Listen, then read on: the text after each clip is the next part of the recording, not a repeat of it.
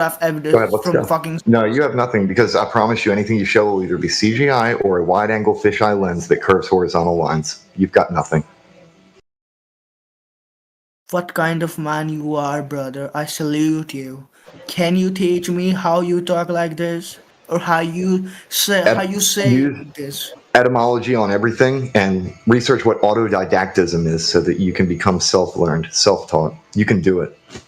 I believe in you. What should I research? Whatever interests you the most and be the best version of yourself that you can possibly be. What thing you have chosen in your life and you have given the best on it? I study everything that I can get a hold of. That's what You give best. autodidactism is you are self Hello. taught and you want to learn. Oh my So god. if I have an interest in it, I study it. I personally admire you. I personally admire you. Please be my mentor. And I even quit video games to do this, but I still do once in a while play them because my children like it when I go play video games with them. But all the rest of my time Yes, is yes. spent doing things that are a bit more serious. I am saying you. You are excellent. You have achieved the eternity. You are everything, bro. You You know have what I want you to everything. do? Listen, I don't outrank you in any way, shape, or form. You and I are both equally men. And all I want you to do Yes. is stand on your own 2 feet and study things for yourself without adhering to somebody else's beliefs. Just So basically have the ability to what critically should think I on do? your I own read a accord. lot of what you want me to do. I should go in a library, read a lot of books, or I should dive in the world of internet and The research things that everything. only what interests you the most. Okay, okay. I salute you. Thank you. I'm going somewhere.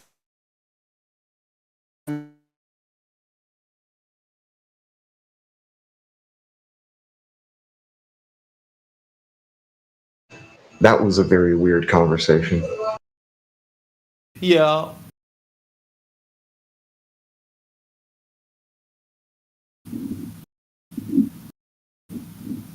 Why is he so angry? It's Because too you early to be told that him angry. his stuff isn't real.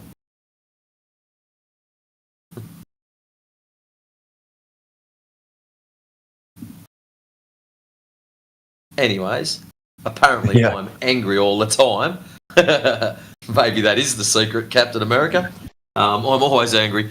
I won't turn big and green, but anyways, I'll go and break some shit somewhere else. Anyways, guys, you have yourselves a great morning, Hey, afternoon, evening, or good night, stable up, and bro. I shall catch you all tomorrow. Have a good one, guys. Yeah, man. Peace out.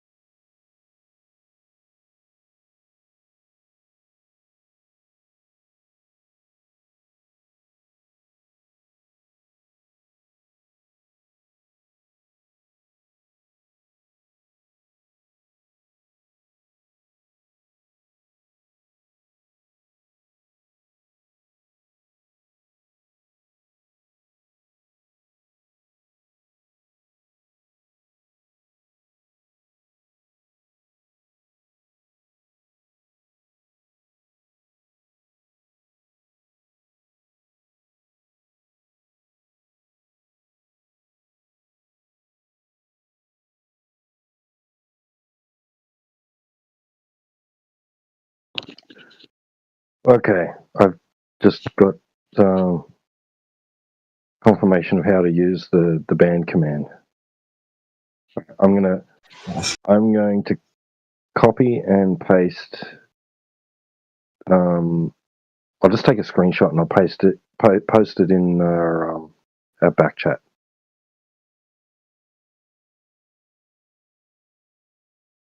I hope that guy that was just here comes back. I like seeing return customers who take interest in the subject.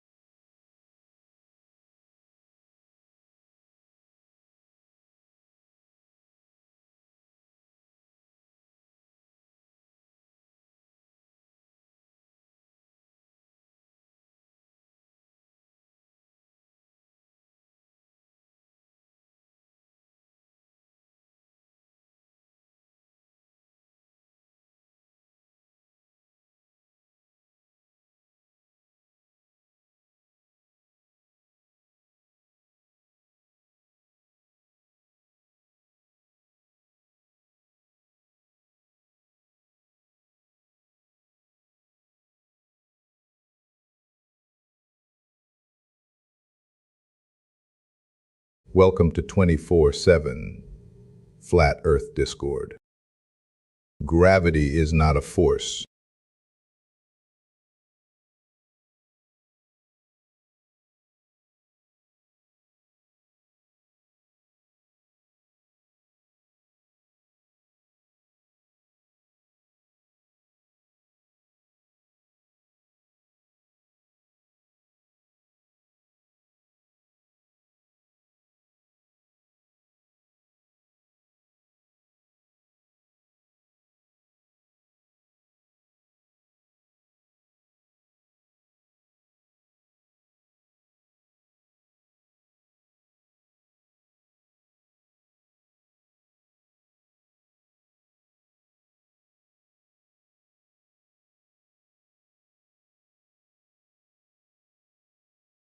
Level means having no part higher than another, having a flat or even surface.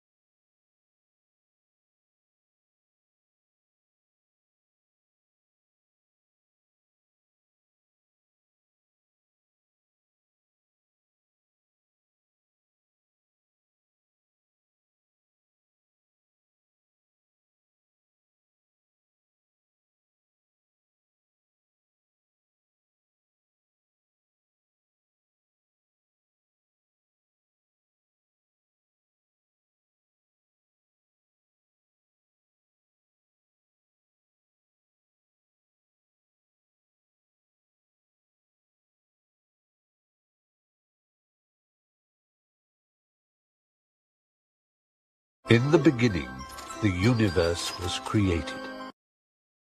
This made a lot of people very angry and has been widely regarded as a bad move.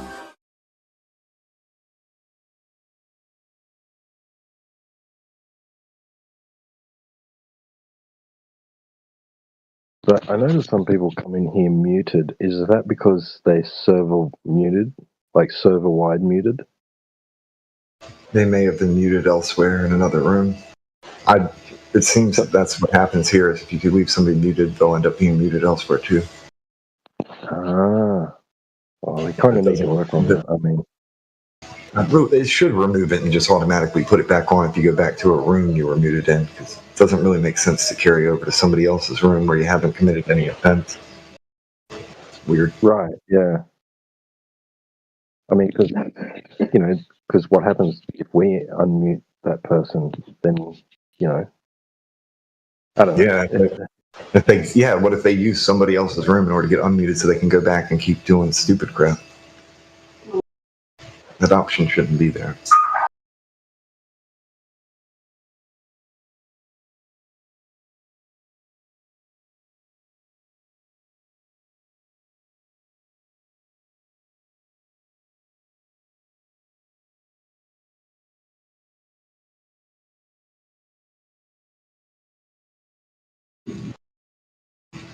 And quiet room today.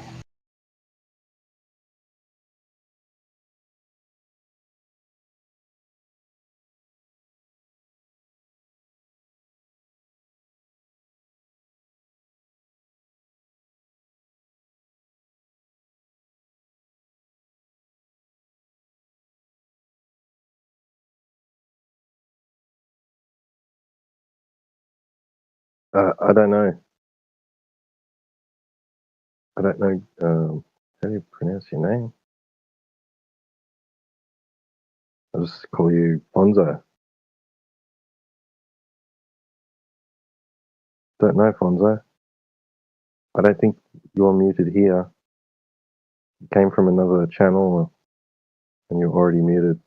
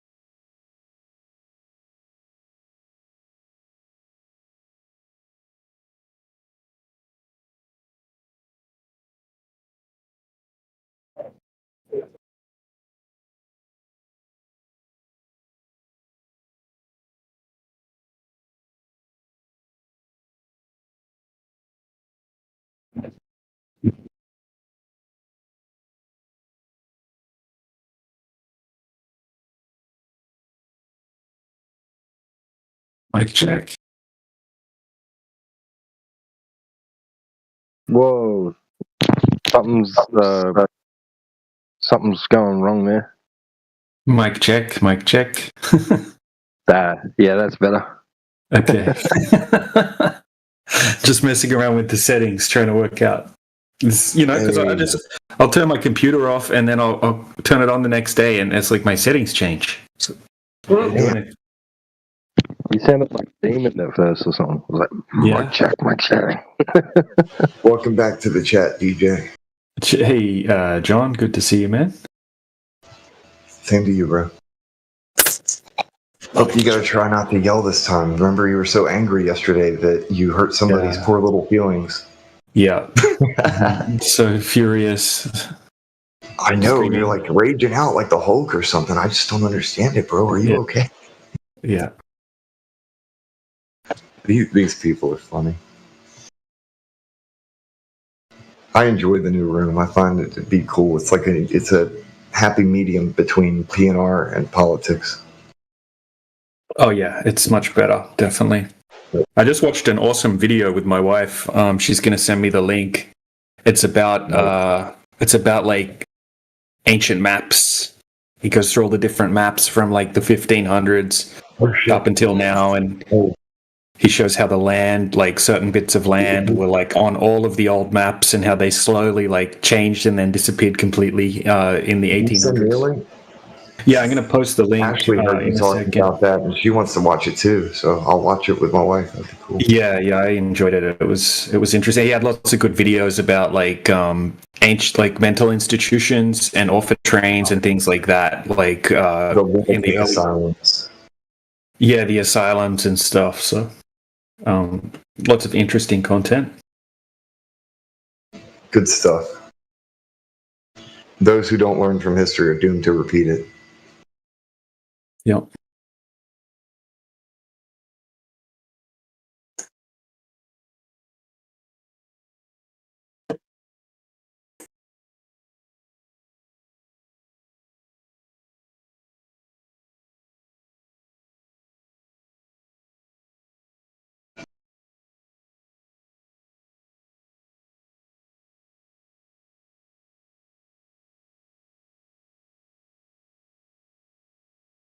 This Gully Herme Alfonso guy was asking why he's muted, but he probably got muted in another room. Yeah, I don't know. Yeah, he was talking to Cyclone yesterday, I remember. But yeah, there's the link. The link's in the side chat there. This Jason Jack YouTube channel. It's pretty good. He's a flat earther. He's more from like the biblical side, I think. But you know, he's from what I saw, I only watched the one video. He seems pretty switched on. I don't mind when people include the Bible stuff in there. My major issue is with theosophistry. Like the Bible is not a problem. Any scripture is not a problem. It's when sophists use scripture to do their sophist shit that pisses me off. It's like rude and blasphemous on so many levels.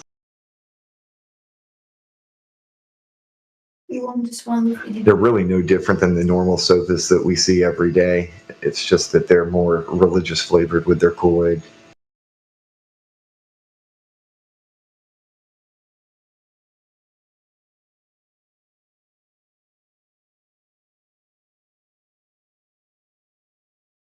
But yeah, I'll definitely check that video. Looks good.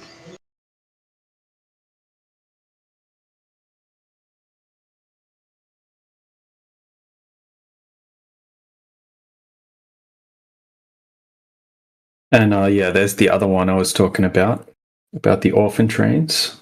And then here's another one. This is a different YouTube channel, and apparently I haven't seen it yet, but my wife said it's awesome. And it's I think it's Eddie Bravo and someone else. It's about all about Tartaria and stuff like that. Welcome to whoever just joined.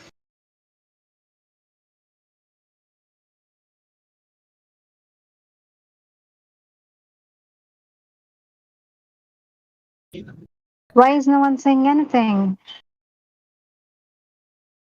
I reckon it's a slow morning. Everybody's still tired, or they're working, getting busy doing stuff. A lot of folks use this like a podcast and just listen in, hang out.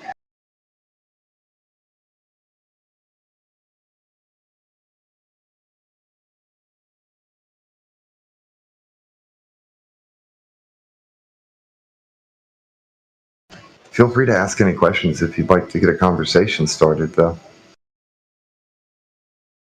Okay.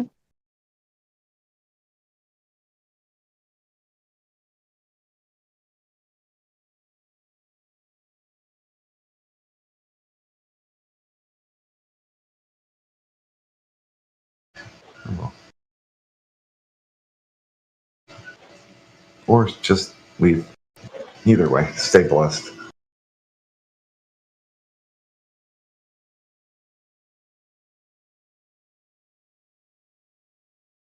There we go. All right, I sent all those to her, so they're saved on her DMs.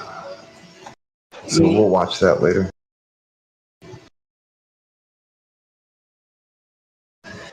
Hey DJ, how do you get the PNR tag on your name?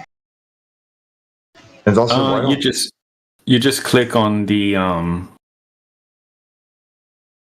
if you're on a computer, you just click on the little drop-down menu at the top of where the server channels are, right at the very top. It's like a little click down thing, and it's the second one. It says server boost, and then it says server tag. And you just click on that. I'll check it out. Man, we need to get that working for the home server. That way we can all have the same. I think isn't it called a guild tag? It's I was called a looking server up yesterday, tag. but I don't remember, man. I fell asleep. They got me on medicine, so I got poo brain right now. I got this Indian guy spiraling out in my DMs about the moon and flat Earth. His name's Kat. He's from here, yeah, from this channel. Oh, Kat was in here earlier. Yeah, he's very excited about the globe. Yeah. I was kind of a little bit of an ass to him before. I wasn't that Yeah, bad, he's very annoying. He's like, bro, oh my god, bro, who said the moon is wrong, bro? Like he probably has little brother out in my syndrome. DMs. Yeah. Little brother. Bro, I laid proof that the Earth is a globe. You can't contradict it. That's issue. You are just dodging the proof it. I prove it to the moon. Welcome to the Lunar Quickie Mart. Welcome to the Lunar Quickie Mart. That's hilarious. Welcome to the Lunar Quickie Mart. Yeah. Thank you. I could see that on an episode of Futurama. Futurama. That's so funny.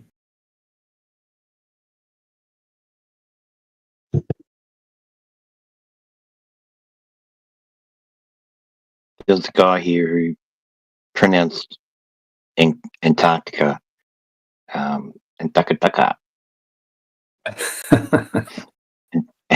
Antarctica. That's part of the fun of this server is listening to people's accents because they're all here to learn English. Yeah. And I don't mind that at all. In fact, I don't mind having conversations with people for that exact purpose. I want them to be able to speak clearly. Yeah, I prefer talking to like people from these types of countries than, you know, just people from the US and Australia and the UK. You know, I find them much more. The people from these Western countries, yeah, they're just like, you get a lot more. Like not all like most people are fine, but you get a lot more just arrogant douchebags, right? Especially the Australians, and I mean just those three countries I mentioned: Australia, England, UK. It's weird because some of these folks will basically have a holier than thou type mentality, but for intelligence. And I'm not just saying I'm smarter than you type thing. No, like they literally are religiously giving off that kind of energy, holier than thou intelligence. Oh, but you're a flat earther.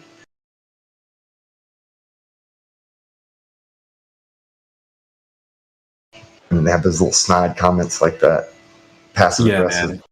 Someone will come in sounding like it's like Ali G's little brother, right? And trying to ridicule us for being dumb. Like, come on, bro.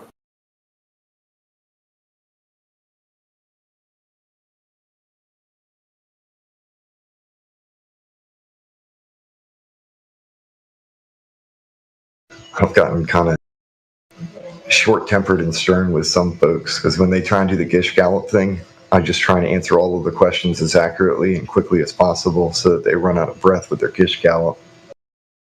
Yeah, I don't mind like if they ask me a question and then I give them an answer and then they don't respond to my answer, they just ask another question. I'll just take that as a concession. You know, they got an answer, they didn't have a rebuttal, and then now they're just giving up on that one and they're going to move to something else. I don't mind that. And even if they ignore it, it doesn't matter because the YouTube bot's listening.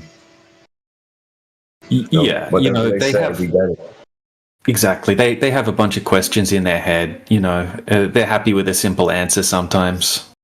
There's different types of Gish Galloping's annoying, but when it's just, you know, it's just one question after the other, that's not a problem.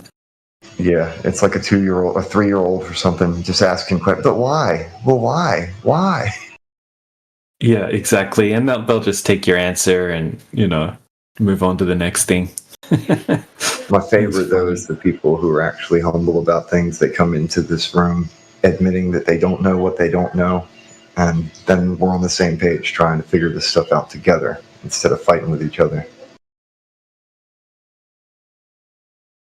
A lot of people are combative, though. They want to fight. They got that debate bros mentality. Oh, yeah, absolutely, bro. Yep.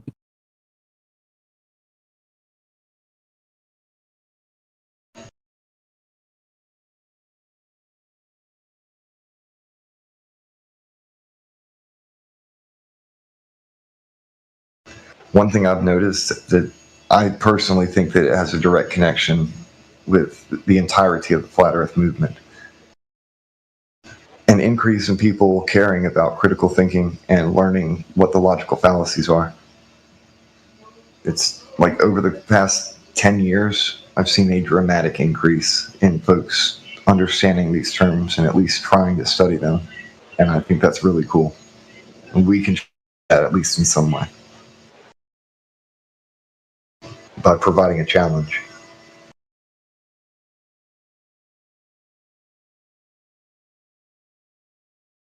Our very existence challenges the globe.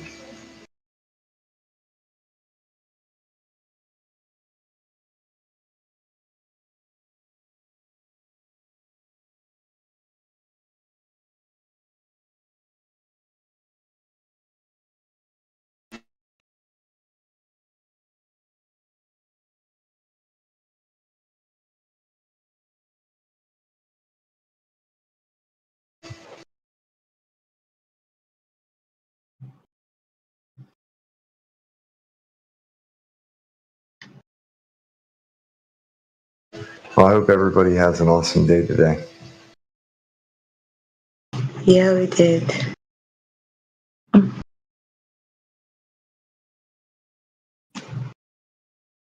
At least you, AJ, and T Dub is still here. I literally forgot that I was still on.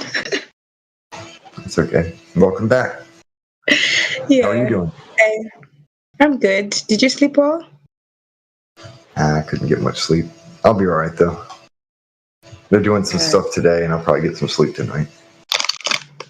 Okay. But at least you were able to get some short eye, yeah? Yeah, I got a couple of minutes at least. Yeah. So what did I miss? I was trying to finish work, so that was why I had to like off the. Understandable. So did I miss anything? Could see some conversation have been had. Not much.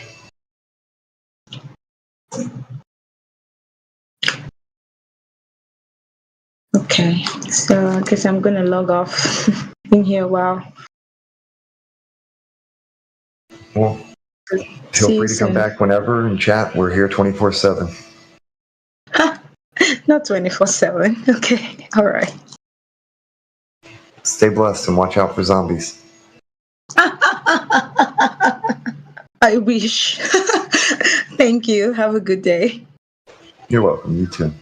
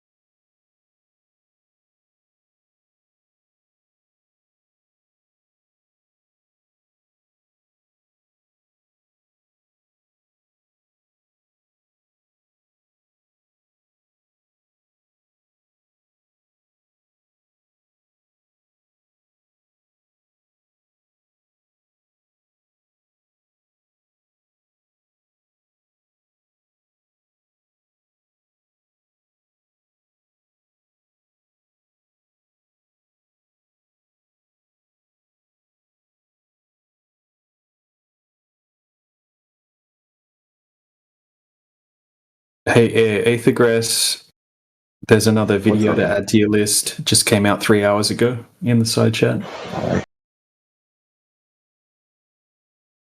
Looks freaking awesome. Can't wait to watch it. I haven't really watched much of any of the Tartaria type stuff, but there is good content in there. Well, this is Tartaria Airships, Lost Sky Travel Tech, Autodidactic. That's my shit right there, airships. Yep, thought you'd like that. Yeah, you know me.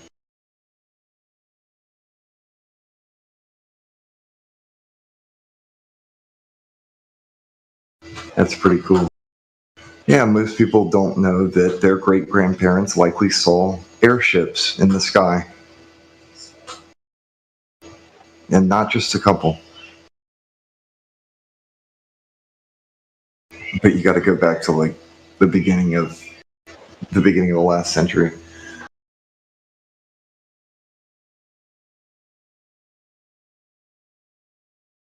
I think folks underestimate how much tech was available 100 years ago, too. Well, tech and techniques.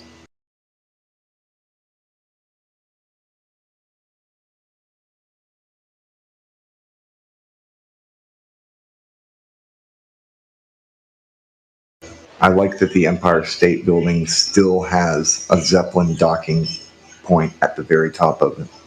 All the shit's still there.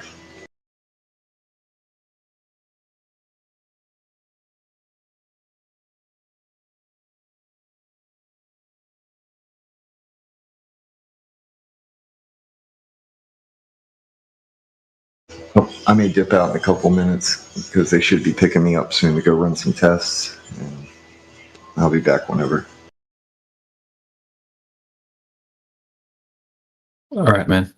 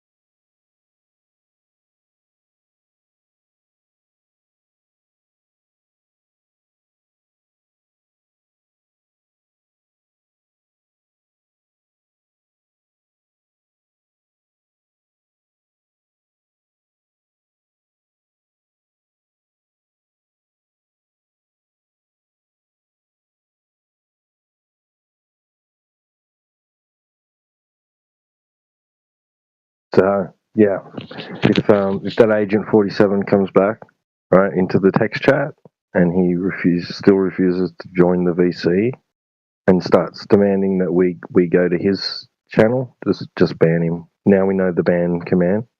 Just ban him. Yep. Oh yeah, that person's out of line in so many ways, making up all sorts of bullshit, and He's slandering everyone too. yeah, he was even saying like, can I stalk you from India and stuff, weird stuff as well, or making claims like we paid to get the channel in this server, and claiming that he got muted when he didn't get muted, and just He's really good at playing the victim. yeah, he can just piss off. Yeah, he can go kick rocks. Exactly.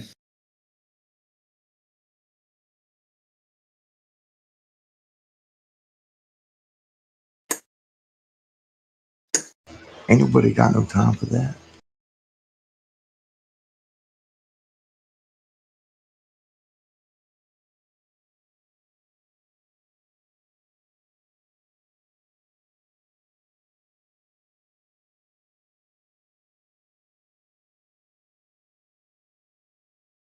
I hope we can get the custom guild tag thing over on the home server. That would be cool.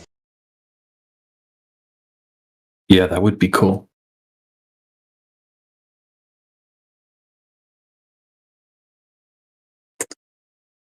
Yeah, I just figured out how to do it on the Android.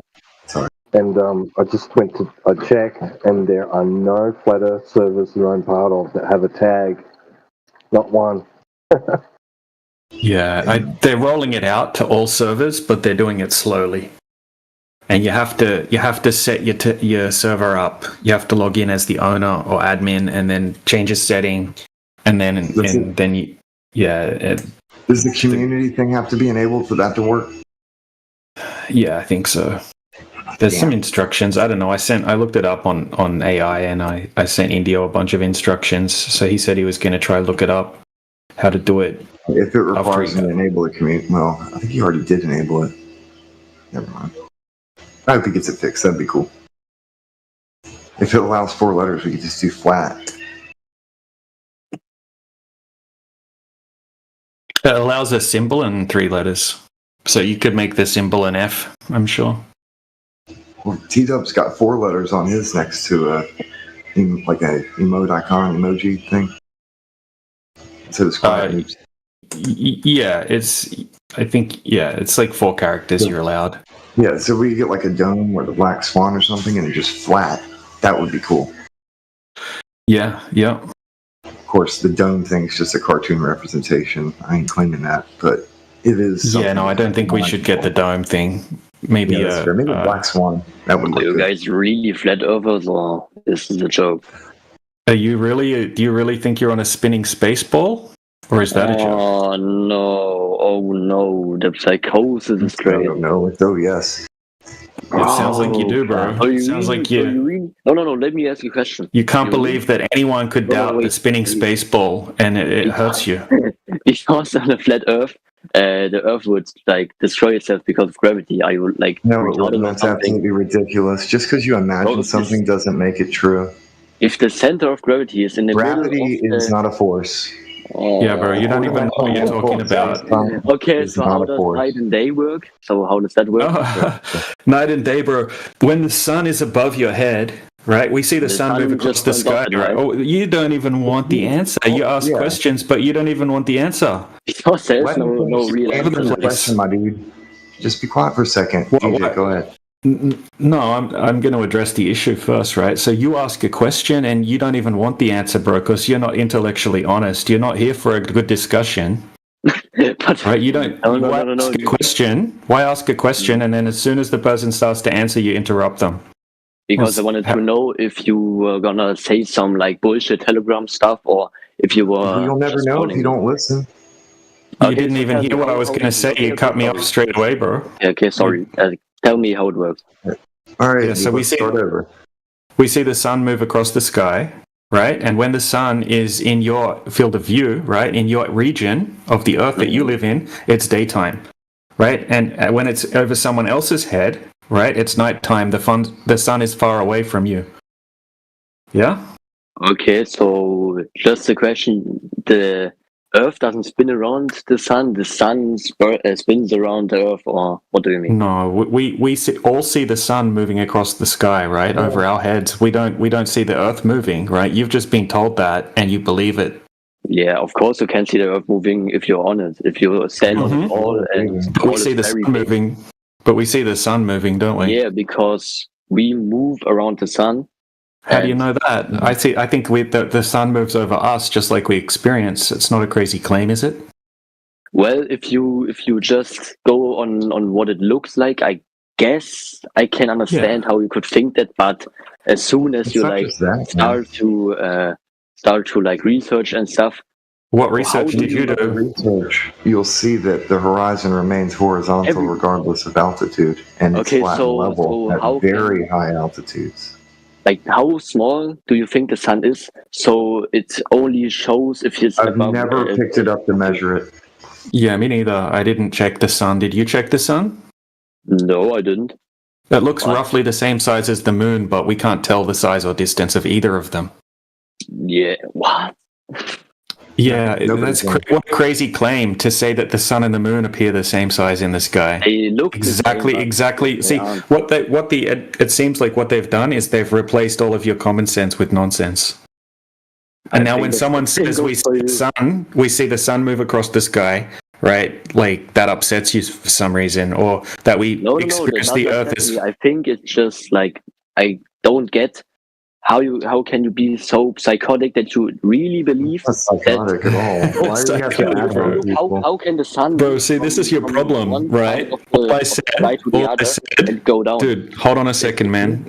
All I said was that we see the sun move across the sky, and you think you want to call me psychotic? Yeah, because of what you're implying, man. Hilarious. It's just, That's an not extreme you response. agreed. what you said. You agreed that Yeah, we see the sun move across bro. the sky, dude. Oh, You agreed. You're just rage baiting, bro. I don't mean. You're this- not rage baiting, bro. You're just showing that you're No, you immature. are rage baiting. I don't no, say I'm I'm not rage you are baiting. Hey, Yes, you don't- are, bro. let's try to reset the conversation. Okay, I let can me possibly say believe what you something. say, I don't guys. mean. This is crazy. I don't mean Hold to on. say about it. Is Tracer, relax, bro. Don't make me have to moderate the conversation. Let's have a proper conversation. Ain't no way you're Bro. moderator. Oh my. Relax. Yeah, you're about to get Yeah. moderated. Tito, Yeah, so you can find that out the easy way or the hard way, right? But I'm trying to have a proper conversation with you. Now, you probably don't understand any of the flat Earth arguments, and you probably don't know that much about the globe, right? We've been looking into this for many years.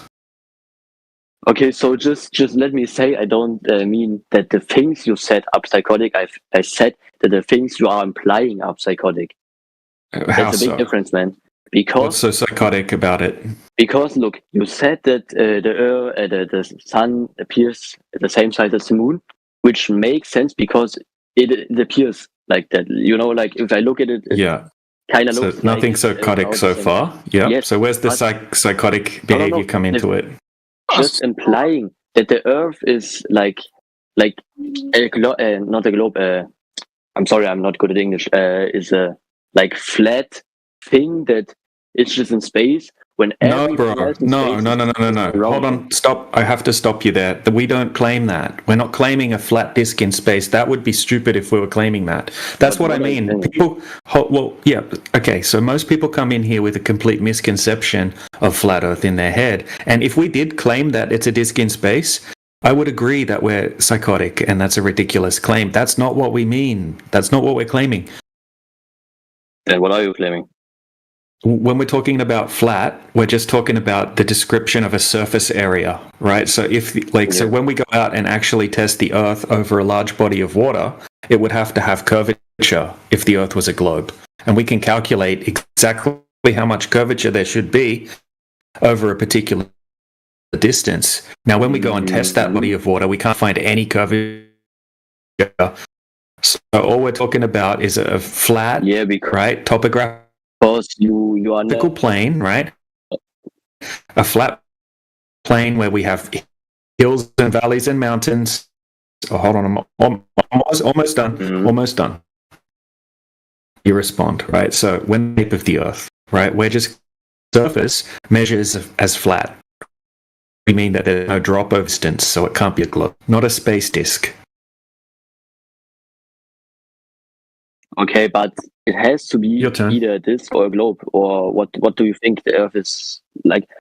I hope you understand. We don't claim what to I'm know the trying to say, shape. but I mean, Yeah. Okay, No, I get what you're saying, but we're not claiming to know. We're not claiming to things that we can't validate. So we don't know the shape of the Earth, right? So what we claim is exactly what we experience. The Earth is stationary, and it's flat. So that's what we experience as our everyday reality. And when we go out, and that's not proof, right? That's just what we experience. Do we have to go out so and let me actually ask test one the thing. Earth, right, to be able to? Yep. Yeah, but let me ask one. Like, okay, it's not Can I no say more than one something? thing, but Can I say something? It's very important. Well, just hold on a second. Hold on a second, because the other guy's mid-sentence. Okay, Just a moment. So first thing, when a ship drives off into the horizon, how does it work that it's like disappearing visually if it's not if the Earth is not a globe? Like how are you imagining it? Like, do you think there's just like a curve in the water, or what about that? No, all right. So I lived on the east coast of Australia my whole life. What happens most of the time is the ship will get smaller as it moves away, right, due to perspective.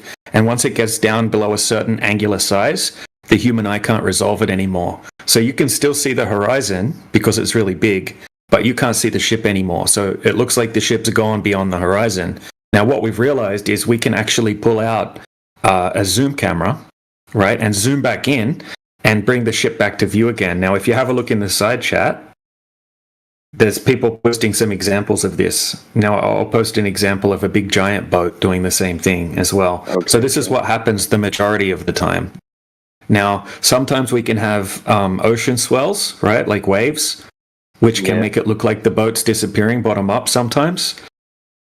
But that's just due to the ocean, like the swells, right? And then occasionally you can have certain types of mirages and things like that, but that's more rare. Hello where there. It can make it look like things are disappearing bottom up. I want to say something from my side because I don't believe in, like I said, I think the flat earth theory is not that right, because if the flat earth theory was so right, because you need to imagine the sun and the light, basically. If the earth was completely flat, basically, then it's literally every place in the earth would be shining sun. So basically there must be a dark time and a time where is sun, basically. Like you can actually see the Greek philosophers.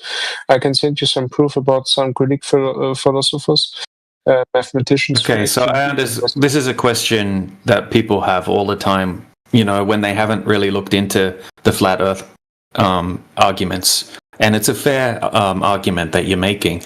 But we're not claiming that the Earth is like a disk planet in outer space, right? In the globe Earth version of outer space, where the sun's 93 million miles away, right? And yes, in that situation, it would light up the whole Earth at once, but that's not what the claim is, right? We're not trying to fit the flat Earth into the globe model. Okay, so the sun, right? We see the sun moving across the sky. We don't think the sun's 93 million miles away, right? And the size that they're telling us. The sun takes a particular path around the Earth. So when it's in your region, right? When it's above your head, it's midday where you are. Now the sun's going to move away from you and it's going to make its way somewhere else on the Earth, right? In a set circuit that the sun does, and it's going to be above someone else's head. Right? And what we know is that light can't travel forever through an atmosphere, like through the air, because the air is opaque over distance and light distinguishes over distance. So as the sun moves away, it starts to slowly get darker. And once the sun gets too far away from you, it's dark for you. It's nighttime for you. But somewhere else on the Earth where the sun's overhead for them, it's daytime for them. Right, and this explains day and night and how the seasons work. But if you haven't heard about it before, it takes a little while to wrap your head around it and learn how it works. But I guarantee you it makes perfect sense. Okay, I have another question though. How about Pearl Harbor? How did Japan attack Pearl Harbor if the Earth isn't round? Like, do you think Japan flew all the way over every single country to the other side of the Earth and just bombed them? No, they took oh, Jedi, yeah, go ahead, man. They sailed east. That's all they did. They just sailed east, dude. When people ask this question, do you think that we think that the Earth is a Mercator projection map, where the east and west are the edges of the page, and the north and the south are the tops of the page and square? Where you would. So you are saying that not only the globe is wrong, also our maps, which sorry. Like, no, it's you can't just say everything is wrong and. Dude, it's a projection map. So on that projection map, you would sail off the edge, and you wouldn't be able to sail from Japan to Pearl Harbor to bomb it, because it's a projection map of the globe. So no. We don't think the Earth is a projection map of the globe, a Mercator square projection. Obviously, we don't think it's that. How if you're asking, how do you sail east from Japan to Pearl Harbor, then you have to understand that east and west are circular directions around poles. So they went east. Yeah, because they went around the globe over the ocean. Yeah, they went around a pole. You understand the cardinal directions. Sorry, my friend, I don't want to interrupt you, but I want you to understand. You understand what cardinal directions are, right? Can you North, south, east, and west? I'm not. Yeah. So sure. Good. And you understand from that premise that east and west are circles around north and south poles. Well, there are circles around the axis of the world. It's not around the poles, because if it were like this, the poles would be in the middle of the world. Where are you? All right. If we want to sail in directions, north, south, east, or west, we're going to be using absolute directions, north and south, and reference directions. Those circles. I got it. Yeah. Good. So it's not hard to circle a pole on a flat surface. You can literally stick one in the floor, point to it like you would do with a compass, and then go east and west, and you'd notice you'd be going round in a circle. Yeah, because the pole is round. No, because you've walked around in a circle around something in the ground called geographical north, which is reference from celestial north. Can you explain what you mean? You're just you just walked around in a circle. East and west are circles around poles, depending on which pole that you reference. So you are saying instead of flying over an ocean and bombing Pearl Harbor, they flew up over an ocean, flew east to Pearl Harbor. Yeah. Wait, but that's how can there be an ocean if the Earth is not round? How can there be How can you not getting this in a circle? DJ, do you want to try and help him understand? Sure, I'll give it a try. Like, it just doesn't make sense, man. You do understand that east and west are circles around the north, right? Yeah. in this case, right? So if you lay it out on a flat surface or on a globe, it's the same thing, right? You go east or west, and you're just gonna go in a circle. Eventually, you'll get back to the same place again. Now, all they did was no. Wait, just let me say something. If I'm standing on like just imagine like a wood plank or something, like a wood square, and I'm standing on it. Yeah. If I move in, as an example, to east, I would step off the plate instead of going around and. No, let me show you, right? Because it is hard to wrap your head around at first, so that's fine. Okay, so have a look in the side chat. Have a look in the side chat. Okay, so these planes in this diagram, they're going east, right? They're going in a circle east. Now, if you flatten that out, they're still going to go in a circle. It works the same on a globe or on a flat surface. Yeah, but wait. Yeah, so they're going east, right? So they have to keep correcting correcting their steering wheel to the left to continue going straight east. Yeah, but right? Japan isn't up there, so they can't just. It's fly the same thing. It's the same thing anywhere on it.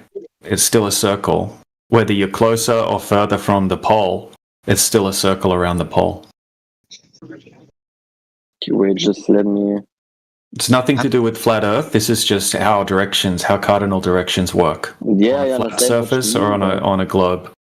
I still don't understand how you imagine Pearl Harbor went down without. They sailed from Japan. They didn't sail. They flew Pearl Harbor across the Pacific. Huh? They didn't say. No, hold on. Some people get this wrong, right? So they used an aircraft carrier, and they flew off the aircraft carrier to do the attack, right? So they sailed with the aircraft carrier and the jets on it, and then they took off from the aircraft carrier, and then they attacked. So they didn't fly all the way from Japan to do the attack. No, they used the aircraft carriers. Okay. I kind of see what you mean, but if we change the subject back to gravity, how would you explain gravity working? When was the gravity? That was never a subject, but we talked about it at the beginning. Okay. So we're off cardinal directions and onto why things go up and down. I mean, I could kind of understand how you think, or how you imagine it, but back to gravity. How do you think gravity works? If it's I don't know what's gravity. So, if you let something fall, it's getting pulled down. That's gravity. Okay. So, I get that you're making a claim to something about what gravity is. I wouldn't make a claim because I know that I can't vary any independent variable to make it go down other than the relative density of the situation. For example, you said all things go down. That's not true. If you change the medium and watch gas bubbles rise through water, you understand the gas is going upwards. Gas is lighter. Haven't finished. Thanks. If you change the medium, is what I'm trying to point out, then you're going to change the direction of the object within the medium. We understand helium balloons go up, for example. We understand gas expands, for example. So we also understand that not all things go down. But we can make things go down if we change the situation between the object and the medium. Would you like an example? No, just let me say something.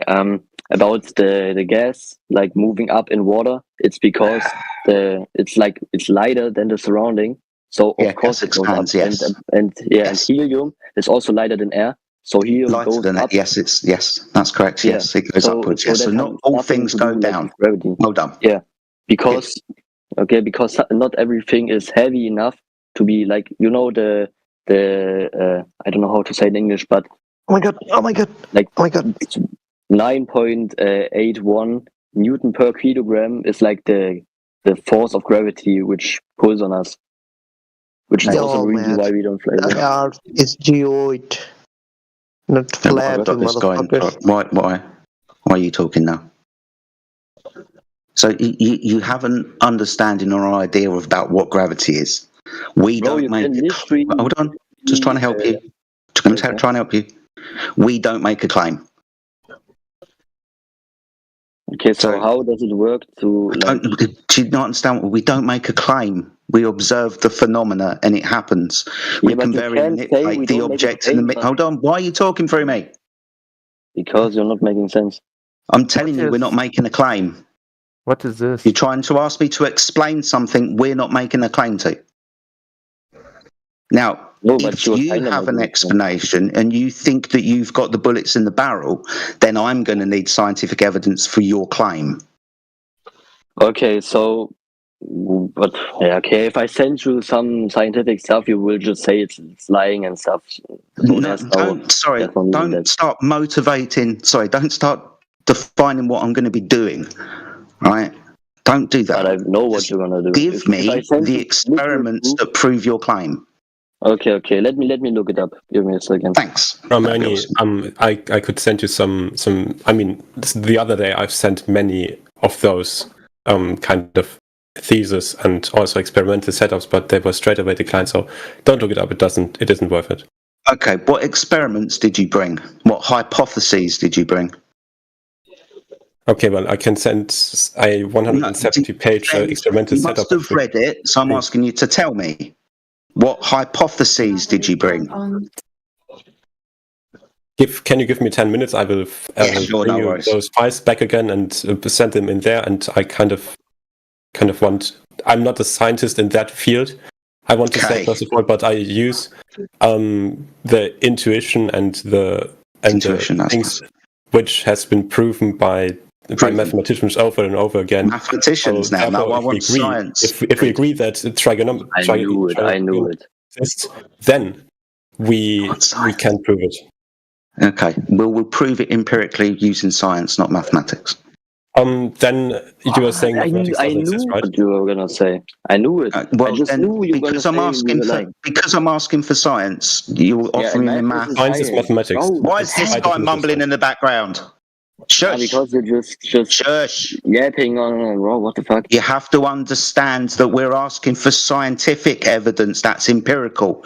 You're offering us mathematics and crying that what we're not accepting the math when we're not asking for it. Why are you not accepting the math? Math is a perfect incidence. Is a perfect kind of proof. You know, many people prove things about math. If you're like saying math doesn't exist, why do you use it in your reasoning? No, I'm not saying math doesn't exist. I'm saying I want the empirical verification. That's demonstration. That's scientific.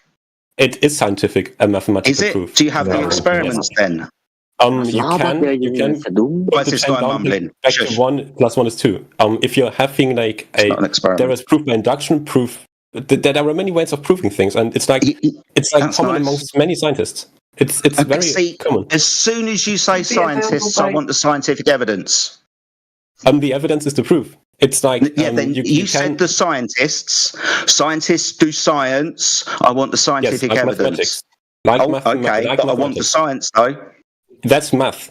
Science is mathematics. No, science is not math. Science is not math. Yes, it is. Idiot. No, it is not. And tell me why. Then explain me why science is not math. Can you stop mumbling in the background before I mute you? I want kind of be convinced that the science isn't a math using. Yeah, sure, no problem. Do you require citation? I kind of want to understand why science isn't why math isn't a science. No problem. Do you require citation? I can get citation for you. Will explain to you that math is not science. Why? Shock horror. I mean, I still don't get it, you know? Yeah, sure, I kind of want to understand reasoning. You will, Helios. Just wait, let him get the link for you and read it. By the way, can I ask a question to the guy who was saying math is Hold on 1 second. or like about gravity and stuff?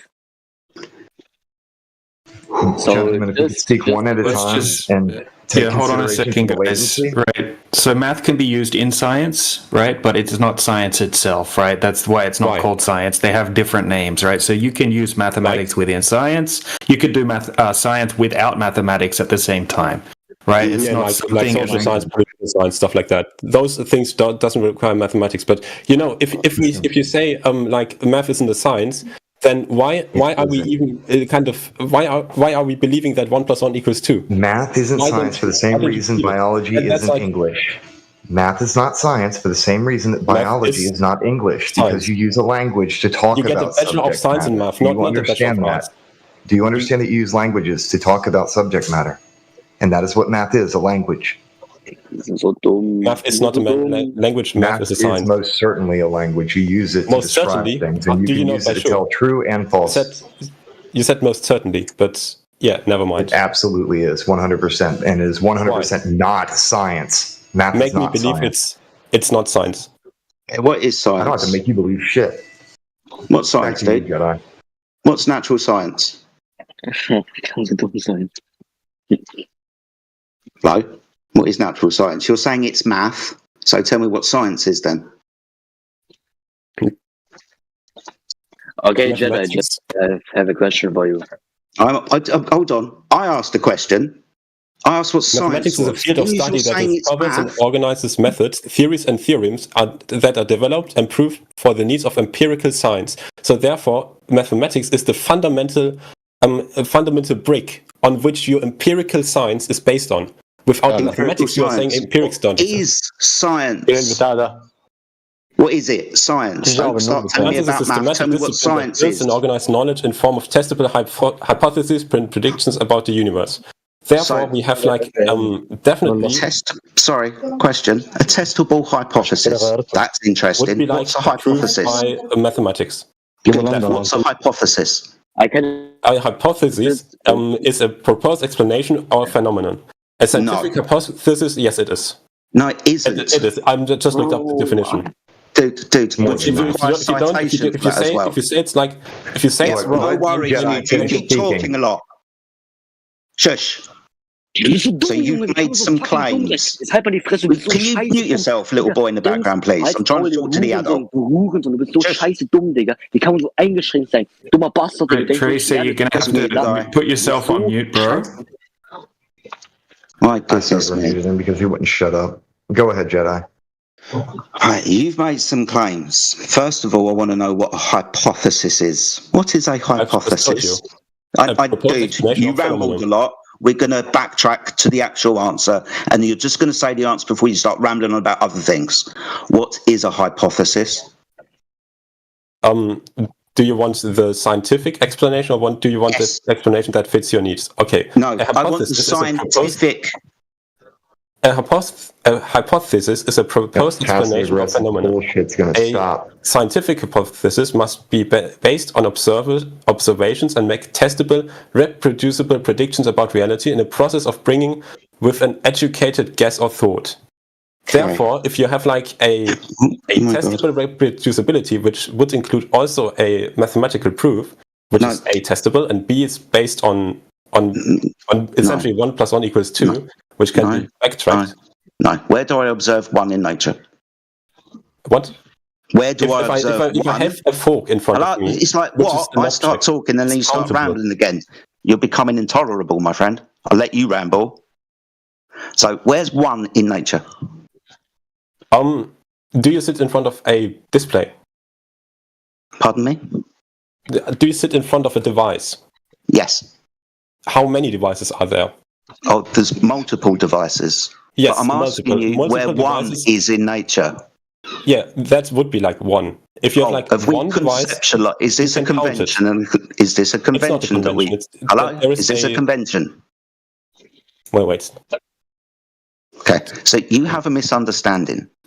In a hypothesis, you make an observation of the natural world, not mathematics. You're specifically observing something happening because you want to make a prediction, not an explanation, a prediction of what causes that phenomena to happen. Because within a hypothesis, you need 2 variables. Your dependent variable, that's your observed phenomena, and your independent variable, that's your presumed cause. Now, this hypothesis, like you stated, must be tested, correct? Here's the test, here's your evidence. Yes, good. So we're going to test the hypothesis by, in an experiment. Hold on, I'm talking. Yes. By, in an experiment, varying and manipulating that presumed cause, like adding energy to it, for example, to see if it causes the phenomena that you witnessed in the physical and natural world. That would be you doing an experiment testing your hypothesis. You understand that, right? Define for me experiments before we continue to speak. Okay, so in an experiment, we have 3 variables. 2 of them we got from the hypothesis, the dependent and the independent. We're going to use control variables. Control variables are the variables that we keep the same, 0 change. So when we vary and manipulate the independent variable. That's the only change that we're creating, to see if that one thing there causes the dependent variable to happen or not. Can you send me the definition of it, please? Which would be a kind of dictionary definition or stuff like that. What I'm going to do is, because I've been staring at this page for a long time, is I'm going to get you university definitions. It's what I'm going to do. All right, I'm going to read these out and then I'm going to post them. So, scientific hypothesis, a special kind of prediction that forecasts how the independent variable will affect the dependent variable. That's from Colorado State University. Hypothesis. Okay, haven't finished. Going to post these in a minute so you can peruse them, but I'm going to read them out first. Hypothesis. The hypothesis should also contain a prediction about its verifiability. For example, if the hypothesis is true, then 1 should happen when 2 is manipulated. The first blank 1 is the dependent variable. Do you believe the University of Colorado? Yeah, I'm going to post them all for you. You can read them all at your leisure, dude. Good. I literally got, at this moment, I could sit here and read these 10 off to you. But the core point to this is you will not find mathematics in here. It's not within the scientific method. Like was pointed out to you earlier, you can abstract mathematics from the scientific method, but mathematics is not the scientific method. You understand, right? I understand what you're saying. Hang on. So when we're going to be making an empirical evidence for the physical and natural world, science is the tool that we're going to be using. Math will come later. Hang on.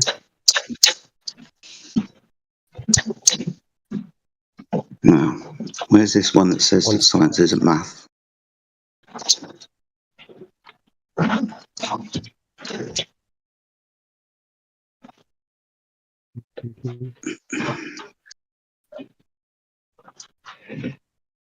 Right, I'm going to read this out, reading as I just found it. The most fundamental error is to mistake the hypothesis for an explanation of a phenomena without performing experimental tests. Sometimes common sense and logic tempt us into believing that no test is needed. There are numerous examples of this dating from the Greek philosophers to the present day. I will post this in the chat for you as well.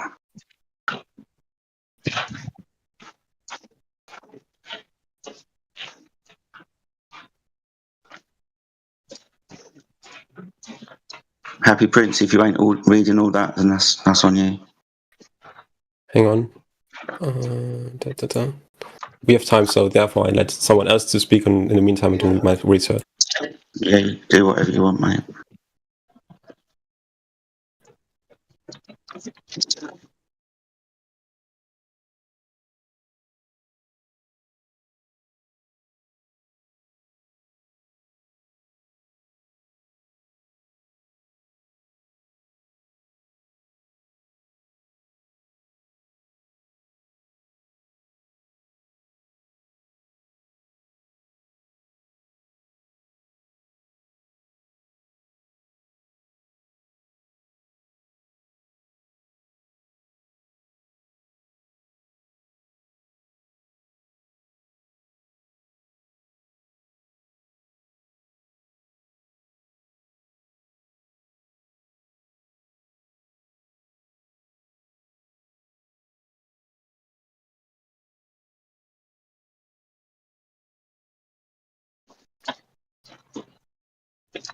Hey, John, can you hear us, man? You're hot micing. John Luna?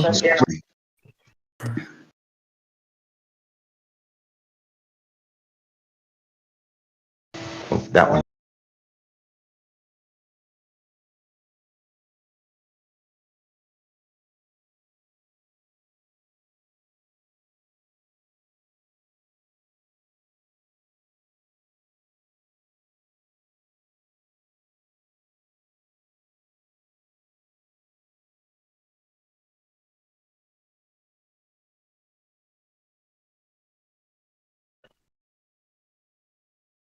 Sorry about that, guys. Oh, no problem, man. No problem at all. Just quickly as well, I posted the definition of experiment for you in the side chat as I spouted it out earlier. You can find that as well. So 3 types of variable. You wanted the definition of it, I gave it to you.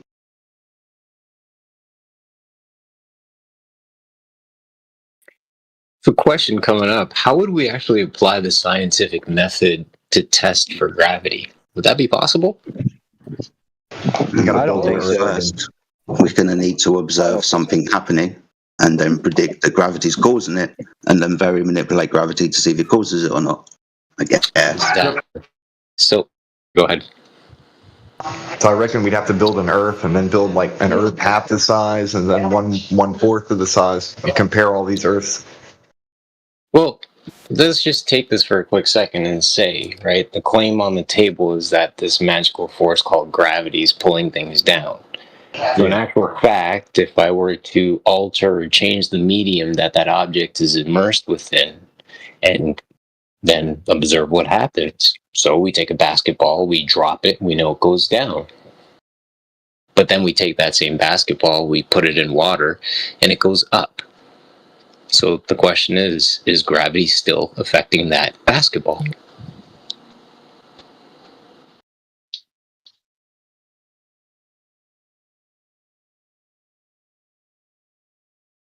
I've manipulated the medium that the basketball is immersed within. The medium, or the basketball itself, is the constant, right? And gravity is the claim as to why the basketball is going down. I've canceled out the force by changing the medium that the basketball is immersed within. So I'm going to ask you, where's gravity now? Okay, so finally I found it. Do apologise to interrupt again. So from the Feynman lectures, this is Richard Feynman. Mathematics is not a science from our point of view, in the sense that it is not a natural science. The test of its validity is not experiment. So it's not science. You don't test for experiment. It's mathematics. And you can do lots of things with mathematics. You can reify things into existence with mathematics and give them special powers, like Einstein did. And he admitted to this. So, yeah, maths is fun, and yeah, you can find out a lot about reality and make predictions with math, but math isn't reality. If you want to find out about what reality is, you're definitely going to be using the scientific method if you want to figure out the causes of phenomena.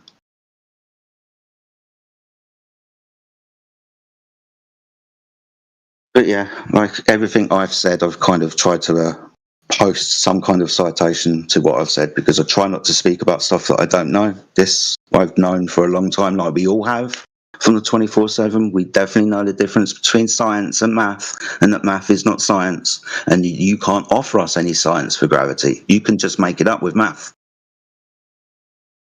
But anyway, I digress.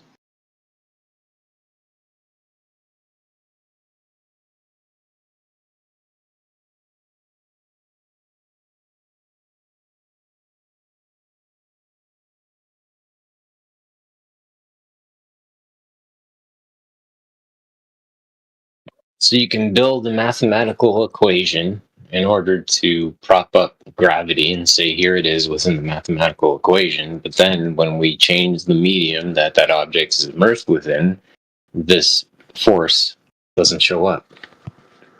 So gravity is effectively been sussed out.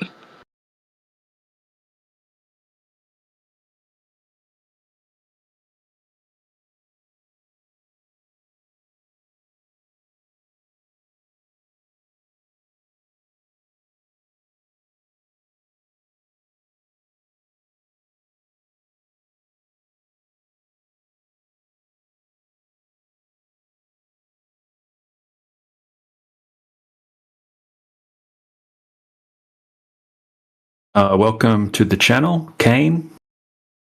If anyone wants to open their mic and ask any questions, you're more than welcome to, but I'm just going to welcome the new people. So we got Kane, Happy Prince, welcome. We got Just Ross is back again. Good to see you, Ross. If you have any more questions, jump in anytime. Lip 19. actually. I put a question in the side chat because I heard y'all talk about like the existence of gravity. And I just wanted to kind of point out the Cavendish experiment, and that seems to establish its existence as well as put a numerical value for the gravitational constant. So I just wanted to hear your thoughts on that. You know what? I spent ages. Does anybody else want to take this one before I have to? I'll go for it, Jedi.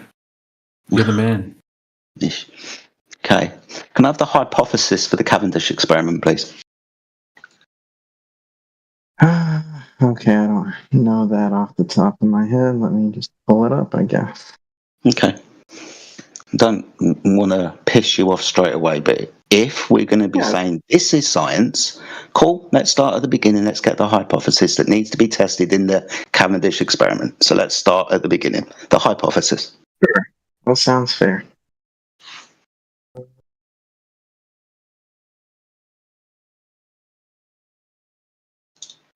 I'm going to go repoint the bricks on my house. But we've got a phone call coming as well.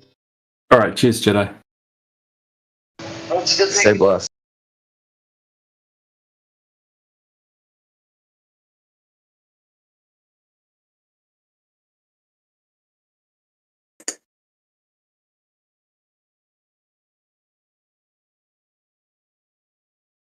Yeah, so I mean, Cavendish, what he's setting out to measure the density of the Earth or something like that. I mean, there's a lot of flaws. There's a lot of variables not taken into account. I mean, I don't think it's technically even a scientific experiment because, you know, he wasn't trying to vary and manipulate, gravity being a cause of the effect, right? He was trying to measure the density of the Earth. It was done in pretty uncontrolled environment in a shed. Certain things like electrostatic forces, things like that weren't taken into account. And once again, it's not the current theory of gravity anyway, mass attracting mass. That was abolished, replaced completely by the theory of relativity 115 years ago or something like that. So, I mean, it's showing an effect, but it's not really validating a cause of the effect. I mean, I've seen people do it with like Christmas balls. I think some people even did it with chickens or something like that. So I definitely won't be posting the chicken experiment. But I've seen it done with Christmas balls. I mean, I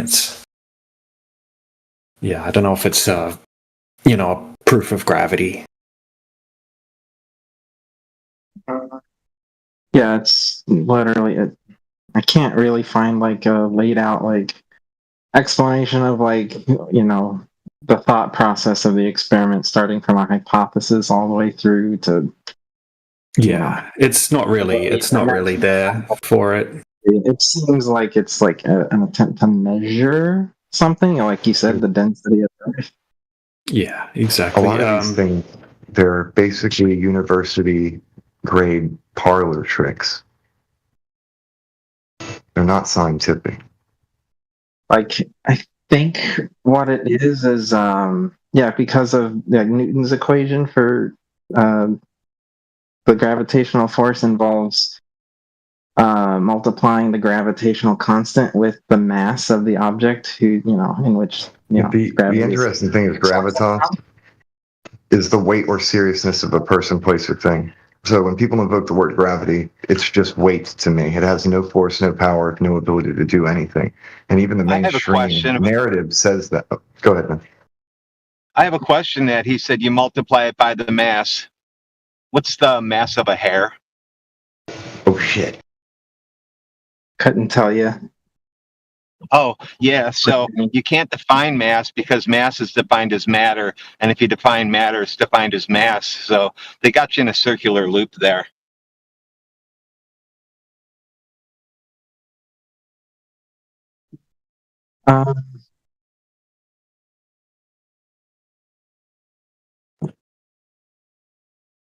Well, where I was going with that, it's the gravitational constant multiplied by mass. So they were trying to we can know what the resulting gravitational acceleration is, but we couldn't like separate out. Like we basically we knew what the product of those two numbers are, like between the gravitational constant and the mass of the Earth.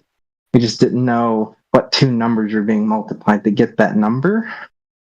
And this experiment was, I guess, designed to try to separate those out so that we could measure one and then divide it from the gravitational acceleration to get the mass. But there's not actually a gravitational pull. Things are returning to their equilibrium within a medium. Like any energy that is exerted to lift something up doesn't come from the Earth. And nor does the Earth pull something down. It's simply falling back down to where it once was.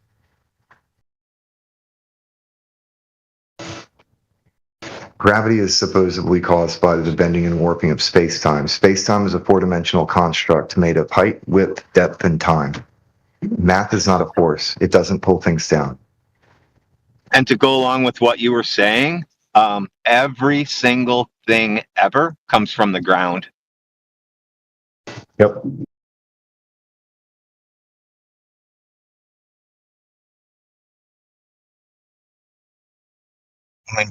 I sent you on a fool's errand earlier when I was asking you for the hypothesis for the Cavendish experiment. That's becoming apparent now. Yeah, it's don't want to be rude, but it's kind of a learning tool, right? We think it's this. Actually, we're told it's that. We're told that this Cavendish experiment, in Newton's gravity, mass attracting mass, that proves mass attracting mass. But mass attracting mass was superseded in 1915 because of Einstein and stuff. Actually, mass attracting mass violates special relativity. Einstein supersedes Newton. So, we can start with mass attracting mass, but not even the current scientific rhetoric really go on about it that much, right? That Einstein, that King supersedes that bullshit. In actual fact, quantum mechanics supersedes Einstein, but that's a little bit further down the path. But ultimately, gravity, there's no science for it. It's just stories and math.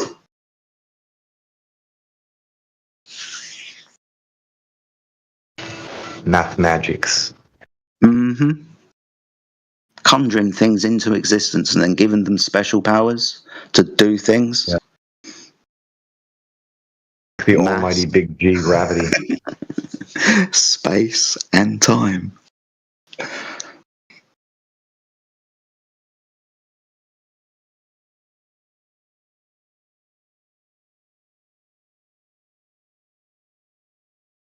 When I first watched that video where that woman was describing the four-dimensional manifold, I remember laughing my ass off. That was the funniest shit. So that's why I talk about it a lot, is just to make it perfectly clear, hey, this is what this is. Whenever we're talking about like the gravity space-time shit, give them the word, four-dimensional manifold. It's a weird one, it's a big one, but it's directly on point.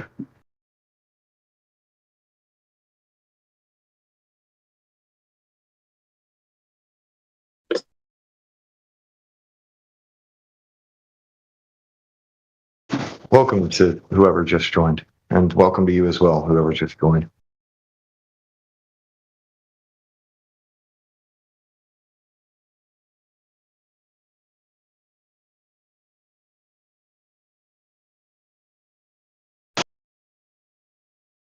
And goodbye.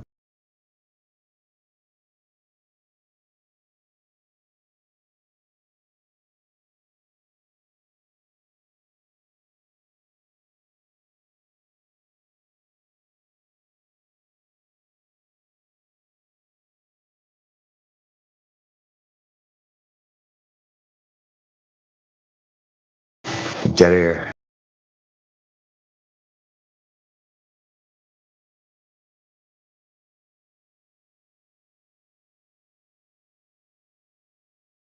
Alpha Veritas, are you here? You're not at work today, are you, mate? No. Awesome stuff. Well, it's good to have you, mate. You out on the road, you doing errands? Yeah, exactly. Now you read my mind. Taking care of business. Well, it looks like it's going to be a good day. It's been eventful this morning. Yeah, I think so too. Busy in the server, isn't it? Yep. And good kind of busy, not annoying. It's actually fun.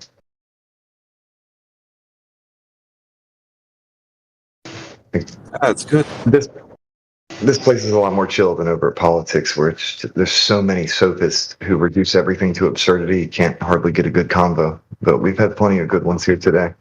So I like this place. Yeah, the vibe is good. I mean, there's a little resistance, but it comes with the territory. Yeah. We expect it at this point.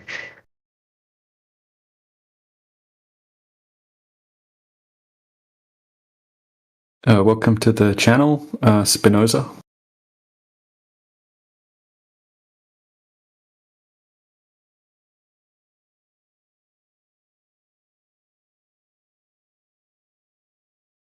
Xavier, welcome. Ross, let us know if you got any more questions, man. You always have good questions. Oh yeah, absolutely. I'll let you know if I think of something. Hey, Just Ross, I appreciate the cordial conversation. We have talked to so many rude people in the past. It's a breath of fresh air to speak with somebody who knows how to hold proper conversation without completely spiraling out. Yep. Yeah, I appreciate the comment there. I try my best to listen to others' perspectives. Yeah, bro. Just Ross posted up some backups in the side chat today regarding Star Trail photography a couple hours ago. Greatly appreciated.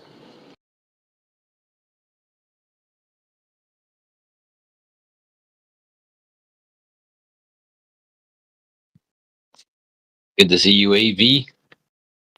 Flat Lloyd in the building. DJ, Jedi. We got a great crew on tap. Brother John, Par, T-Dub, Morvis, everybody. Good to see you all. Apologize if I missed and didn't call it anybody, just random call it Staz.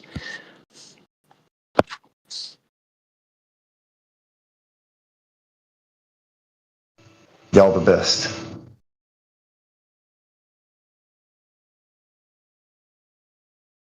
We the best. DJ Khaled.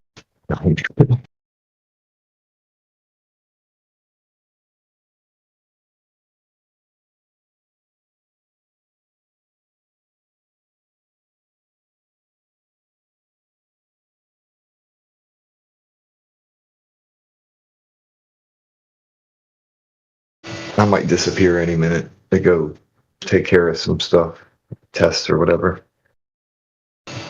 So I'm gonna leave my phone in here with Ashley. Good luck today, John. Thinking of your brother. Thanks, man. Yeah, I'm gonna leave this in here like a podcast so that she can listen to it.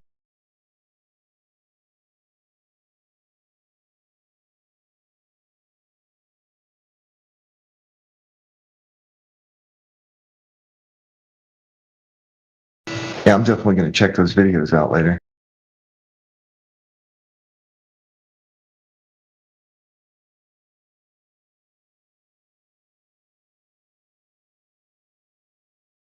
I also saved what Jedi posted earlier with those links in it and sent that to my wife. Let her check that out later too.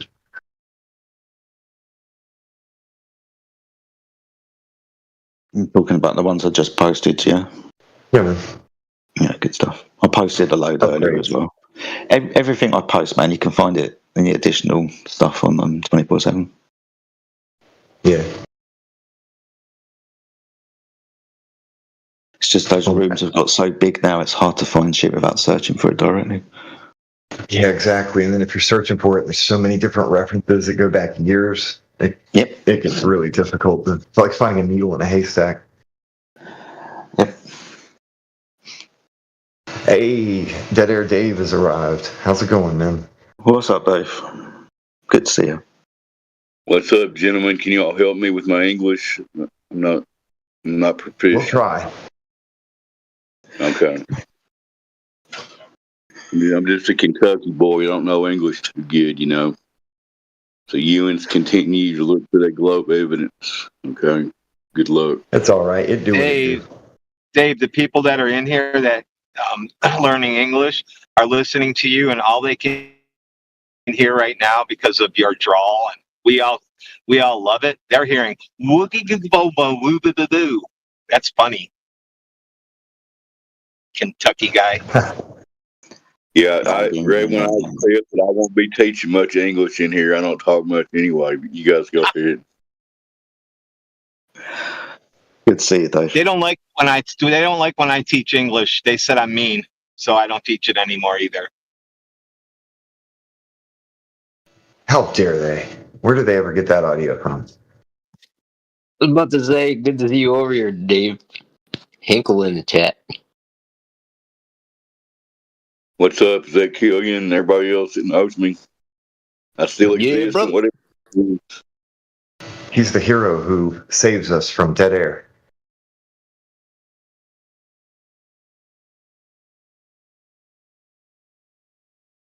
I don't know about saving, I don't know about a hero, but I definitely will fill space saying a whole bunch of stuff. Yeah. Sometimes it hits. So y'all got any new people in here right now that interrupt anything? Yeah, a couple. Most of them left. This Just Ross guy, pretty cool. Not bad, Jedi. Well, at least we have a super nice flat earther. Thanks, Ray. I'm glad that somebody's real nice. Good job. Dave, we can try an experiment. You only teach them English, and let's see what their accents sound like. Well, that would be a fun experiment, right? Well, that would be a good intersection between what you guys do and what this server does. Like, teach these international people the terminology used to, in the subjects that normally surround these kinds of discussions, like astronomy, geography, geology. Practicing through conversation really helps folks too.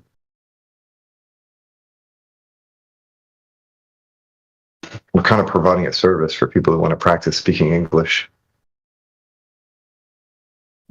That's true. Just get them to practice the phrase, there is no measured Earth curvature, over and over. Write it 100 times on the blackboard. There is no measured Earth curvature. Prove us wrong.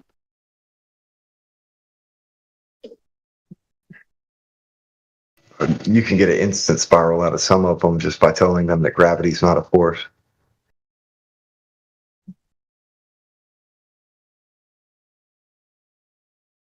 I got yelled at because I say space is fake.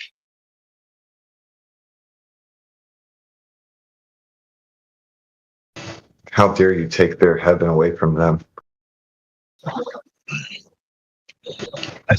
Like I saw in chat. See, that's what I'm talking about. He just says space is fake and won't elaborate. I don't have to. I didn't say it was real. I just said it was fake. If you guys have an issue with it, prove me wrong. I mean, what?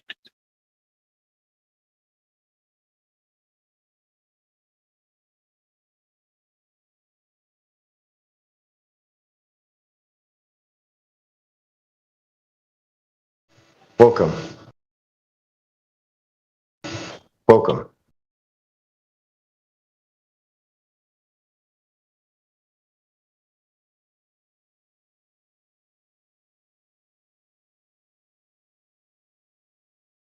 I do have, I guess, some questions surrounding an idea I've heard some of you talk about.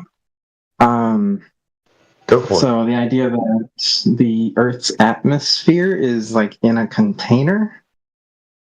Well, the necessary entity to the gas pressure is the container.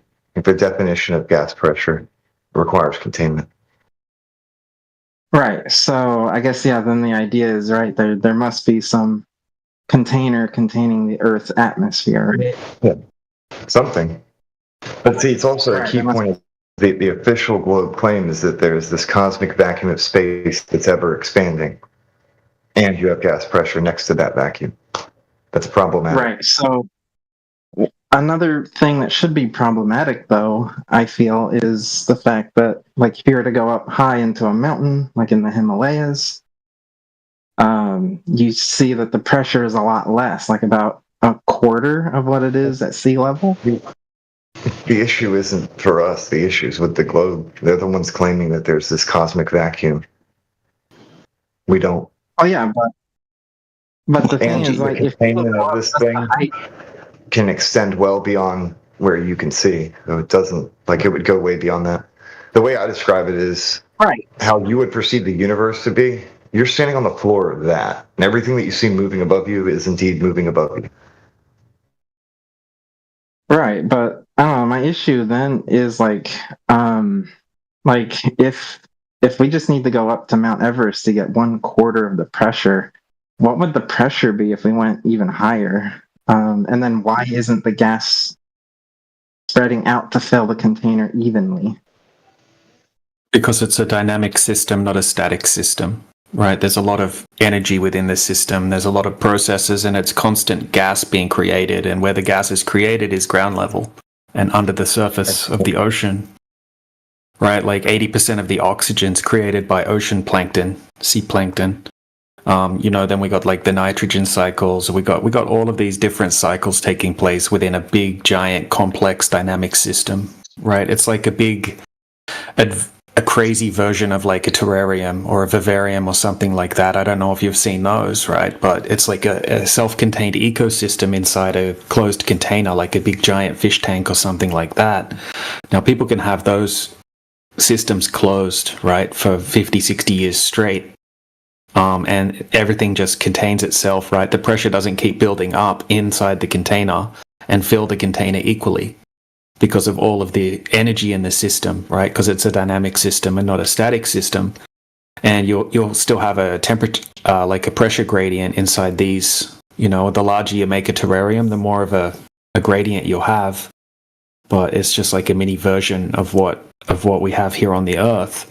Now, the problem we would say for the globe side is being able to demonstrate that you can have a gas pressure gradient in the first place inside a vacuum chamber, which is essentially outer space, right? Deep space. We're like a speck inside a big giant deep space vacuum, right? 10 to the negative 17 torr vacuum, and then there's no container, and somehow there's a ball with a gas pressure gradient stuck to the outside of it.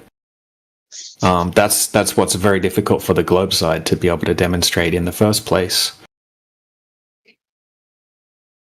And yeah, sure, it gets less dense as you go upward, but I mean, it's a dynamic system. It's constantly being created at the ground level. And I mean, once you get up to like 40, 50, 60 kilometers, we can't validate what the pressure is at those heights. Anyway, it's just modeled like it's like a computer model that's telling you what the pressure is up in the mesosphere and places like that. Right. But I don't know. I'd have to look into it, but I'm pretty sure pressure probably has been measured at the top of Mount Everest. Right, yeah. But that's not very high. That's still a pressure gradient, and the cause of pressure is first containment. Now, within the ideal gas formula, we've got T. We understand that temperature, that's the thing that gives the gas the kinetic energy. So we understand that we can cause pressure differentials just because of T. It doesn't mean that there's more or less gas. It just means there's more or less energy, so more or less collision, so more or less pressure. We understand that as temperature differentials, the higher you go up, it gets colder up there. It also has density layers as well, right? Now, temperature, density, all of these thermodynamics to exist in the way that they do with the amount of matter, the gas that has the energy, the system needs to be closed. Because if the system was open, all of that energy would expand outwards into the available space.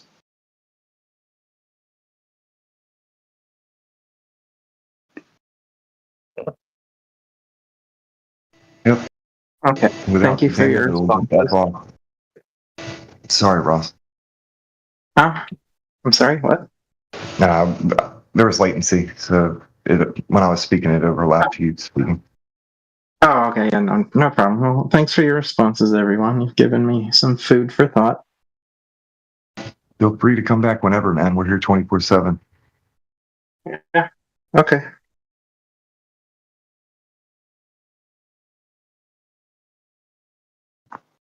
I did post a couple of citations in the chat with regards to the second law of thermodynamics. This is specifically what we're talking about, along with gas pressure, which isn't the second law of thermodynamics. That's how we have pressure with gases that have kinetic energy. But I posted a citation for the second law in the chat, if you want to look through that.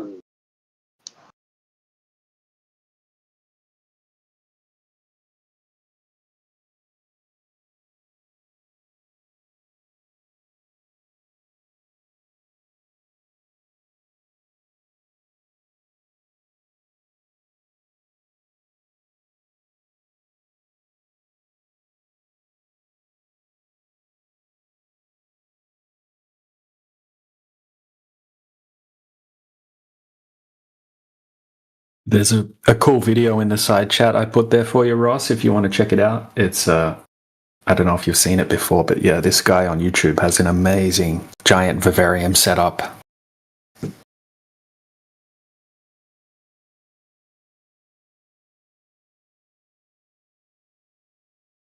Yeah, I'll definitely check that out. Thank you.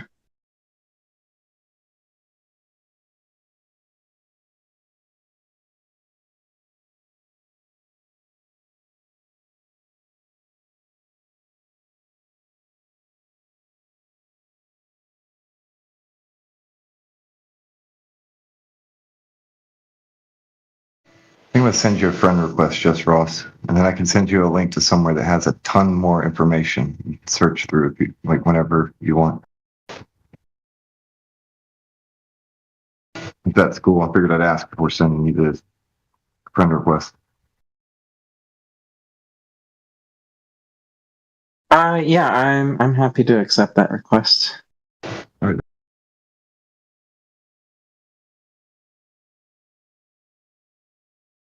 And I'll send you a message real quick.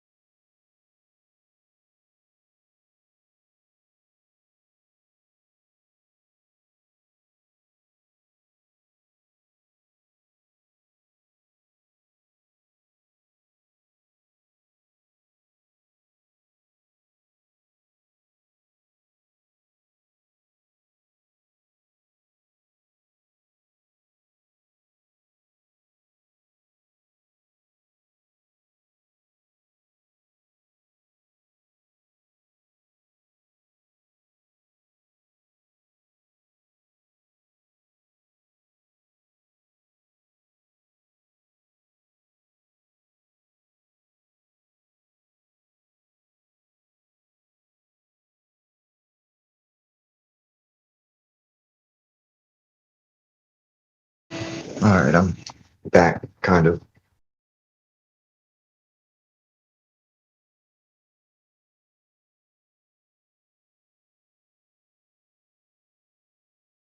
Oh, dude, DJ, is that one where the dude turned an entire room in his house into this giant terrarium?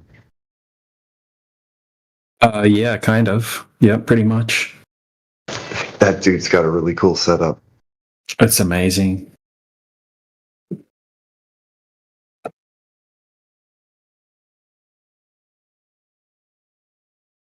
That would be nice to have a house that big where you could just dedicate a whole room to being a mini jungle.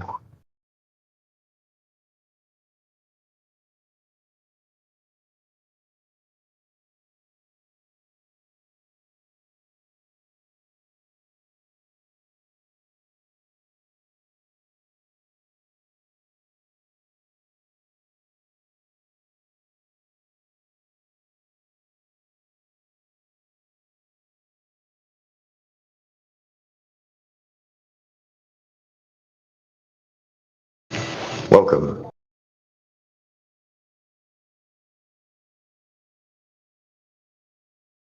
Hello, everybody.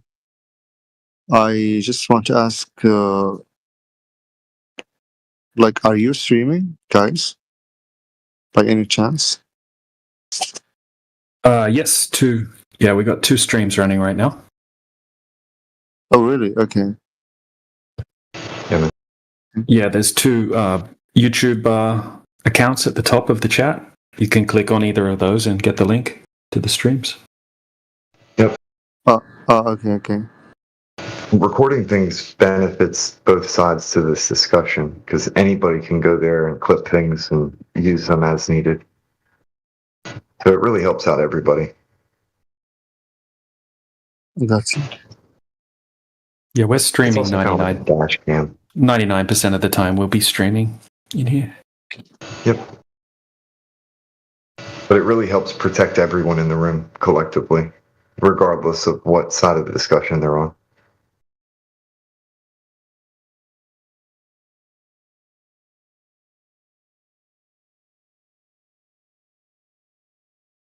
It's especially useful when somebody says, "No, I didn't say that." And you can go back and, "Oh, yeah, you did. Here, check this clip out." Streaming is the reason why I won't tell you guys why things fall. All right, then. Keep your secrets. Yep. I don't want it clipped and I don't want it used against me. Feynman was right, though.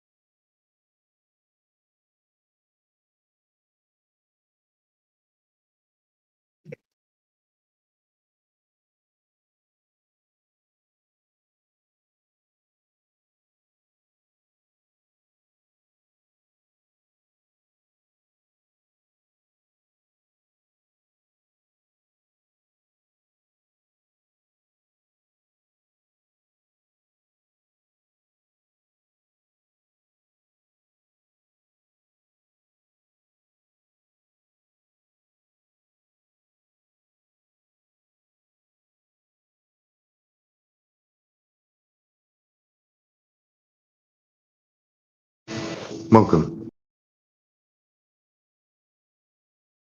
Goodbye.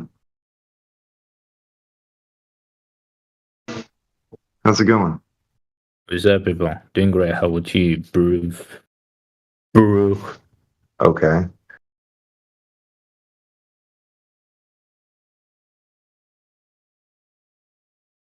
Do you know I was shitting in the toilet and one guy asked me about tissues and I gave him my shit and he said, "What the hell, Brew?" Do you think that you're funny? What's a brew? What's a brew? Brew. How do you spell that? Yeah, what is that? Brew. Is that some kind of a B-R-U-V? Yeah, I don't know what that is. I'm not sure. I've never heard of that before. What is that? like a bro. I just consider that. Oh, I see. You're trying to be like funny in here. Yeah, your sense of humor in here doesn't work because you guys can't troll us. We only troll you with your own shit. So see, you know, you can match me, really. I'm the funniest guy in the world.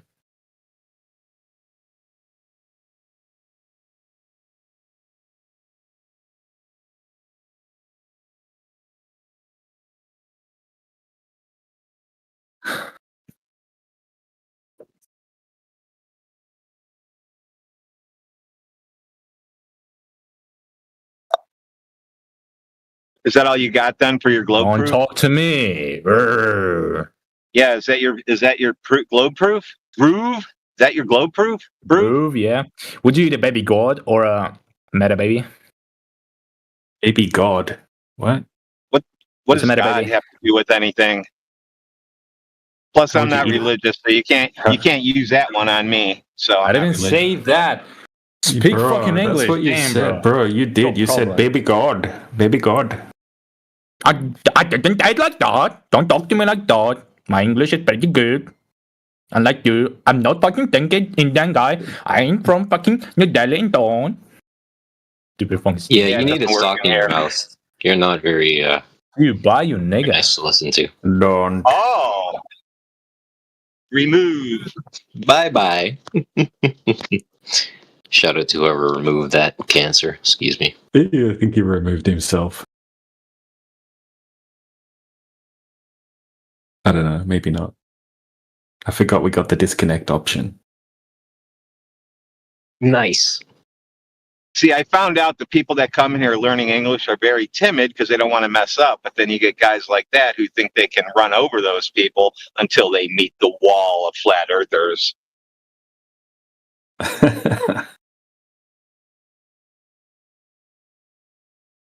Bless his heart.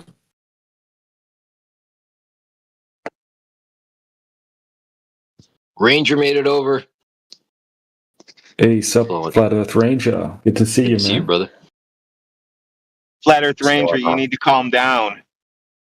I know I'm sprigging out right now.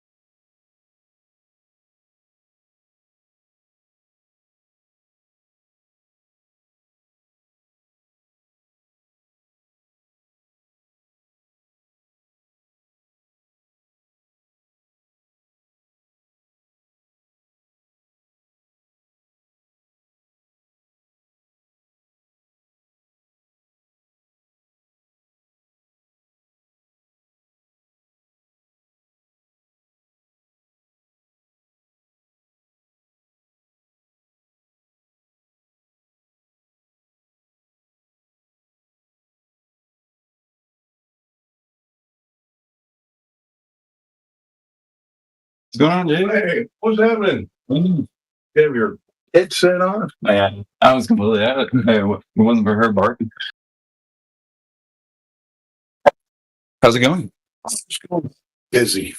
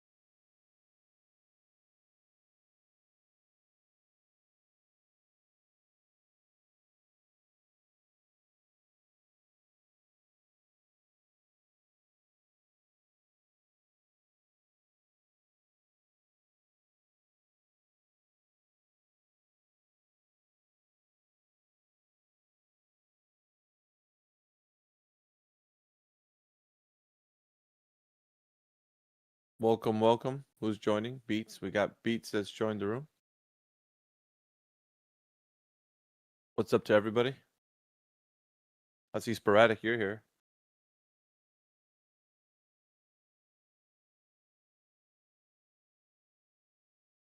Good morning to everybody. Afternoon.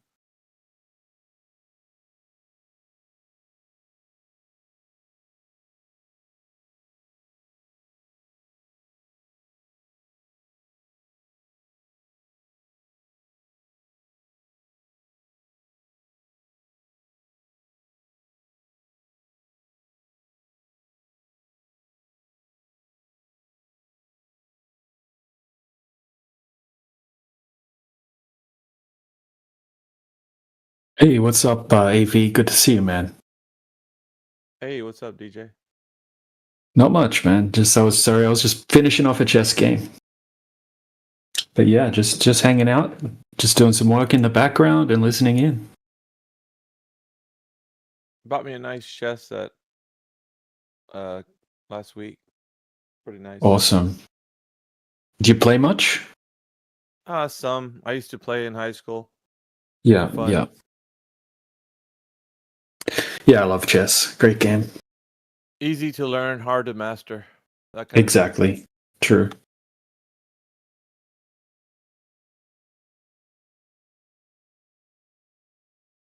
I just play casually. I'm not like a competitive chess player. Yeah. Same. It's nice to sit down with a friend and like have conversation and play chess. Oh yeah, it's great. Yeah, definitely.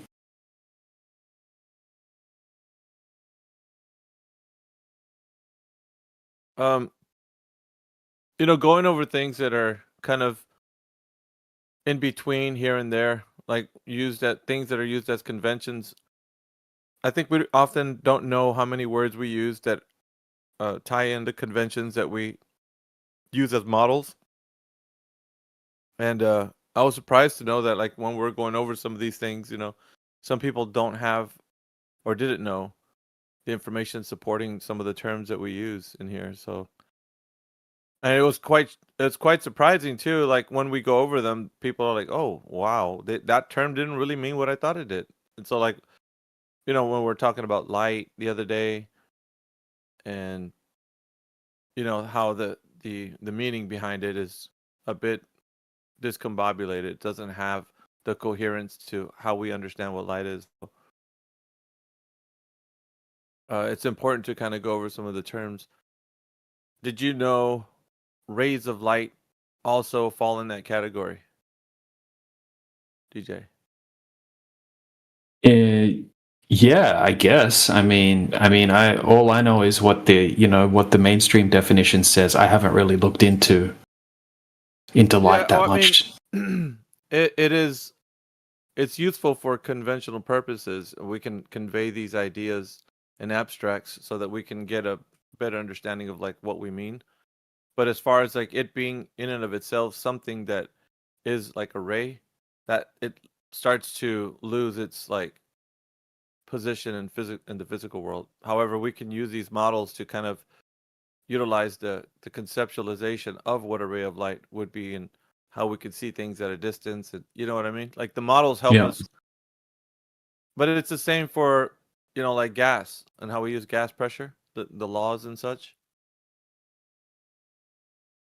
Yeah, definitely. They're used as conventions, but like gas has a bit like, and so does the rays of light. They have like a practical side to them, like what we use to demonstrate at a distance how we would see something at an angle and such. We can use it for the description of like specular reflections.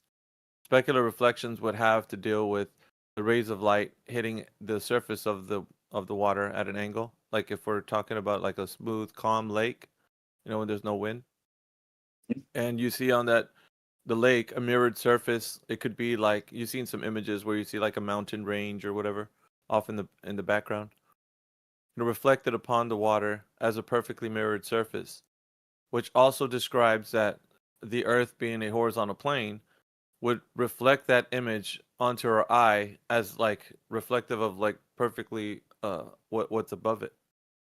But just the interesting fact of knowing like the angle that we're seeing from the ground, you know, from the ground, we see the mountain range in the back, how it looks like it's perfectly mirrored. But you can only have that if it had a horizontal surface. Now, if the Earth was curving in any way, this is one of the greater points for flat Earth too. If the surface of the Earth was curving in any way, the specular reflection that was reflected off of the water would be in some way distorted or elongated, kind of like a funhouse mirror. If we were looking through that, or we wouldn't see that image at all because of the small change in variance from the curvature of the Earth, causing that the image to be distorted. So kind of like a funhouse mirror, you know, those are specular reflections too, but they're categorized as like with the surface being curved. So you can have a specular reflection on a curved surface. Just that the specular reflection that you have on a curved surface will show that it demonstrates that the surface is curved, because the image then is distorted or elongated or wavy, however you want to describe that. So rays of light, I guess back to my premise, are used as showing how you can go see that image, like the interaction between a surface. So you have the incident ray, right, which is striking the surface of the water, and then the reflected ray, which is bouncing up into your eyeball. So depending on the the angle at which you are to the surface will depend on what you can see off at the distance, right? Of course, if you raise in angle, then you start to lose the background, because you're seeing from a top-down perspective. But if you lower the angle, then you could see farther off in the distance. You know what I mean? This is the interesting thing about using the ray convention. Yeah. So, and it's important too, because it's just useful for conveying the idea, right? But that's the thing too with how we describe what interaction we have with rays of light. But that's, like I said, it's more used as a convention than it is something actually. So in the definition, it says like a light ray is a line or straight or curved. This is important, right? Because this is where it gets kind of like, whoa, well, ray of light it's a ray of light would be straight, right? It's saying a light ray is a line, straight or curved, that's perpendicular to the light's wavefronts. Its tangent is collinear with the wave vector. Light rays in homogeneous media are straight. They bend at the interface between two dissimilar media and may be curved in a medium in which the refractive index changes. Geometric optics describes how rays propagate through an optical system. Objects to be imaged are treated as collections of independent point sources, each producing spherical wavefronts and corresponding outward rays. Rays from each object point can be mathematically propagated to locate the corresponding point on the image. So you can detail, like where the image is according to the angle at which you're seeing across the surface of that. So, there it's even saying that a slightly more rigorous definition of light ray follows from Fermat's principle, which states that the path taken between 2 points of a ray of light is the path that can be traversed at the least time. And I think AI was discussing this last night. It must have been like 1 o'clock in the morning at my time anyway, if anybody was here listening to that. But yeah, it's not necessarily a straight line. So you can imagine if that's the case, then it's going to make sense to you that it's not always going to be, a straight path, a straight line, the way that light travels. Absolutely. So which gives us the, using Fermat's principle, going into long distance observations. This is one of the ways that we can describe using the convention of light rays, into like how we see off in the distance. So specular reflections, long distance observations, like this information is important. It's kind of foundational for our description in flat Earth and how we see across the distance. Most people don't go into the topic. So they're left with a gap of knowledge, and I guess that's what gives us an edge is that we look into this. So, what do you guys think? I'm actually asking the panel because it seems like we talk about this every now and again, but we don't get into it. And I think every now and again, like now that I'm going to be spending time, I got my little studio and stuff, I do want to spend time going over a few things of the knowledge that we've obtained over the years and breaking it down. Perhaps it has value, perhaps it doesn't. You want to refine it to some degree. But what do you guys think? Yeah, I mean, I think it's one of the most important things to learn about how different ATMO effects, right? ATMO conditions, different refractive indexes and things like that do affect what you're looking at in the distance, because like you said, it does affect the way light reaches your eye after it bounces off the object. Yes. I think looking into things like that, looking into on a more technical scale level, how it works. I mean, the law of reflection as well, like you said just before. I mean, that's another great argument for our side. We have a lot of observations that have great examples of reflections that wouldn't work on a curving surface. And if we can incorporate the technical argument about the law of reflection and things like that into our presentations, I think that's a super powerful talking point. Yeah, because it seems like we stop at when the information about talking about what interaction does the thing that we're seeing the target distance to the observer. There needs to be a bit of more information to give them, because they're always giving us these images of boats looking like they're cut off halfway at the horizon.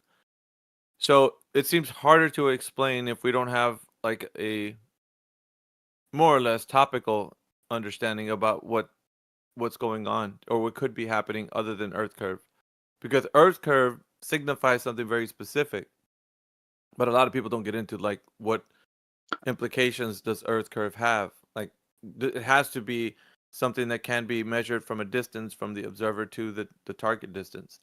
Like it would have to, because you have the Earth is bending in between you and the thing that looks like it's being cut off. But if it's not that, then we're not describing, optical discrepancies that could occur. Yeah, that's actually like one of my favorite things to talk about with the globe earthers when they as soon as they bring up boats over the horizon, I get happy. I know the conversation's going to go really well, because these are things that we can easily explain, even using mainstream explanations. And just pointing out that they haven't accounted for these things that, could be there, right? Like different types of miraging effects, like sinking, right? Sinking, which is defined as something that would normally be visible on the geographical horizon, apparently sinks beneath it, and then you can explain to them how that actually happens and how it doesn't happen all the time.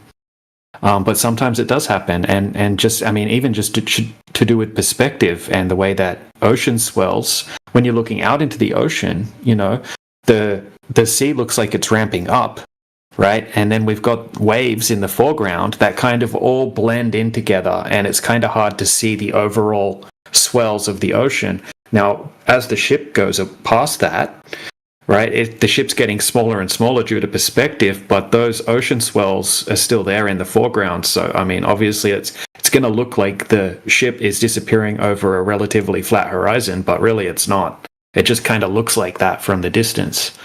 So when I see most of these images that they post or GIFs showing a ship that looks like it's going over the horizon, usually it's very choppy conditions, or you can see some obvious miraging effects taking place drastically over a curvature of the Earth. It doesn't look like it's far away, and it kind of looks like it's just gone down like a step. It's not angling away, it doesn't look natural, and it kind of matches the description of what sinking would be.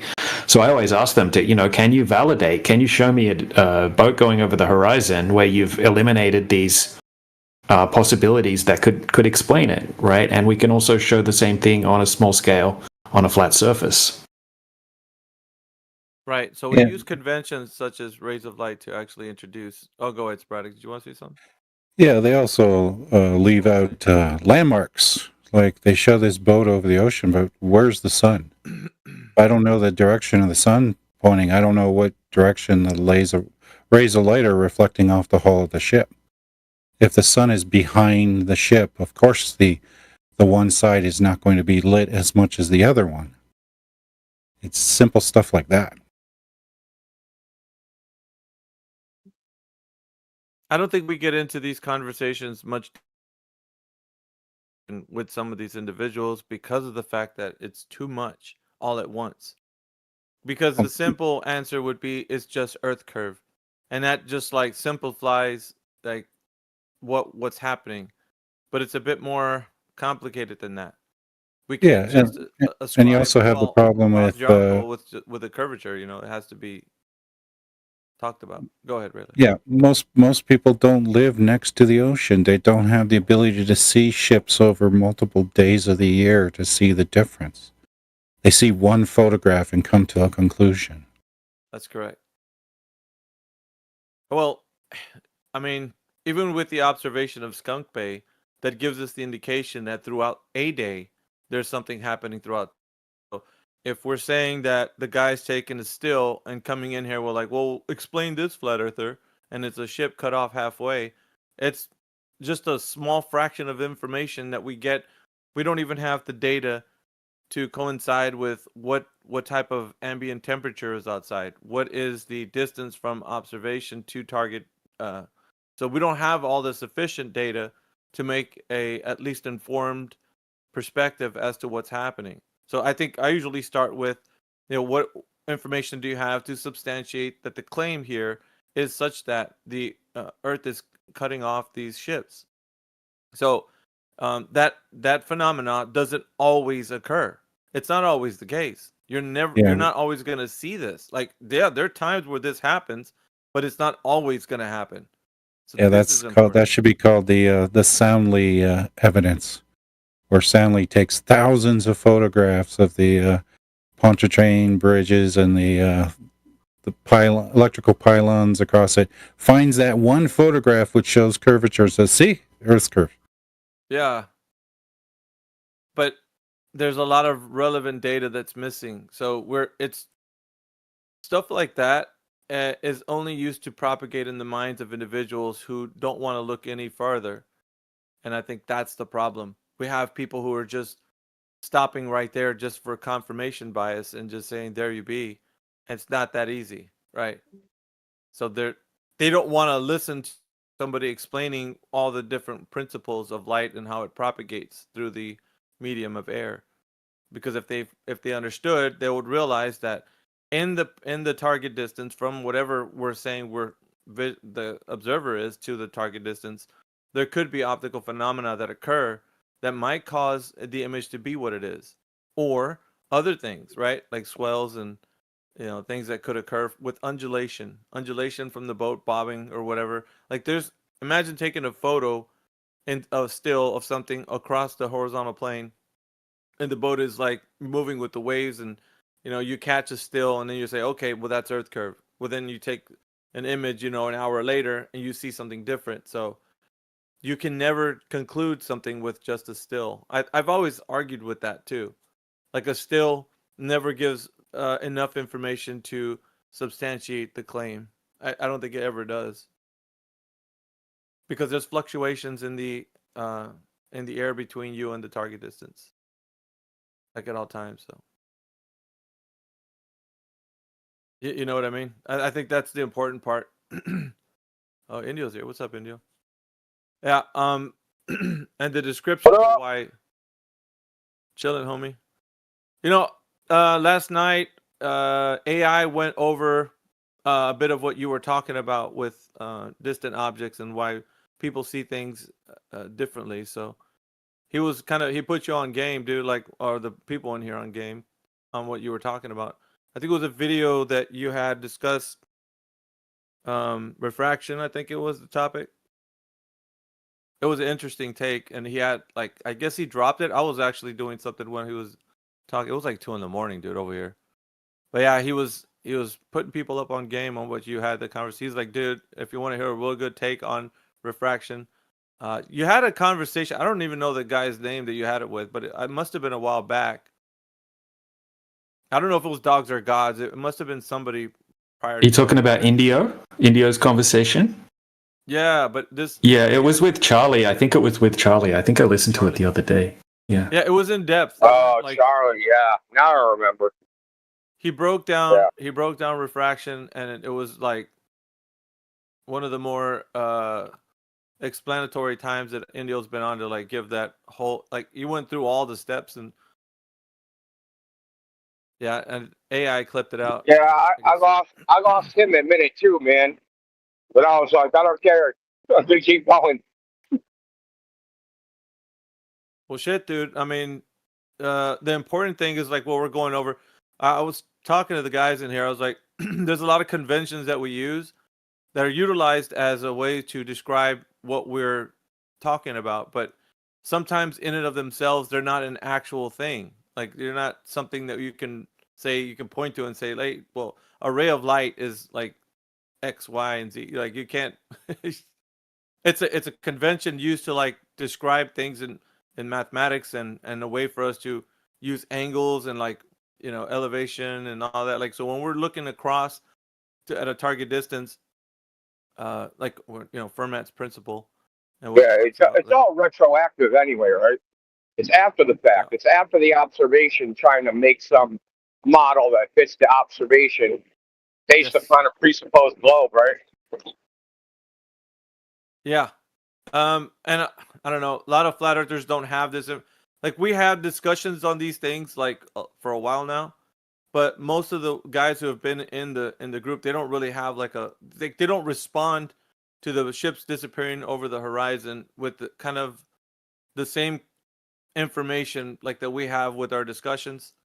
I think it's good every now and again to kind of air them out. Like I don't know what, because we think about it. Like when somebody says, "Well, look, I got an image of a ship disappearing." I think there was one that the dude showed in this channel, like not only 2 days ago or a day ago. I'm not really sure, but it had the two ships, one halfway and the other one barely. You can barely see the top of it. It was. I remember Britnat actually using this image. It's a popular one. I don't know if you guys remember. It's like one. The shortest distance to the first ship is like 4-point-some miles, 4.2 or something like that. Yeah, I know the one. Yeah. You get what I mean? Mm-hmm. And the other ones are like I don't know, 9 or 10 miles away. And then it shows like the one furthest away, you could barely see the top of it, but the one that's closest, you could see it cut off. And I think, if I'm not mistaken, he even busted out Walter Bisland's Earth curve calculator and says that he could only see that due to the fact that the Earth curve was verifying at the distance that the ship was that the Earth was curved. I wasn't here to hear the rest of that though, but that's what I heard him saying in here. Yeah, it's one of his go-to observations. It's pretty weak, I think. I mean, they say they have the tracking data for the ships, but when you ask them for it, they can't provide it, and it's not linked. They say, oh, it's linked in the video description, but it's not there. But regardless, I mean, they have no idea what's going on with the refractive index between point A and point B. Like, no idea whatsoever. It's just a baseless claim. So once again, it's one of those observations where they've cherry-picked a still shot or a particular time of the day, and they're just claiming it's Earth curve with no evidence. It just could simply be an effect, an optical effect due to the temperature between point A and point B and the weather conditions. But yeah, I know the exact one you're talking about. Yeah, I just can't remember what. Does anybody know how to? I really wanted to save that image. Are you talking about the two tankers, the 6 mile and the 9 mile one? Yeah, that's the one. That's the one? Yeah. Yeah, there's a video associated with it. Yeah. It might be on Wolfie's channel. I don't think he took it, but I think he had posted it. Now we're talking years ago, right? He posted it like years back. But they like more than any of the ships disappearing bottom up, they championed this one here because it shows two ships, one at a specific distance away, which is a shorter distance, showing small amount of like bottom up disappearance, and then the one furthest away, it's got more coverage. So you get what I mean? Like it's a progression. It shows, but I guess the interesting thing to me is that they're not even thinking about like the distances, because you have the distance between the observer and the first target, which would be that first ship at like 4 miles, and then the second would be that closest to 10. But then what do you happen between those two ships? The distance between those two. And then you get what I mean? Like if you're gonna follow that it's the Earth curve and it's behind the Earth curve, then you're gonna have to have things like, well, not only are you gonna see the bottom up ship disappearing, but what you would see, like if you're going over a hill, is that the angle at which the ship is from you, facing you, it would be at a angle away from you. It would be like diverting away the top of the ship. Anyways, you could notice the divergence if it was actual Earth curve. There'd be a lot of things that signify that would be an actual curve that it's going over. I don't know. What do you think, guys? Because I mean, that's what there's a lot of hallmarks of like why this wouldn't be the case, but not to mention like going into, what type of optical effects occur at a distance like that over that. I mean, the fact of the matter is, the horizon's not physical anyway. So what's even blocking the boat? I mean, I think just as like you don't want to get in convoluted refraction optical argument, just the horizon itself. Just get them that can see the horizon's not physical and it's a wrap. I mean, once they do that, they're done. As soon as they say, oh no, the horizon, that's just apparent. Okay. That's an apparent ship over the horizon. Thanks for playing. Yeah. I mean, you can go deeper into it. Like, I try to pick my spots on like, who I'm going to go deeper into it with, and depending on who the audience is, right? So if you got some Globers that are kind of like on the fence, skeptical, and they kind of like buy into the so-called scientific explanation things, and they kind of need that like story to go along with it, I'll go deeper into it. But like, dude, just looking at something, if you like, even in that video with the two tankers, if you look at the tankers, you'll notice that like they're a little opaque and they're a little fuzzy. But if you look at the water's crystal clear. So a lot of these cut out videos, the objects that are being cut off, they're opaque, right? Or you'll see like an inferior mirage at the horizon, or the vertical and horizontal scale won't maintain, right? So as like if it's like a long form video, where say it's like they filmed it for like 30 minutes, and you watch the like where it starts disappearing compared to when it is say halfway gone, you'll notice that like the like features of the boat that are horizontal, like its horizontal spacing and vertical spacing doesn't shrink at the same rate, right? It'll shrink like say you had a window, right? So like the horizontal distance of the window on the ship will shrink at a greater rate than, or a lesser rate than, the vertical distance, right? And I'm not talking about something that's over the horizon already. I'm just talking about something that you can see the entire time. You can see it shrinking in the video, and it has nothing to do with the horizon.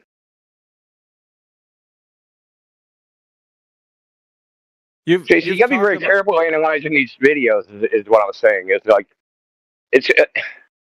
so someone. It's very funny you bring this up, because I made a comment on a video someone made of like, what are they? They're windmills that are like, they're 73 miles off the coast of England, and someone filmed them from the beach. And it's 73 miles away. Dude posted, "This matches the globe perfectly." Bro, 73 miles? How tall do you think those windmills are? They got to be like 2,000 feet tall. Like, what are you talking about? Dude. What was the You'll just. Well, he didn't reply. I didn't reply to like the count. Like someone just tried to like sneak in and just say, "Oh, it matches the globe perfectly," and bounce, right? Like, no, dude. because it was like an old video. It was a video that was posted like a year or 2 years ago. So people do that, man. They'll like, I'll get like a notification if someone replied to my comment, and it's like they try to do like stealth sneak in and like do like a refutation and like sneak out. Like, bro, no, that ain't happening. I'm saying something. I don't care how old the video is. Dude, yeah, look at the image that DJ just posted from a still that he took off the video of the two tankers. And I mean, that just goes to show you a lot of like the tactics that they have to use just to make something in their worldview like appear to be like its Earth curve. Yeah, that's exactly what I'm talking about, DJ. You can see it's like, you can see it's like, I think something would be helpful with like speeding the videos up even more, so you can see it distort. Like it would be easier to see it distort as it like the parts that are closer to the horizon. Because like, bro, those container boxes don't change size. I'm pretty sure, right? They don't freaking look all wonky.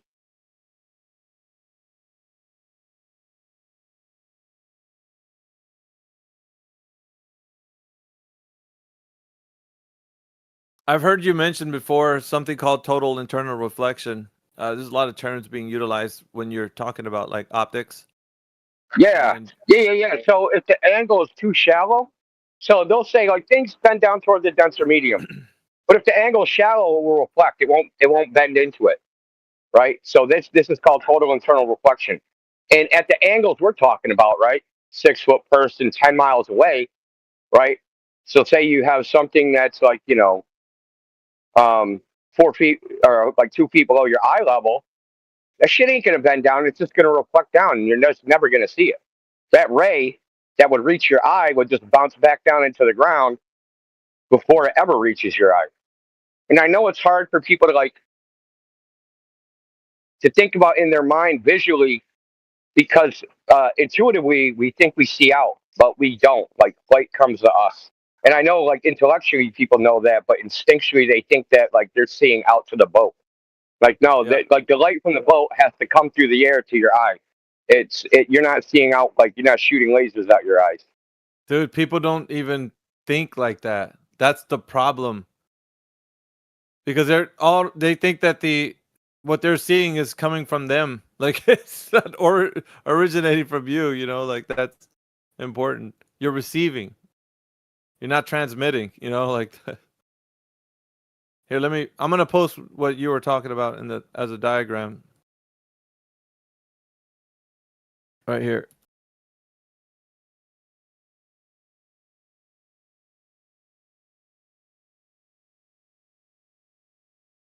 Yeah, there's probably better diagrams than this.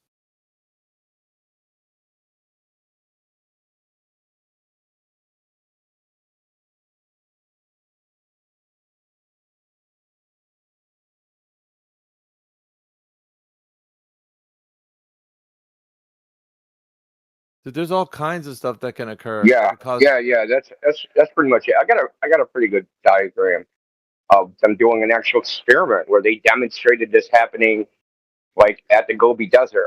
I've talked about this before. They take a mirror, they stick it on the ground. It's like an angled mirror, right? So it's reflecting light to the camera. Camera's like 1.6 kilometers away, and they just film it for hours. And they notice every once in a while the mirror would just disappear. But the thing is, at the mirror, they're measuring the temperature, pressure, humidity gradient, and they notice that when it spikes, right, that's when the mirror would disappear. So, like, what's actually happening is the opposite of what they say, right? So they're saying, oh, when there's refraction, when there's a gradient, you can see farther. But I'm the other way, dude. When there's a spike, dude, you can see less far because that light ray doesn't reach your eye. It just gets reflected down into the ground before you. I think I have a GIF of that, man. Let me see if I can bring it up. It's one of my earlier GIFs that I've saved. I mean, just to demonstrate the point that you're making.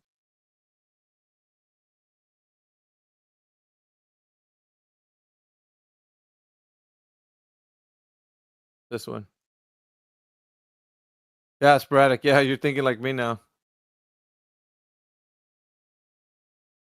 Yeah, I just posted. Sporadic is doing the same. He's probably at work, but yeah, he's posting the same. You can't tell. It looks like they're walking on water right there. But what it looks, it's a mirrored surface. It's crazy though. Look at how it acts like a mirror. It's reflecting like the people, even with, dude, it's crazy. Yeah, man, that's an inferior mirage, and have a look at what happens to the left railing. It does exactly what the Pontchartrain power lines do in that observation. Like, what's interesting to me though, DJ, is that the people that Sporadic just posted. I'm gonna save that too. That GIF.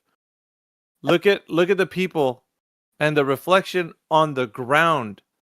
They're actually causing a reflection of them on the ground. So it's like a mirror. It's like turns into a mirror. Yeah. Here's another example.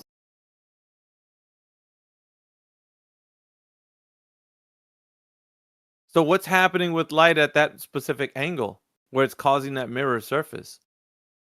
Like, why is it not reflect? How come we're not receiving the information of the road underneath the people? We don't see the rocks or the color of the, of the road. Now, I could be wrong, but from the research I did, that's the total internal reflection taking place, and it's where the light hits that section at a certain angle, and the eye can't see it. It's not going to your eye, it's going over your head, or something like that. It's been a while since I went over the...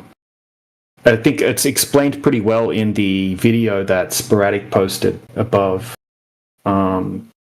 Physics demos, total internal reflection. He goes over it in that. There's some diagrams and things like that, but yeah, it gets so technical. The person's at the critical angle when they're seeing this occur, Indio? I don't know.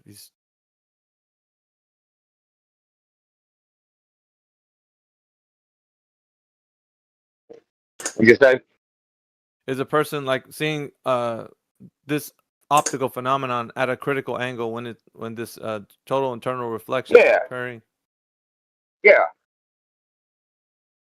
Like they have to be at the right angle for this phenomenon to occur. So Yeah, you always have to consider where the camera is, right? Where the camera is, like up or down relative to what you're looking at, right? So, say I'm 6 feet tall, and there's a spot on a boat that's 1 foot off the water. Now that ray has to come up to reach my eye, right? It has to go from 1 feet to 6 feet, right? The Gomers, if it bends down the way they say, right, I'll never see that ray, right? So in a ray above it, say I'm 6 feet, and the ray's coming from a part of the boat that's 8 feet above my eye level, or 2 feet above my eye level, that has to go from 8 feet to 6 feet. So it has to come down. But instead of penetrating into the medium, right, it'll reflect off of it. That's why you see this on something that's far away. You're looking at it, and its geometry is kind of uneven, right? So like windows at the top will look like they're normal windows, but kind of like windows in the middle will appear a little distorted, and then windows at the bottom will be smushed, right? So it's like it's a complicated effect. This shit isn't straightforward. Yeah, it definitely isn't some spherically symmetrical frickin' ball, dude. It definitely is a spherically symmetrical atmosphere with shit just bending down. That's like a retarded simplification. I've noticed this, and I've seen only maybe a handful of instances where what we see is not always like, okay, a weird phenomenon I've seen that happened with one lady who took an image of a building in Canada, and it looked like the building was enlarged. It looked like it was super big and close, and when the actual fact, it was the opposite. It was really far away. Have you noticed this? There's another type of phenomena that occurs that puts things, actually enlarges things, and when they drove up closer to the place where they could see it a lot more clear, it like went farther away. It did the opposite, bro. Like, and it was like, dude, I don't think we've even covered this in here. Have you guys seen this effect, like, at all? Yeah, absolutely. Yep, I know exactly what you're talking about. Bro, we don't even cover this. We don't get, of course, we don't get to, yeah, I think sporadic, maybe that's the one. I'm not sure, but there was this lady, she filmed it at a distance when they were driving, and she thought it was a weird phenomenon. We might find that video too. But her boyfriend and that, because they were filming it, and it looked huge. It looked like it was just right near where they were. But as he drove closer to where the water was, it showed that it just pushed the image farther away as it got closer. And I was like, dude, what the hell is this? How can that happen if it's not a light source? Because you think a light source would actually cause this effect even better. But if, like the sun, getting enlarging when it reaches the horizon, depending on the humidity. But it's something that's the light's reflected off of. Like, how does it cause that effect? Because it's not always the case. We're not always going to see that. But this, in some instances, looks like it occurs this way. It's weird, dude. Yep, super weird. Apparently, it happens quite often in that particular location. Yeah, but why there? You know what I'm saying? And nowhere else? Yeah. Mm-hmm. And just to what you were saying before that, have a look at this image, right? This was a video a Glober shared with me, and they're like, look, we can see the boat going over the horizon. And I was skipping through just a few seconds apart and taking screenshots. And have a look at the windows on the back of the boat, or whatever they are, right? Look how different they are, just over a few different snapshots. There's some crazy effects taking place there. And it looks like the light is hitting the back of that boat. And if you could measure the back of the boat and then how you can't see the windows, like they disappear, dude. Like the information from the light reflecting off of those windows to receive onto the optic is not being received. So it's like it's deleting it. Like you're removing the information from the windows, so where you only see the boat. So what it does, and this is the crazy part, it turns the back of the boat completely like if it has no windows. The very last image. Yeah, it's crazy. Doesn't it? And you can see the light hitting the back like complete, like if it was just one solid surface. Dude, that's freaking amazing. Like I don't care who you are, that's freaking awesome. It just like deleted the information of the windows. Like there is no windows. See this? Yeah, this was their proof, right? They're like, look, in this one, it looks like it's gone over the curve, right? It looks like a skyscraper all of a sudden. Like there's some crazy towering taking place. It's kind of like Skunk Bay in a way, right? You see towering and then stooping, constantly like shifting, stretching out and squishing things in the distance. So when an observation is being made, you could categorize it at that moment in time with what you say that you could put it as.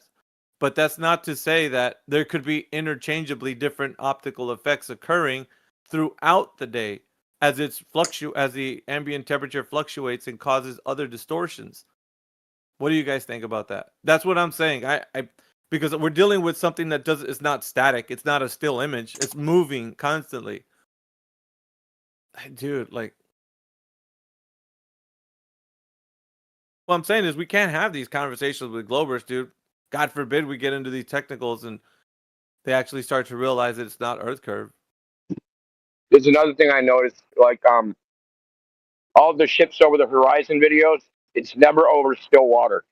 The water's always choppy and it looks like it's moving. It literally looks like there's a current in the water.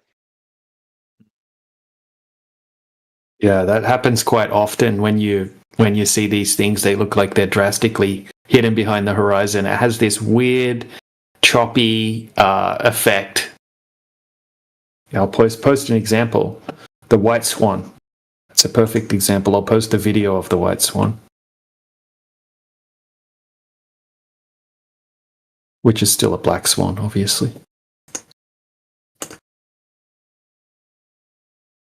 Looks like we got some people filling in the room. You got a couple of the homies jumping in. That Jedi back in again. Have Jenna's here, John Luna, Quiet Noobs, Mick. What's up, fellas? What's up, buddy? Yeah, we're just talking with Indio and DJ. We're kind of and sporadic. In the text chat, we're kind of putting back and forth how we never get into the technicals of like what's actually being witnessed over the distance. And I have my argument always is that there's lots of fluctuation in between the observer and the target distance. So you could have an interchangeably amount of different effects occurring depending on the time lapse that you actually witness this phenomena. So if you nail it down to one specific effect and then it changes all of a sudden from lowering to towering or something, like how are you gonna know? You know what I mean? Like you have to be able to categorize things. But if it's fluctuating and it's moving into another phenomena from one, it can't just be one single phenomena that occurs.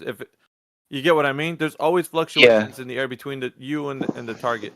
Yeah, I was thinking this yesterday whilst we were speaking to somebody, how like one photo isn't good enough. You need observations over time. Like the time-lapse footage from Sunburst is a good example because you can observe these things happening. So sometimes the one shot, you don't know what's going to happen like 2 minutes later. It could be a completely different effect. So yeah, I'm with you. Yeah, and I asked these guys, and you guys heard me, how often does it happen? How often do you see a ship go over the horizon? Now, is it every time? If I go out every single time the ship sails away, I'm going to see this? Is it 50% of the time, 1% of the time? Like, what is it? And their knee-jerk response, oh, it happens every time. It's obviously not true, right? Oh, so yeah, you saw a ship go over the horizon in fog? Like, are you out of your mind? Like, you know what I mean? It's obviously not true. No, you bring up good points, and I think that's awesome, bro. Like people don't think that they're not coming in here saying like, "Whoa, I got an image of a ship disappearing from the bottom up," and you asking them that question. Now it gets them to think like, "Well, shit, I just have this one image." Like they can't put it. It's not even their observation. I saw a ship go over the horizon. I go, "Where'd you see it?" And they're like, at the ocean." Yeah. Like they don't even know where they saw it, what the boat was. They don't know anything, so they're lying, right? So this isn't a regular phenomenon, right? Lots of people have been to the beach. Lots of people have seen boats sail out to sea. Very few people have seen with their own two eyes a ship, quote unquote, go over their horizon. I think it's rare. I think it's probably something that happens, like, not super rare. Maybe 0.5% of observations. 1%. If I said 1%, I'd be like exaggerating. I don't even think it's that much. Yeah, I mean, probably common in areas if you're viewing it from a low altitude, right? Like standing at the shoreline, and there's usually, if there's decent sized waves in that location, I guess it could be pretty common. Well, we got Corpus Christi, Texas, right? So Corpus Christi is 8 feet above sea level, but it's also known for its what's called shoaling, where the waves come in and it raises the water level.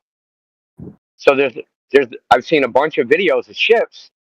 So ships over the horizon, ships not over the horizon, right? So this would be a place where you would see it a lot, right? Just because they might interpret it as Earth curve, but regardless of Earth curve or not, even on a flat Earth, you would see a ship cut off a lot because the water that's close to shore has a higher level because it's piling up. It's piling up on the seafloor bed. Like I said, it's a well-known effect called shoaling. So it just piles up, right? So you're going to have a hump before out to sea. So if the ship is out to sea, you're looking at that from over a hump of water, like a literal hump of water, like where the sea level's raised like a meter or 2 meters, right? So you would see it in one of these locations more often. And there's maybe 1 or 2 of a ship over the horizon there, and there's probably like 3 or 4 of it not happening, because we have a good amount of observations by now in the last like 8 years. So people, flat earthers all over the place have taken observations. I mean, we should actually make a map with pins in it of like every observation and where it was done.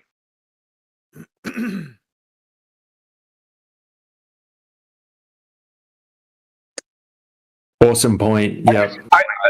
I just think it's a transient phenomenon. I don't think it's something that's regularly observed, and I've seen no evidence that it is at all. Because there'd be tens of thousands of videos of it, right? Everybody would have seen it. Everybody that's ever been to the beach. But it would not only be just a phenomena; it would also follow that if that is the case, and now we're talking about the Earth curvature, it would be someplace that could be demarcated. You could say, hey, I know exactly when we go to the beach, it's going to happen at this predictable distance away. No doubt about it. It will happen here and always here.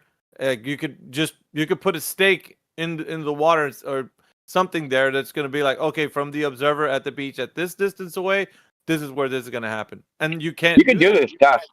You could do this test though. So you could find a buoy, right? So if you know where the buoy is, like, okay, we're gonna find the place on the beach where that buoy is supposed to be sitting right on the horizon. Or you've seen like rock jetties, right?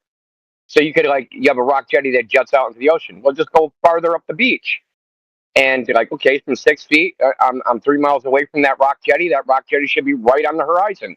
Anything that is past that should appear to be sailing up from over a hill of water.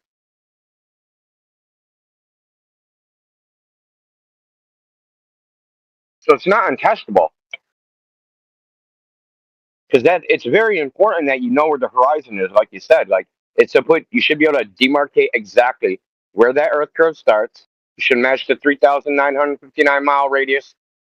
Like I'll even give them like freaking a quarter mile either direction, uncertainty.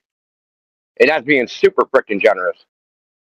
Dude, and I still think it'll fail.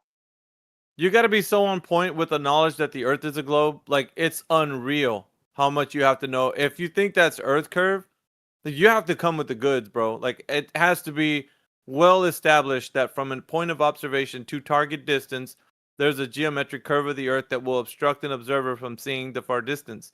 So if you don't have that, if you don't have any of the... Because, what are these guys doing with an image? Oh, I got my image. Look, there's Earth curve. You guys you don't believe in Earth curve? Look, here it is. Like, the minds of these guys are just so far below, like, even comprehension of any critical thinking. You can't even think about the information. Like, what is being presented, right? How do we know any of the data that supports this is not something else? That's crazy to me, I think. This is another one of the things I've noticed with Culver's, right? On one hand, you're like, oh, the Earth looks flat, so it is. And they're like, you can't just look at it. Here's some formulas. You got to understand physics. You got to understand science. You got to understand this, that, and the other thing.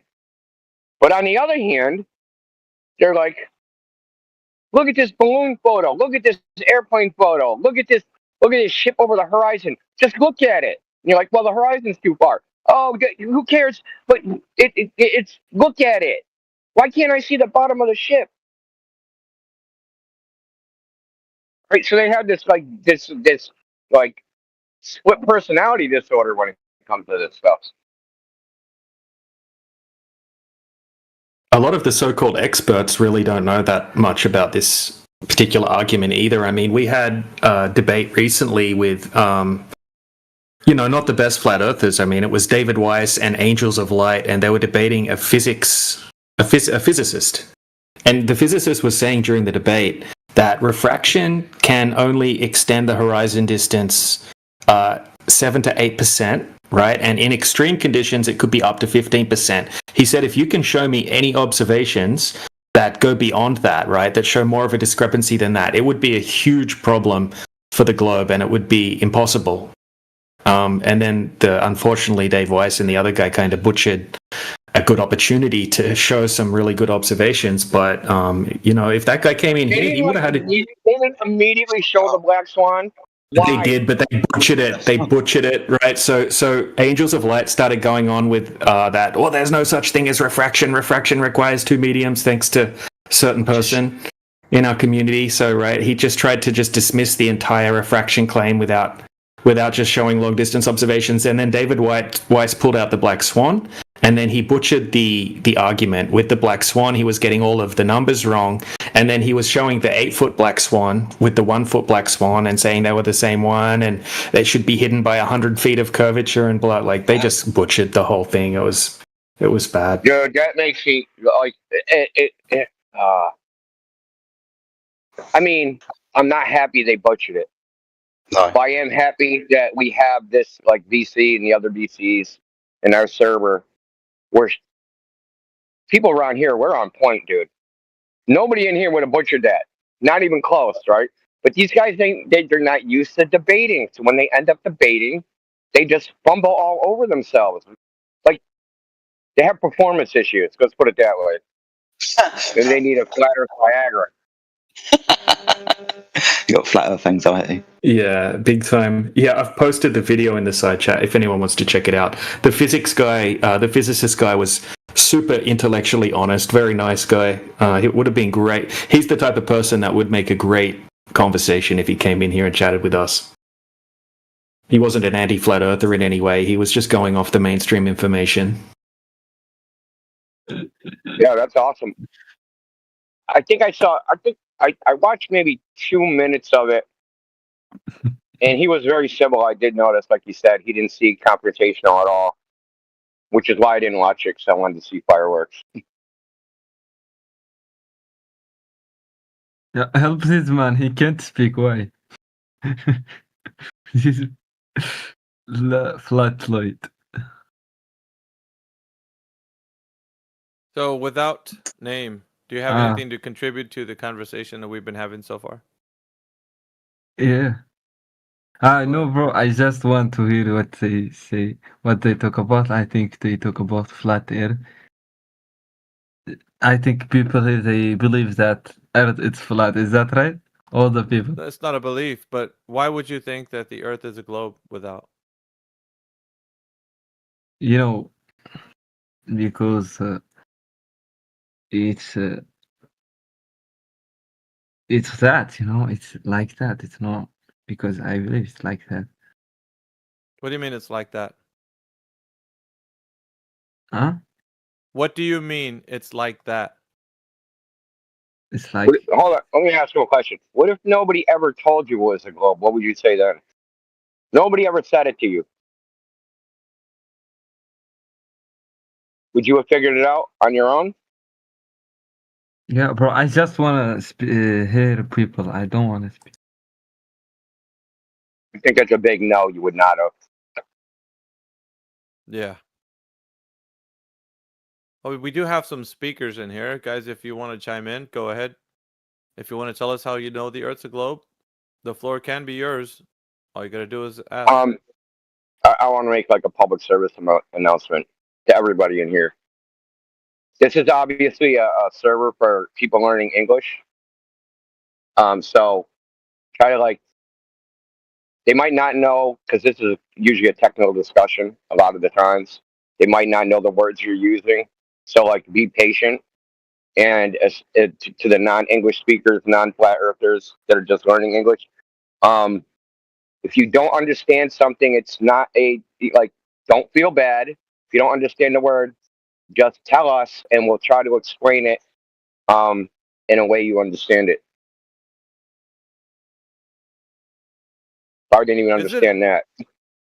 Is it a stereotype fallacy to say that most people from different countries or wherever country they're from, the level of comprehension and or education is far below the standard of what anybody could appeal to having critical thinking? I'm just saying, what is it a stereotype to say that? Yes. Is it fallacy? Okay. Yeah, it is. Especially being as most of us are from the West, so America, Canada, UK, and Australia. Our education systems aren't necessarily better than some of those across those places on the earth. So it would be a stereotype to say that they're less educated than us.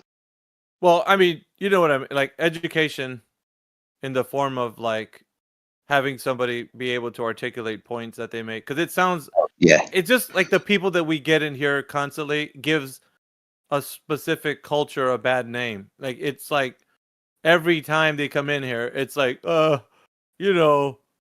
globe. I don't know. To me, it's it doesn't register like the culture is being represented by the brightest. You know, it seems like we get like people who are not equipped to discuss. You get what I'm saying? Like, I don't want to be. I don't think that's I don't think it's education. I think it's societal. Societal. Some of these people come from societies where, like this guy just said, it's just a fact, right? He was told this is just a fact. He ain't allowed to question it. He'll end up in a fucking Turkish prison. He can't question the shape of the earth. Fair point. Fair point. Fair point. I don't know. To me, I don't know. I'm trying to get a mental image of like people being curious, right? But when I hear people come in here and they're representing a specific region of the world or a country, you know, whatever ethnicity they could be, like it sounds like they're not even applying critical thinking. So it's like, I get it, man. Like they don't have the type of education that most other countries have, but it's not even the willfulness to even engage in like curiosity and investigation, research. Like they don't care about that. It's how can I put it to you, man? It's a stereotype fallacy, like some of the country bumpkins over here in the U.S. Like when you're rolling, they're like, "Well, that's we don't know all about that fancy book learning," you know, like that. Now I understand you better. Yeah, I get what you're saying now, mate. Yeah, sorry, I didn't quite before. I shouldn't have spoken, but yeah, no, I get you now. It just seems like a whole swath of a particular type of country. It just seems like it's covered with these guys. Like you come in here and just like, well, we know the Earth is globe because we got pictures and stuff. I'm like, dude, where's the level of articulation for the individuals who are curious? Like, I know you're coming from a country that's like education's not there, but your curious mind can lead you to ask questions, you know, like try to figure things out. That's just a human like thing. Like it's all what we all carry. I don't know. I'm ranting now.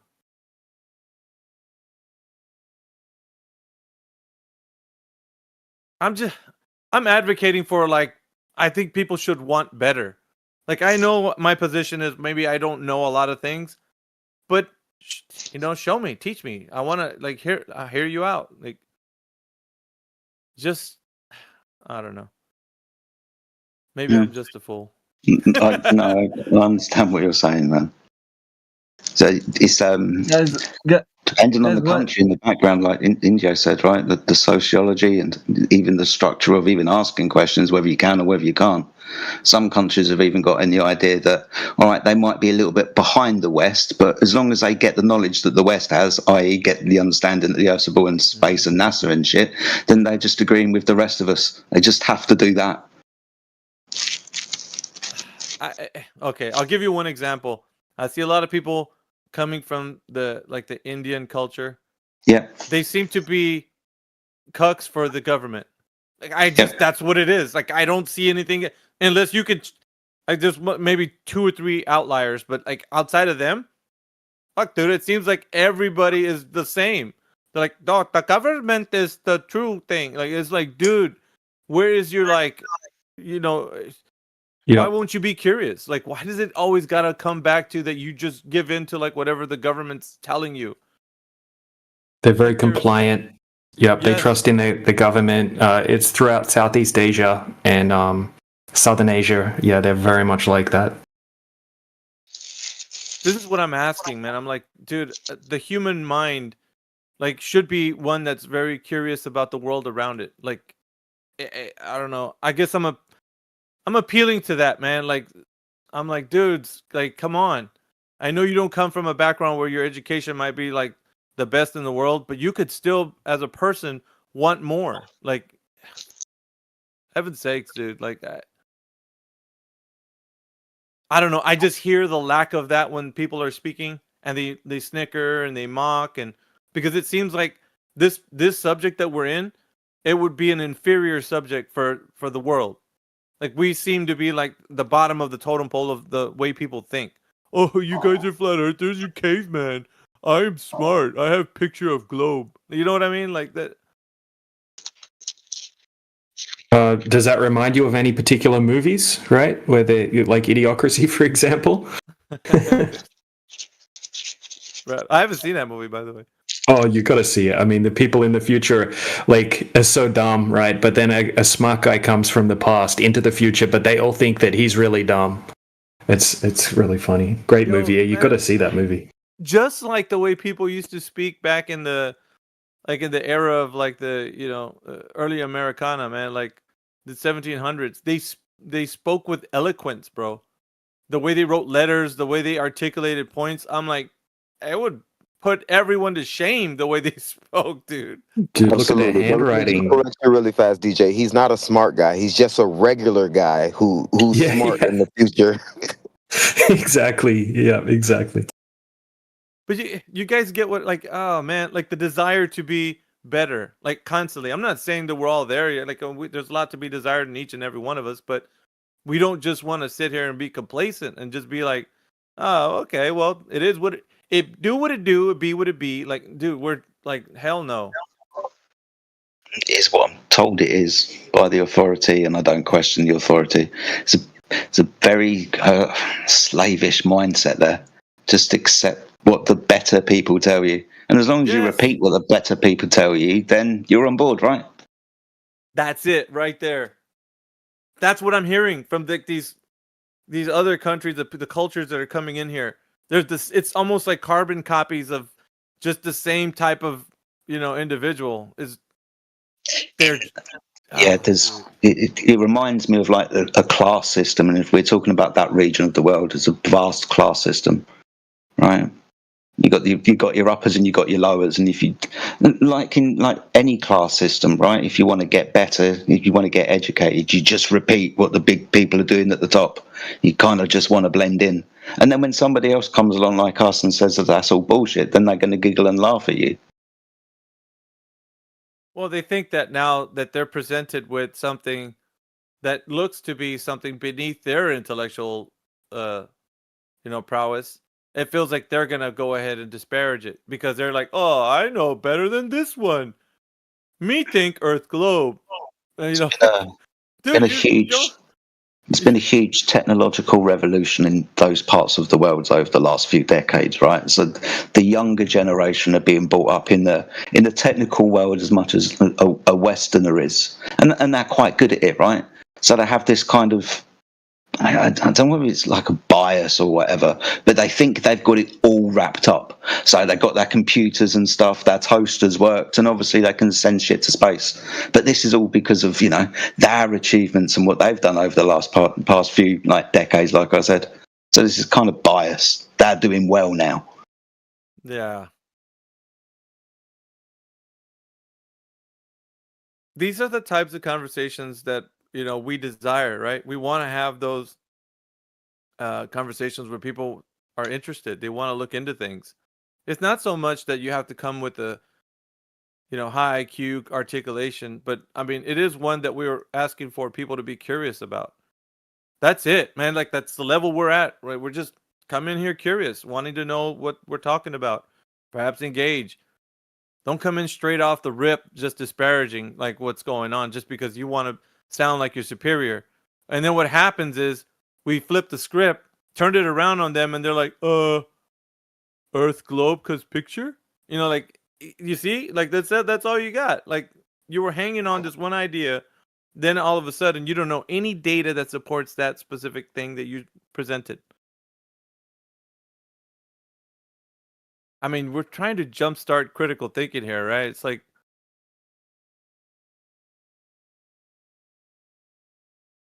it's crazy, man. Time to get the defibrillator out. Trying to jumpstart some critical thinking. You see Indio jumping on the dude's chest. Hold on, we're not letting go of this one.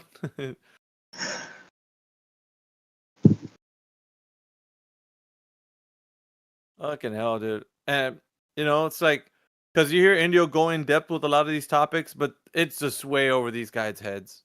Like, sometimes it was almost like it feels like a lost cause to even go in depth. You just got to keep it very topical, very the surface information. Because the moment you start to go in depth, it's like you get that fluoride stare, dude. Their eyes gloss over, and you're done. You might as well stop. There's no reason to continue.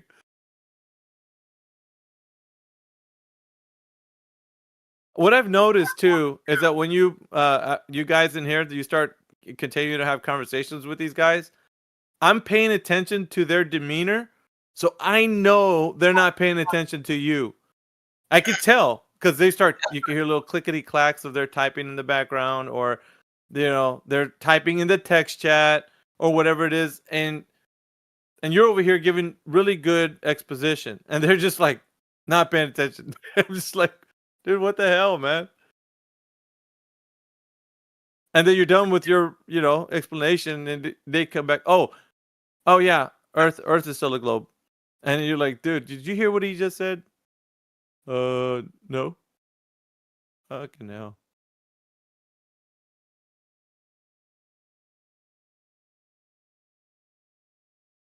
But we were talking about just a while ago. We got into a little bit of like the topics that we were bringing up, which is like things that we use as conventions that people now probably would not even discuss or get close to discussing, but light rays and why that seems to be some of the things that we use as conventions, but in and of themselves are not actually a thing. Like point a ray out, like there's no way to do that. It's just it's like an abstract that you have to use after you do an observation to talk about the observation. It's a way to talk about what's being observed. So that's what we're talking about. And then the ways that we use the words that we use, the terms that we use to define what we're seeing and how we can convey information to someone else. And I guess light ray is one of those terms. So. But of course, we do have people that jump in here and they're a part of the listening panel. But if you guys are part of the listening panel and you want to join us right now, go ahead and unmute your mic and maybe let us know if you know the Earth's a globe or you just want to show what evidence you have for it. If you want to ask some questions, go ahead, unmute your mic and ask us some questions. The panel is pretty stacked right now, so we have a lot of people in here that could answer your questions. Dumb Stuffs is asking a question in the chat. He's speaking to Sporadic at the moment. It's a question we get quite a lot. Let me scroll back up to it. Why would the government lie about space being real? Why would it be fake? You can unmute yourself, Dumb Stuff, if you want.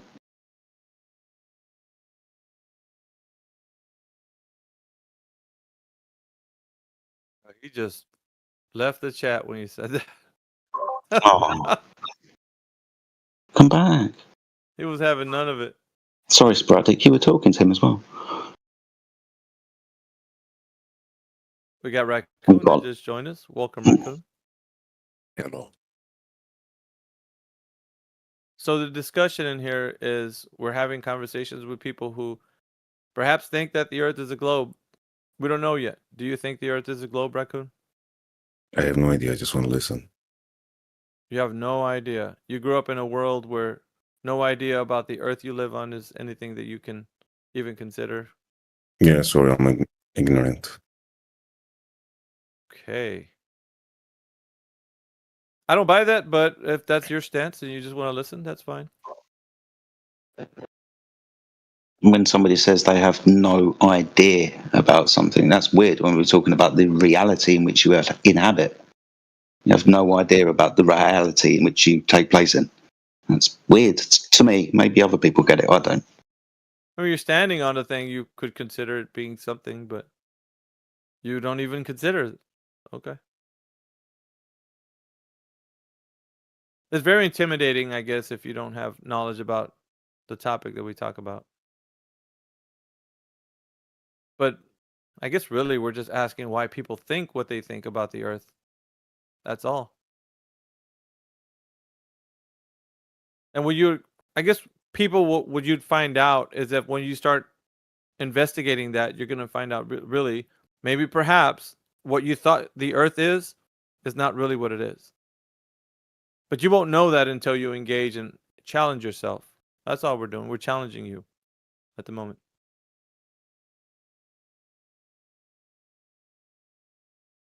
We got Gonna Grind in there. He's been chiming into the panel. Some of these folks seem like they're very young, so young people are usually introverts. I think the majority of the young people, That's another stereotype. It's my contention, I guess, that young people are just introverts this day and age.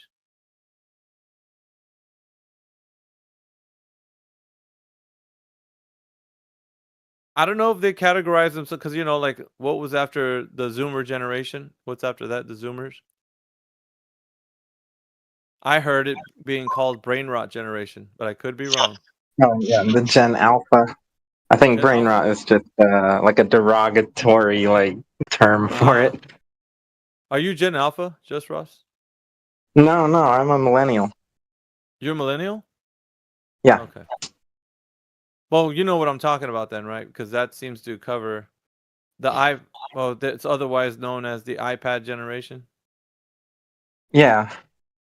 Yep. The kids who grew up ever since they were young children with iPads in front They of them. grew up with an iPad, yeah.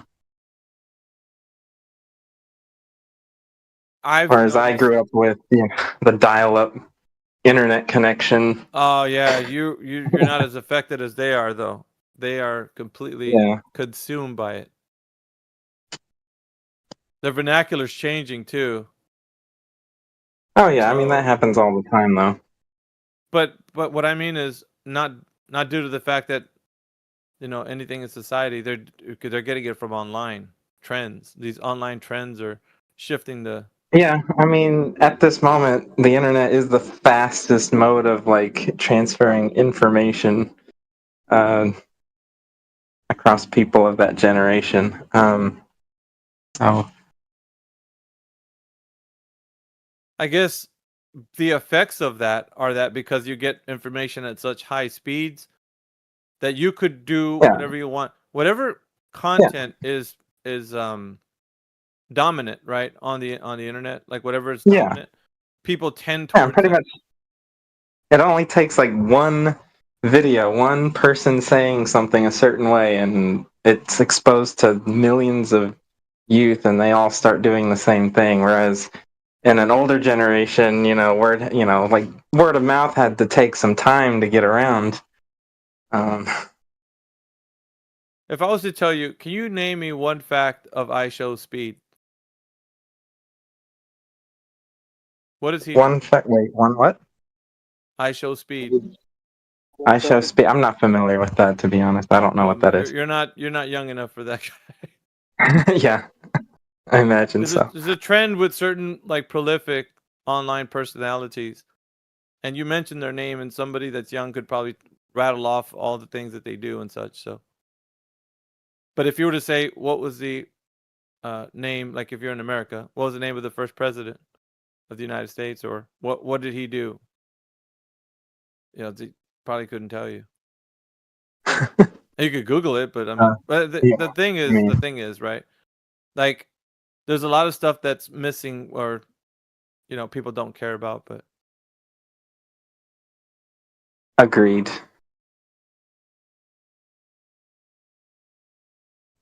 Mic check. 1 2 1 2. We got John. All right.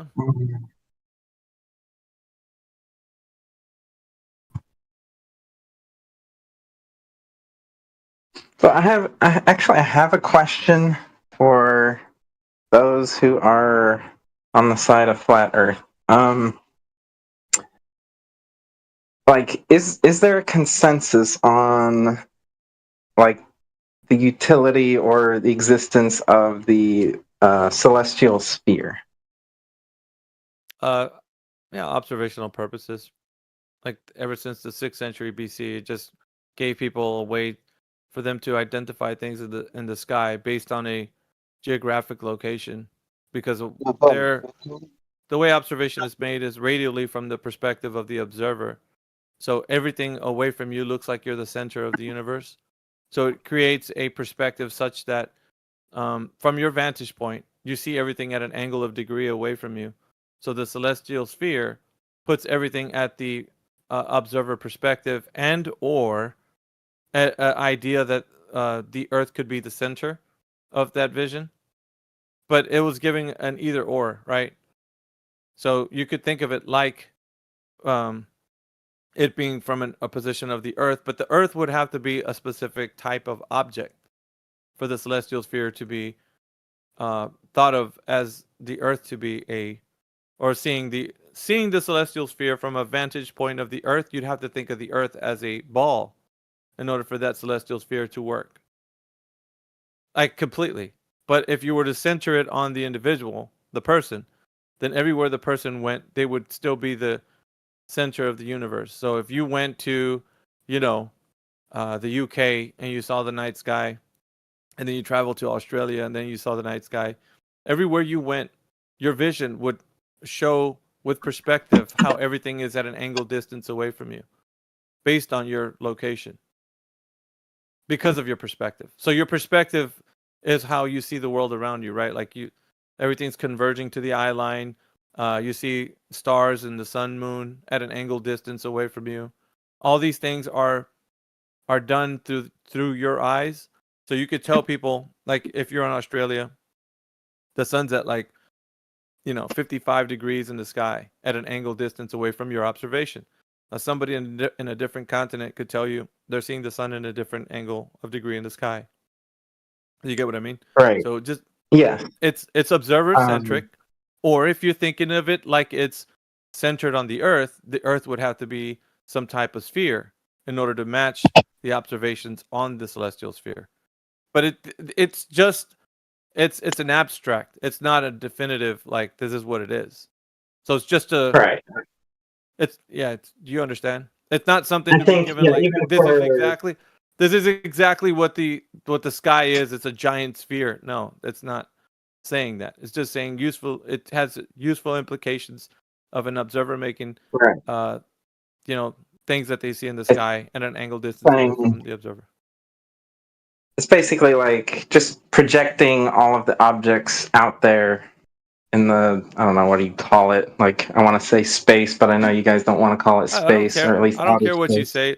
I mean, you could use a term, but it's not like it doesn't have the specific connotation that you think it does. I mean, you could say space, but yeah, like there's a vastness out there, right? I guess is like where all the stars are, and you can project the position of those stars onto this celestial sphere. Like it's an abstract concept, right? Yes. And creates a map of where you can find every star. Well, yeah. I mean, you look at the zodiac, right? I mean, there's different types of,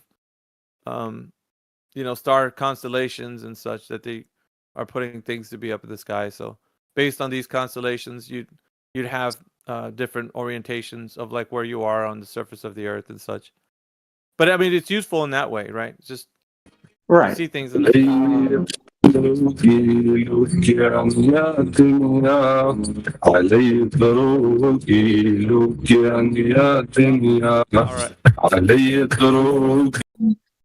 All right, Jedi. So I think it's time for you to attend. I've got to bugger off now to afternoon prayer, guys. I'll see you later. Don't forget your rug, bro. Like I know. Yeah, cheers, dude. Thank you. Forget. Yeah, peace be upon you. All right, thank you. He was quite loud, and I couldn't hear over. To be fair, it's not actually a celestial sphere; it's a celestial hemisphere. That's a celestial hemisphere. Yeah, because like all the angles are measured up from horizontal plane. Indeed. Right. Okay. Well, all the ones that are currently visible, and if it happens to be night, right? All the ones that are currently visible are fit on a hemisphere. Yeah, that's true. But as night progresses, that you observe that sphere to kind of move around, and it reveals more. So why do you see a sphere in the sky? Sorry, why do you see a hemisphere in the sky? Why? Because half of the, like if the Earth wasn't in the way of our view, we would be able to see. I guess technically the other half of the sphere below us. I think we spoke about this yesterday. The sky looks like a hemisphere around the observer because the sky goes from one horizon over their heads to the other horizon. It looks like you're standing on the inside of a protractor on the horizontal plane underneath the vertical 90-degree point. So when you look at the stars, you can measure the stars in angles from a horizontal plane. It's how it looks doesn't mean that's actually how it is. Yeah, so you're missing key information. But so when you look at the sky, so it's the difference between looking at the sky and looking at the ground, right? So when we make terrestrial observations, we have distance cues, which will tell us the distance to objects, right? None of that information is available when looking at the sky. All the stars look the same distance, the moon looks the same distance, the sun looks the same distance, planets look the same distance. You can't tell. You can move around and they don't change the angle, don't change the size. None of that changes. So I don't want to call it an optical illusion, but it's a matter of perception, like how you're perceiving it, right? That's why they say it's a celestial sphere of infinite radius, because the stars, from looking at them, could be any distance. Infinite, half infinite, double infinite, 3 feet away. It doesn't matter because the model is completely observer-centric. Doesn't matter how far. It's just a geometric relationship. And to be fair, that geometric relationship only holds 30 degrees above the horizon and higher. So you couldn't do celestial navigation using stars below 30 degrees in a celestial sphere model. You'd be fucking dead. You'd just get lost. Okay, sure. This is one of sporadic. He's like, okay, sure. I'm just saying that it's not really a celestial sphere. We model it as a celestial sphere for a portion of the sky. Yeah, a portion, not the whole sky, just a portion of the sky. Yeah, I'll just Ross. Do you want to rebuttal anything that's been said? If not, I want to bring a. Yeah. So okay. Yeah, I get. I guess. Okay. So the reason why you can't do the navigation below 30 degrees is because is there too much distortion in the perspective, or what is the reason? Now. Yeah, we're getting somewhere. Well, the reason is it don't work. Don't come out. The reason is it don't work, man. That's the reason. Because, if I could identify two stars, let's say they are within, the usable range of this celestial sphere, right? The upper 60 degrees. And I could measure the angle distance between the two, right? From my perspective, I could do that, right? I could measure the angular distance between two stars, right? Point is not reliably below 30 degrees. Okay, yeah, that's what I was going to say. Once it goes below 30 degrees, does that angle change much? Well, the stars sometimes don't come out until they're higher up in the sky. So you got that. Yeah, I mean, you got a lot going on. Yeah, so you got to think about, too, your angle of view, where you are situated on the Earth, because it just, dude, you got to remember how close you are to tall things. You could be near a mountain range. There's really no indication of telling, where you see these celestial bodies. So, but you have to, let's say you had a clear line of sight horizontally across the plane, and it was, all the way to where the horizon converges horizontally. Yeah, it would be the most optimal way to describe what's being happening here. But if that was the case, then yeah, there's a lot of distortions that occur, and Indio was kind of highlighting that. So you can't really think of it like a sphere, even though it's an abstract thought, to put it in a sphere, based on just an observer's perspective. And I also didn't bring up this. So as a practical matter, you kind of can't use the stars directly over your head because it's difficult to point the device, right? Pointing the device straight up and measuring angles or measuring them at 10 degrees off of zenith, it becomes difficult practically. So in practical application, they're only using a ring, right? So not above 20 degrees to zenith, and not from 30 degrees down to the horizon. So it's just like a ring in the sky that we're using. Okay. Okay. But to reify, one more thing. To reify that, right? Oh, we're using a ring in the sky and we're using spherical geometry to sail around therefore the Earth is a ball. That's a giant leap of logic.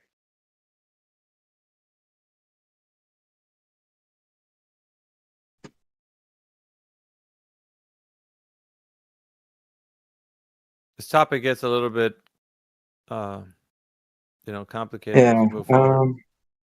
Right. Yeah. I can see where. Yeah. There's.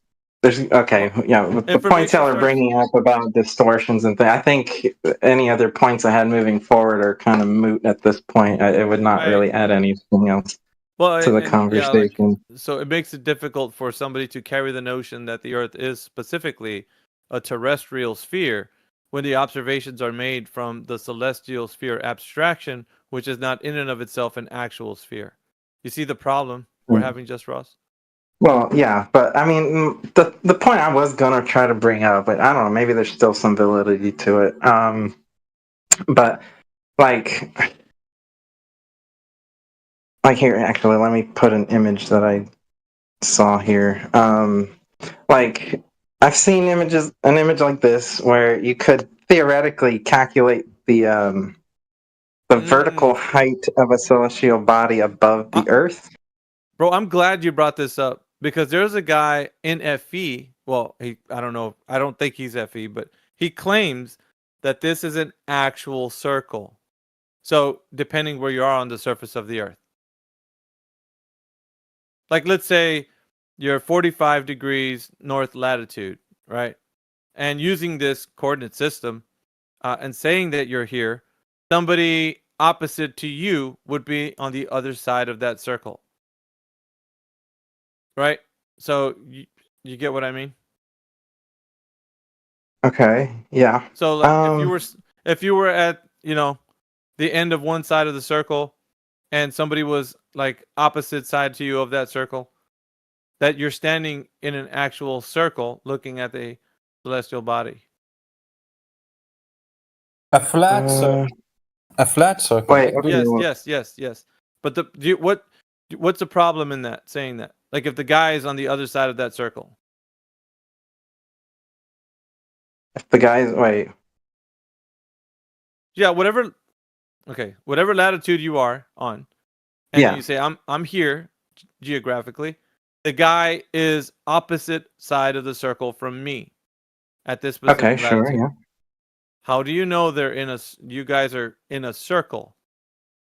Like an actual circle that's represented on the ground where if you would have, let's just put it a bit more people involved, right? You have somebody on rotationally away from you, kind of like opposite, like you'd have 4 people stacked like a cross.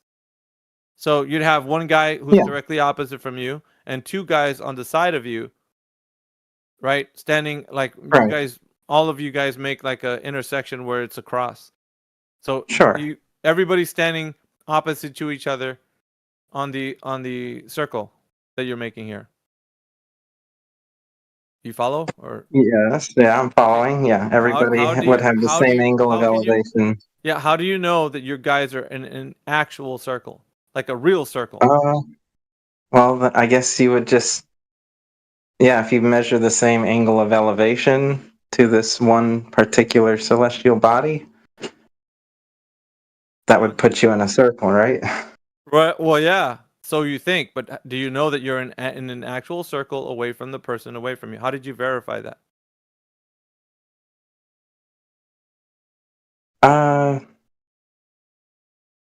Because that circle is encompasses the only set of points where you could measure that angle of elevation. Right, but you're making a distinction of what a circle is based on your position and where the celestial body is. Yes? Yeah. Yes. How do you know it's not another shape? Like an oval or something that's oblong? Oh, okay. Like the surface is flat. Is that what? No. The surface it being flat is not what's in contention. What I'm saying is if you're trying to say that it's a circle, right? A perfect symmetrical, circle that you would say is ideal. It's a circle. Yeah. Yes? Because the diagram that you just posted looks like that. Looks like a circle from the angle to the celestial. It does. Okay, right. That's represented in a diagram. How do you know people are actually, when they're standing on the earth, in a circle? I feel like the answer I've provided was sufficient if they measure the same angle of But elevation. you did it only in math. Nobody ever thinks about this part of it, where you're actually going outside to see if what you're standing on, if everybody's in an actual circle. How would you Well, verify that? yeah, you could. Yeah, but I mean, if the people we're talking about are standing very great distances apart from each other, like that would be quite the tedious task. Yes, that's what I'm trying to get to. So this is the important part of it, right?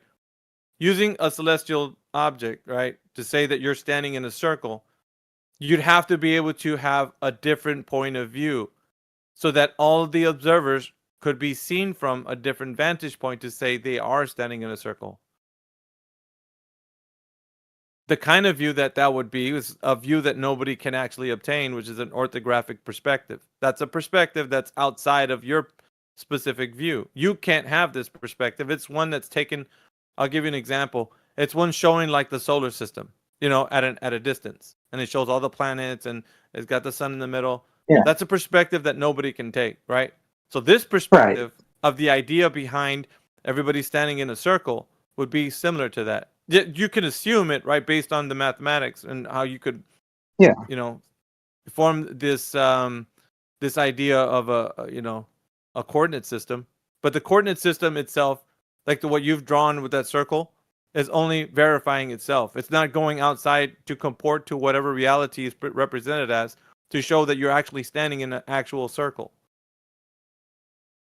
You're only looking at the coordinate system and what you've drawn in a diagram that used as a way to convey what position you are on the earth. So what I'm saying is, when people are saying they're in a specific altitude, or latitude or longitude, like whatever you're using from the coordinate system, it's only using some idea of how you're drawing these circles of equal altitude.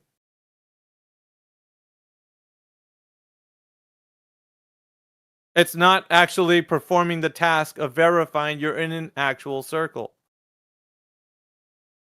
You could think of it like that, like somebody, well, this guy's on the opposite side of the circle from me. But how did you verify that? All right, so what you're saying is you're only seeing arcs at best. Well, yeah. Here's what I find humorous. Well, here's what I find humorous: that you show the flat circle, right, and two observers looking at a star with their lines of sight intersecting. If you were to draw this on a globe, you wouldn't even have intersecting lines of sight. Their lines of sight would be parallel, and they wouldn't even be looking at the same star. Yeah, because their lines of sight would never intersect. Right. I was actually going to bring that up because actually, who was it that was responding here? Dr. Flatpon said that this was his image, and probably me, but India's got this.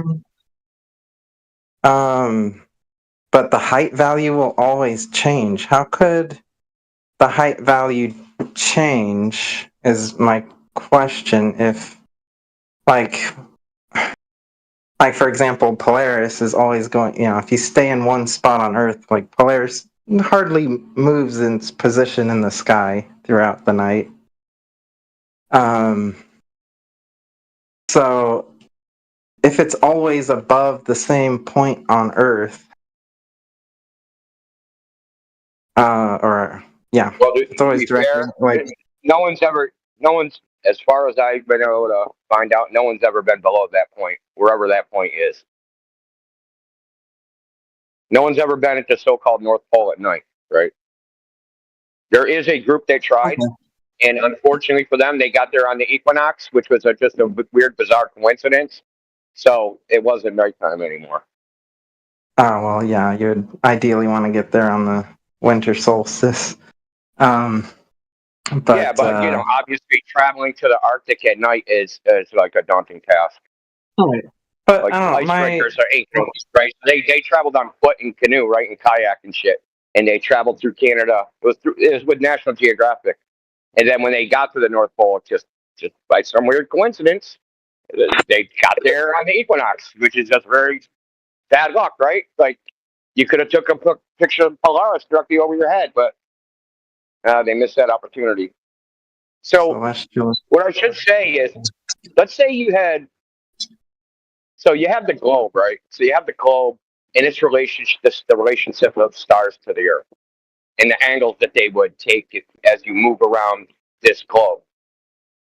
Well, if you had a flat Earth and and the stars were in a parallel plane above it, where in the sky would you look where the predictions of one versus the other would start to diverge?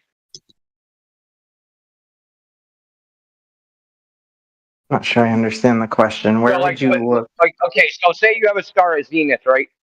And then you have a star 1 degree off zenith, right? On a flat Earth in a globe, that would be the same.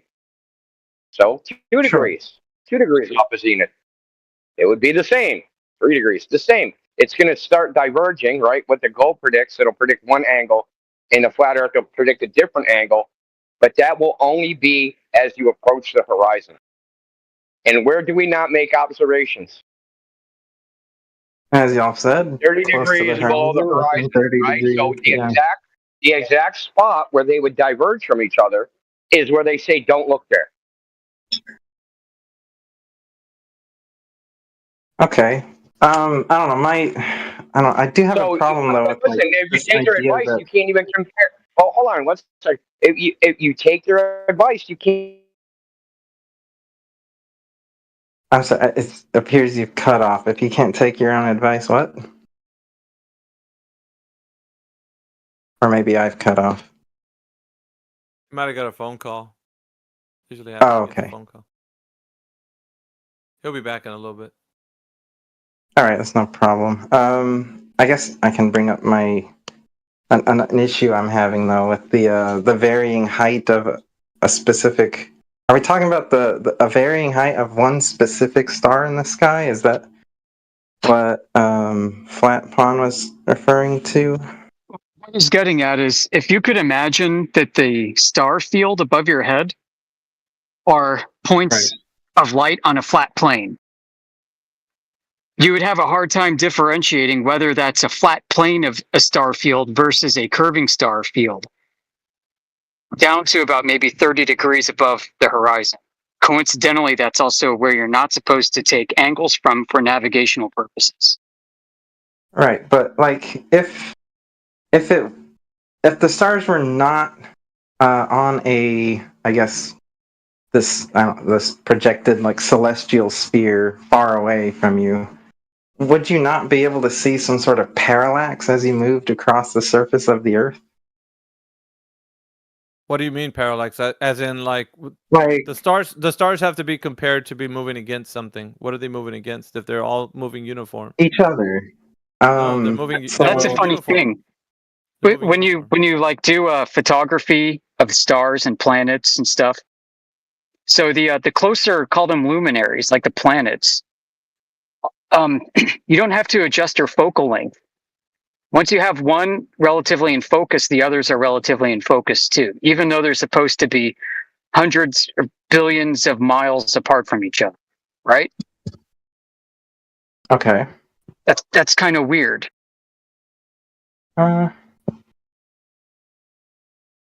Maybe. It is. Did you haven't contemplated it? It's an interesting point that you brought up. It is definitely interesting. And it would be worth addressing for sure. But I don't know, I still feel like, especially if stars can change their height, like wouldn't that change their apparent like angle of elevation over time? Yeah, I mean they do, right? You can watch them move. Well, okay, Polaris is not moving much, though. You're talking about stellar.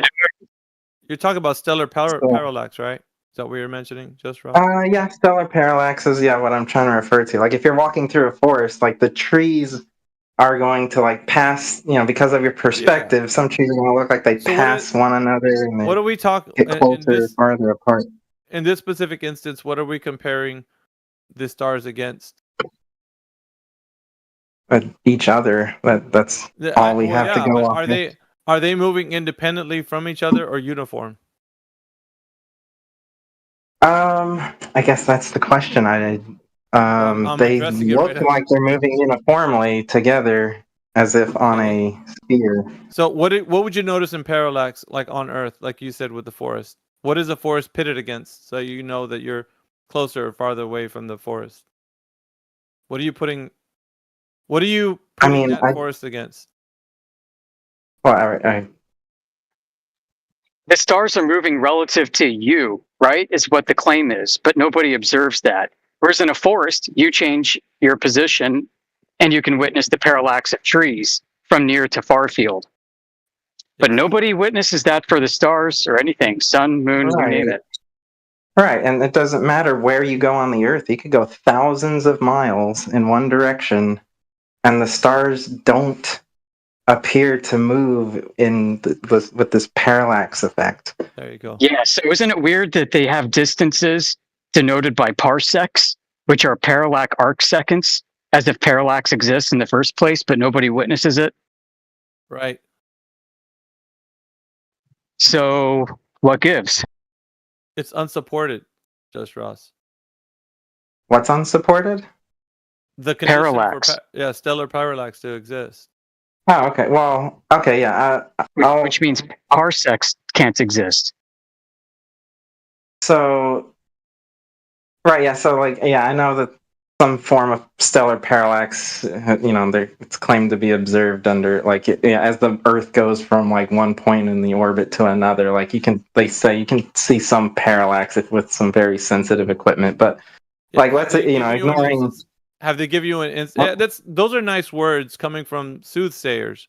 Have they given you an example of this? No, but okay. So, but I want to try to ignore those. I want to let's just okay. Well, you haven't. Let's just say we don't have any of that sensitive equipment. You haven't submitted anything for examination. So what have you said you discarded? You haven't discarded anything that's been presented. Right. So I want to basically say we don't observe stellar parallax, at least not with the naked eye. We're not observing that, no matter where we go. Right? According to the way they describe stellar parallax, that has not been observed by people being able to detect that there's parallax occurring the way they claim. Right. So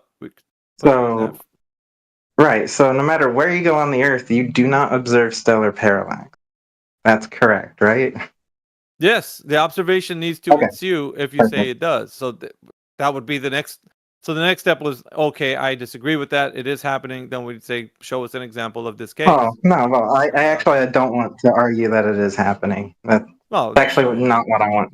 I actually wanted to make sure we're on the same page with that.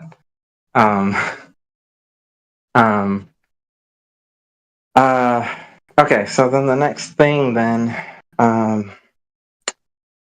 right, for that to happen, these stars would have to be really far away, right? Linear distance also is another. Probably at least an order of magnitude greater than any distance we've crossed on this Earth, right? Yeah, maybe so, maybe not. We don't know. Think about this. Linear distance is another mythos that's been propagated throughout mainstream. But asking you again, have they given you an example of how to obtain linear distance to any star, sun, or moon? Well, that one image I posted showing that you can triangulate the position of a star and get its height above the Earth seems to show that you can. Triangulate the distance of a star? What? I've never. No, okay, hang on. This picture. How has that been? Is there any mainstream information that supports this, or are you just saying that, Just Ross? I am saying this just off the top of my head.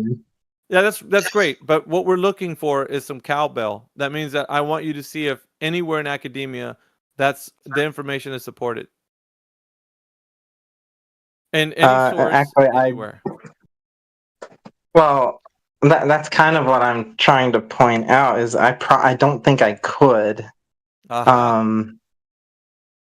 where, but like, I guess what I'm trying to get at is, in order for the flat Earth model to explain why different people have No, different. we're on a good path. Hold on, just Roth. We're on a good path.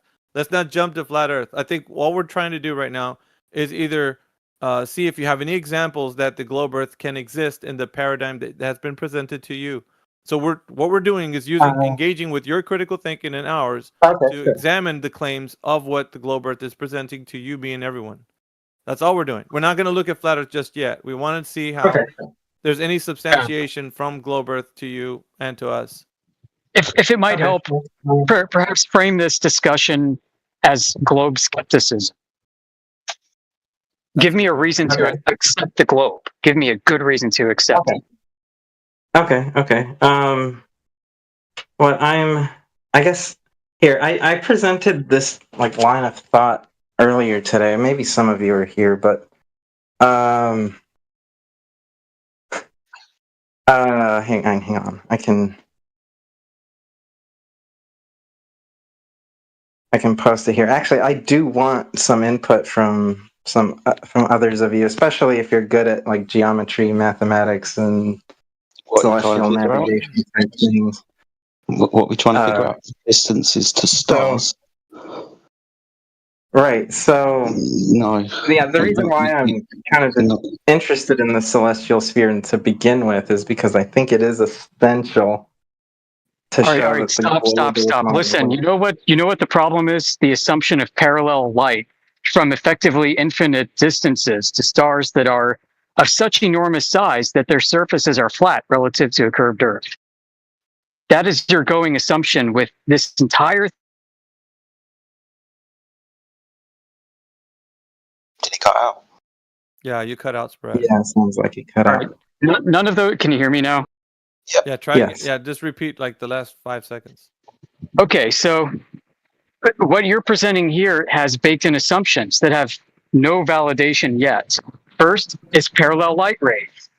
Parallel light rays that are emanating from an effectively infinite distance from a surface that is effectively flat relative to the small, teeny tiny curving Earth, and assuming that Earth's surface is curved, which your location on that curved surface produces those angles. All of that is one gigantic assumption going into this. And what we're asking for is some way that we can validate it. And one of the best ways to validate it is to measure the surface to see if it curves. We have access to that. We don't have access to these stars that are claimed to be, hundreds of light years away, if that's the case. If we measure Earth flat, guess what? You don't have these star distances in parallel light rays to a curving Earth surface. What you do have is an entirely new cosmology. See if I can help with a short example. Because we're trying to measure like the altitude or height away from a surface of an object using a triangle, right? We're measuring angles. We can do this with known certainty on the surface of the Earth when we're trying to figure out our distance from a mountain or the altitude of a mountain based on the elevation angle that we can measure. Now we can confirm this because we can measure from sea level, we can go to the top of the mountain, we have access to measuring these things. When we're trying to measure things in the sky, celestial objects, we've got a problem. One of those problems is the measurement of angles whilst you raise in altitude. If you were to take a measurement from, say, mean sea level, the surface of the Earth, measure the elevation angle of, say, a star at 60 degrees above the horizon, and you're trying to figure out by its ground position the triangle that's going to give you its distance.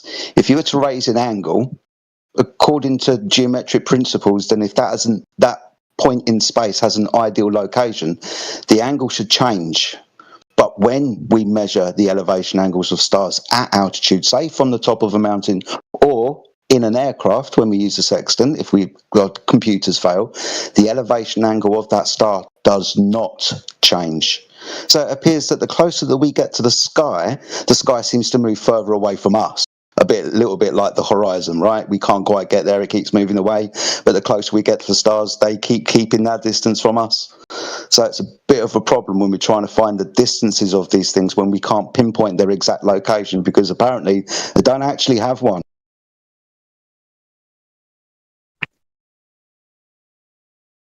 Okay. So I guess, yeah, the thing is, yeah, the stars don't have a location. You're not going to be able to find the distance to it using this angle measurement. No. Oh yeah, I'm not interested in finding the distance to it. I'm interested in showing that they're far enough away that. What if yeah, they're I guess vectors? essentially.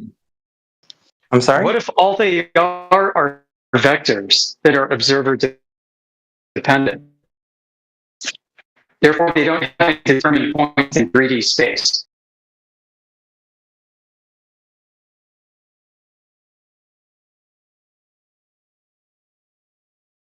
I didn't quite understand. Sorry, the audio wasn't clear enough for me. Sorry. Can you hear me better? Yes. Checking. Okay. What if the light are just vectors that are observer dependent? Then you cannot determine their location in 3D space. Oh, well, that's a very interesting theory. But I mean, that's what we observe, isn't it? I mean, that when you strip away all the assumptions, we only have that to go on. Worth considering. Right, but I mean, this would be a very similar effect to having a very distant object shine its light toward you, and then yeah, like you can climb a mountain, but if that change in your elevation is almost nothing compared to the distance to that object, you would essentially get a similar result. You'd like the light ray coming to you from that celestial object would be almost the exact same angle slope coming towards you.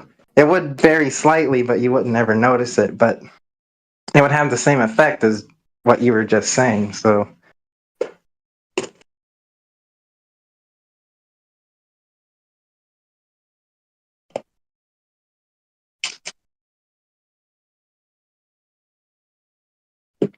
I don't think we can rule out that the stars are very far away. However, that term is very ambiguous.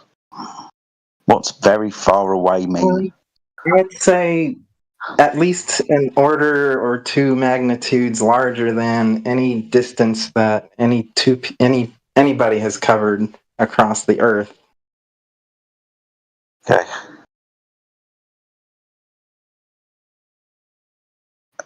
But across the Earth, what, with a definite size? I mean, I'm not going to assume the size of the Earth for the sake of this conversation, but like there's a certain distance where like I could probably, I could meet all 8 billion people on the planet. I can probably identify one that is the farthest point away from me. And I get you. Right, and so very far away appears to be what, about 50,000 miles? The number. So twice the distance. Yeah, I would. I could somewhere in that magnitude. Yeah. I don't know the exact number, but this is lovely, but how are you ever going to be able to confirm any result that you can use with any calculator or attempt to do so? How are you going to confirm anything? Or is it just a nice idea? Yeah, the 8 steps that I posted earlier was my idea, which I did want input from any of you that are, I guess, so mathematically inclined to critique the line of reasoning. There is a lot of like hand waving. You'd have to do quite a bit of geometry in between one step and the next. And I do want to get someone to look at it and see if there's any like weakness in the mathematical reasoning that you would have to do from one step to the next. Do you mind doing me a favour and reposting what you said you posted earlier, please? Oh, sure, yeah. Thank you. I can do that. Because I haven't done a measurement using this plan yet, because I don't want to put the cart before the horse, I guess. But this is like the line of reasoning I want to use, and at some point along the way, it requires 2 simultaneous measurements at 2 different points on Earth. But it does rely on the idea that the celestial sphere represents stars that are very far away, and that the Earth can be thought of as, or at least any known point on Earth can be thought of as occupying the center of this sphere. So there's a lot of math involved, and for this to actually work, but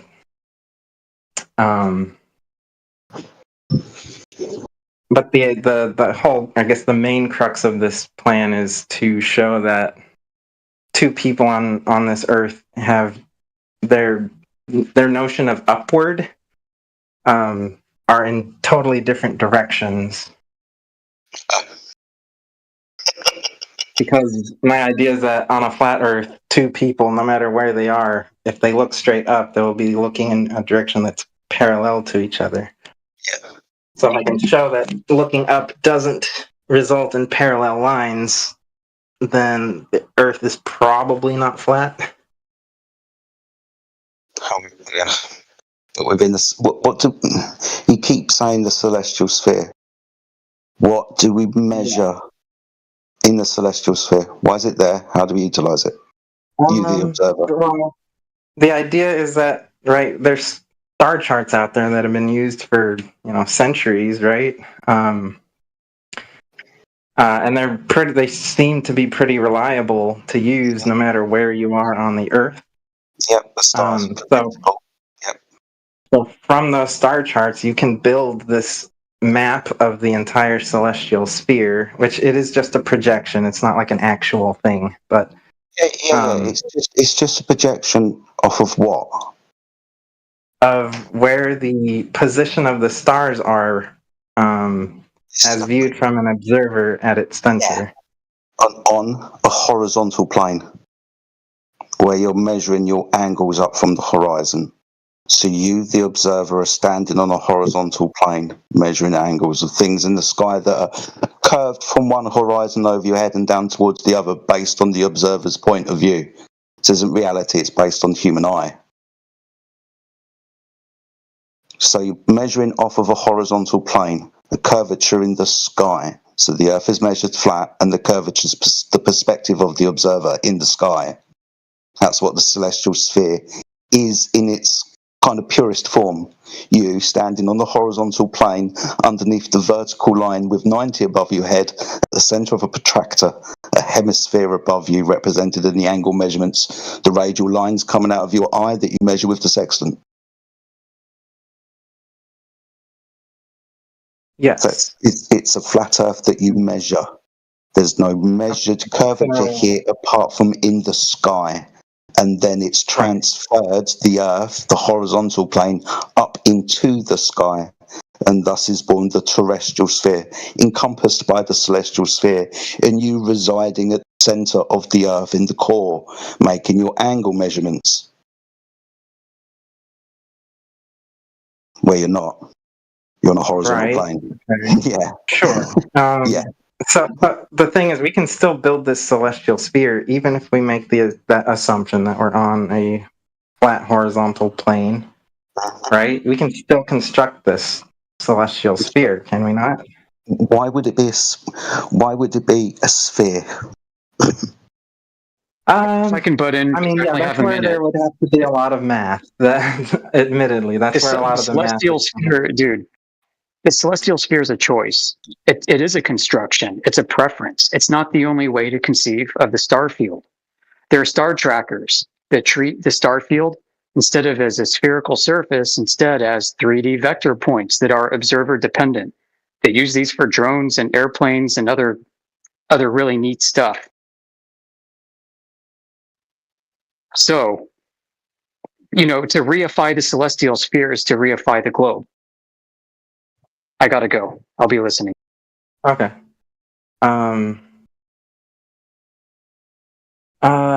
Let's see. I guess I'm trying to consider if maybe the entire sphere need not be constructed for my argument to work. Well, you're only going to construct it out of the sky. It's Like, going to be maybe a presupposition that the Earth is a sphere. There's going to be no justification for it from the measurements.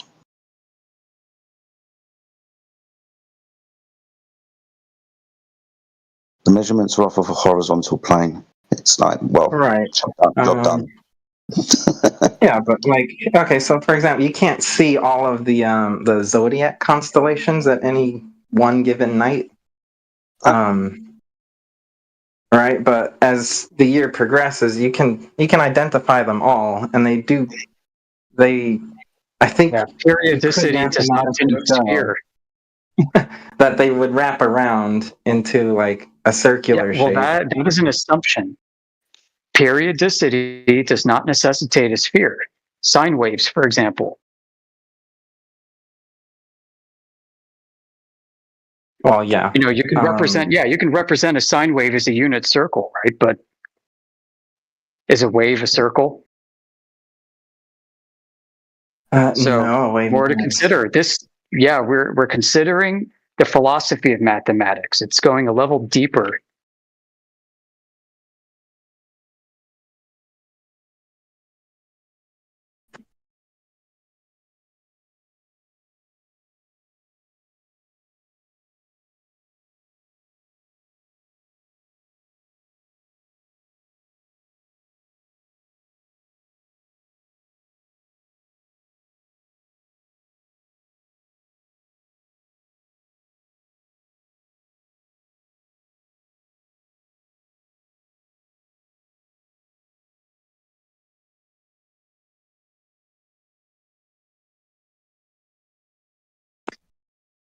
Well, yeah, I've got no rebuttal to a statement like that.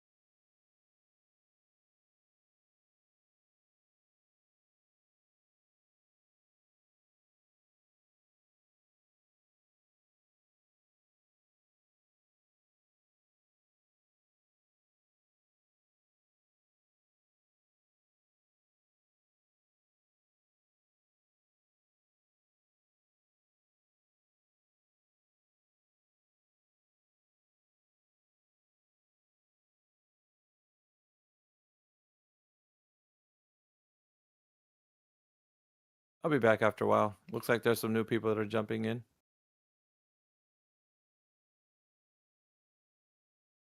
Catch you guys in a minute.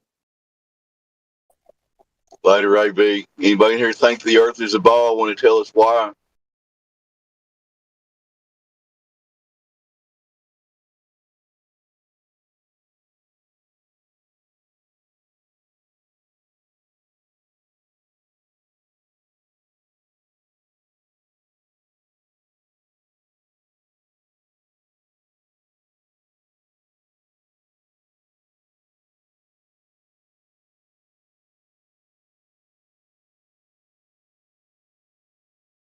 I guess everybody in here is on board, so good job, guys.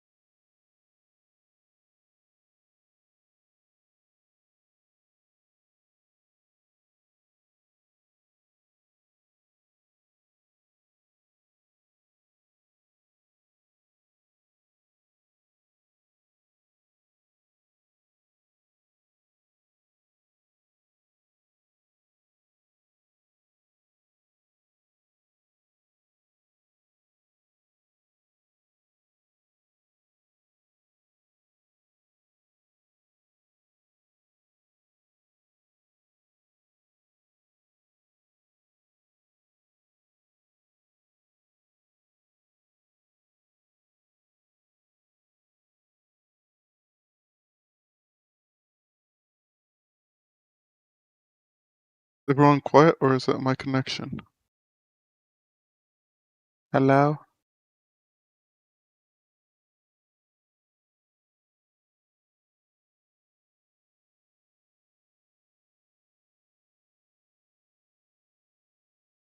Now you sound like you're coming in all right.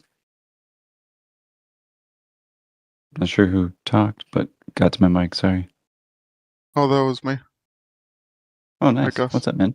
But what's up? Why is everyone quiet? And what's up with this channel? Was it Yeah, we just have a lot of class, you know, a moment of silence for the globe. a channel in like politics server? They, Yeah, we're the same group. for the Anyway, you globe? may have seen us in 24/7 in politics or politics and religion, or So maybe they even moved our in home here, server. or yeah. So what made you guys move here? We were invited. Actually, they made a room for us, Oh. and you know, And made that's beautiful. Good to know. It's like when you have rock stars and you want to draw a crowd, you bring the rock stars to that building and you tell people they're in the building, you can come and talk to them. We're the rock stars. Yes.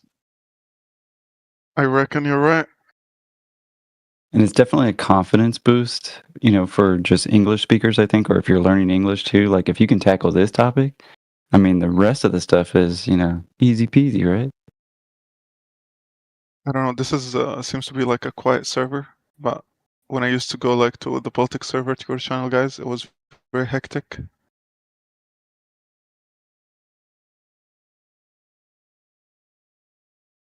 Yeah, it can be a triggering topic for some. Some are pretty chill, actually, at least in this server so far. Very cordial, you know, compared to what we're used to in some places. Yeah. A lot less degeneracy here, and that's always good. I initially thought like this is like a trolling thing? Like you guys are like joking, like taking a No, piss, not at like. all. But you actually do believe that Earth is flat, yeah? Well, yes, but I would clarify that there's a difference between belief and having knowledge of something, right? So, Oh, for yeah. instance, Believe and you knowing. know, like I don't believe in my shoe size. I would measure it and then I would know my shoe size. And even if it changed over time, I would measure it again and I would know again, right? And in this case, it's not a belief. Like we don't just like jump into a new cosmology, right? What it is more of a shedding of a globe, right? And the paradigm that we were all taught.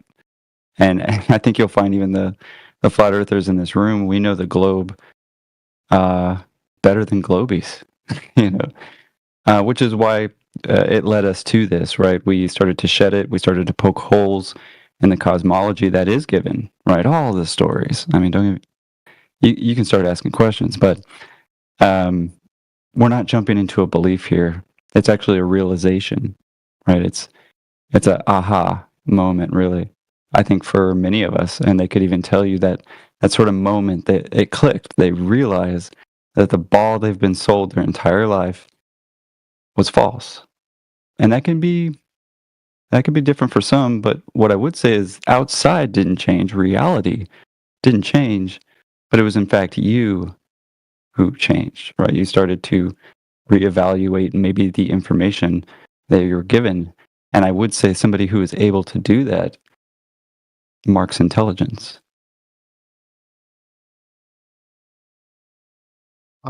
So you're trying to say like, when you say like feeding a lie, are we like living in a conspiracy then? Like this whole NASA thing and the astronauts and this like.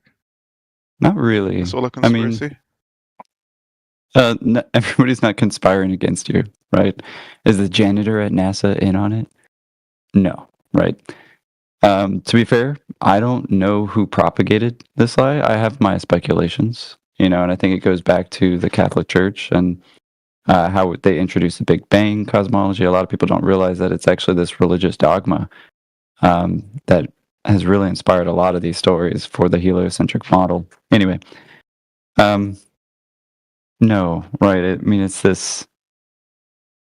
How do you say? Oh, I forgot my train of thought. Sorry, could you repeat your question? I want to make sure I get it for you. Is it a whole like big conspiracy that we're living in? Oh, or right, most right. of the people are living in?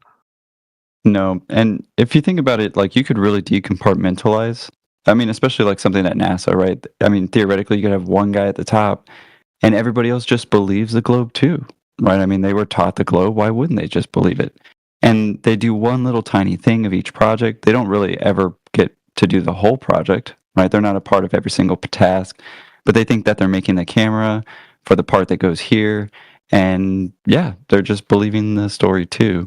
They're not necessarily like lying to everybody, right? You have to be cognizant to really, I guess, lie to somebody, right? You have to know the truth in order to not tell the truth and to, of course, be lying. But in this case,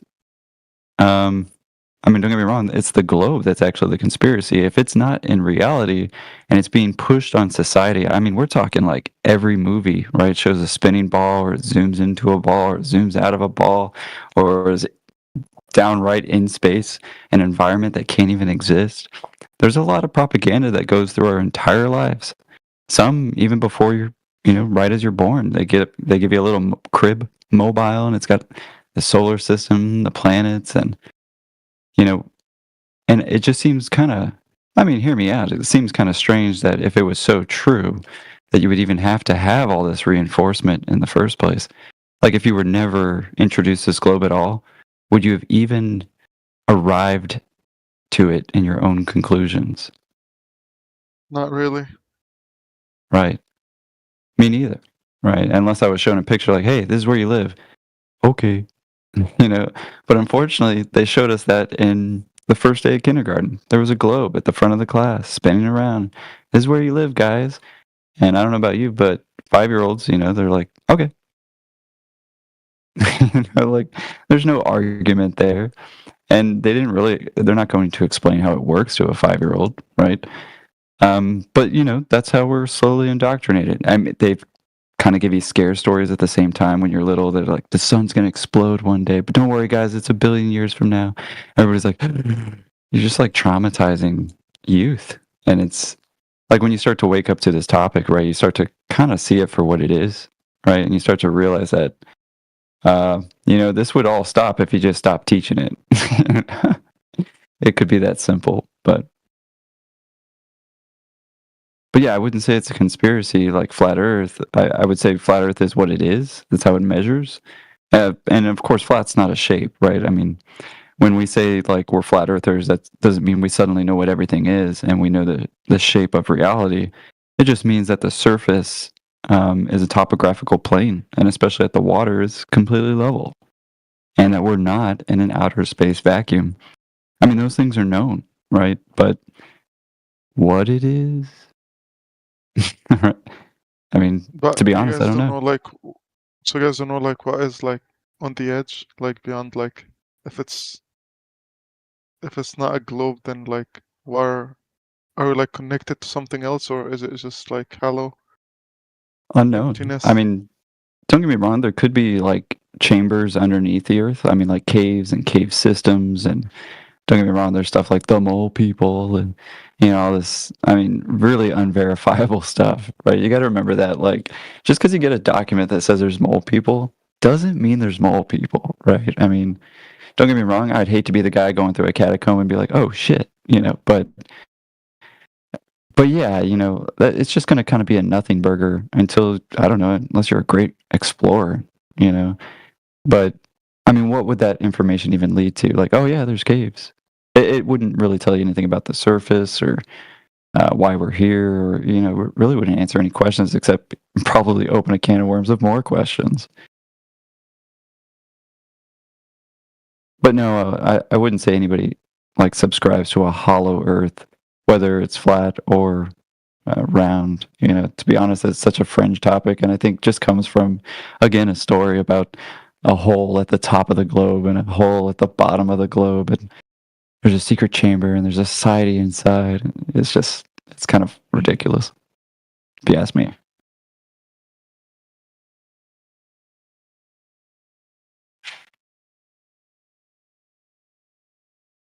Have you ever been in a cave system, Hex?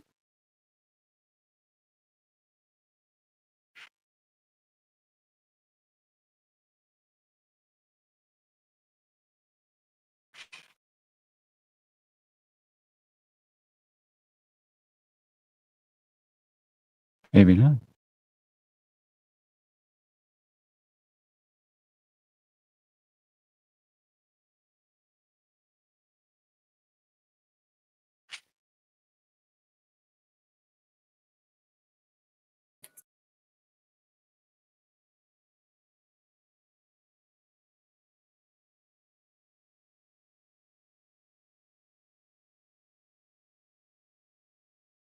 Yep, still here. Still asking if anybody knows they live on a globe in 2025.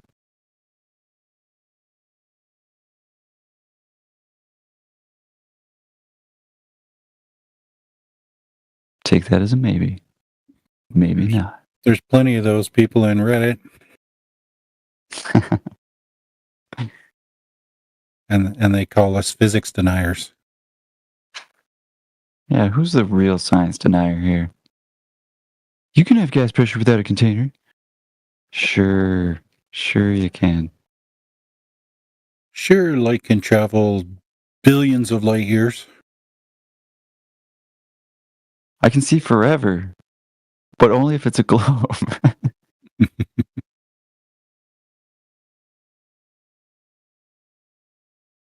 I'm looking into the past. Man, that one always tripped me out. I would look up at the sky and I'd just spend so many hours wasted on pointless animations of imagination of going to different places out there. You're like, man, how far is that? But I guess you gotta sometimes know the delusion first to wake up, right? Would you really learn anything from this place if you had it right all the time? Yeah, what they don't understand is that you cannot duplicate photos from space, but you can duplicate my photos.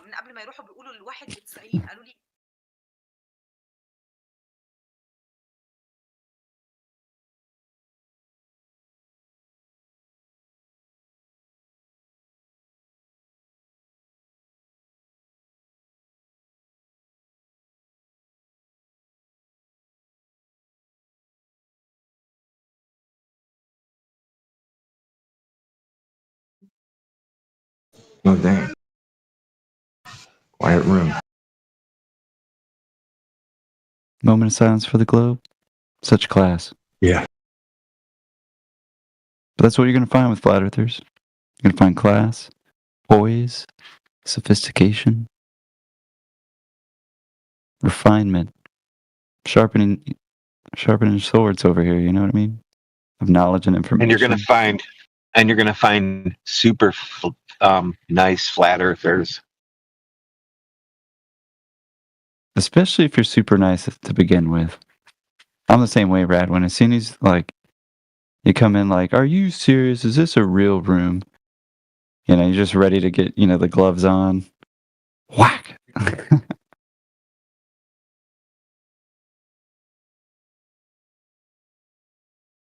But, you know, if you come in on a good vibe and you're just asking questions, no one's great. gonna chew you out. Shoot.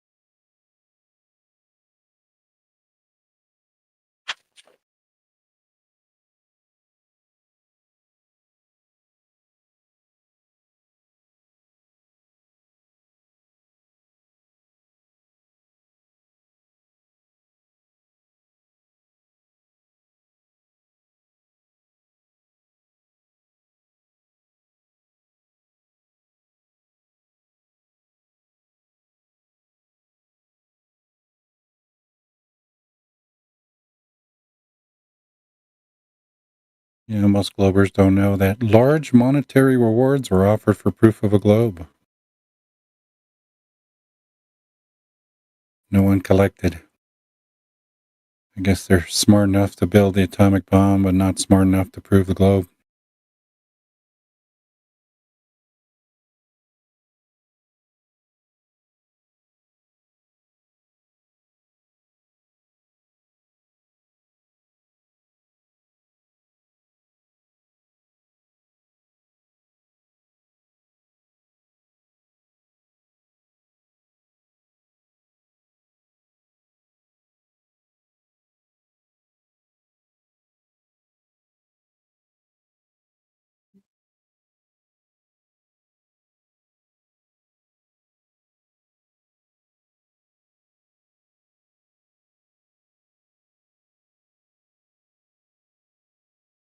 Looks like we have a couple of names unfamiliar to me.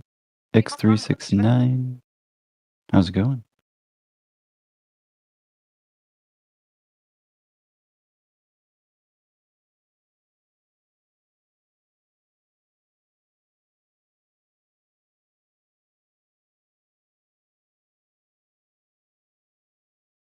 That bad, huh?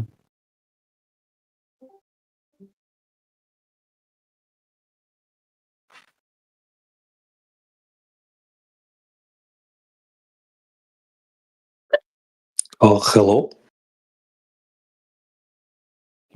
Yes. This is 24/7 Flat Earth. How can we help you? I just have a quick question for the panel. Go ahead. I see there are two YouTube bots in here. Are we live? We are live. We are live, yes. Yes, we. Okay. Is there a link to the server, to the YouTube channel? Yeah, you can It's in actually the go ahead at and the click on bottom. either of them, and they both have links to all of our live streams. Some of them in multiple cases: Rumble, X, Twitch, YouTube. And do you need my permission to stream my content? Definitely not. In fact, it's there for you and for me, right? So that you can hold me accountable to what I say, and we can hold you accountable to what you say. And you can even like listen to it back and hear how you sound. Well, I'm not an expert, but I am pretty sure that science tells us it's a globe. I don't know what Science, are you. well, science isn't a person, so it can't tell you anything. But what about the body of science? The entire purpose of science is to continuously question everything.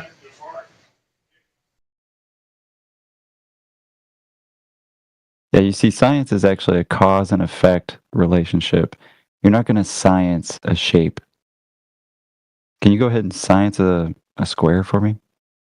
What's the cause and effect of a square?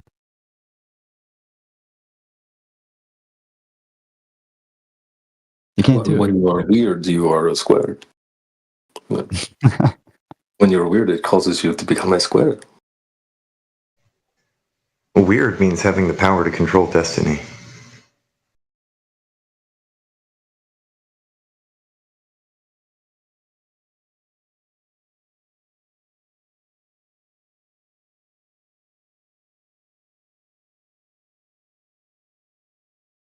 So you consider the Earth to be a sphere. What's your favorite globe Earth proof? Obviously, the pictures. The pictures. We have tons of pictures. Can you duplicate those pictures? You have access to post in the side chat, don't you? Yes, I will grab you some pictures. The question would be, are Whatever pictures... you consider to be your The question would be, are your the pictures, are they your standard of evidence? So if someone want to argue about something, does that person just have to show you some bunch of pictures about that shit and you will believe that? So if you consider it to be your standard of evidence, yeah, you can put pictures as an evidence for the globe. And I can put my pictures for the unicorn, and we will exchange our evidences. I don't use pictures as my standard of evidence. So I won't consider the globe or the unicorn to be real based on pictures. Do you? I don't have access to post pictures, so I sent it to Creation Bear. But, I mean, if it comes from a trusted source, then that is what matters. Again, just requires belief. You said it yourself. Trust my source. You have to fact check these sources that you think you can trust. I don't trust anyone. There's scripts that newscasters read that don't believe what they're saying. They will if you hear it on the news. You're liking a little bit, AG. You're roboting, AG. This proves my point. See, the flat earthers don't even have correct internet. They don't believe in satellites, so they use crappy dial-up and all kinds of crap. He's getting out and just throwing out insults. What's wrong with him? Bro doesn't even know how internet works, right? Internet goes through undersea cables. But like, if he wasn't a flat earther, he could point his phone closer to the satellites. It would work better. What the hell? Is that what you did? Is that what you pointed your phone closer at the satellites and now you have really fast internet? Is that what you did? Or because I'm not a broke flat earther, I'm on the top floor of my building. I'm closer to the Oh, the top floor. Wow. I have great internet. Building. Yo, DJ, you have that. He got that. Hey, Gracio internet's not working, bro. DJ, he got that stupid habit to when you see people or some girls, the girls do that very usually. So when they don't have signal in their phone, they just hold their hands into the sky and looking at their phone like if you catch more signal. So you're saying he's a dumb blonde then? I mean, blondes do it better. But everyone, just wanted to mention one thing. They've managed to set up the Flat Earther tag that you can have attached to your name, right, for our home server. So people can just click on that and they can find our home server. So if you jump over to the home server quickly and then just click at the top of the server, right, you can adopt the tag. I think as soon as you go into the home server, it'll offer you the option to adopt the tag. Just pointing that out. That's pretty awesome. I don't know why anyone would want to identify as a flat earther.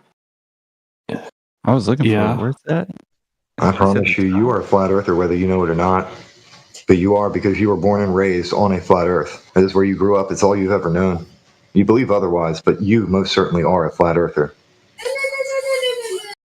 You can call me whatever you want. It is what it is. You have a lot of wrinkles in your tinfoil hat, my friend. You're the one who thinks the horizon's a conspiracy. When did I say such things? The boats go over the horizon. That's not an illusion. No, Rayleigh's criterion. The boats do not go over the horizon. At no point do they ever go over a horizon. You don't even know what a horizon is, bro.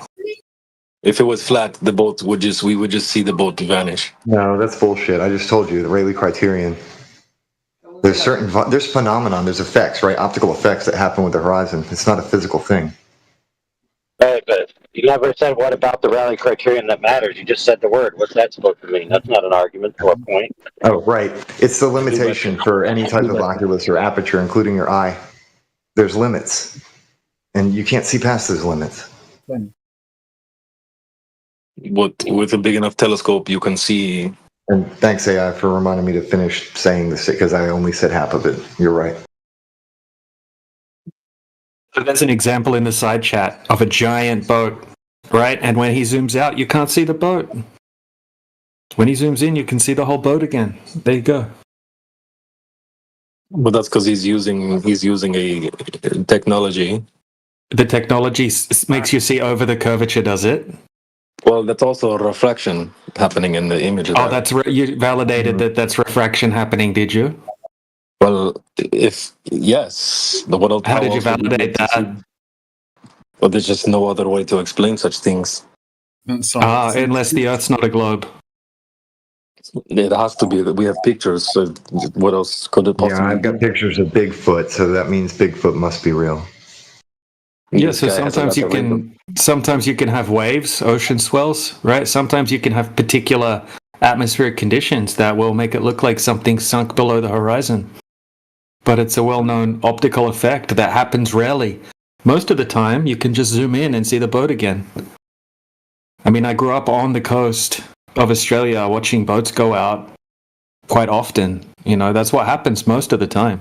Occasionally, if there's big waves or very specific weather conditions, yeah, it can look like it disappears bottom up. But I mean, there's so many examples of what I just posted. And we can, this is the main thing, bro. We can replicate this on a small scale flat surface, right? Just proving that it's not exclusive to a curving surface. Yeah, I've demonstrated it using railroad tracks over a very short distance, about 500 meters or so. But can you do it on a planetary scale? You yourself cannot do anything on a planetary scale. You don't even know what a planetary scale is. How are you going to, what is a boat? What's that got to do with boats going over the horizon on a planetary scale? What do you mean? Exactly. Well, on a planetary scale, the boat is You're not even living on a planet. Doesn't even make sense, bro. Yeah, what's a planet? What's a planet and where do they exist? The globe. Yeah. No, globe is not a planet. Yeah, okay, what are you talking about? so Look hold at on, all these conspiracy theorists and everything. That's not the planet. This guy's making broad fallacies, like overall, in general, he's using nothing but fallacies. So you're saying the Earth is like the planets. So how are they similar? How is the Earth you're standing on similar to the lights in the sky? Go ahead. Are you serious, sir? Listen, all these conspiracy theorists in here don't think the Earth is a planet. They don't even know what Another fallacy. He's doing it again. He's just going to ad hom and then sling mud. Yeah, so you don't have anything to base your statement on. So you have baseless claims that can be dismissed out of hand without any backing of them. So you're saying the Earth is like the planets that you see in the sky, which are lights in the sky. You haven't told us how they're similar yet. Well, science dismisses all of you flat earthers. Okay, so I'm asking, how is the Earth you're standing on similar to the lights in the sky? Go ahead. What's the next step? We're on a planet. Those are planets. Science proves that the Earth is flat. So you just make the claim again instead of saying how you're validating it. So you still haven't answered the question. So I don't know why you're obfuscating this thing and avoiding it. So how is the Earth similar to the lights in the sky? Just answer that. If you grab a telescope, you can see there are spheres. The Earth Okay, so is Earth a sphere? Is Earth a light in the sky? I mean, basically, yes. Everything is in the solar system. Okay. When did you see Earth as a light in the sky? When? We had told you earlier. We have pictures from space. Did you see yourself, Earth in the sky as a light? Myself? Like, no, I'm too small. Okay, so you're using a fallacy of association, and you're using a fallacy of an appeal to authority or consensus. So you're using illogical thoughts to back up your claims. Illogical. Do you understand what that word means? I'm not an expert. Yeah, not logical. So you're appealing to the priest. So you're a religious zealot. Okay, thanks for your concession. Congratulations. I mean, it's more like science and not religion. I mean, yeah. Well, so why don't you tell us how you validated those things that you're talking about then? Where's your evidence or proof that they're real? It's in the books. It's in the paper. It's in everywhere. It's in the books, in the papers. So in the scriptures and on your TV screen, so the scriptures in your religion, from the priest that you trust. So you have a blind faith. Congratulations. Welcome to Flat Earth.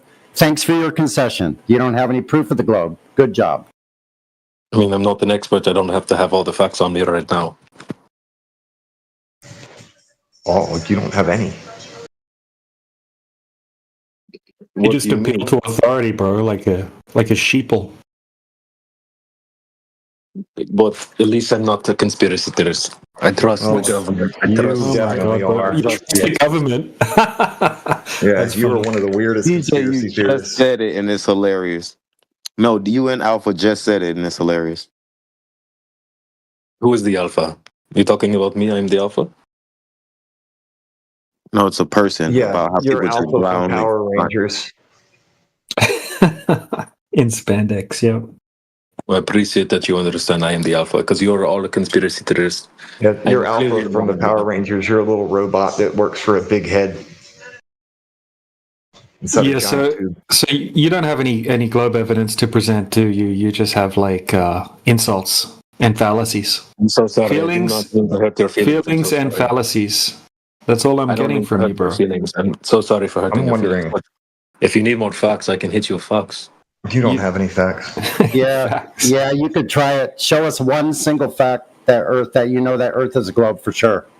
Yeah, I already asked you to post something in the side chat, man. Just post literally anything in the side chat. Literally Here's anything. a fact. Post your proof. The moon eclipse. The eclipse of the moon. So looking at the sky is not the surface of Earth. So congratulations, another fallacy. Is that all you got? I mean, I can hit you with another one also. Yeah, what about the surface of Earth, like drop over distance, the measurement of drop over distance? Do you have that? Okay, yes. If you lay down on the beach and watch the sunset and then stand up. Oh my God, bro. So your measurement of the surface of Earth is looking at the sky once again. No, Fallacy. you're literally laying on the beach. You're looking at the Earth. We need to change your name to Mr. Fallacy. I mean, at least I have facts. You're just mad at me. Where's your fucking facts? Where's your facts, bro? Where are You've they? never laid down on the beach before. I asked for a measurement, and you said lay down on the beach and look at the sky. Are you retarded? If the Earth was flat, you could not do that. Are you retarded? Just because you imagine all the reasons why something can't be doesn't mean that it's not. You're just imagining things. You're trying to make up excuses as to why the Earth can't possibly be flat when the horizon is observably horizontal regardless of altitude.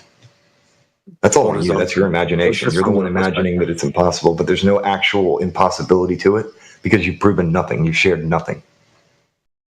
Remember, this guy's just trying to get a rise out of us at the moment. That's all he's doing. He is, because he doesn't have anything, so he's trying to get some kind of concession, even if it's in the form of one of us getting pissed. I mean, it's okay, guys. I mean, laying out all the facts, like laying down on the beach. You haven't said anything true so far, and you haven't proven anything. Yeah, you haven't presented. You haven't presented not one. You've not presented one single proof. Yeah, not just one. give us one thing. Okay, I can give another one. That is your okay. claim. So we've talked about the eclipses. That is can only possibly. No, the conversation is the ground. Lights in the sky have nothing to do with the ground, and the ground's not in the sky. Try and remember that next time you say anything to us. It is the ground that blocks the moon. No, it doesn't. I mean, what else could possibly be blocking the moon? Doesn't matter. I don't even have to care about that because the Earth itself measures flat. If the Earth was flat, the eclipse would be like if the Earth was round, you wouldn't be able to do anything that you think that you can do because it's round. It's actually quite backwards. You wouldn't be able to do any of those things if the Earth were round. You don't understand. Your phone is the technology. You don't understand. Because you came in here trying to straw man everybody with some weird idea in your head, but you have no idea what anybody here is actually thinking because you're not a mind reader. You're just going to keep it down. You haven't asked a single valid question. You've come in here to fight. How can I know what you think? You've covered all your heads in tinfoil hats. See, you've only come here to fight and insult. That's your only purpose here. You're flat earthers. I don't know what to do. I mean, that's your best globe proof is flat earthers are wrong. You haven't presented any information or any proof or facts, evidence of Earth being a globe. All you have is stereotype fallacies, straw man, red herring, obfuscation. You haven't provided anything. Where's your proof that you're saying you have? You keep saying, I got facts. We haven't seen one single fact about the surface of Earth being curved. Do you want me to pull up like a NASA live stream or what do you want? So no, I've seen enough cartoons. We don't need cartoons on your black screen. It's not a cartoon. We need a measurement of curvature on the surface. A measurement. Not looking up at the sky. A measurement of the surface curving, like drop over distance. Yeah, because NASA knows that it's flat. Let me just let you in on a little secret. They've got all the trig and the I only just noticed what's going on. My goodness. Do what? There are a lot of PDFs from NASA that explain that Earth is treated as a flat and stationary planar surface for all light dynamics. Bro, I thought it was this Hex guy that we were talking to. And I thought, why isn't his name? His name's not lighting up. It's like a Discord bug or something. Now I just worked out what the hell's going on. Aha! You just caught on, didn't you? Bro, what the hell? That's bro, CB, you're so good at accents, man. That's impressive. I don't know how much longer. I was wondering why that shit was writing up on amazing, man. Yeah. I thought that was a different person. I'm like, why is he speaking through CB's mic? What the hell? I've heard him do accents, like other accents. I'm like, that's crazy how you can do that. And now he's just become a different. That's creepy, man. Yes, Secret Asian man, he did get me. I didn't even look at my phone to see who I was talking to. I didn't realize it, and he's even done this before. So it was like an open book test, and I failed. Like I didn't realize that was you, man. I really thought it was this different person. How weird. It only got more funny when I realized Sonny didn't know what was going on because he started getting worked up. But I was like, "Oh, Sonny doesn't know." CB got me too. That's what I get for not looking at my phone. Yeah, I was even looking. Awesome. I just like bypassed the point, the fact that it was lighting up on his login. I just ignored it. I'm like, okay, he must have somebody like speaking remotely through his mic or something. I didn't know what he was doing. I probably don't need to get into VC when I'm on pain medicine like this because I don't pay attention to shit.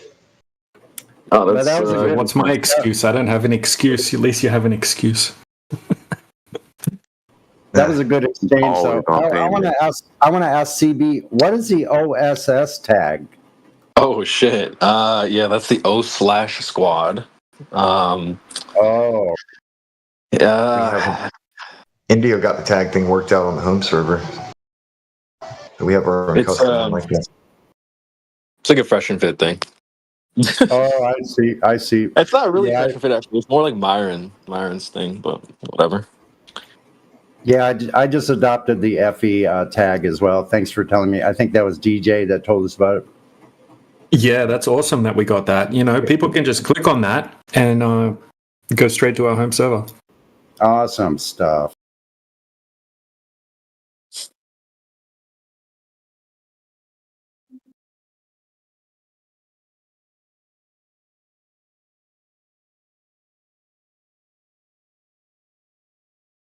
All right, who else we got in here? Dark, welcome, Dark. Dark just joined. Tick and Tick, yeah, welcome. What's going on, Dark? It's good. So you good? I just want to say this guy Hicks that he believes in that the Earth is flat, but he just doesn't want to say it because he's scared. Yeah.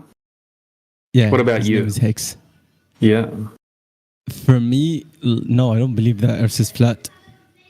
No. Okay. Have you looked into the arguments before, or you just don't believe it's flat because you've never looked into it, right? You probably don't know the arguments, or what? I just don't believe it's flat because, like, I have seen it. Really, you've seen the globe? Yes. Let me show you. Shit, that's crazy, Murray. Where? Yeah. Where'd you see it? Yeah. Yeah, like when and where did you see the globe, bro? Here, I sent it to you. Here. That's it. You saw that? That's you filming. Cartoon.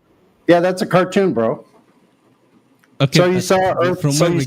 So you saw Earth as a globe in a cartoon.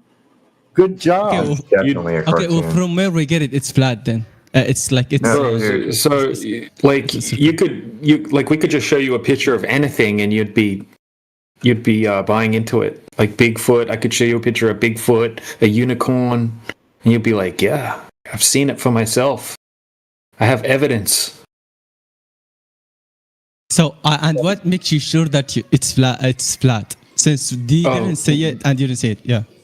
Yeah. So we tested the Earth. The Earth has been tested for curvature, right? And there's no curvature.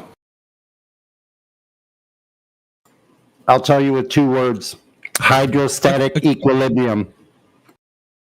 Okay, what about like the stars? Are the stars bigger than the Earth, or like the Earth is okay, hold on. I'm going to stop you. What about sticking to the topic of the server, the surface of Earth? So that's looking at the sky. We're talking about the surface of Earth. Yeah, but I'm like the stars look like little lights in the sky, bro. So we see the stars moving as little lights in the sky, and they move in like cycles. Right, they reset back into the same positions each year, and they're little tiny lights in the sky. We can't validate exactly how big they are compared to the Earth. Right, we're not even claiming to know the size of the Earth or the size of the stars. Do you know the size of the stars? No, but I'm just saying, like, the people who usually believe in Earth, they say like the biggest thing in the universe is the Earth, and the stars are very small. Who said that? What do you think? Some people who believe in the Earth is flat. Some people no, I don't. No one's saying that, bro. Okay, what do you think from you? Like, I'm asking you. Stereotype. Just told you. Yeah, we can't validate. You don't know? We can't validate what the stars are, or how far away they are, or how big they are, or what they're made of. We can't validate that. That's impossible. So you don't know, like, are they bigger than the Earth? Or how? Like, you don't. How would we know that? So all the things that we study and everything, it's a lie. Or Like what? Maybe we don't know. We are not sure, right? The things. Yeah, that I said we can't validate. like that. Yeah, we can't validate what the stars are, right? But we can validate that the Earth isn't a globe. Okay. Yeah. Like if it's a globe, it has to have curvature, right, over distance. So you could go to a large body of water and calculate how much curvature there should be over that distance. And if it's not there, or it's not anywhere over any body of water, then it can't possibly be a globe, because it has to be there if the Earth's a globe, the curvature.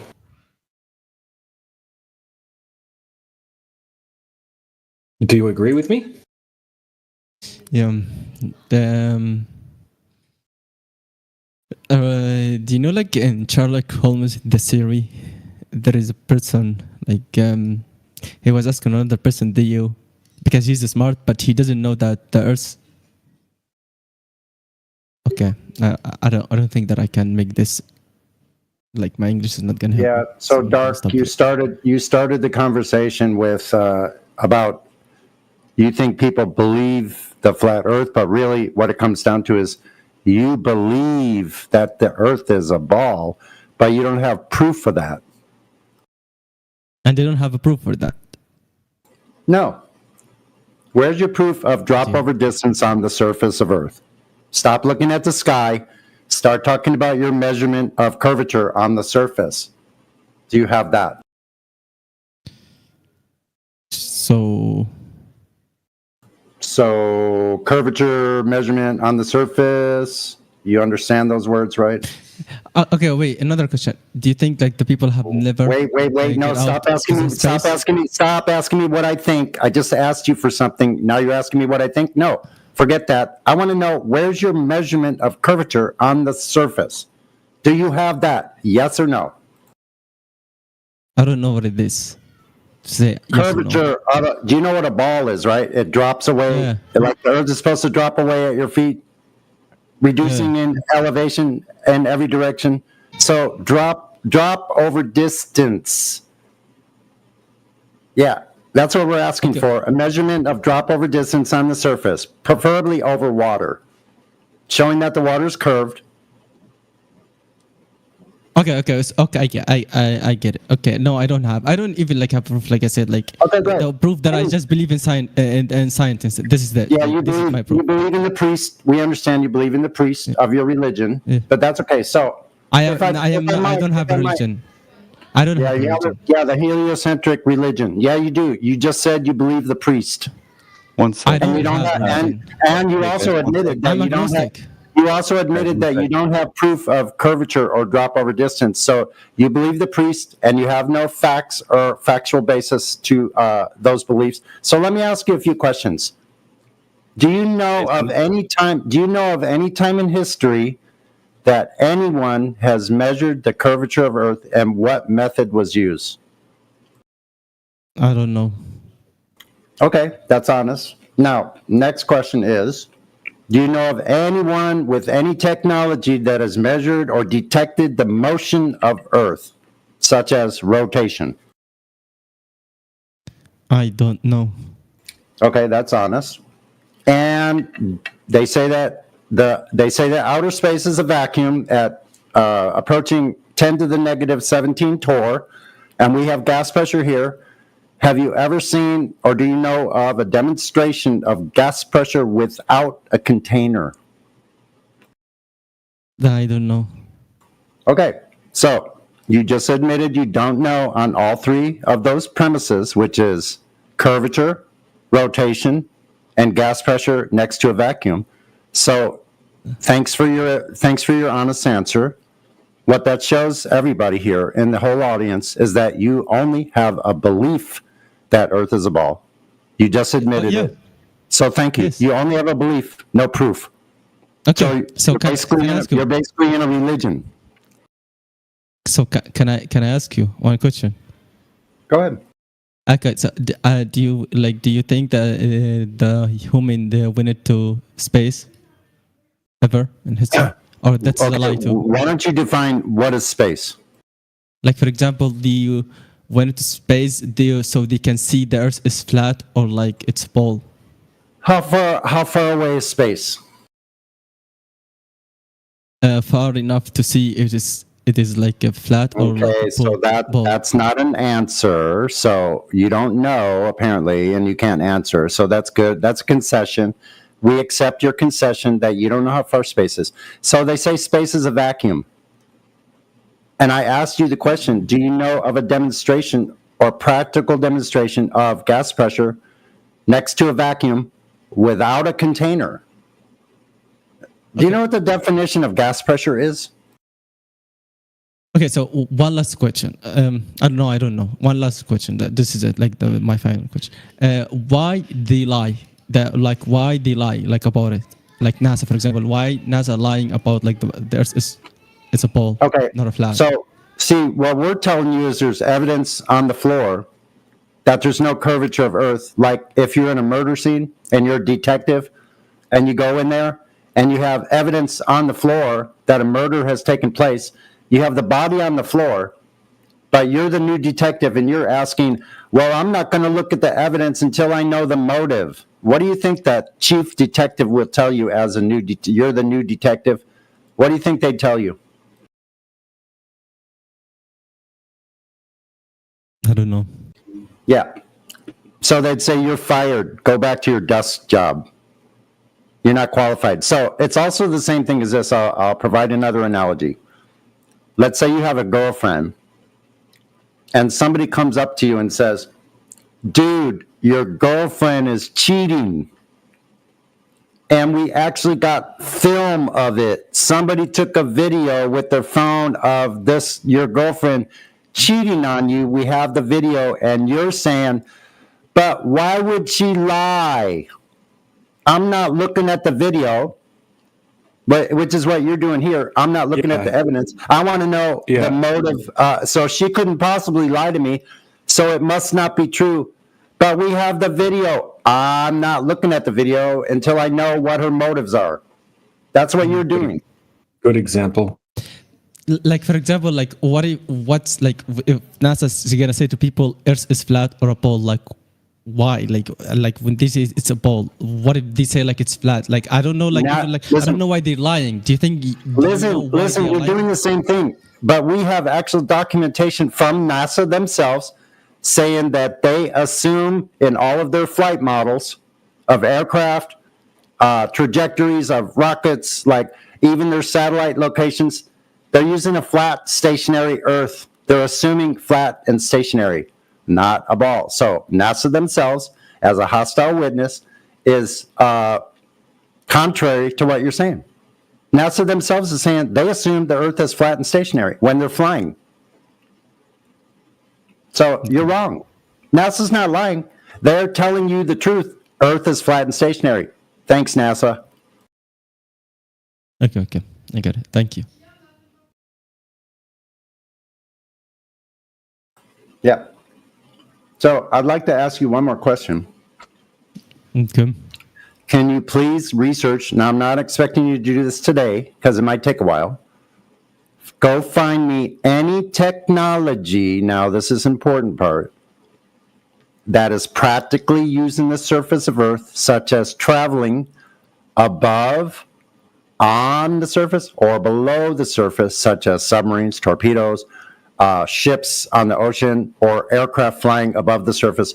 Any technology that is utilizing the globe Earth metrics. In other words, I want the technology itself, like, let's say, some type of aircraft or some type of vehicle or some type of ship or submarine or torpedo, any technology at all that you can find that is using globe Earth math or globe Earth geometry in the technology. So go ahead and find that. And when you find the technology that's using the globe Earth, bring it back to us. We want to see it. Okay. I promise you, like, if I become scientist one day, like, I'm gonna like prove to you that what is the truth? It's a ball or it's like a flat. I'm gonna like travel myself. and I'm gonna show you future. Hello, flat earther. Hey, listen, bro. Then how a gyroscope work? You know gyroscope?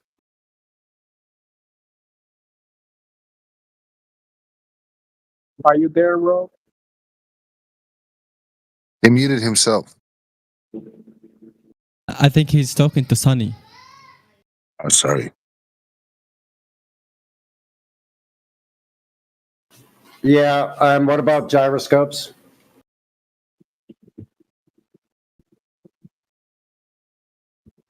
Someone was asking you, like, what do you know about a gyroscope? Yeah, so when they calibrate a gyroscope, what are they calibrating it? How are they calibrating it? In reference to what are they calibrating the gyro? Yeah, he's asking you how a gyroscope works if the Earth is flat. Yeah, I'm asking him a question. How does a gyroscope work? How do gyroscopes, what do they reference the gyroscope to set it up? In their design, they have to be calibrated. So what are they calibrating a gyroscope using?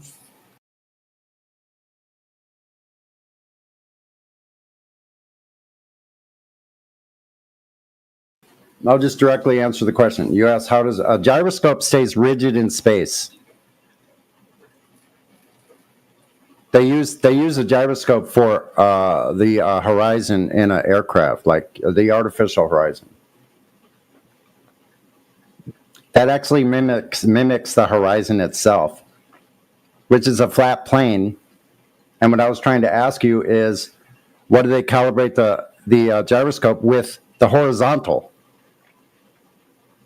When they're on the ground, they calibrate the artificial horizon, the H, and with the gyroscope, so it matches the horizon. The horizontal plane is what it's referenced to. If you were trying to reference a gyroscope on a curved surface, as soon as you moved, it would be off. And especially if you're flying an aircraft in level flight, if the Earth was curving beneath the aircraft and the aircraft is in level flight, that means level. That means a straight line, not curving. Aircraft don't fly in curves around a ball. So they're flying in level flight all the way across the Pacific Ocean.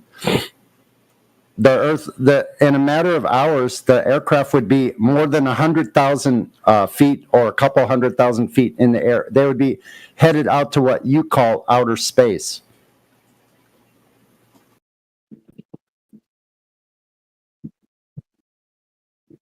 So aircraft are flying in level flight, and like I was referencing the documents we have from NASA and other aircraft designers and builders, the engineers that are making these flight models are all using the Earth as flat and stationary. Nobody's taking off or landing on runways that are spinning beneath the aircraft. I wonder why that is.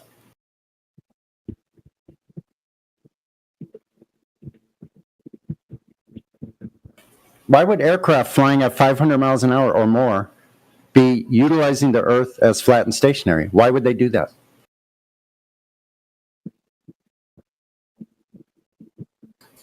Wouldn't the aircraft have to adjust itself for a curved surface?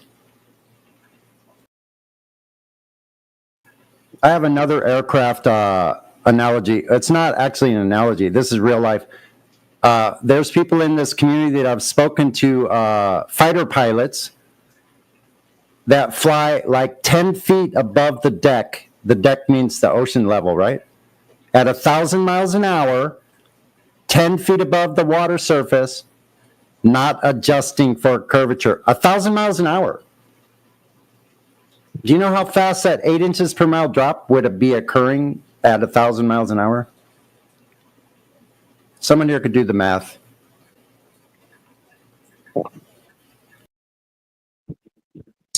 Repeat the question. Even if you just took the estimate of 100 miles, let's say, if you just took a segment of 100 miles, in 100 miles, how much drop is in 100 miles? 6,668 feet of vertical drop. That's over a mile of drop. And if that aircraft's going 1,000 miles an hour, that means a tenth of an hour. That's 6 minutes. In 6 minutes, there would be 6,000 feet over a mile of vertical drop from the aircraft. So multiply that out to 1,000 miles an hour. How much drop would that be? Even if you segmented it 100 miles at a time, which if 1,000 miles an hour, that's 10 times faster than 100 miles an hour.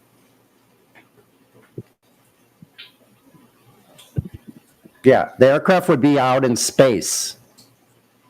It would, and I say that, with all candor, there is no such thing as outer space. But the aircraft would be miles and miles and miles above the curved surface. This is simply not happening. Let me just explain this, because people try to tell us that, the Earth, the Atmo is spinning at the same speed. Well, if that's the case, if the Atmo, the gases, which are unbonded and are not attached to the Earth, are spinning at the same speed, let's just give you that. Okay, let's say the Atmo is spinning at the same time. The aircraft is not attached to the Earth or the gases in the Atmo. It's free flying, so it doesn't have anything to do. If the Earth were spinning, the aircraft is not attached to the gases. It can move and turn in any direction without reference to spinning. So the other thing is, if the Atmo is spinning at the same speed of Earth, that requires an increase in speed as it goes higher in elevation, and a decrease in speed as it goes lower. There's no evidence in the black boxes or the pitch data or the acceleration or elevation on aircraft pitch data. There's no evidence that this is occurring at all. Flat and stationary. Thanks. Then, bro, I got a question. Then why the scientists don't show the public that the Earth is flat? What benefit they have, bro? Why would they tell everybody the Earth is flat? They already have, but why don't they teach that in schools? Because they have a bunch of willing idiots that are willing to believe anything they say. Why would they not lie? So you were saying billions of idiots, like, really? I mean, in every country. You think videos are evidence or proof of reality? What about movies, bro? What about movies? Yeah, we have a movie. We have a movie called Gravity, and they did a better job in Gravity movie than NASA does any day. So yeah, we have movies that show Earth is a ball. Big deal. We have movies of Bigfoot. We have movies and videos of the Nephilim. Does that mean they're real? I have a question. But who's talking? Because I'm sorry, can't recognize the person who's talking a while ago. What's your name, sir? I was talking and Chobar was talking. May I know what is your name? Because your mic is not blinking on my screen. My name is Sonny on the plane. All right, Mr. Sonny. So, I got a question, but please just bear with me, all right? Does Saudi Arabia exist or not?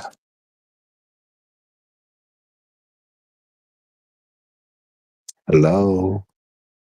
What kind of a question is that, bro? Yeah, I have a point, dude. Just relax, all right? Relax. I don't think you do, but you probably think you do. Yeah, right. So you think you do, all right? Yeah, I've been there, bro. So what about it? But he himself had never been to Saudi Arabia, yet he believed it does exist. Known land masses are not an extraordinary claim. All right, hold on. I'm not done. Just my point, please. I just finished it. I just cooked it for you, so it's done. What do you mean by it's done, dude? Learn how to not interrupt. It's a false analogy. That's what you're doing right now. It's just some more fallacies from the globe side. Can you elaborate? Yeah, it's a false comparison, right? So you're comparing something that's an extremely outlandish claim to something that is like a common, well-known place here on Earth that millions of people live, and most of us have been to. You know, like comparing that with somewhere like going to the moon or something like that, right? It's complete false analogy. It's just fallacious. I'm sorry, but I'm sorry, like you didn't even give me the name of this fallacy. This is number one. Number two, false equivalence. False equivalence. Like, are you gonna? Just, a better analogy would be Narnia or Neverland. Try one of those, Narnia or Neverland, not Saudi Arabia, because that's a known territory on the Earth. So that's not a good analogy. Okay, yes, you can't keep mumbling to each other. It's fine. Well, sooner or later you gotta learn.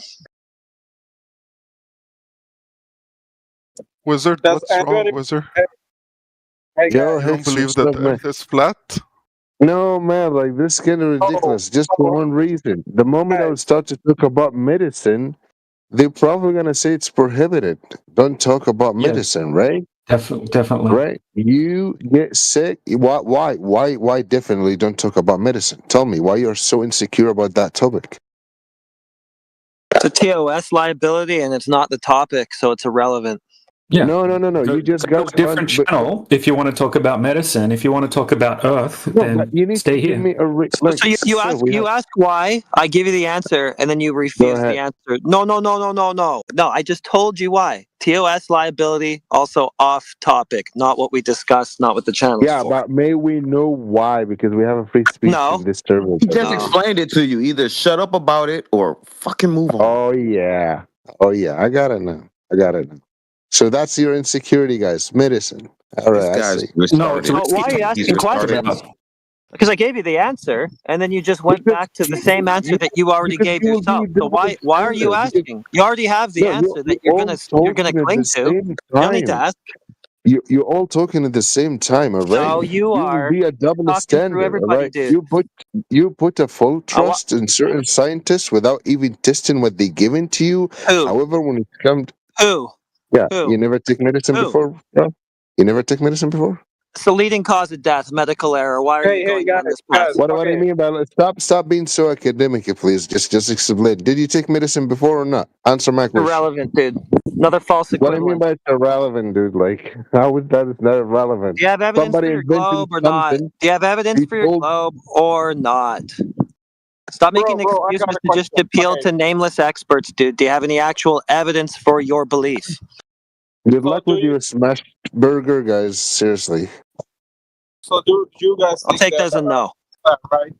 All right, yeah, never. Oh my gosh. Why all flat earthers that I talk to, seriously, they have like psychological can you step aside? Because you obviously don't want to have a conversation. You're talking with yourself, so can somebody who wants to speak with the panel step up? Like there are 5 of Can you just step aside so that somebody who wants to actually have a back and forth can maybe take over from you? Because you're clearly not interested. Okay, guys, if anyone have a chance, go ahead. I'm going to mute myself. Yeah, I got a question, bro. So you guys think that the Earth is flat, right? So the moon is above the Earth, right? So why do we have lunar eclipse or solar eclipse? Can you guys? Well, what possible causal mechanism could anybody test? You guys seen the lunar eclipse, right? Have you seen that? Yeah, we see a phenomenon. How do you test the cause? So why do you think that the moon is covered in shadow? I don't even know that it's a shadow, and I don't have a claim about it, dude. So why are you asking me? Because just because you don't have that claim doesn't mean it's not a shadow, okay? Yeah, well, that'd be your claim. So do you have any evidence for it? Well, there's some lots of research on lunar eclipse. So is there evidence or not? Because I'm just hearing words, but not evidence. Of course there is. Well, what? What is it? Well, the last time we had the solar eclipse. Forgot that in 2024. What about that? What about it? What about what? I don't know. You're asking me. No. What about it? You guys believe that Earth is flat.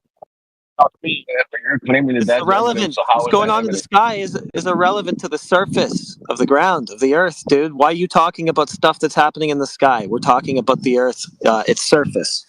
What do you mean it's happening in the sky? It's happening in our planet. Yeah, the eclipse is happening in the sky. We're talking about the Earth's surface. Why are you talking about the thing that's exactly in the opposite direction from the surface? What do you mean by that, bro? The sky is the opposite of the ground. In the atmosphere of Earth.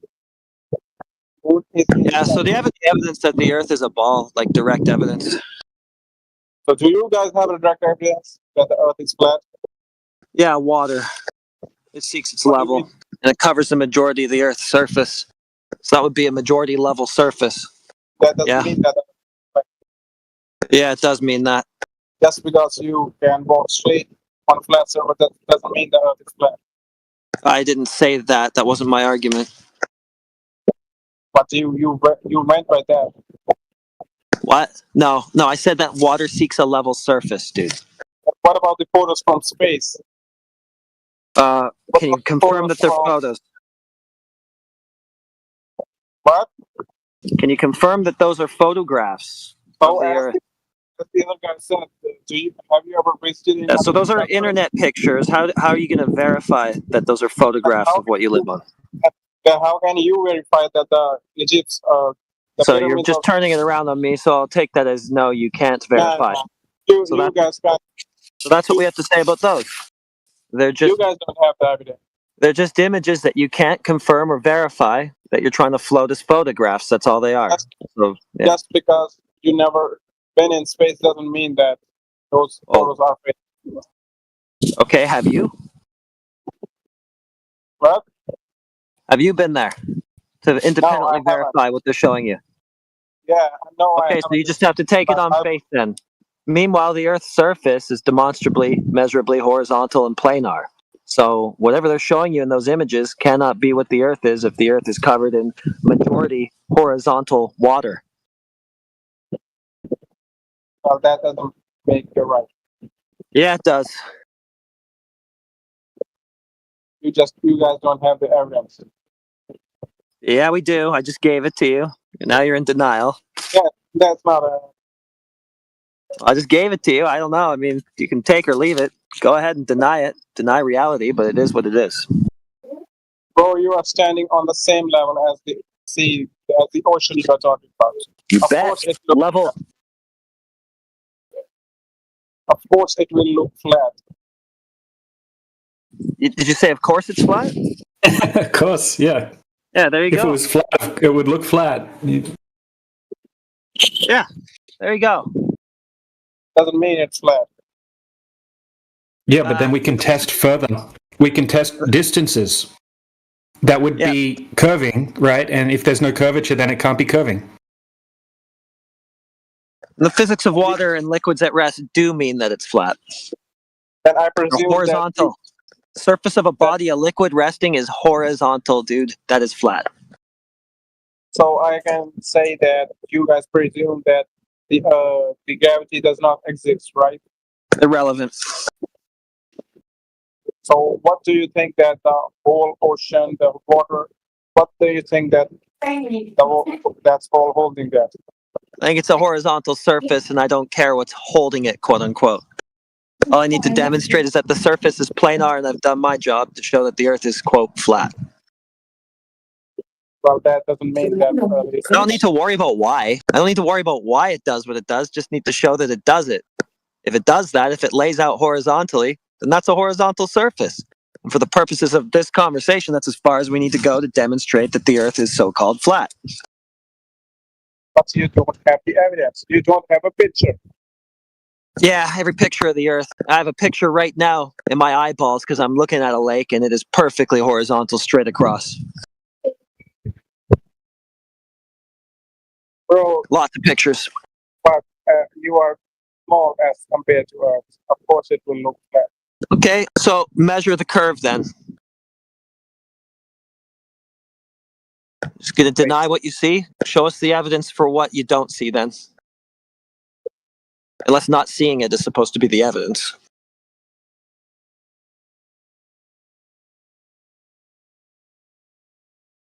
Why don't you Google that? Well, because it's your claim, so I won't be Googling it for you. Well, because you are insecure. No, because it's your claim, I've already looked into this. I already know the answers. But since you believe, in spite of everything that you directly observe and experience on the Earth, that something else is going on, you find the evidence, since that would be your claim to support, not mine. Yeah? Do you have your claim? Yeah. Just because you are saying liquids that, at rest. that you can see level. the planet doesn't mean that you have a claim. Well, the physics of water substantiate my claim that the Earth is flat. I've already gone through this with you. Now you've just denied that and said, sure, empirically, yes, it does seem to be flat, but that's just because you can't tell. Okay, so how can you tell then that it's actually not what you experience it to be? Go ahead. Well, I can say, I can ask you the same thing. Why would you flip it around on me? I've already answered that question, dude. You're the one saying there's something else going on other than what we both observe. So how do you know that? So how do you know that? I'm asking you the same question. Why do you think that? I guess this is the end of the line. You don't really have anything else to say at this point. Well, you don't have any evidence here. It's just no you. We've tested the Earth, Chobar, right? You haven't tested the Earth. You just have a belief. We've actually gone out and tested for curvature and confirmed that there isn't any. Oh, you're literally using an astronaut photo. What the fuck? What? And you still don't believe that? No, we're not using astronaut photos. No, we're not. What the hell? Yeah, I don't know what you're on about, dude. Do you have any measurement for a curve of the Earth, please, dude? You've already acknowledged that, yes, okay, it does seem to be the case that the water is flat and horizontal, but really at this grand scale that you can't observe anything on, it's not. Is there any evidence for that, sir?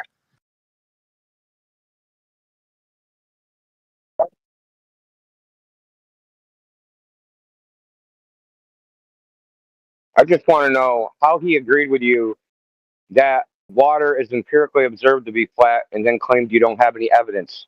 The empirical observation is the evidence. I know, man. Well, just because you see the surface of the Earth is flat doesn't mean it's flat. Yeah, I know. We live in a big optical illusion. I know. It's horrible. We're just all freaking hallucinating all the time.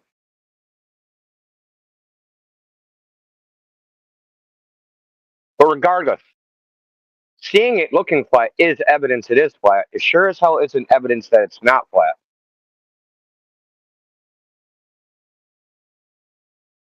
Yeah. So Heretic explained it to you very quite clearly that water presents itself as horizontal at rest on the top surface. You agreed to that, but yet, even though you agreed, you're denying it, like was pointed out. So you're saying that the water is curving over distance. We want the proof that the water's curving. Can you show that? Bro, do you know the size of the Earth? Why? So you have a question answer? You answer questions by presenting another question? Why can't you just answer the question? Do you have evidence that the water that at rest is curving over distance? Then why the moon? Why the Titanic? Where's your evidence of the curving water, bro? Stick to the topic. Yeah, I can Stop see avoiding it. I'm asking you, where's your proof that the water's curving? Simple. You think it is? You should be able to find the proof to back up your claim that the water's curving. Otherwise, you just have a religious belief and you're in here chanting your religious belief. Then where's your proof? Water is the evidence. We observe it and measure it as flat. So do you. You observe it as flat also. You've never seen water curving.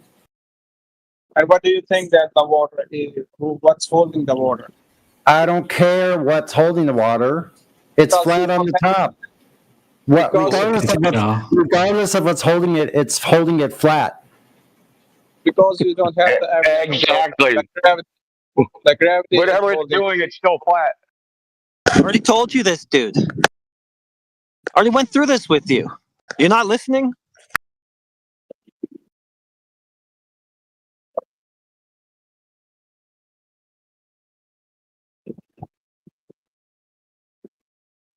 I'll just go along with you for the benefit of the doubt. I'll just go along with you. Okay, I'm going to ask you. You said something's holding it, right? So, what's holding the water?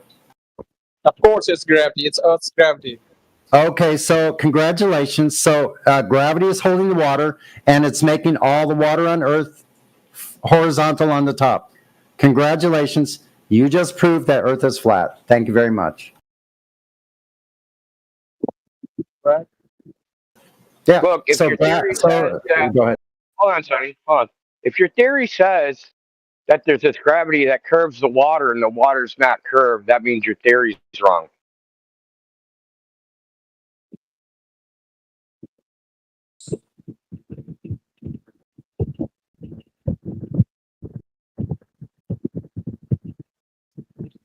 No, I'm sorry, I just killed you a sacred cow.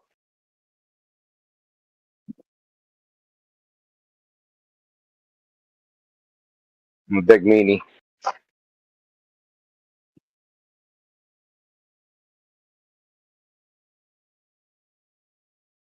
Yeah, it's like we show you that the water's flat, and you're like, oh, but there's this thing curving it. Well, no, there isn't, because it's not curved. Yeah, we can check for it. You know what empiricism is, right? Empirical means observable, testable, repeatable, and falsifiable. You don't have any of those functions for your globe Earth, none.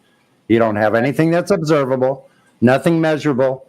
It's definitely not been repeated, and it's not falsifiable. So that makes your claim unfalsifiable. In other words, cannot be proven by any means. So you're dead in the water. Your claim is dead in the water. You don't have any basis for your claim. The thing you claim that the Earth is flat, just because you can see the water level. We can measure it. You said water level. Yeah, level is flat. Congratulations. Welcome to Flat Earth once again.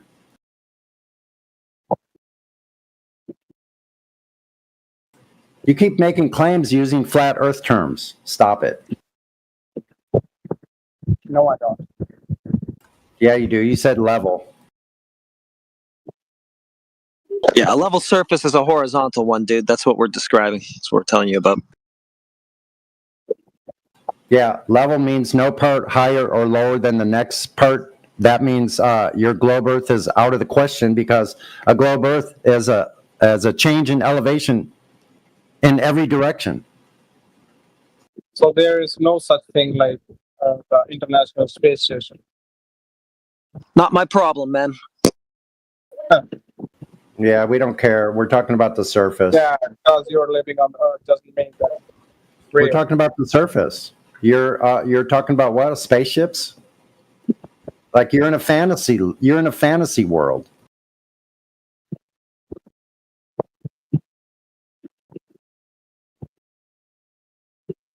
So, what do you think's more reliable? Observing the Earth as it is, or watching a TV show that contradicts what you see in reality?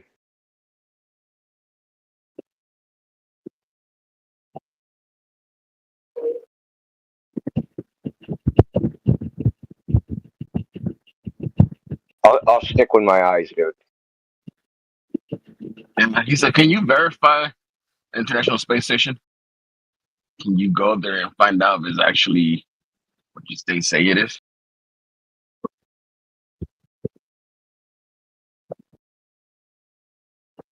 And then go see if that's what the Earth looks like from there. Exactly. This is a two-step process. Was it Paul Larson? Is it Paul Larson that says that you can't even see? Yeah. You can't see the curvature of the Earth in that direction. Only 3% of the Earth.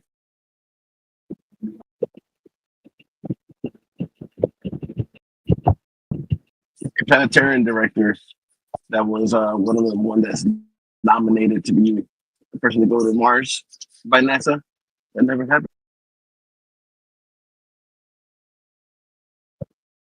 Well, whatever they got up there, the surface is still flat.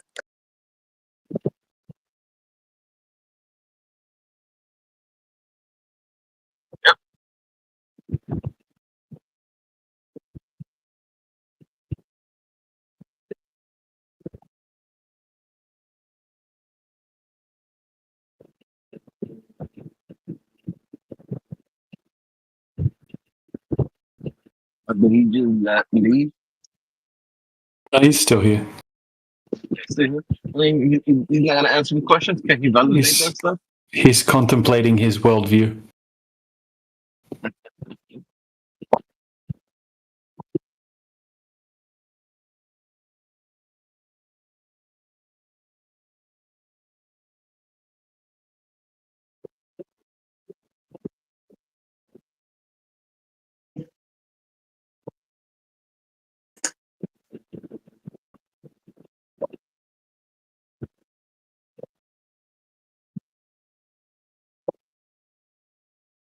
Maybe he's gone catatonic.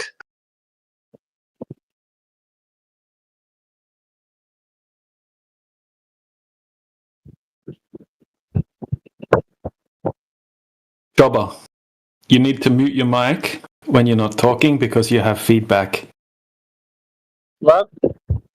You have feedback. When you're not talking, we can hear noises coming through your microphone. So when you're not talking, just put yourself on mute. Thank you.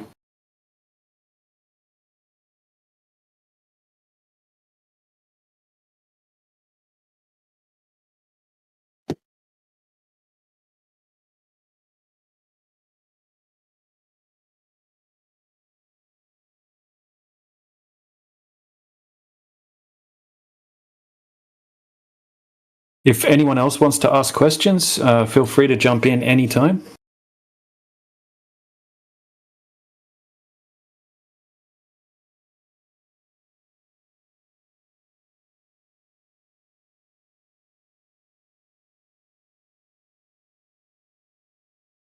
Welcome back.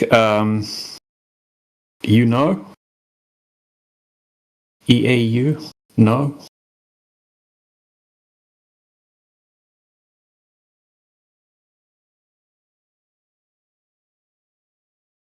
Yeah, we spoke to this person yesterday and they were pretty shocked by the arguments.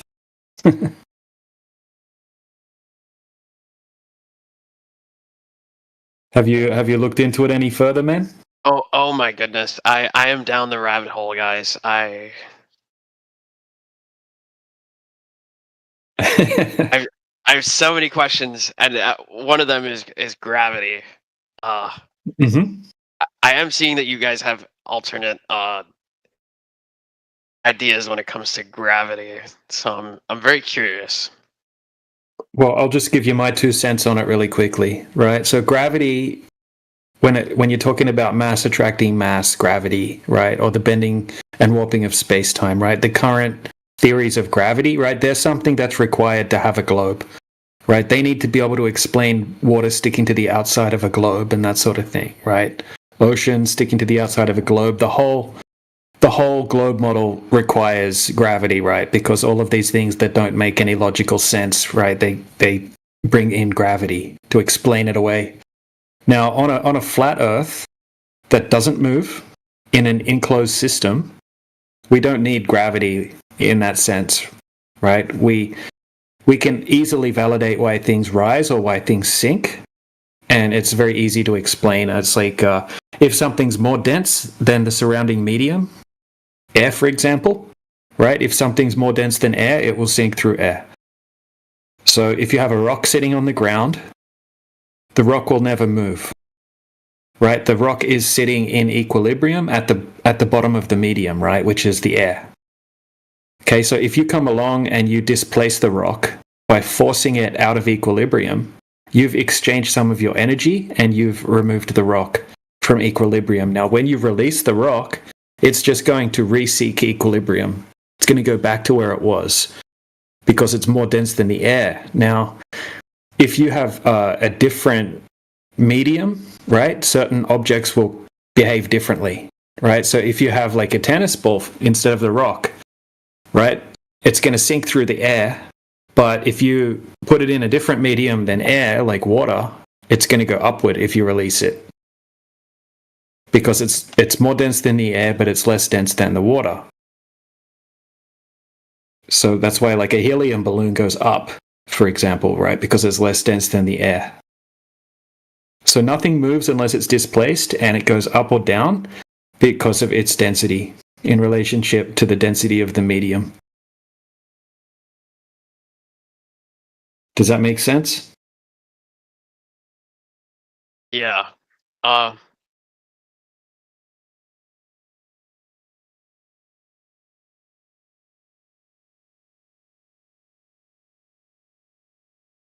trying to think of the counter argument to this, but I guess they would say that mass somehow induces gravity, but then I can't observably see that, right? Because if I have a speck of something, I don't see my own center of mass applying a gravitational pull on this little tiny thing. But they would say, the gravity of the Earth outweighs it, but I don't know. That seems it's something that exists in mathematical formulas, right? It's not something they're able to do a scientific experiment and prove. Yeah. So here's a fun exercise. Try and find the actual definition of mass.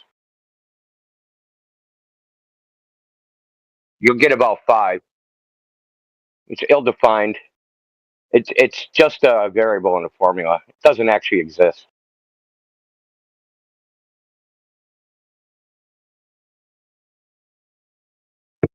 Oh, I see. Because mass is determinant on the force acting on it, and it's all gravity based. Yeah, like what it? No, it's inertia based.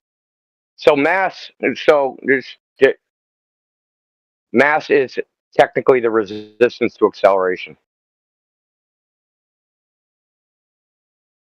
That's the physics definition of mass. It's not the quantity of matter or anything like that.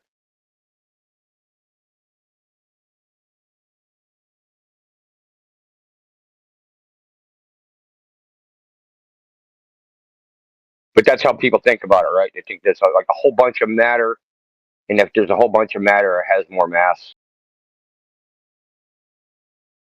In a way, that's true, but it's like the physics definition is resistance to acceleration. If you just go on Google, type in mass physics definition, that's what it's going to give you. Right. Okay. You guys can't keep doing this to me, dude. I can't. I know it's tough. I mean, you've been brainwashed with this since you were a kid. By people that were also brainwashed. And as DJ said, right? Why does this gravity thing even exist? Because they have to explain how there's upside down people on a ball. How's there someone, if you're on the North Pole, someone on the equator standing sideways, and someone on the South Pole is upside down? How can you even begin to explain that? Right? You need magic rubber bands to hold people to a ball.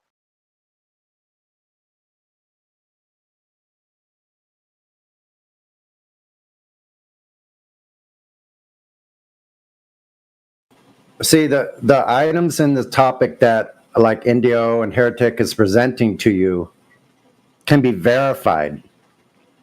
They can be repeated, measured, and falsified.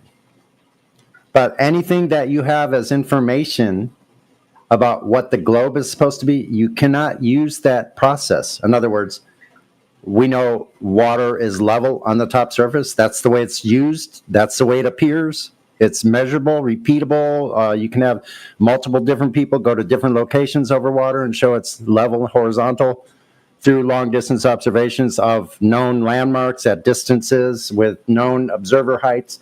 All this data. So that's measurable, observable, repeatable, and we can falsify it too. So you can take a flat surface, or you can take a curved surface, You can verify that if your finger goes on the other side of a basketball with your eye at the level of the top, you can't see your finger anymore.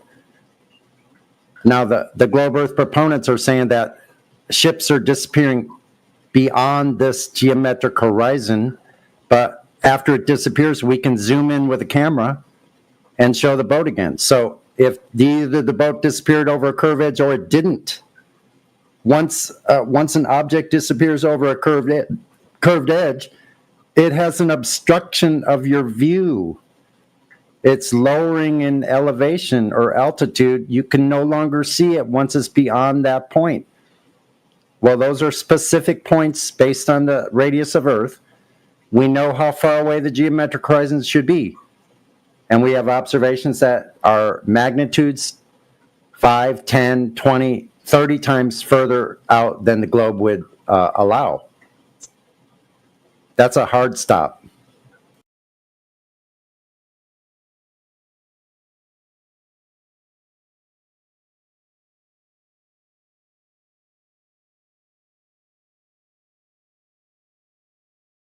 Interesting. I like what you guys are saying. So all these videos of people in anti-gravity situations, those are just inertia-based fabrications, I'm guessing. Well, we know they use gravity planes, anti-gravity planes, where they're just dipping down the plane and the people are floating up at the plane. So, and then, NASA and the other agencies, but mostly NASA, have the largest blue and green screens in the world. And they've been caught. They've been caught falsifying videos with all these videographic techniques. So at $80 million a day, that's NASA's budget, $80 million a day. They can afford pretty good graphics. I mean, they could make you believe that anything is happening that they want you to believe, and they could show it to you on a screen, and you'd go, "Oh, look at that," because it's on the screen. But we don't have any verification to validate that what they're showing is actually real, other than it's a branch of Hollywood to show you something that isn't real. When we can go out to Earth itself, we can verify that what they're saying is objectively not true. You've done this yourself, you just don't realize it.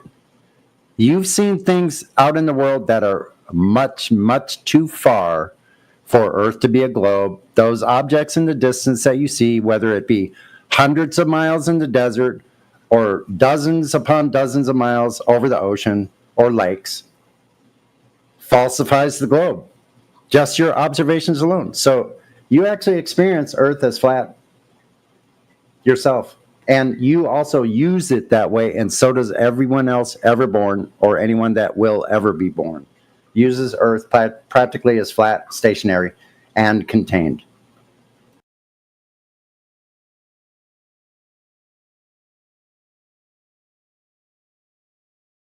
Hi guys, I'm sorry to interrupt, but the point someone raised, it was too long, so I could not able to grasp what he actually meant. So please just briefly tell me, which side are you? Are you inferring that it is indeed a flat shape? But if it is a flat, then you have to tell us whether it's just a flat cuboid shape or it's having a different kind of dimension. And what are the proofs? Just in brief, any 3 proof that strengthens your point. Okay, let's first of all, let's clear up kind of a myth or an idea that you have in your head. Flat is not a shape. None of us in here, any real flat earther, we don't claim any shape of Earth. Flat is just a description of the surface. It's not claiming a shape. So we don't claim a shape. The globe Earth is the one that is claiming a shape. So if someone is claiming something that is beyond or outside of our own experiences that we see every day, you included, we need evidence of that, because they're going against the baseline or the axiom of our own personal experiences in reality. Be careful there. I would say these guys are like, English second language. I don't know if they're going to know axioms. Yeah, that's true. Okay. I'm not trying to be insulting, just Yeah, I agree. And sometimes I forget that. And also don't say anti-gravity plane, please. Yeah, Because so then you're I don't know if you heard poking me. gravity. I don't know if you heard me earlier, Heretic, and made like a little announcement to everybody about like to the non-English speakers and like us. You might have to like do it regularly. Yeah. Just, like, you know how it is, because if they hear a word they don't understand, they won't tell you. They'll just like fill in the blanks. So yeah, I like listen. If you're a non-English speaker or non-fluent English speaker, this is a technical topic, and typically, that's like the last thing you'll learn of another language is the technical nonsense, right? Like translating a scientific paper to another scientific paper is super difficult. So if you don't understand a word or a term or what we mean, please say something, and we'll try to explain it to you if possible. Yeah, so Dr. Meow, did you understand the part I was telling you about flat is not a shape? Do you understand that, correct? Okay. Well, I got it, and it was a nice explanation. Well, there's one point that he missed. If I ask a child, or a child asks me to draw the shape of the Earth or how the Earth looks like, then what am I going to draw him? The same shape you would draw if you said draw the shape of the universe.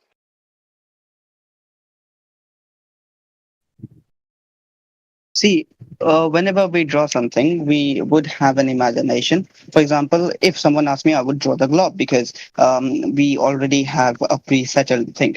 For the universe, we haven't reached it, and we cannot imagine the endings or the boundary of the universe, so we cannot define it in a page. Okay, for Earth, we know that it has a boundary. Now we are having this. How do we know that? Hold on, before you run away, dude. How do we know that? Let me complete. Just write down the points, and then you can answer one by one. No, okay? because you start with a false premise. There's no point in going on, right? You just said we know there's a boundary. How do we know that? When I will complete the sentence, then you will understand the whole thing, and then you can target it. Okay. So I'm just going to end up going back to the first point. So go ahead. We are having dispute on the point whether we are having a clear boundary of it. Okay. The claim that we normal people make. Okay. The claim that I make is it's a spherical or oblong shaped. The claim that you make hasn't been done. You didn't claim any shape. You just said it's flat, but it is still unambiguous. It is unclear. Okay. So I have made it clear that it is oblong and spherical. And what's your claim on it? Okay. So how do you know it's bounded? We are having Apollo pictures, okay? Apollo satellite, it went far away. Who's and we? It took a picture. Who's we? We, you? It means normal scientist. Because you know why? We are you a normal is a scientist? Word. Let me complete. If you don't let me, I will answer. We is a term that we use for majority. The majority of the people believe that Earth is spherical. Minority How do you know that, dude? You're just making lots of claims, dude. How do you know what the majority of the world believes? Okay. We can. It's easy, you don't have to. Okay. You just did someone take a survey? You can take the survey. I just typed in the chat GPT just before it. I just typed in chat GPT. Here we go. Look, let's just us talk to chat GPT. We don't need you as an in-between. Okay, so you are having dispute with the word we, but you are not having dispute with the spherical thing. Because so I have a dispute with the word we because you guys say that, right? And you try to create this false association like it's you. There is no we. There's some people that you don't know said, hey, we took a picture of the Earth and it looks like this. And you're like, I believe you. That's what the real situation is. There is no we. There's a difference. There are successful people which said that Earth is spherical, and there are unknown people who said Earth is flat. Okay, so there's a difference. The successful people reached there because they were having factual accuracy. That's called that's called an appeal to credentials logical fallacy. It Whether gives someone has credibility. credentials and whether they're successful says nothing about the truth of their claim. Nothing. A successful person is based on his knowledge. He becomes successful because his knowledge is factual. Okay, let me take a scientist. Okay, No, any that's scientist. not. That doesn't even logically follow, Any dude. You're scientist. just full of logical fallacies, empty claims, dude. Okay, let Look, me give brother. you an example. Okay, let me give you an example. Okay, if you have an example, you can first. Let me put an example. The Earth rotates. Okay, if we take the premise that Earth is round, okay, the Earth rotates, and then by extrapolating it, we can predict the sunset, sunrise, and it all makes sense. But if we change the premise and take it a flat Earth theory, then the natural things that we observe doesn't make sense. So based on this speculation and elongation, we connect it to other natural things which are factual. And then by coming back, we can claim that the things we are having dispute is also factual. So you got it? Because the sunrise and everything and Earth's rotation makes sense with the round Earth theory. That's why round Earth theory is correct. Are you almost done with your narrative? Okay. Okay, Okay, continue. so you don't even look, brother. How the sun rises, sets, and where it is in the sky. They don't use a globe to predict that, contrary to popular belief. Yeah, so that's some bad news for you. So whether it makes sense or doesn't make sense, Maybe you didn't understand the point. I do understand the point. Your argument was this makes sense to me, this other thing don't make sense to me, therefore it's not true. Maybe that just says you're dumb. You missed one point, the biggest one. The rising and setting was, I thought you will catch it on your own. If the Earth is round, They don't then use a one globe place for will that. have day. But they don't use a globe for that. Did you miss what I said? Just a second. Did you miss If what the I Earth said? is round, No, there is no just a second, dude. Listen, if the your Earth is round, premise, a you place keep will have starting. day. Listen, you keep. But brother, stop. You keep starting arguments with false premises. Anything you say after the false premise is irrelevant. It doesn't matter what you say after that. See, Because your you premise is have false. already made up your mind, okay? And You know that's what why a you premise are is? just discarding everything. No, now you're talking about me. No, I I'm telling you how clearly stated. brother, I'm telling you how logic works. Can you start Let a me tell logical you, syllogism? you have a flaw. Okay. Well, But you're he's just over talking. now. You're just over talking me, Dr. Meow, and you're not a doctor in anything. Okay, I'll give you 1 minute. Okay. First of all, can you start a logical can you make a logical statement that ends up being true if you start with a false premise? I gave you 1 minute. Complete. Answer my question. You're not giving me anything. I gave you the premise of how I am selecting whether there's. I gave you example of the sun and sunrise and sunset, and then I was trying to tell you that at one place it's a day, at one place it's night at the same time, and this makes sense only because of the rounded theory, and that's why it is correct by extrapolating the theory. I'm using this premise. What's your premise? Okay, so first of all, your statement was about make sense. So that's called an appeal to common sense logical fallacy. Just because it makes sense, don't make it true. You can just look this up. Appeal to common sense logical fallacy. Did he dip? Oh, okay. So are you done? Really simple. Maybe you ever consider that there's something you don't know, and that's why one explanation makes sense and the other doesn't. Okay, give me an example where the explanation doesn't make sense. Okay, first of all, your premise is that they use a globe to predict sunrise, sunset, nighttime, when the sun's at noon, and all these things. They don't use a globe model for that. They use a flat Earth. Sorry. It's an observer-centric flat Earth. Angular rotation. The globe, I didn't ever use the word globe. They use something called the equation of time. No, they don't. You're wrong. They use something called the equation of time. Continue for 1 minute. Okay, you're wrong, though. You're factually wrong. Admit it. Admit they don't model a rotating Earth. You have 1 minute. You just complete your sentence. I'll keep my point. And no, you're going to answer what I said. In the rebuttal, you have to just answer. See, the audience is the one who will observe. Yeah, I know. I want the audience to see that you're a snake. You don't need to put words in my mouth. You don't need to put words in my mouth. Address what I said. You gave an example. logical fallacy. Okay, you don't know how scientific. Okay, let me take it back. Let me take it back. Okay, we need to know whether how scientific terms come up. Okay, we need to know how scientific terms come up. The extrapolation theory that I came, you said that I said that it's making sense, so it doesn't work like that. Come on, there are thousands of experiments. Let me give you 20 experiments, and all these experiments come back to rounded theory, and then it makes sense.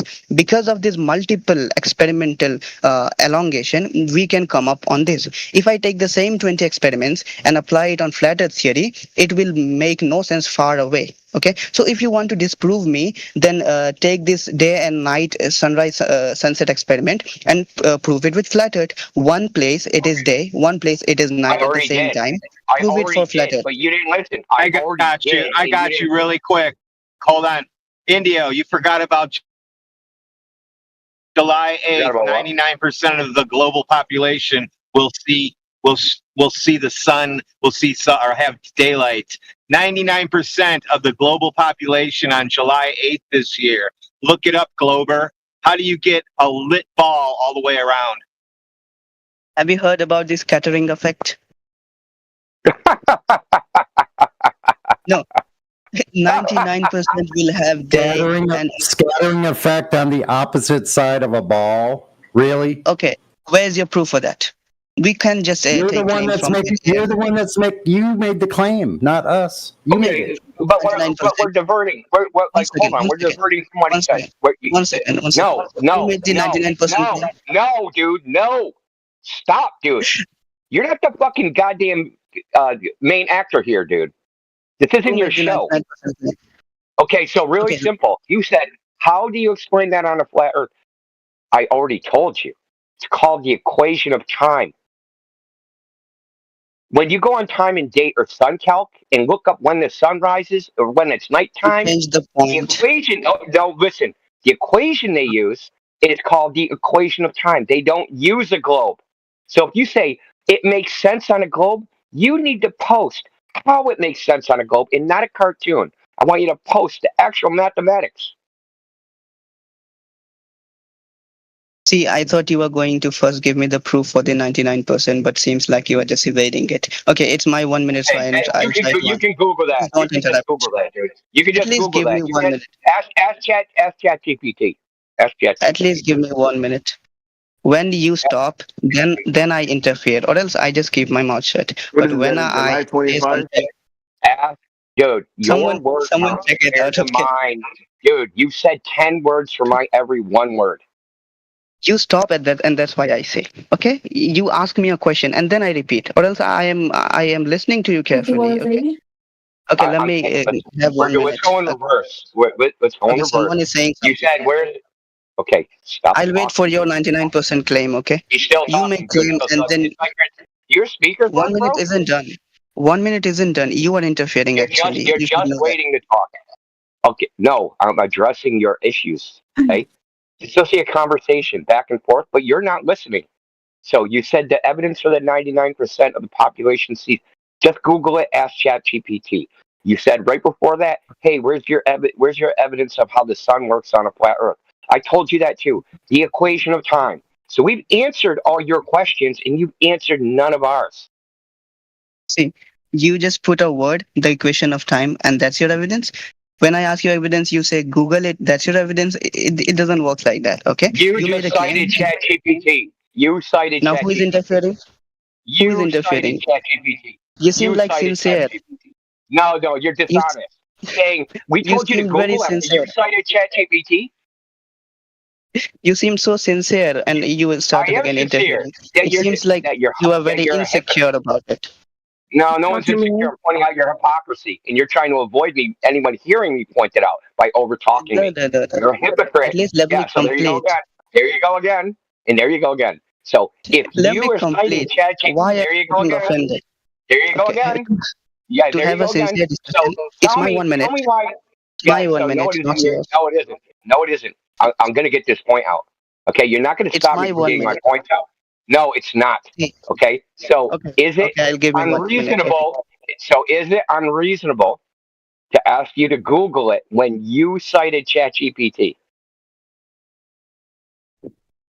What did I cite? Okay, just tell me what did I cite? Because you are taking points and putting on my mouth.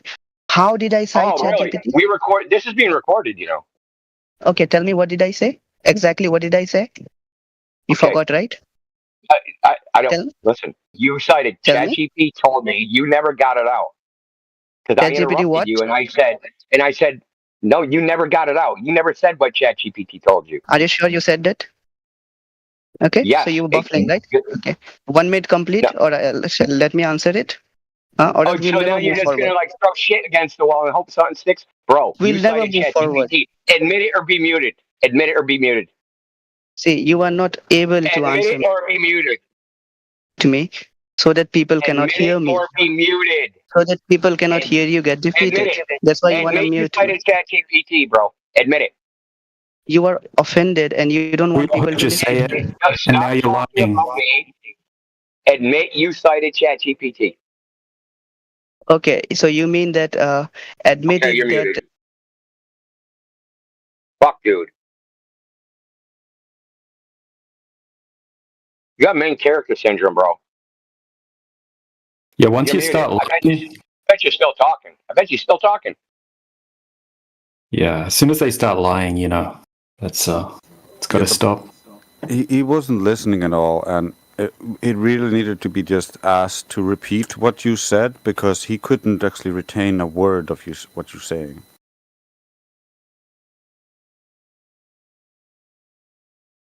So, Dr. Meow, you're going to calm down, okay? Okay? You're not a mod in this channel. Don't know why you're dictating the terms, okay? It's really simple. It's disingenuous to say, hey, you're asking me to Google it. I'm sure they posted it in the chat. There's actually a news article that went around. It goes around every year that 99% of the population experiences freaking day. This isn't our claim, dude. Which a lie to you. Yeah. Regardless, though, it is disingenuous to say, oh, you want me to Google it? You believe in Google when you're citing ChatGPT yourself. Like, that's disingenuous as fuck. And I directly addressed your question, and you ran away from that shit fast as fuck. So, let's go back to the point. You think somehow the sun proves the shape of the earth. So, let's hear how it does it. See, if you don't give me 1 minute and if you interfere, then it's not going to be a sincere debate. What I see from my perspective, and no one cares about your 1 minute, 60 seconds on the clock.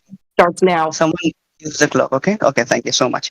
Now I'm using the 1 minute to clear my premise, okay? The premise that I look from here is that there are people who are already established that flat earth theory and they have believed it. And that's why whenever someone with good points come there, they will mute him so that people cannot have a change in their belief, okay? What they will do whenever they strong. I'm sorry, but I'm gonna have to mute you because you're not actually providing any arguments. You're just talking about the people here, and that's not valid. If you want to try to present an argument or address what Indio is saying, you're welcome to do that. If you want to make up stuff about people, you will be muted. Yeah, and that wasn't now he has 30 seconds to do so. Yeah, but hold on. That wasn't a premise, bro. That was a conclusion. I am using my 1 minute. Can I not do that? Not to talk about us. Okay. Reclaim your time, 1 minute, but do it without talking about the people. Can you do that? See, it's my opinion, so can I not share my opinion? Not here. It's off topic to the point. Yeah, no, this is not a forum for you to make up stuff and lie about other people and share your sordid, irrelevant opinions. This is the place where you can provide arguments for the Earth being a globe and hear how they get destroyed. And so you need to also listen when people respond to you. Okay, it's fine, no problem. I was just making a point because I felt oppressed. That's it. Now I'm going to. I don't give a shit how you feel. So just get to the point instead of acting like a little woman. It's better we have 1 minute time. No one is going to interfere. Let me start, okay? So the first It's not statement, better. the first claim that I'm using in order to prove that the Earth is round is by the time zone method, where and the proof that I can make is that I can give you lots of proof. Okay, and one thing that I must clear you is that the one that is claiming should have the responsibility to give out the proof. We cannot just throw it like this, just Google it. When I'll Google it, you will not still accept it. So it's better that you give the proof so that I can take you responsible. Okay, so whenever I say something, ask me proof and I will provide you proof. For example, the first experiment that I'm talking about is there was an experiment by National Geography. The people, what they did, they said that if Your minute the is Earth is over flat. and you still haven't gotten to the point. I'm sorry. Okay. Your minute is over and you still Let haven't me gotten to the complete 10 point. seconds. 10 seconds. There's No. a scared 10 seconds. So, Okay, no, I'll we just already make know. We've already seen all this National Geographic stuff, so No, that's let him not get it out. really let me Let him get just it. cite it. Let me Let him just get it out. cite But it. you can get it through. Just try to focus on just giving the argument, not this Let me extra just fluff and this say the crying and title. all this nonsense. Okay? Let me just Simple. say, okay, let me just say the title. The title of the experiment is it is based on National Geography, and the title is it said it said about the light method in order to check whether the Earth is flat or not. Okay, so that is the first experiment. You can ask me in order to explain it in the next 1 minute that I'll get. Okay, the second Yeah, proof what did they is do? No. Stick to one at a time. What'd they do? no, I'll make the points. Okay, when you will get your No, 1 minute, no. That's dish galloping. I When, can use the don't one dish minute galloping. however I like. Okay, You it's already my used your 1 minute. No. You already used your 1 minute. Oh, so it's your turn. So come. No. When Yeah, you and I asked start you a making question, fallacious dude. arguments, like you can't do that here. You can make an argument. You made an argument.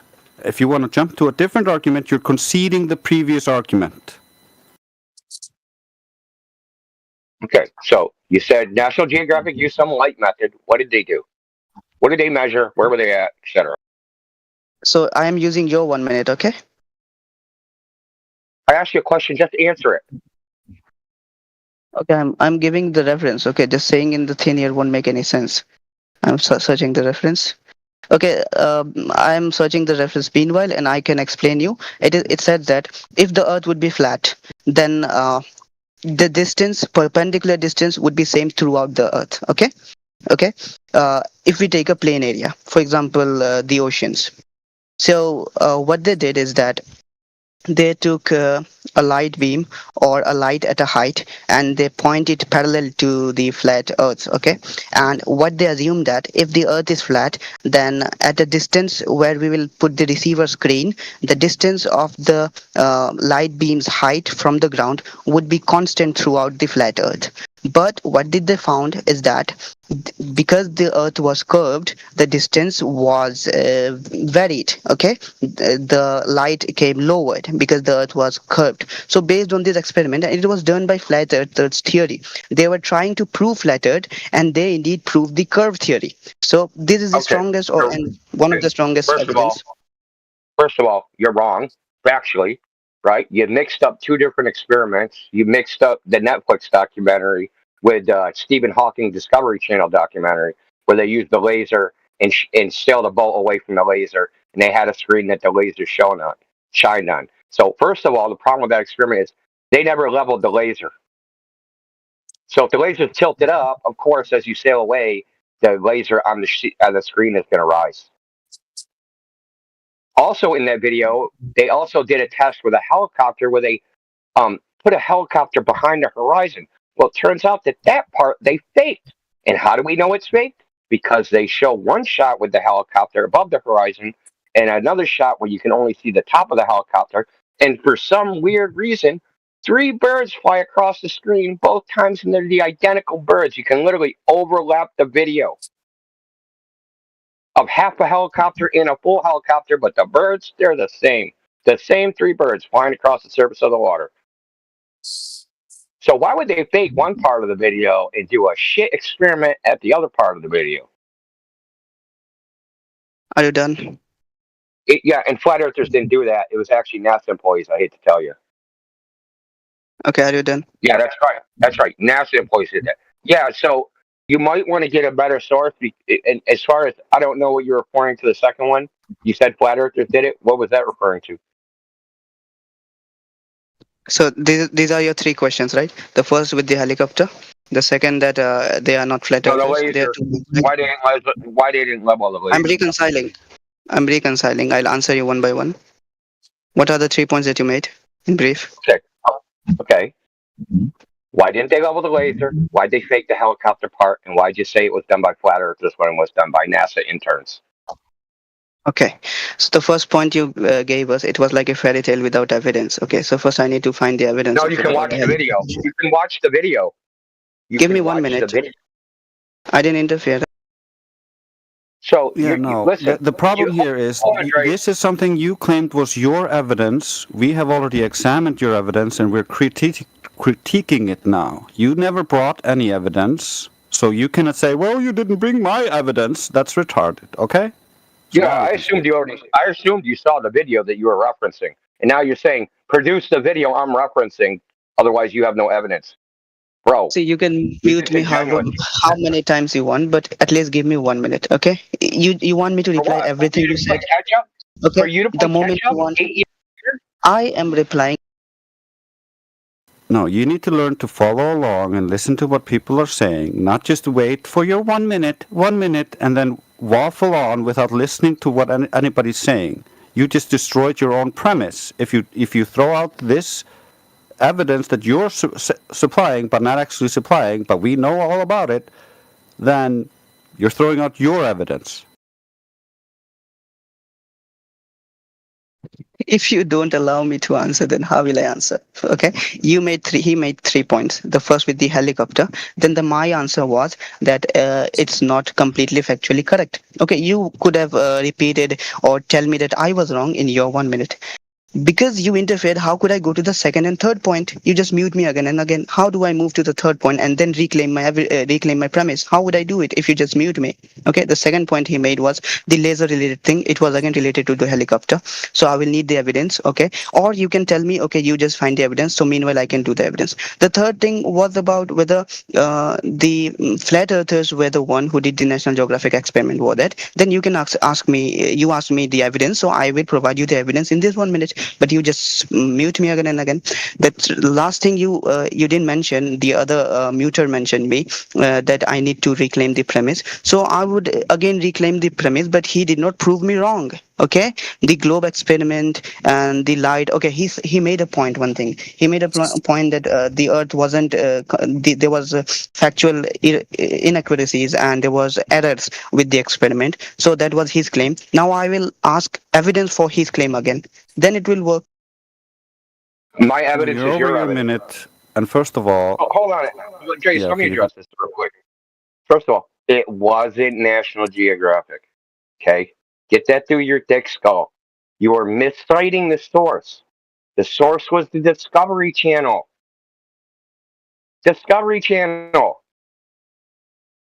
You understand that? We're going to go one at a time with you. You understand it wasn't National Geographic? It's a yes or no question. You see, how would yes or the no? Answer be? Yes or no? Let me complete. I have my reference. It's a yes or no question. It's a yes or no question. If I don't say anything, you're gonna mute me. It's your turn It's your turn for 1 minute, right? It's your turn for 1 minute. No, you don't get 1 minute. It's a yes or no question. It doesn't take 1 minute to answer yes or no. Answer the question. Don't be a dumbass. It's not a Discovery Channel. It's a Netflix documentary. Okay. You're incorrect. So if I am incorrect, how would you correct me? In my 1 minute? Or by interfering? Or you will just write it down and when you will have the time, then you will point it. This is our channel. There's no 1 minute. You don't come in here and dictate how the conversations go, right? You're going to get yourself banned really quickly if you continue the way you're going. Right? You come in here, you be respectful. We run the channel the way we want to run the channel. Stop being a cocky little shithead. Why I'm using the 1 minute premise? Because all of you are flat earthers and you are just Look, you're going on mute, right? It's not going to work out. You're not going to come in here and dictate how the conversation goes. Now, you were wrong about it being National Geographic, right? You haven't presented any evidence to back anything you've said, right? Now, stop being some cocky little shithead, right? And follow along with the conversation. Have a normal conversation with the guys, right? It's not difficult. And the worst thing is, we already knew that the other thing, you were mixing together what you originally said, Nat Geo, with the Netflix documentary. And you were mixing two things, just like Intio told you in the beginning, but you didn't listen. You know why? You know why? Because I'm trying to let the people see how this debate is going. Whenever I'm trying to say something, So you don't listen to show other people how this debate is going. That's a masterful stroke of genius. I am watching everything. You know, what I wanted You're not to expose. hearing anything, though. That you interfere once and again. You always I don't interfere. care This is how what I you was- feel about the conversation. You don't get to dictate anything here. I Dr. Meow, deliberately made a you're mistake. embarrassing yourself. You mixed three different. No, stop. You mixed three deliberately different did it. tests. So that everyone can see how you like the mistake. Stop already. Stop. Okay, you mixed three different experiments together. National Geographic has the Round Earth versus Flat Earth documentary that's on YouTube. That's one. The second one is Discovery Channel Epic with Stephen Hawking, where they took a laser in the helicopter I described. Then Netflix is a whole third one.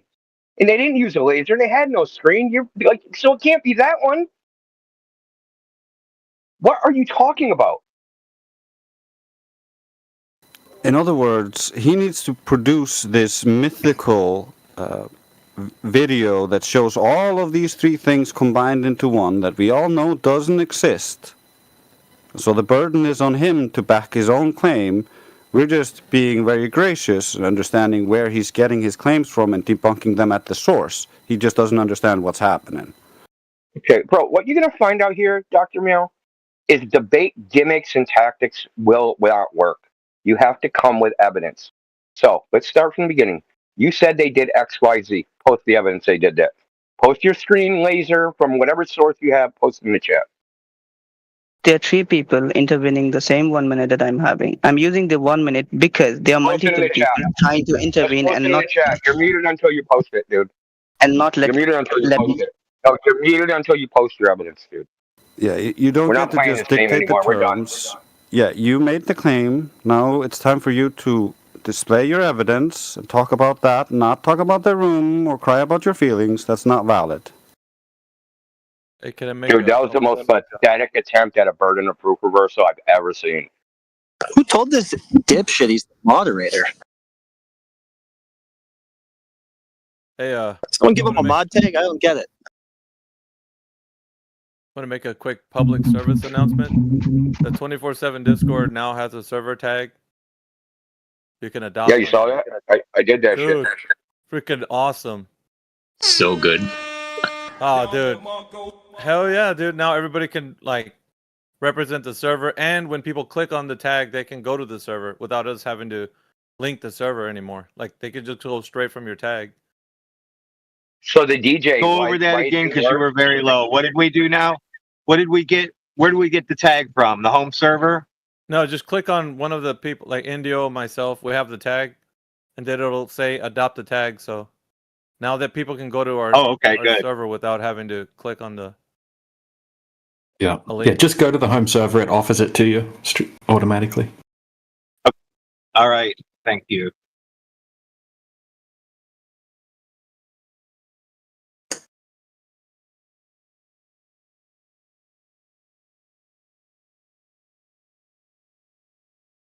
Should we bring him back? Try again. Yeah, he's not muted. Oh, I'm not muted. I thought you say when you unmute someone to blocking. Would you mind just coming with your evidence, bro? See, whatever I'll say, whenever I'm going, I will go to a strong point. You will mute me. I take that as a no, because you're already something going magical meta. happened. You know, So I'll something just magical. I'll take that as a And no. I've You're gonna try decided- to, so you're gonna try and to I've decided- sidestep. So you're gonna try to sidestep decided the to ask. change sides. Yeah, I've just wanted decided to to get change some evidence for the stuff that you claimed, like he was asking for, and I don't know why you're going into all this. No, I'm a flat earther from today, and I cannot provide you any evidence because it doesn't exist. I'm a flat earther from today. Lying will get you banned. Lying will get you banned, bro. I'm just telling you that now. You don't let me speak. What do I do? He muted me so many times. You can explain me, or you can. Dude, listen. You're trying to control the format. You're trying to give us 1 minute here and 1 minute there. I mean, like you're the moderator or something. All he's done is ask you for evidence of the claims that you made, and every single time you start talking about the conversation instead of just coming with the evidence, dude. So it's getting kind of tedious. How do we have a talk? Decide the rules then, without having someone intervening. How do we talk? Without 1 minute rule? How do we do it? Tell me. Just the way that you talk to anybody, just back and forth. You said something, he said something. You made a claim, he asked for evidence. Give the evidence or go, well, I don't have it. I just believe this. Whatever, dude. It's just, I don't know. It should be pretty self-explanatory. Well, you explained a two-way talk, but what happens when 4 people are trying to overwhelm a single person? So that's why I took 1 minute rule. Okay, there are 4 people. Well, I mean, they're getting triggered because you're doing this. Because right now it's like, can we get the evidence? And now you're back to talking about how 4 people were talking to you, etc. If you would just back up your claim, then everybody would be content. They get triggered so that they can intervene. You mean that? Dude, see, you're talking about the people in the conversation again. Nobody wants to talk about. Tell me the rules. I asked you to tell me the rules. I already did. So I don't know what to do with you. Never mind. I already told him the rules. Keep on point, answer the questions, don't talk about something else. Like, listen to the conversation. Like, that's the only reason I muted him. Like, follow along. It's not hard. We're just asking for evidence. Yeah, you're supposed to be again, dude. He's supposed to be in a server to learn English. He's not even listening to us. I'm listening. You said I can reconcile everything what you said from this moment. You said that I asked you what is the rule. You said that okay, 2 people will talk and they will do turn by turn. Then I told you what if multiple people are trying to overwhelm one person. Then you said that they do this because they get triggered. So I asked you, are you sure they do this because they're triggered? Then you came back to the first point and muted me. You're pissing off the panel because everybody can see that you're clearly talking past the guy, and everybody just wants you to put up the evidence for the stuff you said.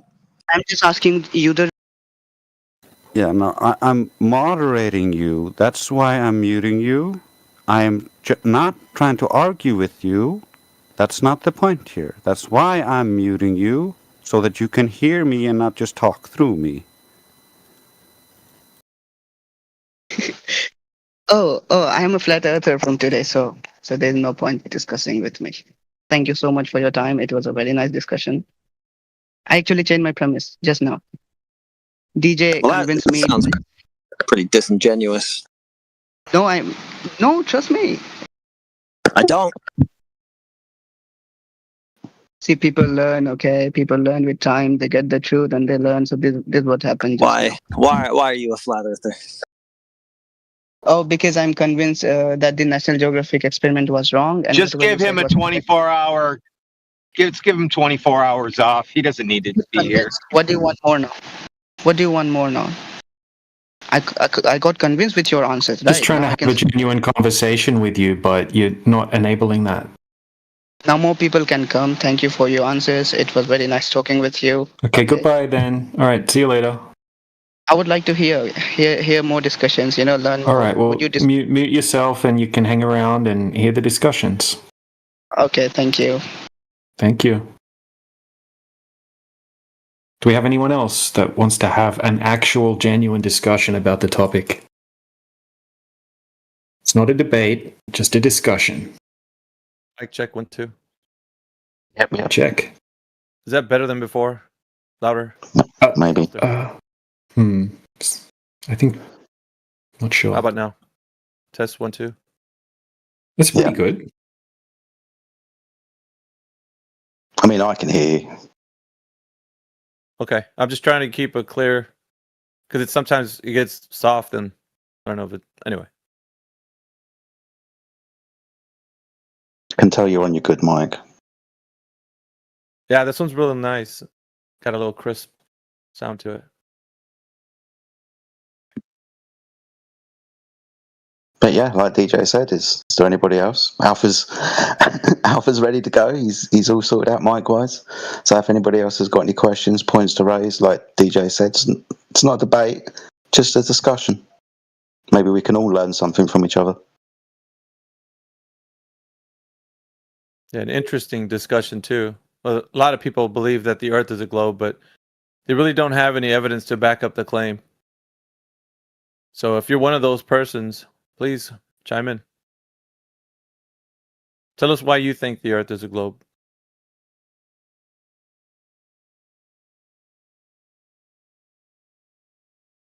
TV said so. So is it true, like, once we click on the tag, you can actually just go to the server? Hey, that's interesting, if that is the case. Well, sort of. You click on the tag and it opens up the profile, and then if you click on the tag a second time, it brings up a link to go to the server. Yep. I've adopted the tag many times, but it won't stick. Oh, yeah, but it goes to your profile. Go back. It should go into your profile. Go edit your profile. Then you have a little option there where it says server tags, and then you got to click on whichever server you want, and then save it. Make sure you hit save. Yeah, it's the cleanest way. Do it off your profile. Agreed. Can anyone do it, or is it Nitro users only? Anyone. Nice. It's kind of like advertisement because people want to know like what the tag that you're wearing is, so they'll go to the server. So now anywhere we go, the tag goes with us for the link to the server. Yep. I mean, and I think it's also helpful. You can just paste the actual URL link to the server at the top of your profile. And then when anyone clicks on your name, they can also just click on that link address as well. Oh, you're saying wherever we go, so it's like not just attached to this server? Yeah, anywhere you go, you'll have that tag. Yeah. No, I thought it was okay. I was talking about a thing about the server. Sweet. You guys didn't want to make it the Black Swan logo? We've already done that before. Yeah, I think this is... It's pretty cool. Yeah. For shit and giggles, just to fuck with Jaren, we should make it the AE map.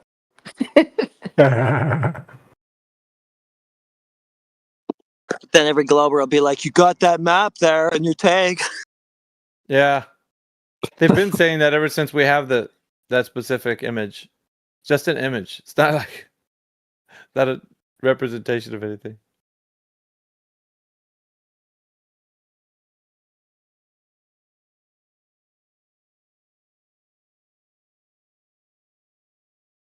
What up, guys? Are you guys talking to these newly acquired individuals from this server? We have been. It's a bit quiet at the moment. Let's see who we got in here. We got Rosie,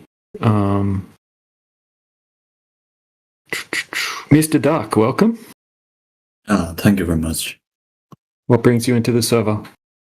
I don't know. I see many person in the server, and I was wondering what's going on. Yeah, just a discussion on the topic, which is flat Earth. Have you looked into the topic before? No. I thought Earth was round or circle or orange. I don't know. Yeah, maybe something we were all taught from a young age, right? That the Earth was a globe. Yeah, maybe rectangle. I don't know. Who knows? Never been up to the space. Yeah, but you're trying to figure out what the surface condition is. And you don't need to go up to quote unquote space to find that out. You can just be on the surface and figure that out. Because before you know, like this weird psychology though, Alpha, where they're always like, I don't know what the Earth is. I have to go to space. Like, it's just weird. Like, how come you can't find out from being here? How do I do that? Say it. Well, how would they? How would they go to space in the first place if they didn't know what it was like here? Yeah, they have to have known about it before they took off up there, didn't they? Yeah, they do, but Sir? Yeah, well, how did yeah. they figure it out? Like, just think about it logically. How would you have figured it out that it was already a globe prior to you sending something up into the sky? You're asking us that question, but you gotta, yeah, well, think about it, right? Have you ever thought about it ever in your life? Like, how did they figure it out a long time ago for me to think that they figured it out and then sent somebody up? You thought about it? I don't know. So you just accept a worldview without having any knowledge about how it started, like its origin? I don't want to know about it. Well, you know about it now. You think you said you live on an orange or ball. Yeah, That's what I heard you that's say. what they taught me. Like, what they taught me in Did you school. tell them, Mr. Duck, did you tell them you didn't want to know about it when they were telling you? I was a kid, bruh. What do you mean? I don't. Well, that's the point I'm making. When you were very young and impressionable, they told you this information. You couldn't resist it. They just told you. Like right now, we're telling you, look into it, and you're like, well, I don't want to know. Yeah, but you didn't have that attitude when they were telling you. Yeah, but if I had the same attitude when I was a kid, then what changes? That's the thing. What? A person changes with time. Bruh. Oh, changes. Yeah. Well, what I'm saying though, if you think about it, you reflect on the information they've given you. How did they give you the information that you live on an orange or a ball? Because I'm going based on your words. What do you want me to say? You want The me truth. to The truth. the truth Speak about truth. what? I don't know, bro. I don't know. Of what they said when they told you that the earth that you're standing on is a ball. Yeah, they said Yeah. me, but I don't know. Yeah, what did they say? What exactly are they telling you? Or what did they They tell say you? it could be a orange. It could be an orange. Yeah, Was that your teacher? maybe. You don't know. I don't know. So this worldview that you carry right now doesn't have any like real way that you could figure out if it is or not a globe. Is this what I'm hearing? Bro, what do you mean, bro? It could be Well, it doesn't make orange, any sense. apples, Yeah, circle. I know. I don't know. So that's the point. So what we ask people in here is to think about how they've been presented this information. Yeah, So by my that's- teachers this- in my school. Yeah, this is the important part about critically thinking about the world that you think you live on right now. If it's true that it's a globe, then there would be something in nature that points to it being that. But I'm telling you right now, they're telling you a story. When you go outside, you don't see the thing they're telling you in the story that they've given you. They've given you a story. But you go Yeah. outside, you don't see anything represented from what they told you that you live on a curved surface or that So the that earth- is the reason I said that I should go to space to see if it's a circle. No, or but not. that's the other story. So the story of the Earth being a globe is you're building the story of space on top of that. So now you got another story on top of that, which is the vacuum of space. So when you go up, supposedly you go into this vacuum, low Earth orbit, you go traversing the stars, planets and all that. So you have another story built on the one that you already don't know if you live on a globe. On top of that, you have this idea that space is another thing that exists, like they tell you. But you don't know that even to be real. So how can So you what think is of real? traveling? Well, the real is when you go outside, that's real. That's Yeah. all real. If and a you can person test goes to things- space, then that could also be real. You think Yeah, that so if a the person- satellite is listen, space, yeah, but let the me- person let is me not speak- going to space? Brother, Yeah, let me go speak to ahead. you about the logic. The logic that you're speaking right now is something akin to a fantasy. So you're telling me if I get into, you take any fantasy, right? If I get on top of a dragon with a lot of scales, and he's got wings, he's gonna fly to Middle Earth, and we're gonna see a bunch of orcs when we get there. All we need to do is get on top of a dragon with scales. This is what you're telling me. You're telling me a fantasy. How do you know this is true? You don't know any way to make this a reality where you're at. You're just telling me a fantasy. Is it space a fantasy? Yes. The way they tell you Yes. that it is, yes. The way they tell you, but I don't think that it's a fantasy. Okay, give me one aspect of what they told you that's real. Just one. Satellites. Yeah, what about them? Yeah, they're in space. They give you Yeah, what connection, is, the network. sir, what is space? The empty void, man. What do you mean? Okay. What is space? Yeah, the empty void, but categorized as what? What do they say that it is? What do you mean, bro? Well, if you're traveling to that location, what happens? Do you breathe like you would here on Earth? They say no. What do they say? They say you can't breathe there Why? because it doesn't have oxygen. Okay. Have you confirmed this? I should not, because like there are many scientists they have confirmed it. Okay, so you're relying on information that you've been told, but what's the methodology that they've told you that they know that's true? How did they verify that information and then hand you the information so you could look at? So you know that information Because is true. there is no air, there's no air, there's no. I know that. wind. I know that's the story. That's what they're telling you. How do you know that's true? What do you mean? Like if you're trying to say that if there's a fact like the Earth is round, you mean to say that I should prove that how is Earth round? If I go to space, Yeah. you mean to say that I give should you- go to space and find out? No. Yeah. Well, that's one way. But I if should they're find telling out you, on the individual drum that Yeah. that's not gonna yeah, work. listen, bro. If they're then here's the problem. They're giving you something you can't verify. That's the problem. They're giving you information that you can't go and check out for yourself. If they've given you a method so you can test whether or not they have the knowledge of how space is a vacuum, and they don't have information to substantiate that it is an actual vacuum, how do you know that the information, what they're giving you, is true or not? How do you know this? The answer is you don't know this. I'm going to help you. You don't know this information to be true. It's built everything that they've told you about space, about planets, about where you live right now on the Earth. All of it's a story. It's a fantasy. None of it has any real applications outside. When you walk outside, none of it's real. What they told you. So what is real? You tell me, bro. When you walk outside, that reality that you see and the things that you can test, that you can measure, you can verify, all of that is real. A story that they tell you about something that you can never verify, that's a fantasy. Yeah. So you cannot measure the gravity in the moon? Yeah, who's done that, sir?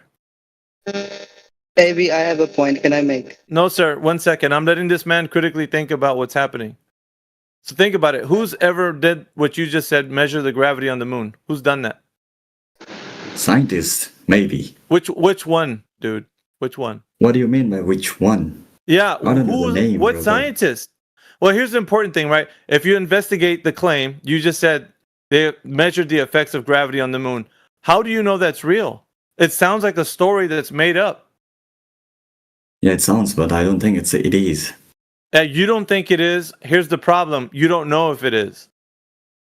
I'm giving you a way to think about things critically, sir. You have to analyze the information given to you. Don't accept something just because they told you a story. Critical thinking means you analyze the information given to you. You think about logic. How is this logically possible that they're giving you a paradigm in which you cannot verify for yourself? And how are you accepting it without any standard? There's no standard that you're passing this information through. You're just completely accepting it wholeheartedly. This is a problem. I have an answer. Can I? No, he's thinking right now. I want him to give a rebuttal. Your side. I'm at your side.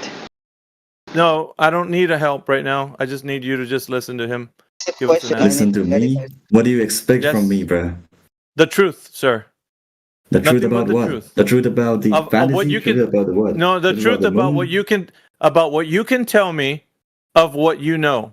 Can you verify any information, whether they give it to you, like they told you, hey, we know space is a vacuum, and this is how we told you that it's a vacuum.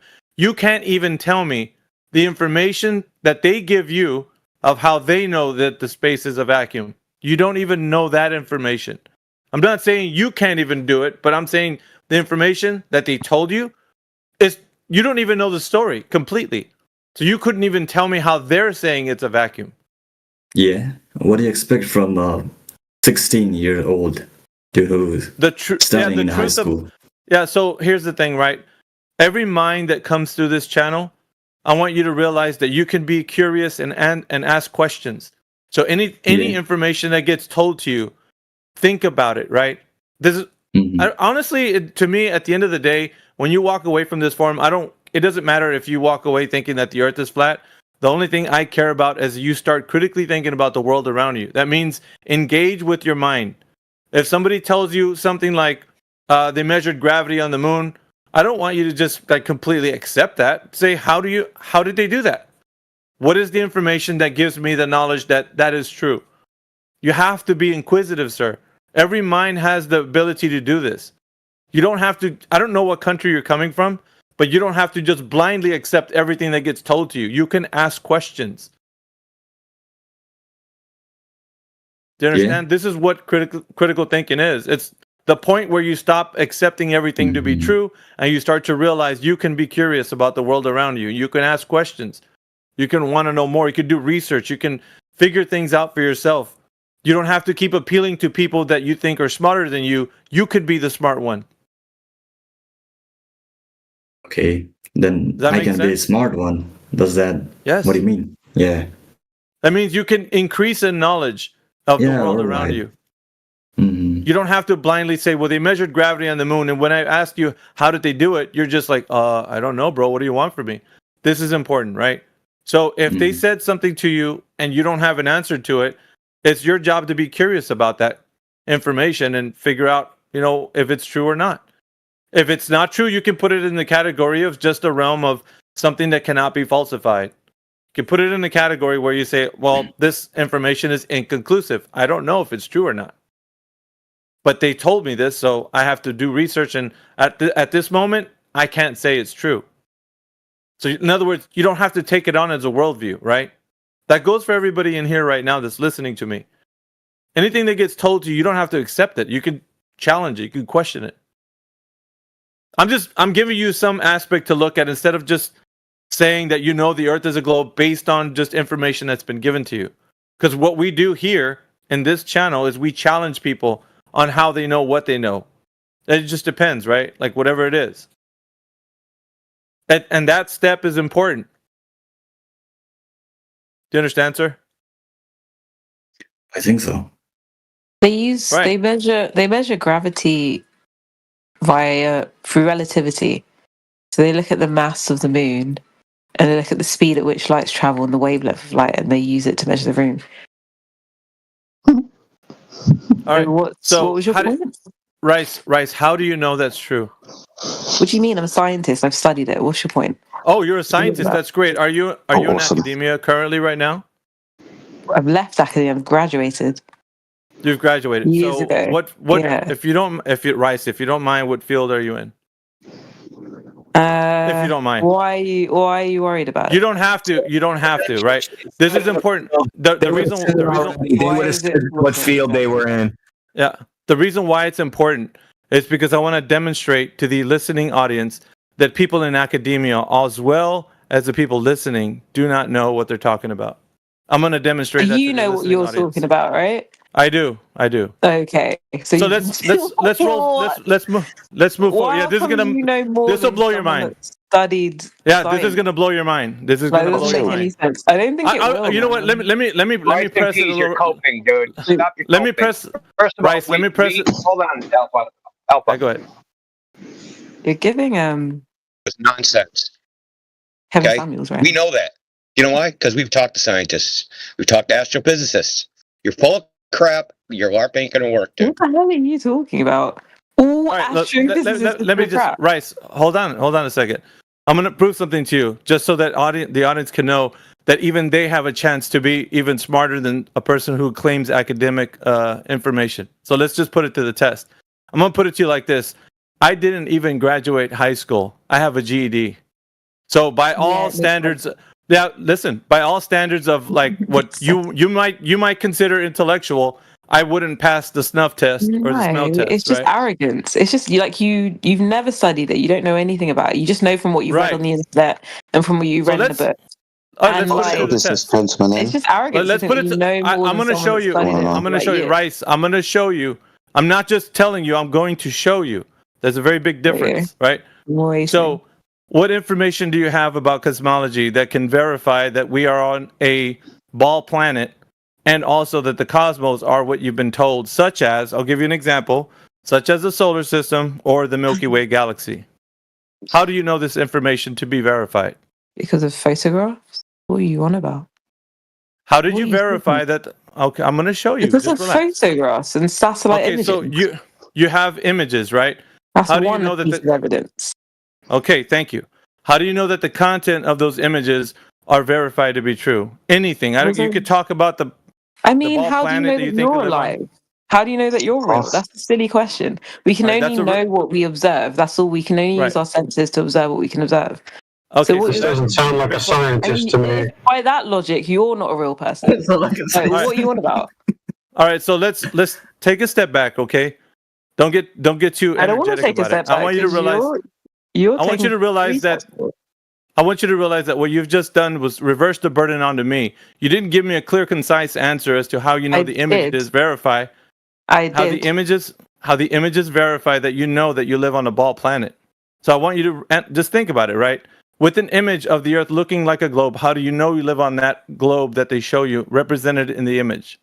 One that's one piece of evidence, but you can't just look at one piece of evidence. That's not how No, we're science going to works. look at this one. You look at let me finish my sentence. Thank you.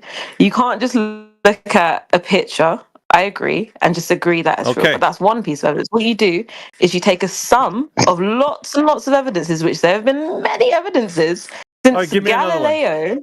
Okay. Give me another one, Oh, Rice. you want more? Give me another one. Okay. Yes. So ships don't disappear past the horizon. What? We have time zones and day-night cycles. Oh, There's a lunar eclipse. Every Rice, planet we see in the hold sky on. is round. You're going too fast. Just one at a You time. asked So you for said the ships. evidence. I'm giving it to Yes, you. What do you but want? yeah, do one at a time because you're speaking so fast that the audience can't catch up with what you're saying. So you said a ship disappears from the bottom up. Yes. Yeah. Repeat exactly what you said again. Sorry, Alpha. I'm really interested in this, gentlemen. Repeat exactly what you said. About the horizon and the boat. Please repeat your statement for everyone so we're clear.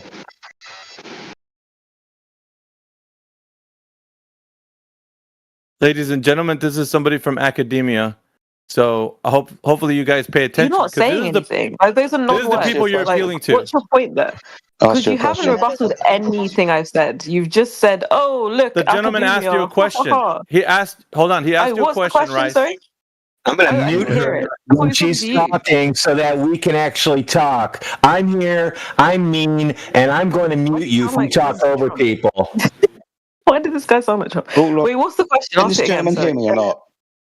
Yeah, I can hear you. hear Sorry, me? I thought you were talking to him. Go ahead. I'll repeat the question for you, being as you didn't hear it. All I wanted you to do is repeat your statement with regards to the boat and the horizon. That's all I wanted you to do. Okay, the horizon is not straight, it's a curve.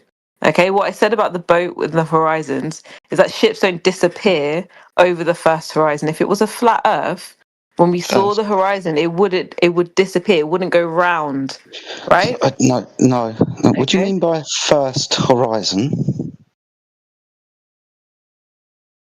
Like the horizon that you see in front of you. Yeah, that's the as you're going horizon. towards it. Yeah, that's the horizon. Now, I'll agree with you. It's a circle around the observer when you turn You around. believe in the donut argument. Jesus. No. I'm just trying to elucidate what you're saying so we're clear about what you're saying. So, I'm just was you this still about haven't the rebutted my boat not point. disappearing over? You're not They going to don't do well. disappear over the horizon. What's They your don't. evidence? That's the point I want to. The boats don't disappear over the horizon. Okay. Alpha, back So how to are you. you going to rebuttal all right. that? What's your So point? this is to important. that? Yeah, Rice, this is important because when you say that's the case, that it verifies that the Earth is a globe, there's a lot I'm of saying that's missing that's two pieces of evidence that I've summed All together. right, So and we I'm have gonna photographs, that first one and you that can't just look at each individual piece of Rice? evidence. You have to put it all together. Rice, I understand So go ahead. where you're coming from. You're gonna say it's a Uh-huh. preponderance of evidence. I get it. But what I'm doing Uh-huh. right now is I'm going through each piece that you're showing and examining to see if it's actual evidence or not. So, like in a court case, using evidentiary, like an evidentiary hearing, right? You're going to have the defendant produce information. Either it's going to be validated as evidence or discarded as. Sorry. Well, it's akin to a court scenario, right? It's the same way. If you think about it, because you're presenting information, and we're going to either examine the information and say it is evidence or it's not evidence, and we could discard it as not evidence. So do you want to actually respond to the point I just made, or are you? Yes, just gonna I am going to. Okay, go ahead. I'm just showing. I'm showing you the parameters as to like our discussion. You're trying to show me something. You're a bit. Here's how this is going to work. He's going to answer, and if you say one fucking peep, I'm muting you. Oh, you're a little bit angry. Chill, bro. All right, so we went for the first one, and it was a photo of the Earth looking like a globe. And we found out that you don't have any information to substantiate that image is exactly what you can notice in the physical world. So you can't say that. You said, well, that's fine. That's just one part of the information. But then we got all this other preponderance of information. So next thing that you submitted was ships disappearing from the bottom up. Now, if we're going to look at that specific information, we're going to ask relevant questions like how far was the target distance, which would be the ship, from the ship to the observer? What was the distance known? Because we have to figure out where the drop over distance would be based on the Earth being a geometric shape of a radius of 3959, according to the Earth's size. So what would be the distance relative to the observer, to the ship? If Jedi doesn't say it, I have to repeat. She said it twice. The ships do not disappear over the horizon. What you need to do, in order to have a real argument, I think you need to tell me what do you think is considered as evidence. Because by your parameters, let me finish my sentence. By your parameters, there is no evidence, therefore, for flat Earth, and there is no evidence for round Earth. If you're not accepting the proofs that we have in front of us from our observations evidence, you therefore cannot prove a flat Earth either. You need to define what you believe evidence to be as your personal matter, which is insane. The reason why we have a scientific community... We don't need a rant. Let me finish my point. We get it. Let me finish my point. No, you don't. The point. No, you don't. You can rant. No. You can call me out and call me bullshit. Yeah. It's empirical. We're looking for empirical evidence, observable, testable, repeatable, and falsifiable. That's what we're looking for. There you go. Observable, testable, repeatable, and falsifiable. Very simple. You asked for the standard. I just gave it to you. The reason why we have a scientific community is because we can all agree on a joint. Yeah, you circle jerk each other to oblivion, Rice. That's what you guys do. You have a little club where everybody agrees with each other, and you all pat each other in the back, and you all have the same argument because you're in a club. Yeah? You don't let people think for themselves. This is the problem with the world today. You are a part of that. Other people that are in here right now that are just learning about this information can't critically think about the information because they rely on information coming from you and the rest of your like. That's the problem with the world, because you guys are propagating incorrect information, would be considered as misinformation, because now the people, the good people of the world, have information that they think substantiates the Earth as a globe, and when put under examination, Rice, you don't even know if the Earth is a globe based on your own interpretation of the information given to you. You don't even know if the Earth is a globe, and you're somebody from academia who's graduated. What a poor example are you leading for these individuals who want to start to critically think about the world about them? I hasten to point out again that with what our friend said, their original statement is antithetical to the globe Earth argument. They said boats don't disappear over the horizon, where the globe Earth claim is the horizon, the Earth curve that the boat disappears over is being blocked by the Earth curvature at 1.2 times the square root of the observer's height in feet. I gave the person the opportunity to restate it and listen to what they said, and they didn't recant or change that statement. So I think that they're just wrong and they don't understand geometry. So she also said the opposite. Yep. Just to establish our standard of evidence would be empirical, observable, testable, repeatable, falsifiable. I hope that answers your question. I'll take you off mute. I was saying, in order to answer your question, right, what is evidence, right, for the Earth being round and not... Can I finish? He just told you. He just told you. Were you not listening? No. He just told let you. me finish my sentence. You don't know what I'm Did you saying. not hear him? Because you're not listening to anybody else. This is what. Look, okay. I'm sorry, but I'm going to have to say this again. This is the problem with academia. This is what you guys do. You shut the world out and you only want to preach to everybody. That's why nobody can critically think for themselves because of the information coming from you guys.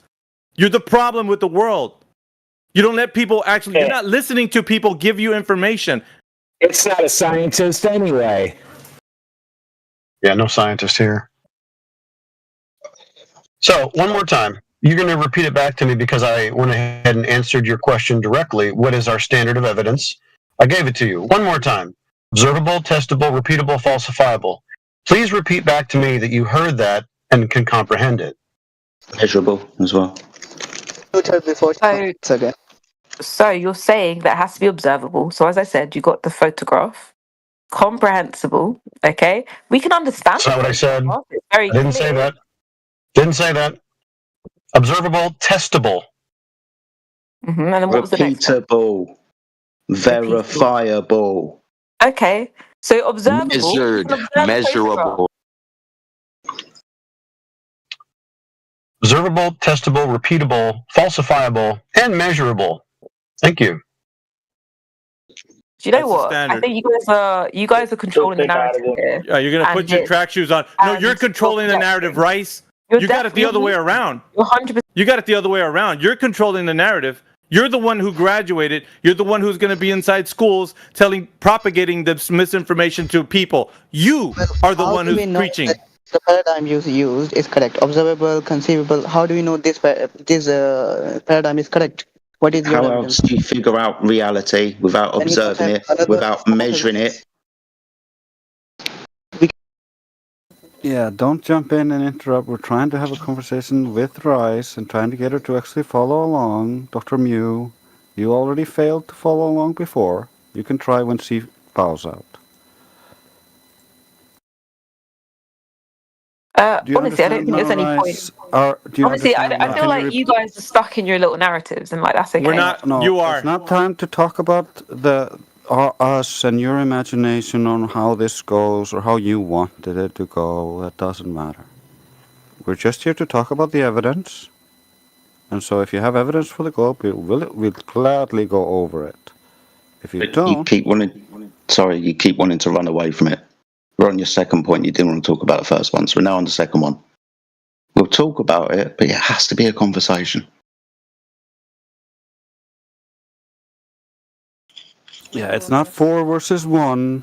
I'm just here to let you know and moderate the conversation, try to get you to calm down. That's all I'm doing. That's what all the other two were doing as well. They're just trying to get you to calm down and understand what he was saying and not repeat yourself because your question was already answered. You're very funny. You can't control me. Moving on.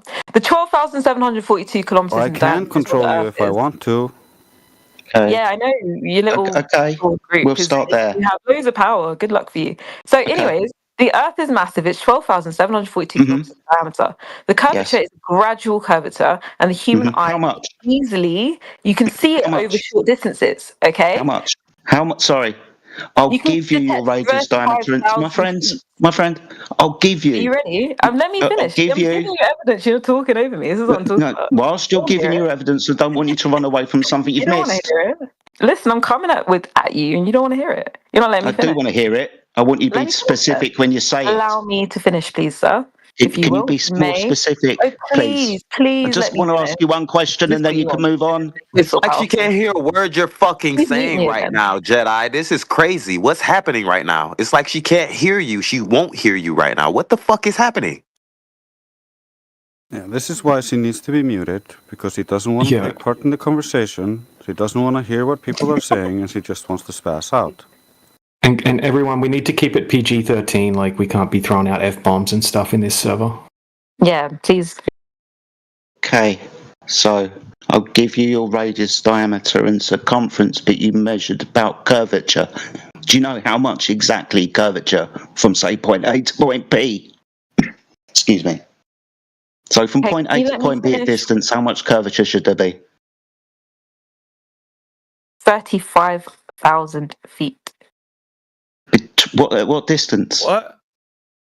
What are you talking about? From point A to point B, how much should the curvature deflect from the horizontal over distance? That I just told you, and you're just ignoring what I I'd asked you at what distance. So let's say over 10 miles. You want it in meters? Would that be better for you? Because your degree, maybe it stops you from learning, understanding. Excuse me, I can go in feet or meters. Don't be rude. All right, I'm just asking. My God. I'm just asking you a poignant question about what you've said. When you've answered it sufficiently, we can move on. 35,000 feet. Over what distance? Over, hold on, let me look it up. Over 12,742 kilometers. Okay. So at least you know there's a drop over distance. I know things. How much would there be over 10? How much would there be over 10 miles? Do you know? Also, these questions, obviously, I wouldn't know them unless I've read into it. But the point I'm trying to make is the horizon, right? In your eye level, if you look down, okay, you would see higher altitudes, yeah? On mountains, and when climbers go up, you see the horizon drops. So if you measured that distance when you're on top of a mountain, it would be lower than if you were on ground level, okay? Oh, okay. I understand what you're saying. This sounds like something that Al-Biruni done over 1,000 years ago. Around the horizon, okay, to see why it would drop and curve. Hello? This sounds like what Al-Biruni did 1,000 years ago, went to the top of a mountain and depicted the curvature of the Earth by the drop of the horizon. My friend, can I ask you, what do you think the horizon is? What are you on about? What do you think the horizon is? Do you think it is a physical geometric curvature of the Earth that would descend physically? Hide things behind it physically. Well, it would if it was flat. No, I'm not asking about what would happen if it's flat. I'm trying to clarify your position when you're measuring it to the horizon. That's the curvature of the Earth you're measuring to, right? Yeah. Well, it depends. Good, because that's based on the height of eye, based on the radius of the Earth, based on the curvature of the Earth. The curvature rate is 8 inches per mile squared. You can't just measure the horizon. Like, it depends on where you're standing. Oh, you can't measure the horizon now? No. But you just did. No.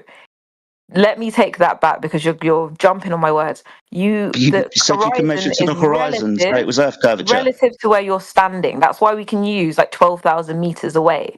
But you can't just say, oh, what's the horizon? What is it? Like, that doesn't make any sense. You just measured to it. You looked at it and said it was Earth curvature because it drops. Because it's relative. Do you know what relative means? Yeah, I understand, my friend. But you said you could look at it and that was Earth curvature. And now saying you can't. The existence of a horizon proves it proves. Excuse me, what is the distance to the horizon for a 6-foot observer? A 6-foot observer. You tell me, what is it? 2.8 miles, based on the calculation 1.225 multiplied by the square root of the observer's height in feet. That means if you're on a ball and you're 6 foot tall, standing at the beach, the geometric physical horizon can be no more than 1.22 miles times that 6 foot.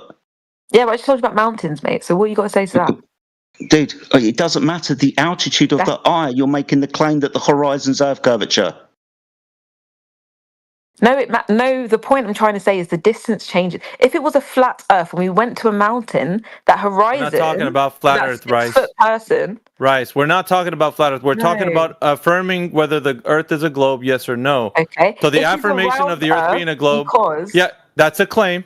That's a claim. Now, what Jedi's walking you... It's around Earth because when you go on a mountain... No, you can't say because he's walking you through the evidence. If it was a globe, you'd have to have a measurement. You have to have a measurement from point of observation to the target distance, which would be the horizon. And if the horizon's the leading edge of the sphere, then you could measure to it optically. You could say, I know that what I'm seeing is the leading edge of the sphere. That would be putting it at about 2.8 miles away, if that is true, from a 6-foot observer, because you can't see beyond that because the Earth curve is getting in the way. Remember, you said But then if he's on a mountain, my guy, hello? Yeah. If he's 6-foot guy on a mountain, that curvature, if he was just higher up, Okay. Yeah, we'll be further away. Yeah, we get the premise. The distance moves. So then why haven't you not replied to that point? Because that's based on the fact that you've changed your altitude and you can see further across it because you can see more of it angularly. Angular resolution. You're further away from the thing you're trying to observe that's fucking you're not massive. necessarily further away. The further you are away from the object, the Earth, the more you can see of it. Duh. No, because you're higher up. Have you ever put your hand in front of your eye? It doesn't work like that. It's the point at which the horizon works. It's not necessarily... What's the horizon again? Is that Earth curvature at 1.225 times the square root of the observer's height in feet? Observer's height in feet, 6 foot eye, or on a mountain? No, I just want you to understand. I want you to understand your claim. You are claiming that the horizon is the physical curvature of the Earth that would be, according to the math based on the radius, at a measurable, calculable distance. I've given you the equation. No. So no, there was an experiment. No, there isn't a radius, and you're going to be able to see over all of it. It doesn't depend on the height of the eye. To say it does because there was an experiment with a laser. Okay, and they shone. Do you know this experiment? They shone the laser across a lake, and they showed that the curvature hit higher than was expected. Okay, distance? At higher altitudes, the horizon dropped below the horizontal line of sight. I know you like rambling. I know you like rambling, but what height was the laser and what was the target distance? If the Earth was flat, it would remain at the same level. It wouldn't be at that height. It doesn't make sense. Right. It's like she can't have a civil conversation. Why did that happen? It's like she can't have a civil conversation. What's wrong with her? I'm definitely having a civil conversation. You guys are trying to make me sound crazy. It's just not true. You just keep rambling on. No, I said something clear and concise. The laser test that you're speaking to. Hello? The laser test you are speaking to. Go ahead. What was the height of the laser and what was the target distance? Why is that important? It's not. Because we're trying to test the claim of the curvature of the Earth. That's why the laser's there. To see if the laser runs parallel with the water below. But why are you talking through me constantly? Have you not got a father? You asked me a question. I'm still talking. You asked me a question. I'm still talking. Do you need to be rude? Oh, you're getting a bit angry there. Do you need to be removed from the conversation? Oh, you can do that if you want to. Go ahead. You can fuck off if you want to. If I've riled you up that much, go ahead. No, you're just intolerable. No, I'm not. Yeah, you are. Several people have pointed it out. Yeah, the problem is we're gonna have to hold you to the mute. We don't want to do that, Rice. Yes, you do. But the problem, and here's the problem. You're somebody from academia should be conducting themselves accordingly, and you're showing a bad look to anybody in academia. That's the problem we're having. You guys are very controlling and weird. Yeah. So you're saying no, you are, but what am I? Isn't that what you're doing right now? You're just like a child. That's what he did. You're supposed to be leading by example. You're supposed to be hold on, gentlemen. You have to be leading by example as someone from academia. You're not doing yelling so. At me. I was just defending It's a poor example. It's a poor example as somebody that needs to be someone who's a teacher. And you're still coming. You're not doing this. I'm still going to defend myself. I don't know. I'm not going to sit here while you insult me. So think about like this. The only information you have is information that's been told to you. And you're only propagating that information forward, telling us because you don't have any way to substantiate the content of the information that you have. You don't have any way to verify the images. Hold on, Rice. I'm pointing something out here. You can't verify the images that you think are true about the Earth being a globe. You can't even verify whether or not the ship is disappearing from the bottom up or not disappearing, according to what I heard. Yes. I have a telescope. Now think about this. Okay. That's great. But those two instances that were those two you're using child, bro. You're wasting your breath, bro. You're wasting your breath. Yeah, I know. But this is what people need to hear. They need to hear academia represented in what Rice is doing. And what Rice is doing right now. This is exactly. You don't really understand. Let me speak to the audience. Hold on, I'm not going to let you come for my character like that. Yeah, no, this is what's going to happen. You guys in academia have had long enough stint and having this big giant circle jerk where everybody just pats each other in the back and propagates information and doesn't let anybody critically think about this information that we're talking about. That's what we do. we at least challenge the individuals that come through this room so they can have the information presented to them, and then they can realize whether or not they know it's true by way of empirically testing, verifying, and or falsifying, measuring the information that gets put forward to them. That's what we're doing right now. And we're putting you through the same process that we put to anybody else in. And I'm pointing out to the audience that what we do with people in academia is the same we do from anybody that comes through our room. So our forum is conducted in a way so that others can realize that no one has the information to substantiate the claim of the Earth being a globe. It's a giant fantasy. It's a space mythos. And a lot of people don't realize that. And I want to point out that the fact that academic people like you don't have any information to substantiate the claims that you think everybody should already know that is true. And you laugh and you snicker, you overtalk. But it's a bad form for you because if you were representing academia, you would at least tell the people how to think for themselves in this conversation, and you're not doing that. So it's evidence to everybody that you're just being a petulant child because you can't get your way. And we're here demonstrating that. That's what this conversation is about. So, second, pretty sure the second, are you done ranting at me for like? Pretty sure she said something about she's not academia at one point. Yeah. So the second piece of information was a preponderance. Now you don't come to my character. You've unmuted me. Yeah. We went to the second piece of information. The second piece of information. Coming at me and my character. Yes, it's character. I'm talking about the information that we're discussing with you, which you said was a preponderance of information. The second piece of information was not shown to give any globe evidence. So the third piece of information, now we're going to keep moving forward and keep examining every piece of information you have as somebody who's in academia that can prove to these laymen that the Earth is an actual globe. Third piece of information in your preponderance of evidence, what is it, Rice? Excuse me. Before we move on, because I have not finished my arguments. Okay. You can't provide evidence to substantiate the claim for point number 2. I mean, I'm trying to, but you keep talking over me. Yeah, trying is not actually demonstrating, Rice. That's the problem. Well, how can I demonstrate if you're not allowing me to? Okay, do you have the data that supports the information? Because I'm going to be very specific if you want to talk about point number 2 again. I'm not going to be forced to talk about what you want to talk about. Oh, no, not forced. Demonstrate to the audience that you have the ability me and telling me to say certain things or forcing me to say something. Yeah, this isn't forcing. Either you have the information or you don't. I have something to say and you're not letting me talk. Yeah, it's not something. Look, hold on a minute. This is what's going to happen. This isn't about something. No, sir. Ma'am. This isn't about something to say. This is about substantiating the information you're presenting for the point given. Can you substantiate it? We're not just going to say, I want to hear about what color birds you like. I don't care about other I want you to be specific.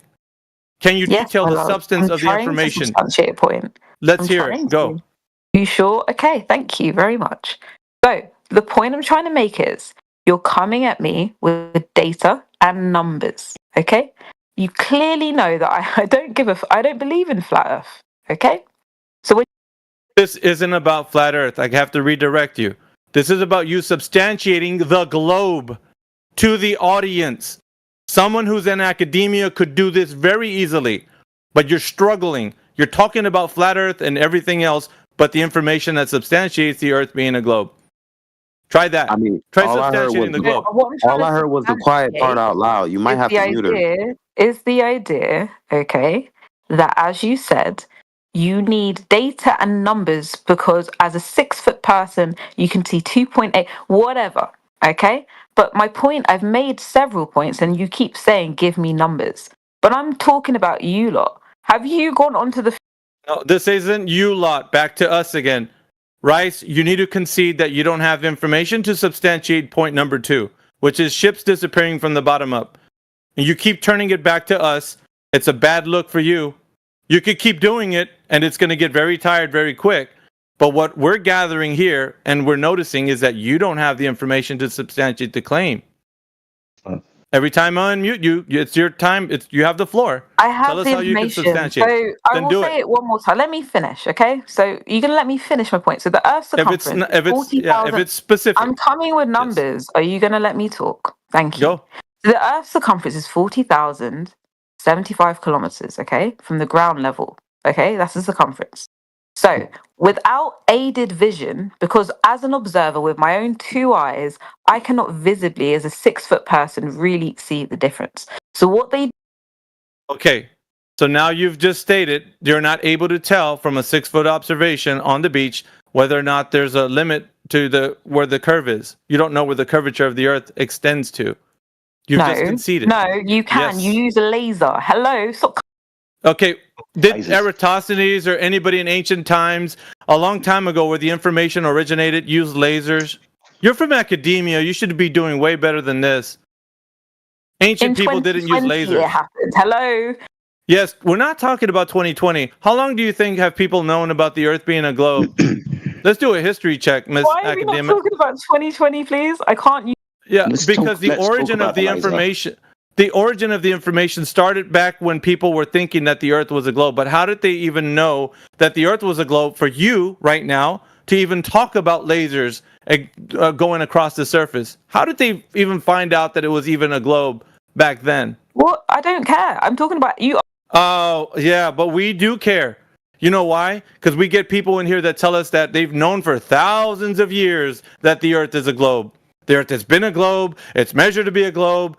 And we don't have anybody to substantiate that except for you coming in with lasers today. Yeah? So forget about how we ever discovered the Earth was a globe. Let's skip all that nonsense. And let's jump to the good stuff.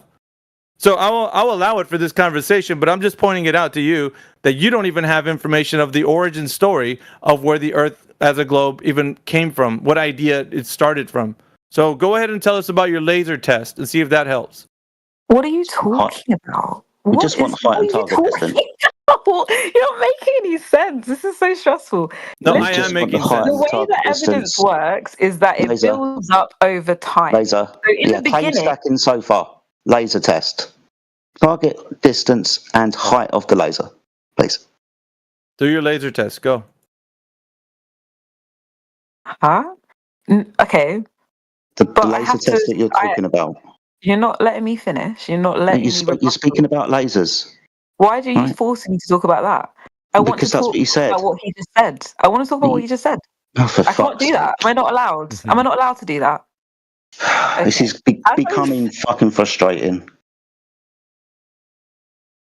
She's latching on to the point that what we're going to do, we're not going to just gish gallop around here like you want to and then make a claim and then totally unsubstantiate it. But we will put you on display for everybody else to hear that you will not substantiate your claim with any kind of data, any kind of measurement. You will just claim stack and then talk about, I guess that would be an appeal to format fallacy, right, where you talk about us or you talk about how bizarre this is for you. It must be bizarre for people to ask you to substantiate the claims that you stack. So we can do this for hours, or I can just leave you on mute. If you want to stay on mute, then you're just going to continue to gish gallop. If you don't want to be on mute, you'll substantiate your claims. That's how it's going to go. I'm putting on display for all the world to see how academia cannot represent the Earth as a globe, Bryce. That's what I do, and I'm very good at it. No, you're not. You're not doing that at all. I am. You're just picking tell us the origin. Tell us the origin story, Bryce. No. Everybody's just trying to control what the conversation is going, so they can get you back on track. If you really want to go talk to a proper person that studies planets, like fucking, what are you on about? We have. Trust me, I already done that. I've already done that. That studies the flat Earth versus has evidence. Dude, I've already done that. So let's go back. What is your origin story for the Earth being a globe? You're not going to make me don't. I'm going to go. Don't appeal to the form. But you're not going to let me talk. So Bye. Point is, okay, that the Earth, okay, this is how evidence works. Because flat Earths do it too. So do the round Earthers. We both do it, okay? Just talk about the information. Your filibustering doesn't help your point. There was one day when we looked at the sky, we saw a circle, we said, oh, it must be round, okay? There was a day when we were like, oh no. What day is that? This is very ambiguous information. No, this is becoming patronizing. She's patronizing, but I think she's doing it, and she's trying to think that it's going to happen in this room where she can just be patronizing and get away with it. No, Rice, when in history? Give us a date. When did this happen? What did they do? You asked about origin stories. So what did they do? What did they do? And what year? You asked me about... So Why are we going? I was making a point about. Okay. You didn't want to talk about the lasers. You wanted to go back to this. Yeah.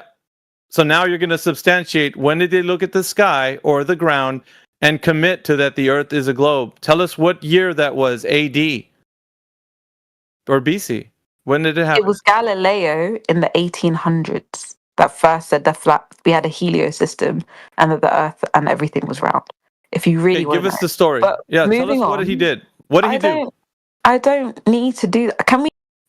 So you don't know. You just read something off of Wikipedia or Google and said Bob's your uncle. No, he's not your uncle right now.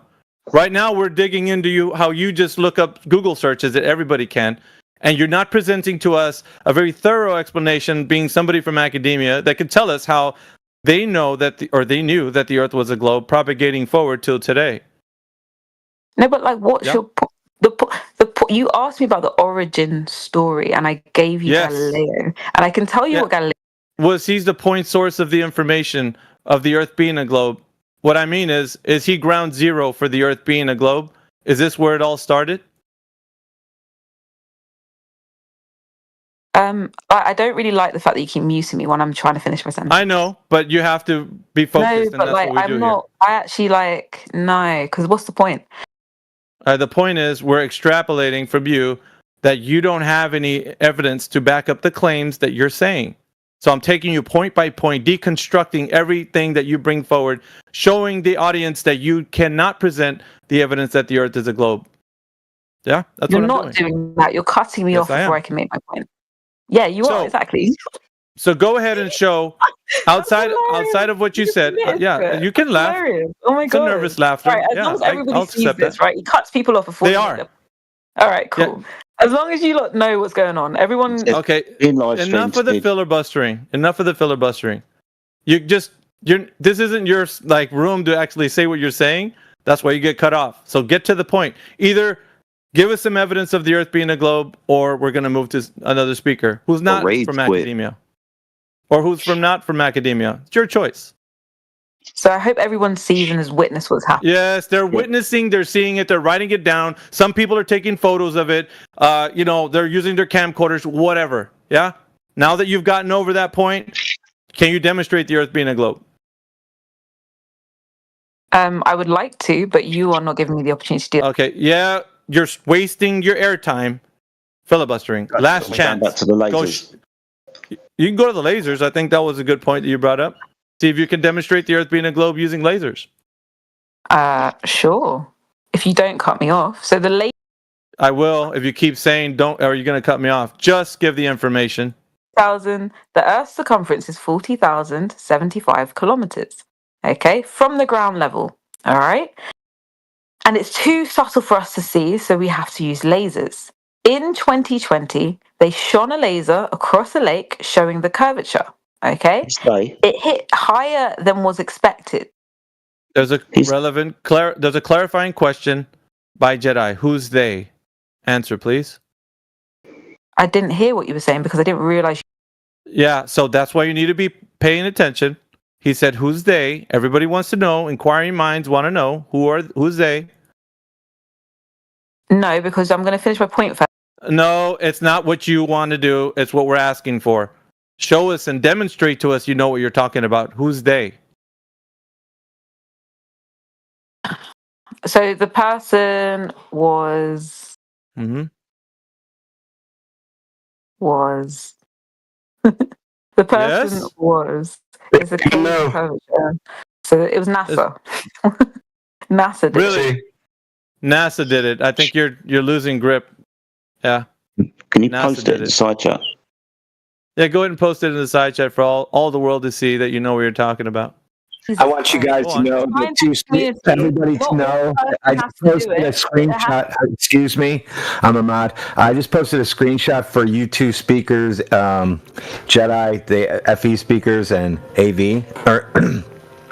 You should see how many people are sitting in this room. I posted it. You guys can keep that one. This might be one of our biggest rooms in like a 3-day. You get turned on and it just blows huge. That's how much bigger we're getting, everybody. Go ahead, continue. And fucking put that information. Oops, I'm sorry. Put that evidence in for them, would you? Amen.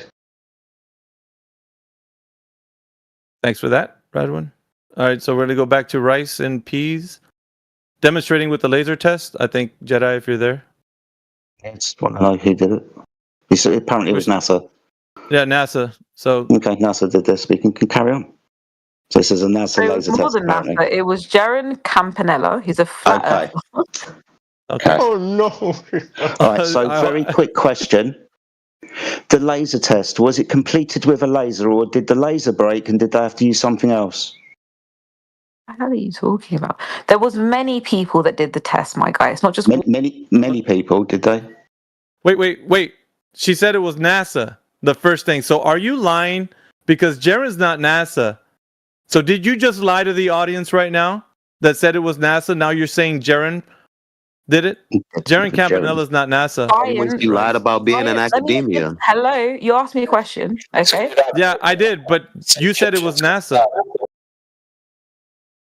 She also won't answer about what tool was used. She can't be a scientist if she doesn't know how to use a search engine. She's not in academia at all. She's a liar. Science, several people have to do the experiment. Hello?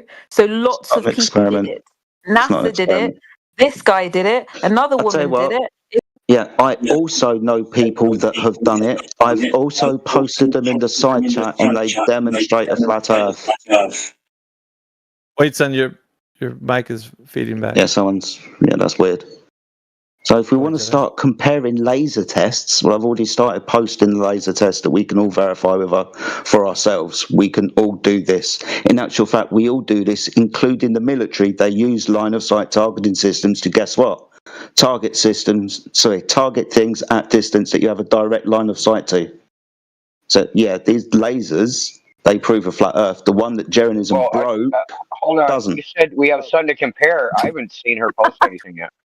No, Are you going to post that? Bryce, post your information, please. Rice and Peas, you going to post that, please? Yeah, sure, I can post it. I want to see it. Give me 2 seconds. Yeah, of course. Maybe you might actually believe in around Earth. Because I'm really curious how he did a less than 2 kilometer laser test with a flashlight with a laser 20 miles. I want to know how that weird thing happened. Sure. Oh, look, USA Today, false claim says that laser test proves flat. So there's this one. Wait, hold on, let me get an actual paper. Yeah, post it. Yeah, it's trying to use ChatGPT or something to try to help out. Let me speak, guys. Let me speak, bro. No. Why we don't speak? Let me speak. Okay, this one you can do at home. Let me speak, guys. Go ahead, Bryce. This one you can do at home. So if you guys are wondering if the Earth is flat, go home. You can do this at home. Okay? So hold on, let me get it for you. Here's a DIY experiment for you here.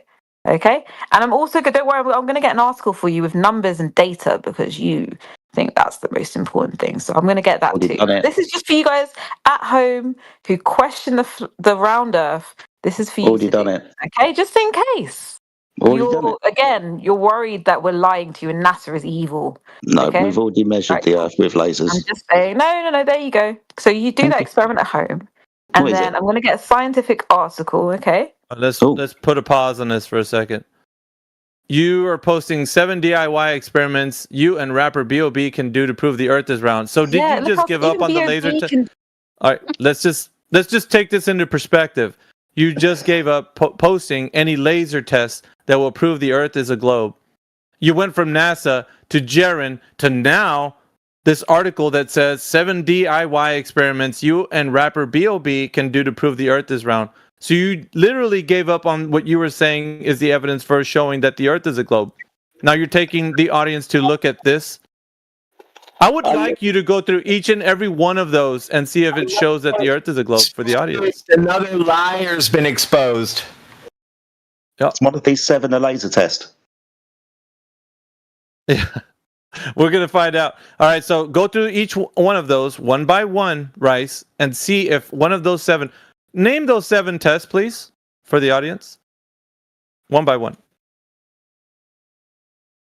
So as I was saying, okay, what do you want me to name those 7 tests one by one? Why do I need to do that when you can click on it? What's your point that you're trying to prove there, please? Because you've demonstrated this as your evidence, so we hope you understand your evidence that says, and you say, that you can go and do these 7 things at home. We're just asking you that's presented the evidence, what are the 7 things that you obviously understand that you can do at home? Sorry, do you understand what you've posted is what I'm asking. Because I feel like... I'm just asking you if you understand what you've posted. I'm going to pass the mic to somebody else. I'm going to have to head out, but I'll be listening. So she going to cry in the car. All right. Catch you guys in a bit. Catch you later. Later, Alpha. Look at that. What's her name again? Rice. Hello, Rice. How are you? Rice and peas. Rice and peas. I feel like... Okay, don't do that. Don't do that. Oh my goodness me. I think she's figuring out right now. So yeah, you've made a bunch of really false claims today. Like, I mean, you said so far, I've been listening, right? You said boats not going over the horizon proves the globe, right? So that should be the opposite claim. Like, boats going over the horizon would prove the globe, right? That's one of the globe claims. Then you were talking about Galileo existing in the 1800s when he existed in the 1500s. About the origin story. Yeah, I know, but he existed 300 years earlier. He existed 300 years earlier than what you said. So, I mean, I don't know why you're bringing up stuff when you don't know about it. You asked me about the origin story. Now you're just like kind of Googling things on the spot to try to debunk flat Earth. I wasn't allowed to do that. And talking all the way through you, DJ, it's so rude. I can't even hear what you're saying right maybe now. we can just like have a better conversation, a non-combative conversation, and actually go over some evidence against the globe. I'm trying to, but you guys would keep...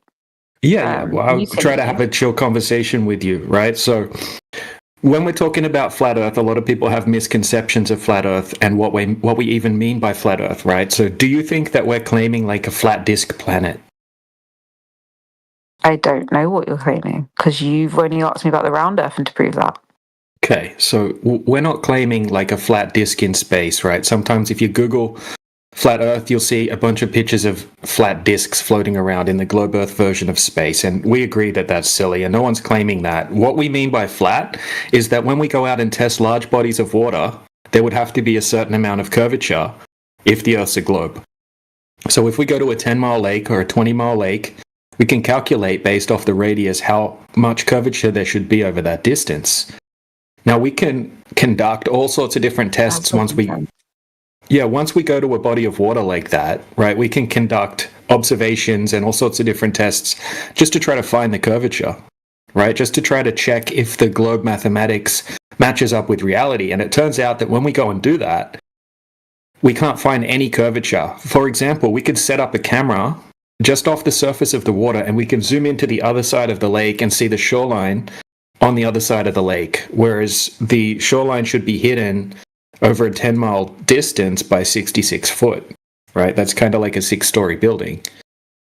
So that has been repeated over 10-mile distances, 15, 20, 30 miles. I'm not being funny, but that's just false. No. Like Lake Michigan is 50 kilometers across and has a 196-meter drop, so it has a curvature, okay? There's the flat lakes, okay, that are 10 kilometers across, which is supposed to be flat.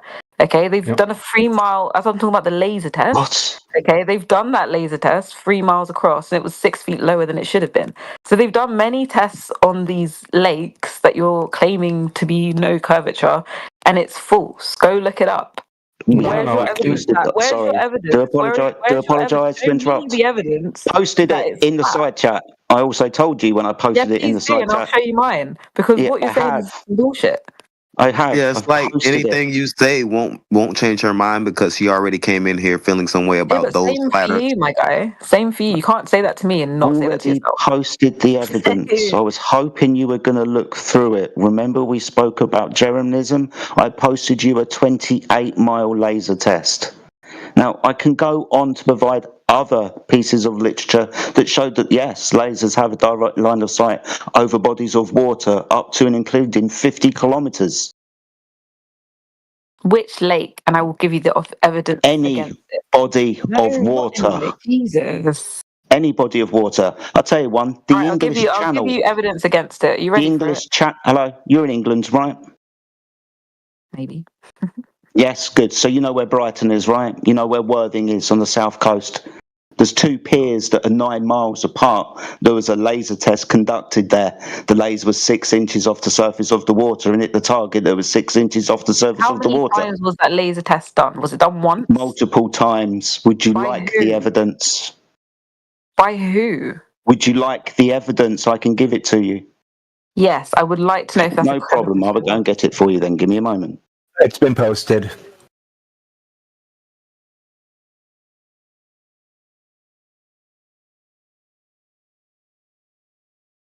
Yeah, here we go. No problem. Thank you very much for that. So, repeatable and verifiable, testable. This was done by a PhD. Wasn't a globe earther until he went out with a laser and measured it, and has continued to do. Hold on, I haven't finished. And has continued to do other laser tests. Seems like a bit of a misnomer so is it to me the same because person doing the test over and over again?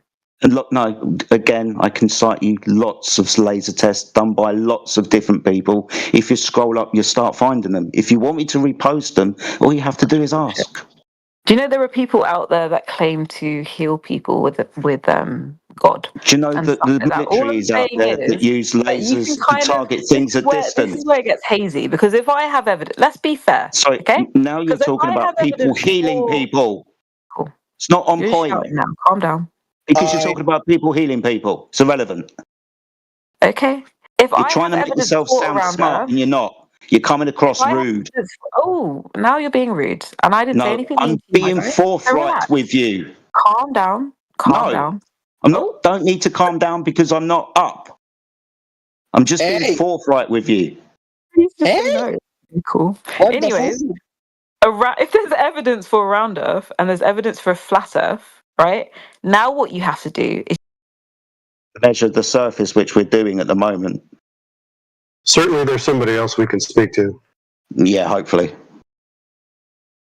Is there any new people in here that would like to speak to us that aren't insufferable?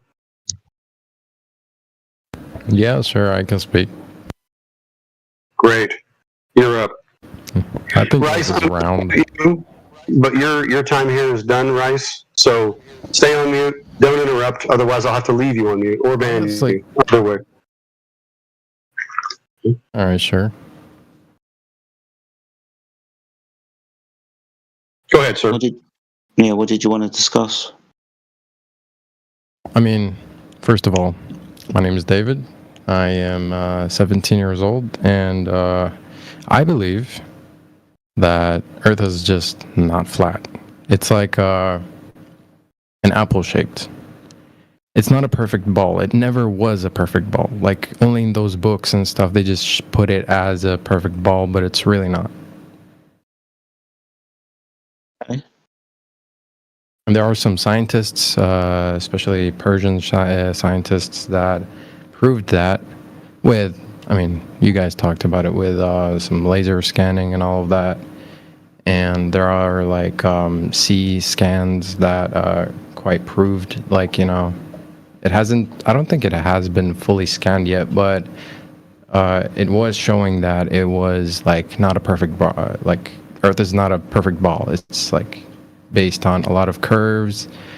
And yeah, it's just like any other planet in our solar system, like the sun, the moon, I don't know. So my question is, can you prove to me, like with normal logic, that the Earth is flat? Yeah, I can give you a logical syllogism if you want. So I'll give you two premises that when I add the two premises together, reach a logical conclusion. Would you like me to do that? Sure, go ahead. Cool. So 70+% of the surface of the Earth is water. Premise number one, do you agree? It's like a really small amount of water that is expanded. Yes. Surface. Yeah, the surface area of the Earth is on primarily the surface. It's not made out of water. Pardon? Yeah. Yeah, 70% that it's covering. Awesome stuff. So 70% of the surface of the Earth is water. Premise number one. Water is observed, measured, and practically used in everyday practice as a horizontal reference datum. For example, mean sea level is the 0 point that you take altitude and depth from. So if the Earth is a sphere, and 70% of it is observed, measured, and practically used as a horizontal reference datum, the surface of the Earth is horizontal, not curved.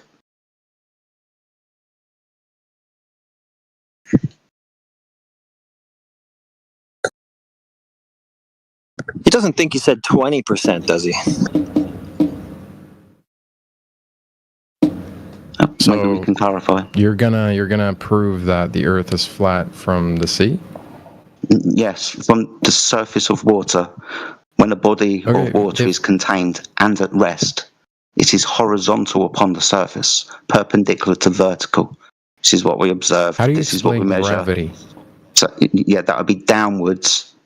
So vertical, perpendicular to horizontal. Where does that energy come from, though? Wait. Did he bypass what he asked for, Jedi? He asked for something that was logical. What's a confirmation on that? Did he confirm that it's logical or illogical? Honestly, I don't think it's logical. Okay, what's wrong with it? Is it fallacious? Listen, I'm not saying it's bull crap. It's that maybe my brain is just not processing the logic of it being flat. You might be right, but I just got to take it in if it's true, and that would take some time. For now, my brain isn't really processing. And if you can look at the chat, there's a guy that sent a GIF. The Earth is similar. David. It's not your fault. I'm not saying it's your fault. Please don't be rude, by the way. That's not our I'm just fault, talking. You have to identify. I know, but you have to identify whether the logic there was true, the premise were true, which would mean the but there should outcome be an of the understanding. conclusion would be also true. Yeah. Or is the premise true? We have to identify the two premises that he gave you. Are they true or not true? I don't know. I can't give an answer for that. But yes, I mean. So you don't know if the premises are true. So if you can't understand that the premise is true, if he's giving you some information that is logically consistent, you wouldn't be able to detect whether it's logical or not. In other words, yes, you can't. But I have further questions. I have further questions. I want to understand where I want to talk to him. The only thing I'm pointing out, you can go to your other questions. The only thing I'm pointing out right now is you asked for logic. He gave you logic and the understanding that you would comprehend what logic is. But it sounds like now you can't even discern what logic is. That's an issue. Okay, I think you're just judging me before me finishing. No, this is an assessment. It's an assessment of what you just said. You said you can't discern whether it's logic or not. My brain can't process.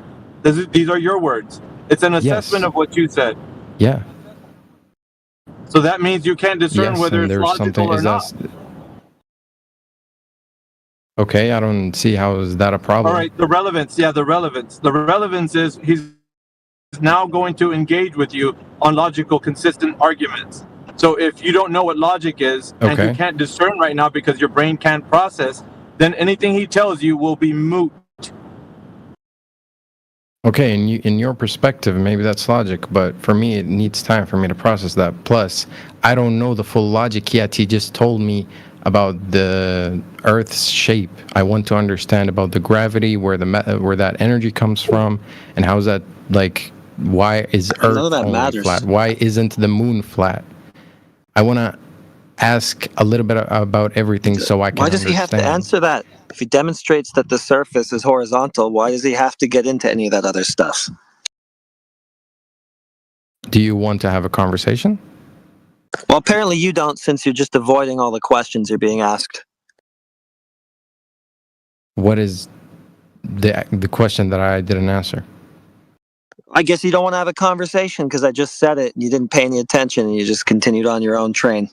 Yes, I did pay attention. You're just doing the same filthy trick like that. Okay, why does he have to answer about the moon and this and that if we have direct demonstration of the surface being flat? Really? You want to be like that? Why? Am I just like, do I have to go on a leash with you? I can't like really answer What's the relevance? What's the relevance of these side tangents, dude? If he demonstrates directly the surface is flat, then that's it, isn't it?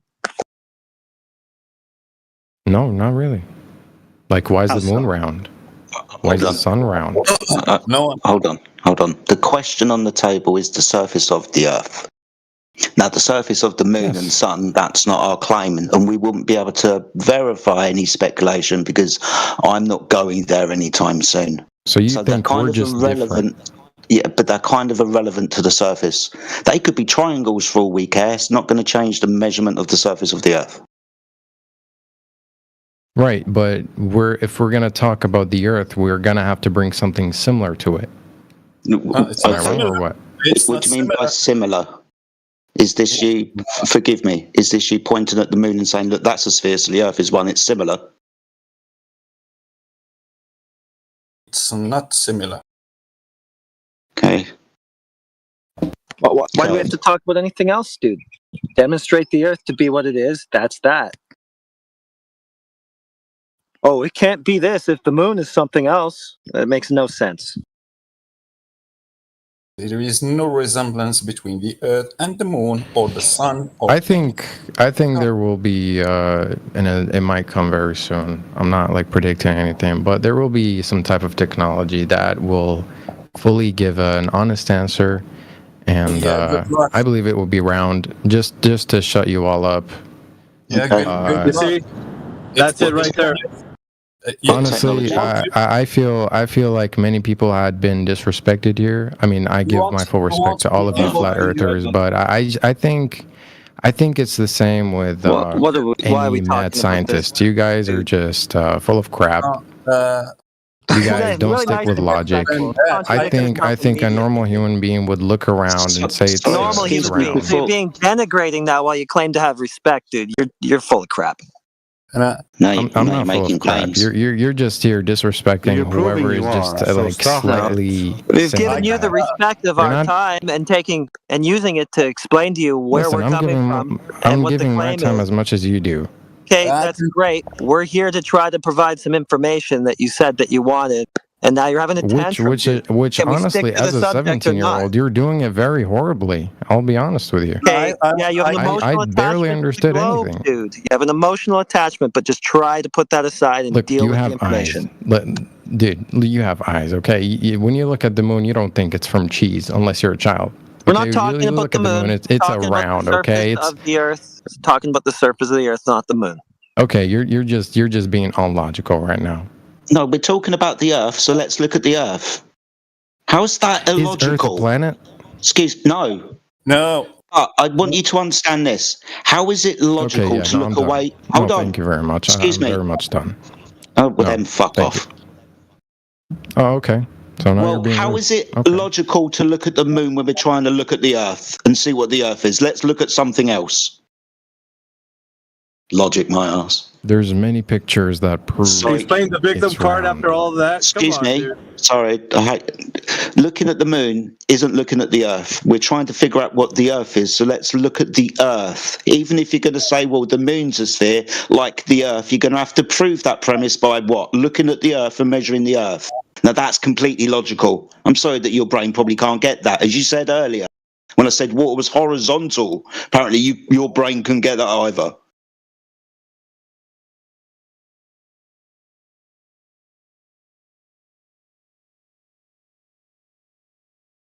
Next. Yeah, next. Sure, man. You can go make somebody else insane. I'm not really taking that bull crap. You can do whatever you want, but you've made claims that we're illogical. Yeah, sure. You can tell other people to demonstrate how it's illogical. Yeah, dude, clutch your pearls It's a little very. tighter, huh? It's not logical at all, man. Yeah, good luck Go with your read a book logical or something. policies, brother. You just thrown Hey, two many policies. scientists and doctors were wrong, just and I'm thrown very two sure I can successive tell you policies. that you guys are just wrong. So you just thrown two successive policies there, and you are just trying to make them legitimate. You just appeal to future policies. Saying we are wrong. I'm now a Glober because he said we are just wrong, and he's convinced me. You just appealed to future policy and started ad hominem by talking to about us instead of talking about the topic, which is flat Earth, not flat moon. No one is claiming flat moon or flat sun or flat star. So yeah, it just doesn't well because he doesn't have any coherent arguments. Yeah, so I mean, you have basically admitted that you don't have any evidence for the globe Earth, and that's what you did in saying that the evidence will be coming. There'll be some sort of technology. So you're saying that we're still waiting for proof that it's a globe. So I mean, okay, good luck. Hope to hear back from you when you get it, if you do. Yeah, sure, man. And thanks for muting me. Oh my God. Dude. It depends. Oh my goodness. Someone asked earlier how much time it will take me to just be muted. It depends to how much time you will hold your cognitive dissonance. You It's couldn't also- hold it for a longer time. You were muted. Oh, sorry. Go Wait, so let me get this straight. Whoever is against your before you- opinions, you're before you gonna start mute again, them. stop. No. I was You're trying gonna to mute speak, whoever's so it's not against your you, turn right? to speak. Do you understand that, right? So he It's was a trying to public talk PC. to you. I'm the one who muted you. Okay, so just relax. Okay, sure, yeah, He thanks, was man. just relax. Stop clutching your pearls. Take your panties, untwist them. Just relax. So he was trying to Yeah, talk sure, to man. you, and you were not listening to him, and you were just talking straight through him. And so that's why I muted you, so you could hear what he was actually saying. Yeah, sure. Which did nothing. So you can hold your cognitive dissonance and stop yourself from talking over people or laughing when people are just talking to I others. can laugh. Come on. Yeah, you can laugh. You can mute yourself and laugh. You can roll on the floor and No, laugh. sorry, I don't have that You can magic. put I don't have that hand magic power. on the air. You laugh and you do whatever you want, but nothing. All right, let's kind of progress. Let's kind of progress this forward to another speaker. Perhaps we can talk to someone else. I mean, I really like the fact many people. Dude, we're might not be going to hear older much than more me of and you. they're We're speaking- not going to, dude. We're not going to hear much more of you. Okay, Man. sure, but yeah, but when you're speaking to someone who's 17, I really expect some like really polite. We don't care. No one cares. No one. Hey, You're not going to get the moral upper hand here with talking about how people should conduct themselves in a chat. See, you wouldn't have been muted if you were cordial. And don't use the excuses, I'm only 17, I can act like a butthole. It's not going to work. Yeah. You're old enough to know better, dude. 17. Old enough. Should be able to have a coherent conversation by now. Try to be I'd say. whining. All right, so don't leave before we can unmute you. So if you're going to leave, let us know. That way we can unmute you. That way you can leave being unmuted. A 17 who's not mature is whining all the time. Ever seen that?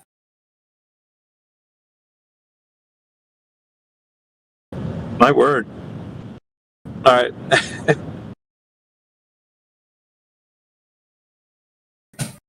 Miss Academia left the building.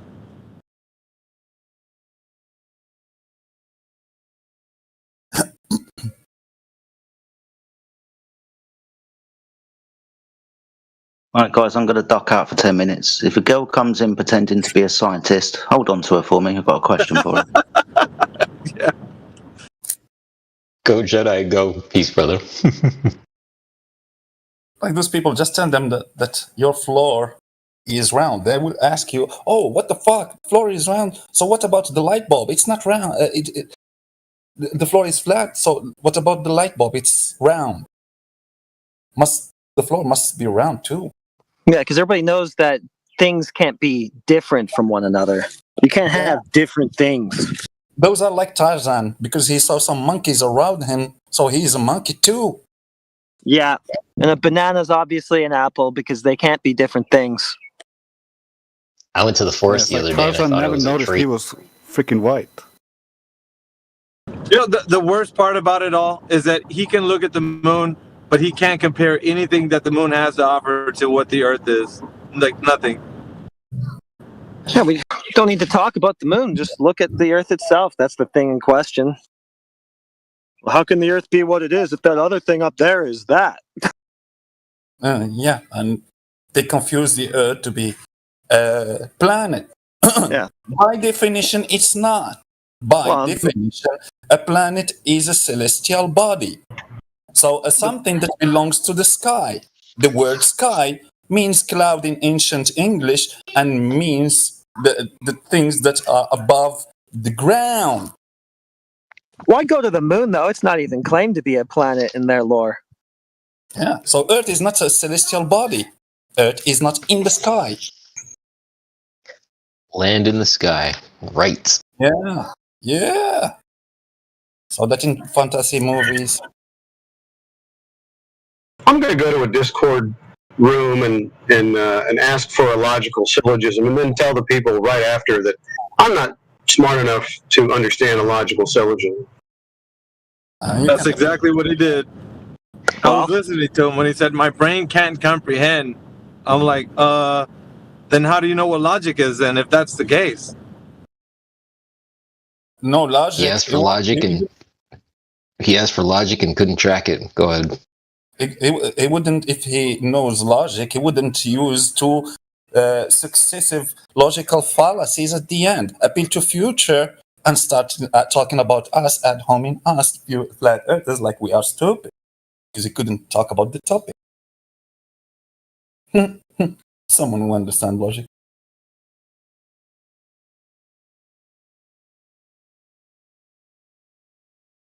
So we're getting some pretty good views there, Radwin. Where do we get, like, up to 45 people in there? That's pretty cool. It might be more now. I haven't checked.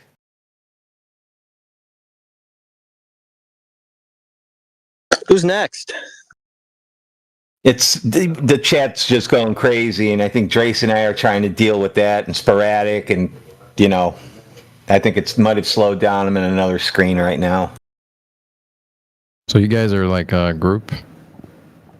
Yeah, we got a home server. If you click on our little FE tag, it takes you there. And then we get these big servers inviting us to set up channels in their servers because it's a pretty popular topic. So whenever we set up a server, it usually becomes pretty quickly the busiest room in a server. All right, that's great, man. You keep doing what you're doing. Thanks, bro. Nice hustle. Cheers. I'm not against it at all. Like, no, you're right. Yeah, sure, you go. Cool. Well, I was just chatting with this guy in the side chat. So Anigbesh, if you want to say someone in the like 18 or 1900s, like early 1900s, did something, and you're just going to present like claims that he did it, like it's not going to work, right? You need to actually present empirical evidence of what he did, and show the variables and that kind of thing. You can't just present like hearsay and expect that to be considered evidence for the globe. It's got to be a notebook somewhere where he did all his work. Yeah.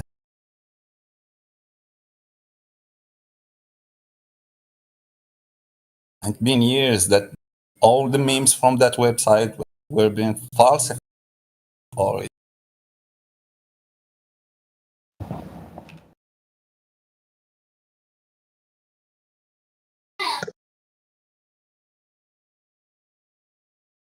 It's just an anti-flat Earth website. It's complete opposite of everything we say.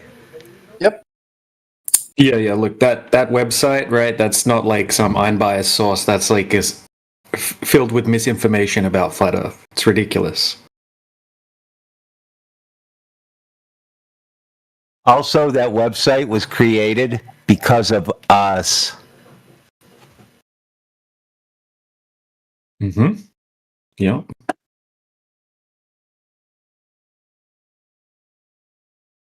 Is Agnibesh gonna talk on the mic?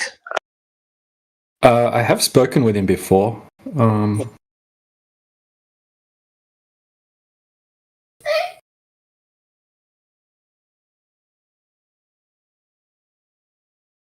From what I remember, Agni Besh was a pretty good guy.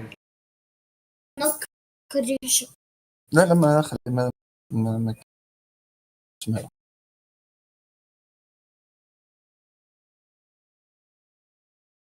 اسمها لك. Yeah, Mike and Necros. Sorry.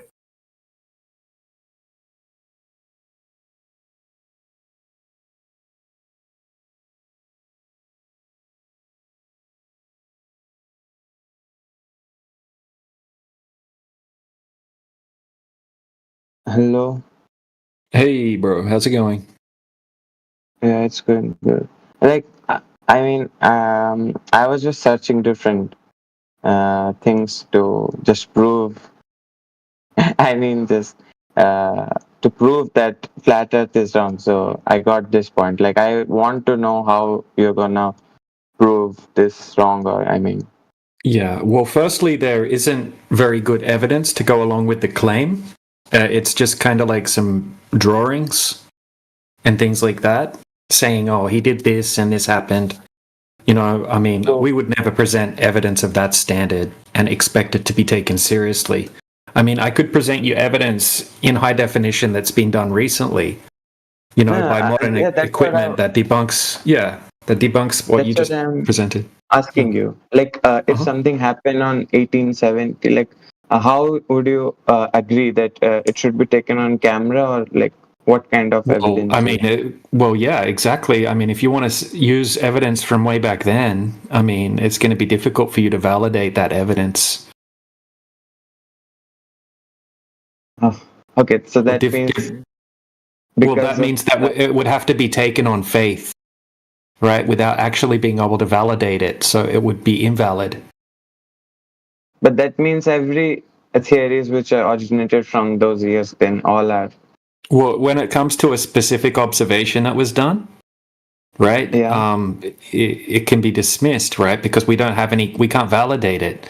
Like I could show you some diagrams or something of someone that, you know, said the Earth was flat back then and they did some test. You would probably want to ask to be able to validate that actually happened the way that they said, and that they had their equipment set up correctly, and they actually accounted for different types of weather conditions that can alter what you're looking at in the distance, which he didn't do.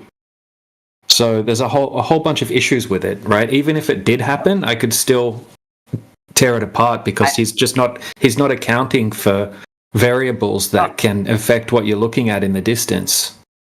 I mean, he did not do directly. I mean, it is written in history, like how Sam. I guess the guy name is Samuel. Excuse me, Samuel Robotham. Yeah.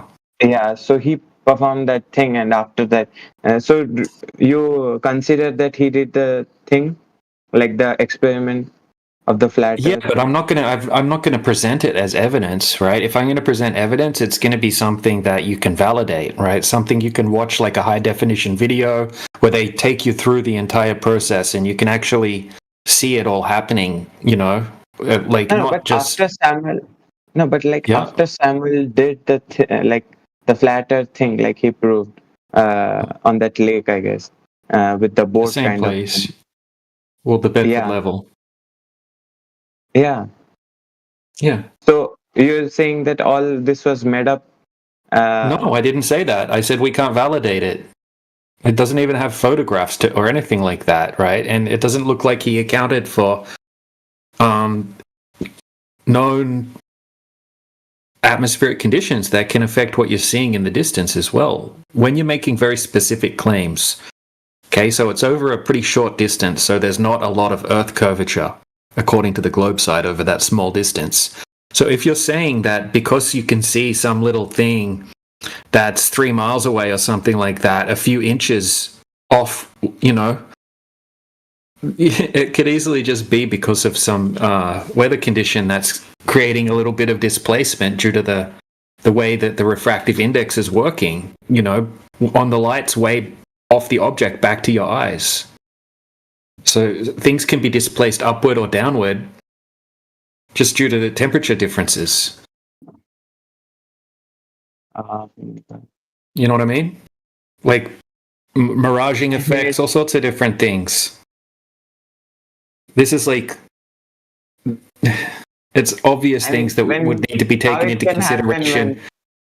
When you're making hyper-specific claims like that, and you're saying this thing 3 miles away is a few inches higher than what it should be, or something like that, right? You need to have all of the variables accounted for. And also, look, the point is, right, it's just some drawings, right? There's no photographs or anything like that to go along with it, so we can't validate it. It's just like we have to trust it. Take his word for it.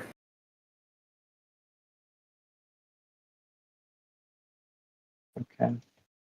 You know what I mean? Yeah, I'll just go with the history then. Well, we have the reason, the way I can debunk it is by showing you very high quality long distance observations that have been done, that I can actually show you footage of, that exceed the globe Earth mathematics by magnitudes, right? By thousands of %. So it completely debunks the curvature and this test that you've shown. Okay. Yeah.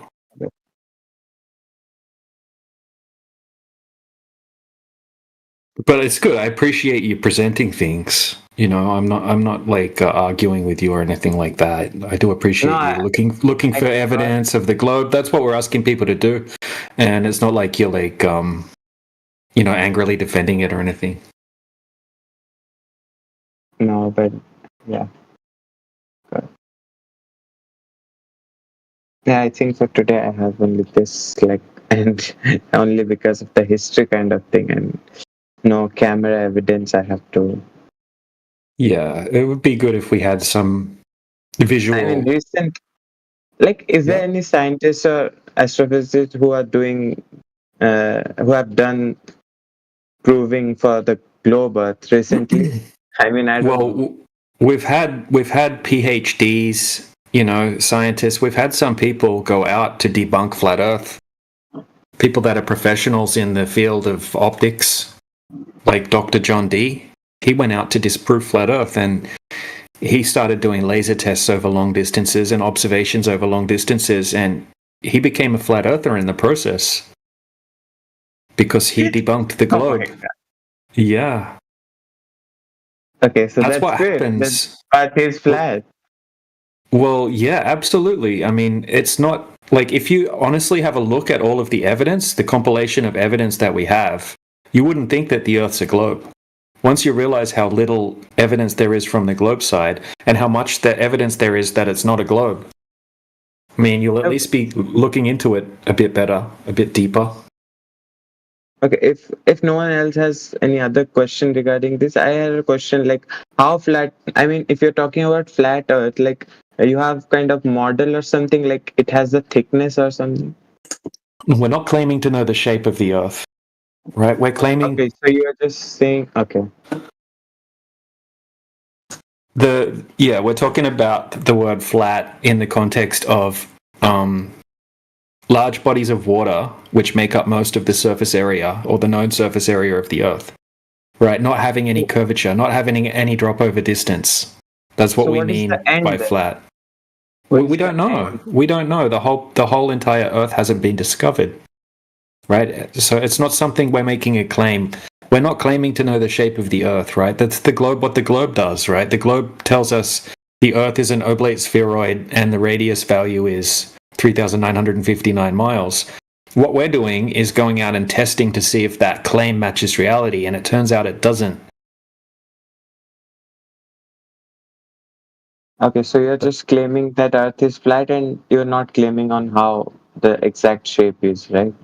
Correct. Like how thick and everything. Okay. Yeah, because we know that the deepest hole ever dug was only 7.6 miles, which is only slightly deeper than the deepest place in the ocean that we know about. So it's really not that deep. And that's the deepest anyone's ever been. So beyond that, we have no idea. There's no way to validate that. They couldn't get any deeper, in fact, right? They kept breaking their equipment.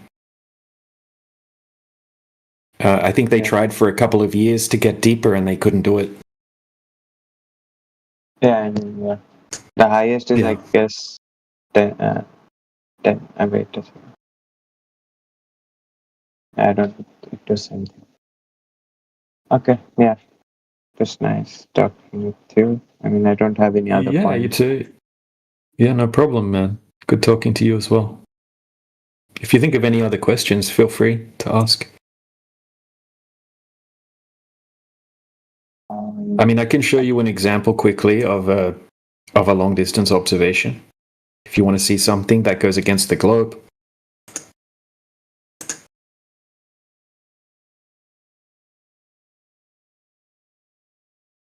Oh, yeah, we can.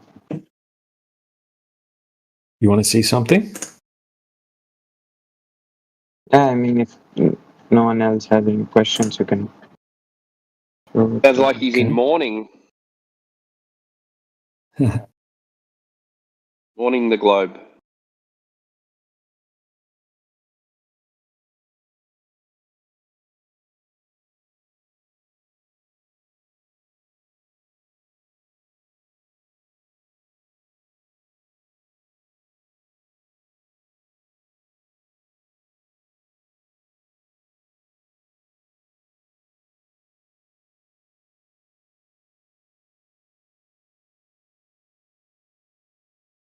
Wait, I had a doubt.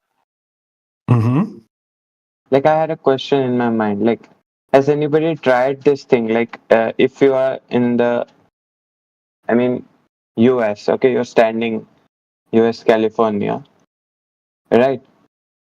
And according to the globe model, if you just, walk on the, you're getting me, right? The diametric, like, not the diametric, I mean, this, like, let's talk about the equator. If someone walks on the equator from one position and cover all the way according to the globe model, and can he reach to the same location again? I mean, according to globe model, he should reach to the same location, right? As someone. Yeah, according to the globe model, absolutely. So that would just be going east or west. You know, standing at the equator and you go east or west, and you stay east or west, and you keep going, you'll come back to where you started. So will it debunk the flat Earth model? Well, no, because you'll find that it would work the same on either one. How? Like, how flat Earth will explain it, if you can? Well, you do realize east and west are circles around a pole. So if you go straight in it, if you go east, right, and you're going in a circle and you're going to come back around, right, because the compass is going to be pointing towards the north. And then if you want to go east, you have to keep correcting towards the north. So if you're going east, you're going to have to keep turning left a little bit to correct and to stay east. So east and west are circles. I'll put a little diagram in the side chat just so you can wrap your head around it. It would work the same on a... Yes. If you don't what? I was saying, like, if you don't know the exact shape of... if you're just considering flat and not considering any shape of Earth, so how will reach the same exact location? Like, covering the... Well, I'm just explaining how directions work. All right, can you see the diagram in the side chat? Right, that's the top of a globe, right? And that's the North Pole. Okay, and those planes are going east. So you can see they're going in a circle. Now, if you were to flatten out that into like a flat surface, it would still be a circle around the pole. You know what I mean? Yeah. So yeah, it would work the same on both. Does that make sense or not? No, That is making sense though.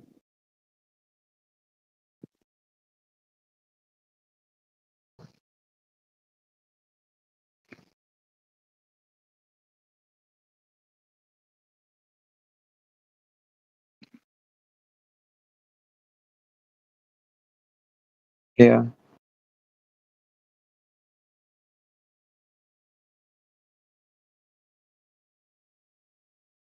But according to this, will like originally, according to the globe model, if the person was going to pass through some exact places according to the original, the globe model, will it pass the same? If the will it pass the same locations on this picture you have given? I mean, if they differ, then it will prove wrong. No right? one does that though. No one Yeah, does that's the that. problem. Exactly. So no one's actually done this in reality. It's just like a thought experiment. So same with these planes that you can see in this diagram. Like no one's actually done this. It's very difficult to go like in a straight line all the way around like that. Yeah. There's rules and regulations and fuel limits, and then you've got like jet streams and particular areas that you're not allowed to fly in, and like they have like highways in the air, basically like flight corridors, just like they have for ships as well. They have like shipping corridors. So yeah, I don't think anyone's ever just flown east or west in a straight line and then come back to the same spot again. It's easy to like think about in your head, but it's not so easy to do in the real world. Yeah.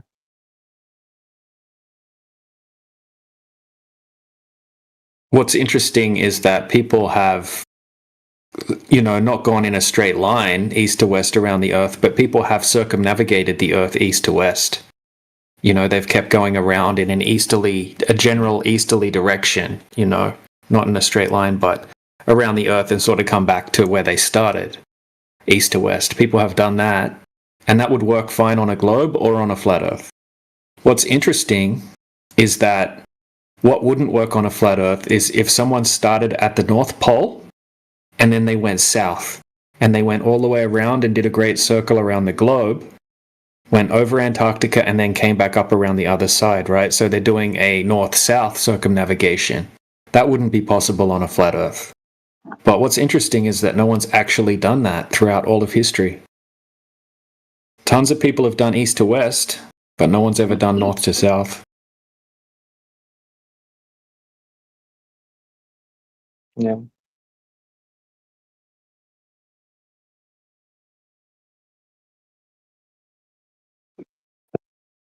Yeah, but like how flat earthers will debunk this idea? Like I was seeing, I guess Professor Dave from, I guess Yep. he was talking about the rotation, like anti-clockwise and clockwise from north hemisphere to south hemisphere, and the stars. So how you will debunk this idea? Well, what Professor Dave does is he takes advantage of people that haven't really looked into what flat earthers actually claim, and he creates a straw man argument, right? So he will get something that's called the AE map, which is a globe projection map, and then he will say that flat earthers claim that this globe projection is the flat earth map, and then he'll debunk certain things using that straw man argument.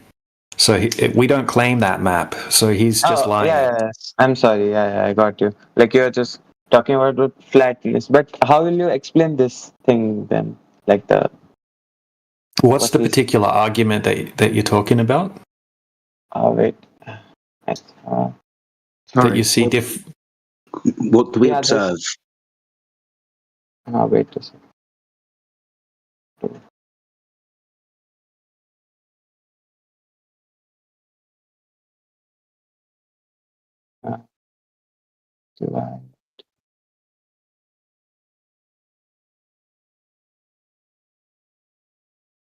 I'm sorry, it is like taking. Wait a second.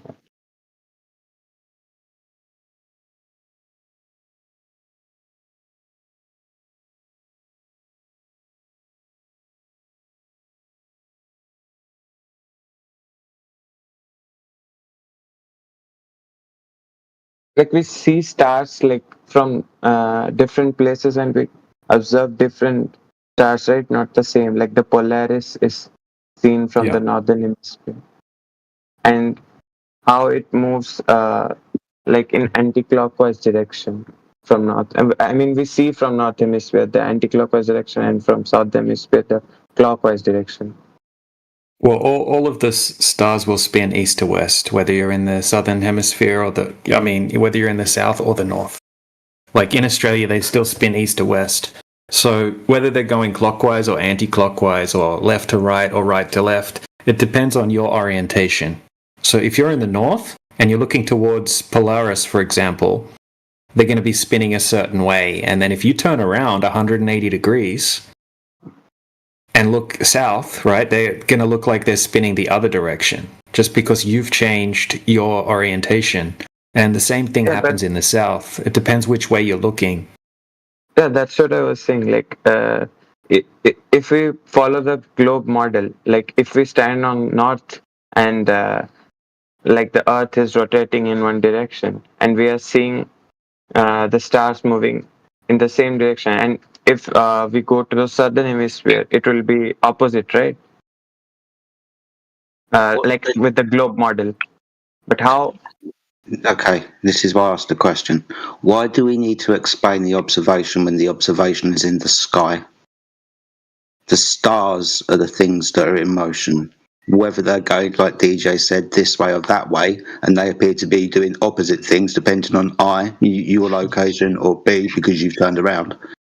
But these are things in the sky. There's no explanation needed apart from what we observe. We observe the stars move across the sky.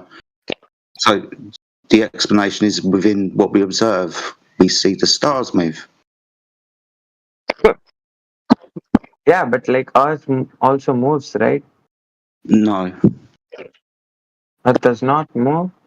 No, it's stationary. Earth is stationary? Yes. We do not move. So why we don't fly if we are not moving with that acceleration? Why don't we fly? I mean, we should fly it. Like, why? I mean, it's the gravity, right? What? Which keeps us. So we've gone from the stars are moving across the sky because what? That's because that's because you said that Earth is that's because you said Earth is like on Earth we are stationary. So that's why we are stationary. What's that got to do with flying? I believe I could fly. Are you saying that we can't fly Earth a ball? Are you really saying that? What? We're not Superman, so Earth's a ball? I said, are you saying that if we can't fly, Earth is a ball? Dude, are you serious? No, I said because of the gravity. Yeah, because of the gravity. Because the gravity is caused by... I understand, dude, but you know what I mean? It's a logical progression. If we don't fly, Earth's a ball. Because gravity. I mean... I think what our gentleman is saying is that gravity is produced by the rotation of the Earth. Yeah. Wow. And if the Earth is stationary, how's gravity produced if it's on his false premise that it's because of rotation? That's wrong. Is that what you're saying, my friend? No, the stationary thing you brought into, like I was... Yeah, exactly. And you're asking us why we wouldn't fly, because apparently we need gravity that's keeping us here, and according to you, that's caused because of axial rotation. Yeah. Okay, no. I mean, that's sorry. Not even within the heliocentric model is gravity caused by axial rotation of an object. Axial rotation of an object, just by doing that, according to laws of physics, things don't get attracted to it, they fling off. No, it's not about the attracted thing, like, it's the mass, like, Yeah, okay. As long as we reach the understanding that it's not the spin of the Earth, now we're going to say that it's the mass. That's a different argument, but I just need you to understand that no, it's not the spin. So you're on a false premise, as in with regards to my argument about the Earth is stationary. So you're saying that Earth is not rotating and the other stars and the sky, they are rotating? Yeah. So the Earth is horizontal and stationary, and when we all look up, that's 90 degrees, which are parallel to each other. Your observation is parallel to my observation up. The things in the sky, sun, moon, and stars, are above the Earth.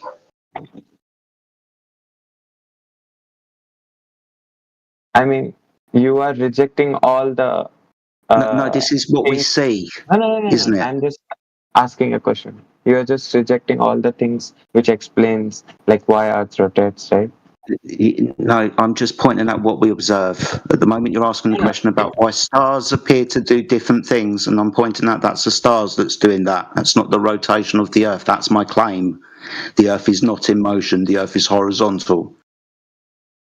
If you want to back the claim that the Earth is indeed a sphere and is indeed in motion, then you can do so. That's fine. We'll go through that. Listen, you said that Earth is not rotating. I got you, but you are just rejecting all the explanations which are given on the Earth's rotation. You are rejecting all. Like what?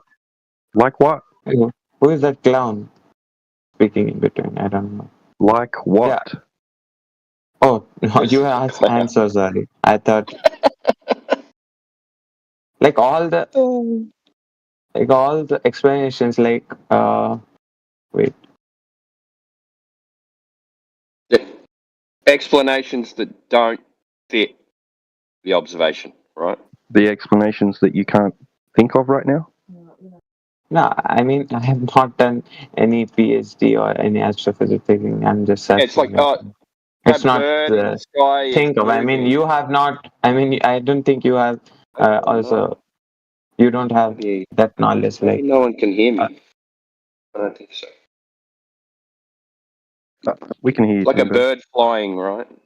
Bird flying, and then you going. The bird's actually not moving. Yeah, birds flying. I'm moving underneath the bird, right? Yeah, like the bird flying or the clown flying. Yeah, you can take that. Yeah. Yeah. Did you understand what I said, or you just repeated bird flying? No, I repeated a clown flying. That's why they don't get tired, Timbo. They just float there on the air and wait for the Earth to come to them. Yeah, that's right. Yeah. Why are you calling me a clown, dude? No, I'm not calling you a clown. I mean, you assumed it. You may be then. Oh, you said clown. I didn't even bring up clown. I was speaking to Jedi and you just interrupted. You just interrupted in between. Yeah, that's fine. I was trying to tell you that it's like you saying there's a bird in the sky flying, right? And then you look up and go, I'm moving and not the bird. Do you understand that? Yeah. Wait. It's pretty simple. You don't need to call me a clown, right? Because I can call you many things, and I think I'd win the argument on that. Yeah, so we don't need to do that, do we? With that. Yeah. Yeah, we don't need to do that, do we? Do whatever you don't want to do. I was listening to Jedi, not to you. All right, I don't do it out of respect for other people. No, I was just saying, use whatever curse word you want to use. Do whatever you want to do. You did that, talk to not you, me. Yeah. You did that, not me. Yeah. All right. So just remember just that you did that, and not me. I didn't do anything. Okay, fine. Okay. Derail noted.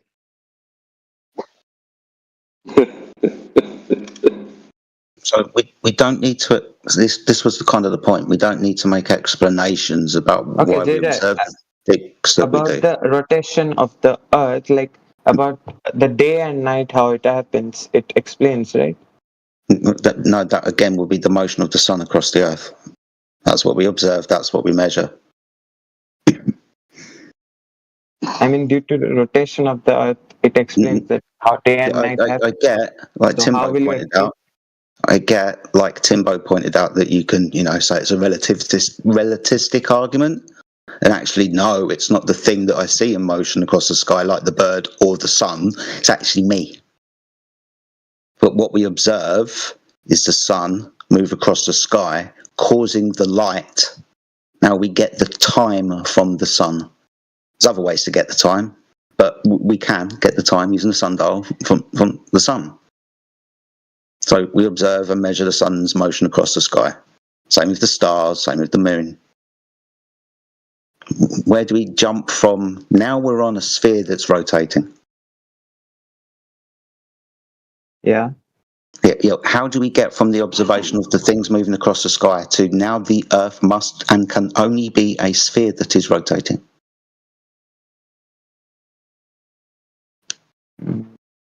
I don't have an answer right now.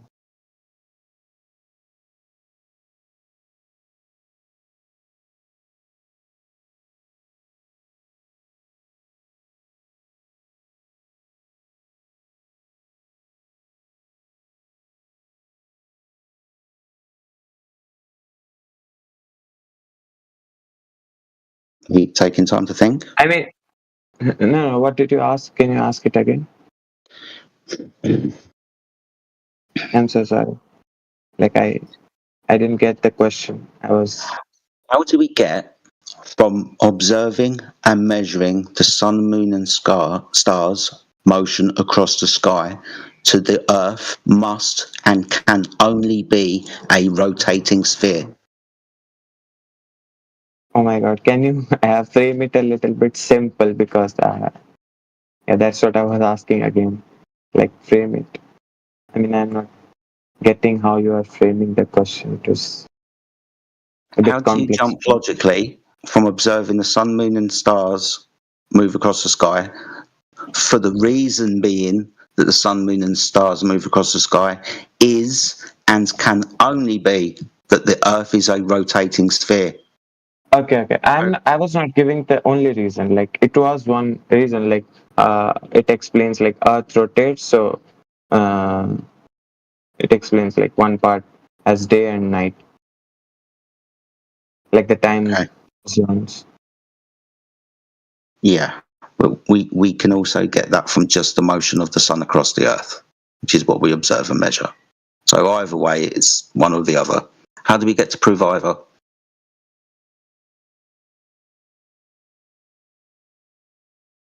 How would we prove if the Earth was indeed a sphere, or how would we prove if indeed the Earth's surface is horizontal? How would we do that?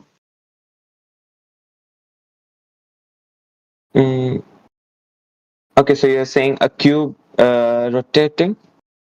A cube No, rotating? not making a claim to shape. For the moment, we're just trying to describe the surface. In your instance, if you're on a ball, the surface is curved. Right, it's a ball that spins, right? We've got many explanations. It could be this or that. So how are we going to prove it's a ball that spins? The surface would be curved if it was a ball, wouldn't it? Okay, I'm saying now, right? Take any shape. If it moves, it will explain, right? The sun, like the 24 hours concept, and sun and moon. But we have to figure out if it's a shape or not, right? No, so we can make many claims. Could be a sphere, could be any shape. Doesn't have to even be a regular shape. It could be irregular. But to demonstrate either way, we're going to have to do what to prove it? It's my question to you. Yeah, so this will lead to some kind of shape, right? But you are claiming that it is flat. So flat cannot explain this effect. No, we just observe from the surface the motion of the stars, sun and moon in the sky. We will observe them and measure them from a horizontal plane. From a horizontal plane? Yeah, we will definitely measure them. We will definitely measure them from a horizontal plane, yes. No, I mean when the sun set or when it rises, it just comes from below the horizontal plane and it comes above and then it again goes down the plane? No. The reason why things above your eye line, like a cloud or the ceiling or the sun, appears to go up from the horizon is due to perspective. It's due to perspective? Yeah, you know when you look down a long corridor and the ceiling that's above you at distance looks to get lower to the floor? The street lights, when you look down the road, look like they're getting closer to the floor. They're not actually getting closer to the floor, but they look like it. So no, the sun isn't coming up from beneath the flat earth. The sun is always above the earth. Dependent on you, you're going to be seeing it come up, go over your head and go down again. Yeah, if it is always above, like me, then like sun, you are claiming that sun will move, right? Not the earth. So if sun moves and if everything is flat, then like sun is so big and it is so big, so it should light the all earth, right? Not some part of earth. And Sorry. I mean, how big? You said the sun is so big. How big have I said the sun is? how big are you saying it?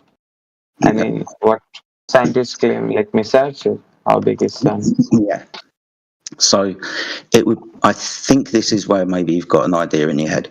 We're not saying that the Earth is like a disk in space between Venus and Mars that are balls. The sun isn't like 93 million miles away and as big as it's claimed. The Earth doesn't reside within that cosmology. What we're claiming is the surface of the Earth is below the things that are up in the sky. The surface of the Earth is horizontal. The sun, moon, and stars move above the surface of the Earth. Yeah, I got you that they are moving above the earth. But the thing, how if sun is so massive, then it should enlight every countries, right? No. First of all, the sun doesn't do what you're claiming. So it does what it does. Right? It's not going to do this, that, or the other. Right? It's going to depend on how big it is, how far away it is, and what it actually is, even if it is a physical object. So like I said, the sun isn't 93 million miles away from our perspective, from Flat Earthers' idea. We don't make a claim to the distance to the sun. We can just observe what it does. And it causes day and night cycles because it moves across the surface of the Earth. Also, light doesn't travel infinitely, especially when there's gas in the way, like the atmosphere that we breathe. Light is going to disperse, it's going to attenuate, it's going to get less and less bright the more atmosphere it has to pass through until eventually it extincts. There's going to be no more light that passes through it. Like when you try to look down to the bottom of the ocean. Now, the water, that's transparent, but because there's so much of it, the sun's light doesn't illuminate the seabed at 50 meters, 500 meters down, whatever, when it gets dark. Same with the atmosphere. Over long distances, it becomes opaque, eventually acting like a wall that the light is not going to pass through.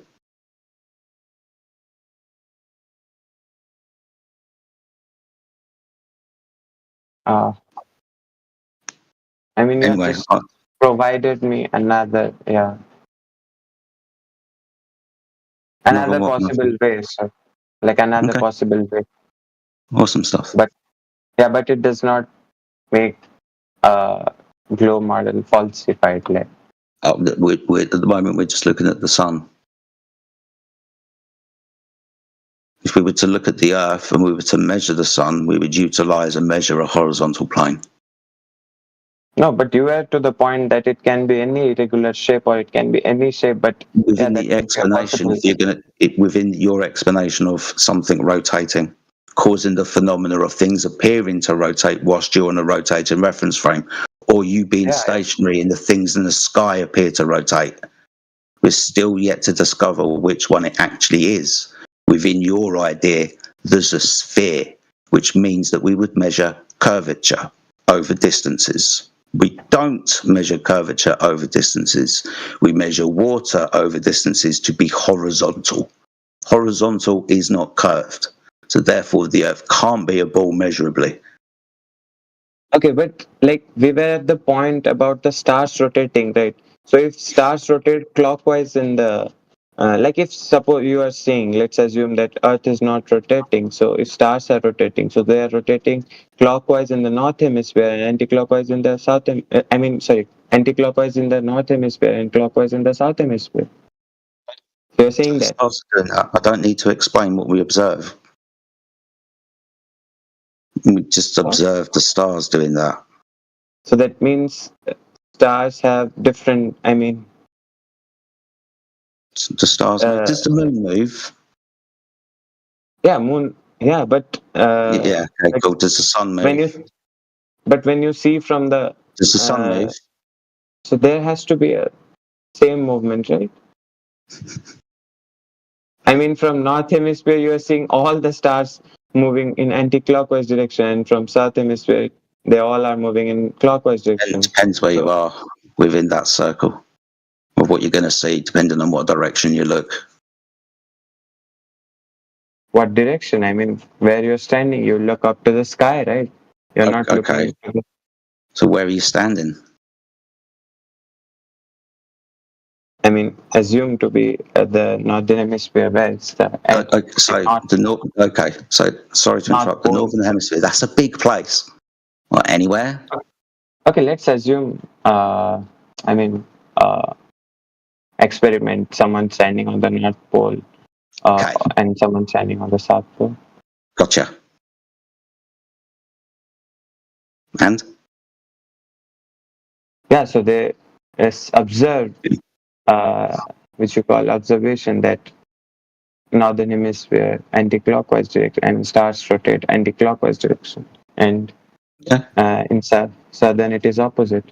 So okay, we can also see the sun do this as well, right? In the summer in the north and the summer in the south, and observers standing inside either Arctic or Antarctic circle can see the sun rotate around them in what appears to be opposite directions, counterclockwise or clockwise. Still east to west, though. So, yeah, things circle different poles. Awesome. Now, how do we jump from this to the Earth as a sphere? Rotating. No, not to that. Like, because if you stand, like, it is only possible in a globe. Why? Like, if we assume, again, you will go to that point that Earth will not rotate. So, I mean, because of the Earth's rotation. Yeah. I would say because of Earth's rotation, and you'll question on that. So I don't. I mean, right now, I don't know how you've assumed that. Yeah, sorry. Who was saying? You have assumed that it's because it's a globe, because you've been told that as a child. It's a globe, therefore these things happen. Have you ever tested these stories?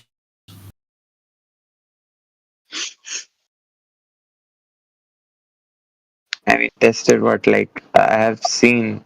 When you go to, like, if you take small example of the gravity, if you jump on Earth, you'll again. You'll not fly. Just using this casual word. Okay, I get where you're trying to go, mate. But you said that earlier. You're cycling back in order to. We call it claim stacking. So what happens is you have saying one that, claim. Listen. Stop. That's rude interrupting. You are doing what's called claim stacking. You make one claim, and in order to cover that, you claim another, and you stack it on top. And in order to cover that, you claim another and stack it on top. That's what's happening. You keep stacking claims on top, so you can keep your story that you haven't validated in the first place. Validated? I mean, the gravity thing I have already said. Like, if you jump... Yeah, you told us we can't fly, so therefore gravity. I did not interrupt you, right? I did not interrupt you in middle. Why? Yes, you did. Now? Okay, you already made the argument. You just want to let's address the argument. Okay, gravity exists. Let's grant you that. How does that mean Earth is a ball? No, I was not. I mean, he was asking one example I was giving to him. Yeah, your example is gravity. Yeah. So how do you lead you to the conclusion that Earth is a ball? Like, it can explain, like, wherever you stand. I mean, the center of the Earth will attract you. Okay. No. You can't assume it's a ball. How does the observation of gravity show you that Earth is a ball? Wait. That's what I'm saying. Let's first let's assume it to a ball. Oh, why would we assume that? Why would we assume that gravity forms things into balls? Shouldn't we like do an equation or a prediction or an observation or have something from which to base that on? Maybe gravity doesn't form balls. Maybe it forms pyramids. How do you know? How do I know? I mean, if I say this, no, I'm asking you. How do you know? Just listen. Shut up. Wait. Don't interrupt. I did not interrupt when you were asking the question. Okay, so just talk, bro. Yeah. So, and if I go now for the NASA statement, like okay, NASA so you're not answering the question. Tell... This is why I interrupted, because you didn't answer the question. How do you know gravity doesn't? How do you know gravity doesn't form things into pyramids? Yeah, that's what I'm answering. Let me complete my answer. No, you started talking about NASA, dude. Yeah, NASA provided the ISS and all images from ISS, like how Earth rotates. That has nothing to do with gravity forms balls, bro. Nothing to do with it. I mean, it has given the images, right? From that, I have seen like they are. It has curvature. And there's not. Cool. There shouldn't be. So you want to explain that? What? Now I knew you would say that it is a propaganda. Okay, that the International Space Station is not high enough to see the curve of the Earth.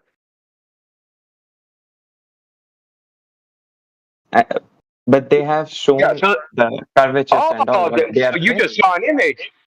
So no, the video which is played 24/7. Okay. So China has a space station at the same elevation. They show a flat Earth. Why is that? They show flat Earth. Yeah, they show a flat surface. They show a flat Earth, a flat horizon. The Chinese Tongguang 7 space station. Is it live right now? Oh, probably. What? Well, NASA's isn't live. NASA's isn't live. You're talking about the YouTube one. That's a recording. See, this shows you how gullible you are. They could show you anything, and you wouldn't be able to tell the difference if it was real or if it was anything. Like if no. Listen, if it is recording, it has been recorded, right? Like what? You just don't. You cannot. No. I mean, put the statement that you don't know anything. This shows how you have not done the research. Like what you have done. I mean, you just claim this kind of statements. Blah blah blah blah blah. Okay, you're gonna say something. You gotta let me answer. Okay. I brought up the fact that it's a recording because it says live, which proves you can't tell the difference. No, you claim that ISS is in space, right? You are okay with that? No, there is no outer space, bro. There is no ISS. Yes, there is no ISS. No, there's 3 of them. The what? There's 3. What are you saying? Please be clear. There's 3. There's one at Space Vehicle Mock-Up Center, Houston, Texas. There's one at the Neutral Buoyancy Center. And there's something that flies around people call ISS. So there is no International Space Station on this, Not in space. Not in space. So it's not in the vacuum, bro. It's on Earth. It's on Earth. You know, I see. I noticed that you got off your stupid claim about gravity shows the Earth is a ball. Why are you not answering? Why are you not answering my question? No, we're going back to it, dude. Because this deflection isn't going to work, dude. You tried to do it both smoke and mirror. It failed. Okay. Why he's not answering my question? How do you know gravity doesn't form things in the pyramid? Why are you avoiding my questions? Please, let's go one. How do you know gravity doesn't form things? Oh, you're accusing me. You're accusing me. Projection. Wait, you ran away from your claim. No, but he said that ISS does not exist. Now he's not confirming what he's. No, I said there were 3 of them. I didn't say it doesn't exist, and now you're strawmanning me. I said there's 3. No, you said that ISS is not in. I mean, ISS exists. Yeah, there's nothing called. There's nothing called. Yeah. There's nothing in outer space. Not an ISS. Nothing. Outer space vacuum don't exist. It can't exist. It is on Earth. It is on Earth. That's what I'm saying. Where is it? Which position? Like there has to be. I told you. Building 9, Houston, Texas, Space Vehicle Mock-Up Center. Neutral Buoyancy Center, which is I don't know what state that's in. That might be in Maryland. And there's something in the sky. There's people go, hey, look, here's ISS. But like when they launch and they show the coordinates and everything from in the NASA, all are false. Like the launch? What launch? No, you're still running away from your claim, dude. And you're still running from your claim. You just want to dig into space picture, dude. It's really simple. None of the let's get real here. Listen, there's lots of photos of Santa. Look, there's lots of photos of Santa. Are they all? I would, brother. There's lots of photos of Santa. Are they all fake? The what? There's lots of photos of Santa Claus. Are they all fake? Are they all fake Santa Claus? I mean, yeah, they are fake. How do you know that? How do you know they're fake? There's pictures. The pictures of Santa prove Santa's real. This is the logic you're using. NASA shows me pictures of a ball Earth. So that's proof the Earth is a ball. You have no idea if that's a picture of the Earth. You have no idea what that even is. You have no reference from which to even judge it from. You're just accepting the images. Astronauts has gone to space. How do you know that? How do you know that? I mean, it will question. Because they said so. Because they said so. That's your evidence.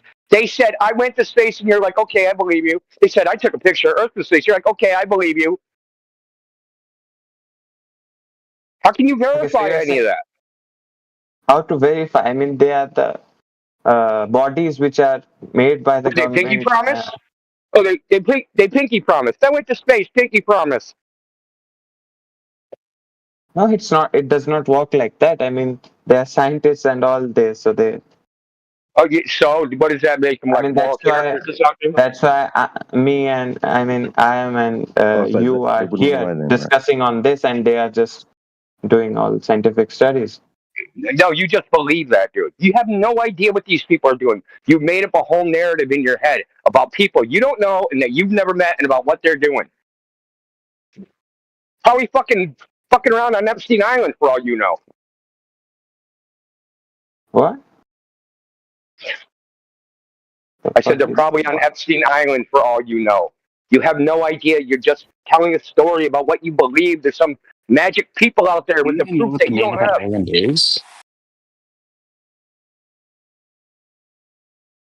You guys always point to some magic guy that knows. How do you know the Earth's a globe? Not some magic guy. How you think they know? How about you? How do you know the Earth's a globe?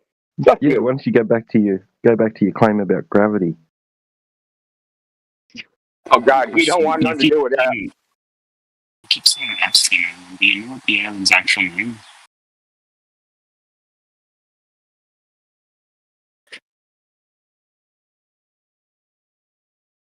I mean, that means every kind of like astronauts and government, they are all. Okay, what did they do that we can do? What did they do that we can go out and do, and so that we can also have that same experience and knowledge that they have? To study astrophysics and all about, like, whatever studies are there. So studying is proof of a globe by studying. No, I mean, whatever calculations and all things they have done till now. So do you think those people, the experts, have determined Earth is a globe just by studying astrophysics? So how, you have any other answer for that? You have any other answer for that? So how? Yeah, they would need to measure the Earth's surface curving. Have any of those experts done that? And then have they shown you the results of their actual direct measurements of Earth curving? Have they done that? Yes. Why do you think it takes longer to travel east than it does west? Holy crap. Has anyone measured the curvature of Earth, and how did they do it? Who cares about traveling? It's because it's the Earth is spinning under the plane, right? Let me hear him say it. The Earth is spinning under the plane, right? Right. Oh, so how come you can land a plane if you're flying north and south if it's spinning east to west or whatever the direction is, west to east? Since the runway is moving underneath you, how do you land a plane? Since you said going east and west are two different speeds because the Earth spins. So when you go north and south, then it's spinning underneath you, isn't it? Right, but it's not spinning to the. It's such a big Earth. So small that going east to west doesn't make a difference. But it does make a difference. So then, so it's moving underneath the plane, then going north to south, isn't it? Dude, have you ever flown on a plane? It takes longer to fly east. Times. So what are you going to tell me about it? And the runway's never been moving left to right or anything like that. Right to left, whatever direction. You are moving. You are moving. It would how are you going to determine how fast the Earth is moving if you were the one who was moving? So I'm in a plane, and you say if I go east and west, go one way it's short, the other way takes twice as long. Is that what you're saying? So the Earth is spinning with the plane and then against the plane, right? When you're flying those directions. But north and south, there is no spin. Is that what you're saying now? Hey, just it would be even worse. Your point. Brother, it would be even worse because if you started at, say, 45 latitude, you'd be going like 500 miles an hour. Then by the time you got to the equator, it's spinning 1,000 miles per hour. How are you going to catch up to the Earth? Just get to your point. How about you just post your data? How about you just post the data? Why don't you just post the data which supports your claim? Why don't you just support the data which? Why don't you just post the data which supports your claim? I did. Post the data. Post the data which supports your claim. Hey, hold on. To the person who's telling me to post the data, shut the fuck up for 2 seconds. No, you post the data which supports your claim that flights going east and west differ in time periods. Okay. Post it. Yes.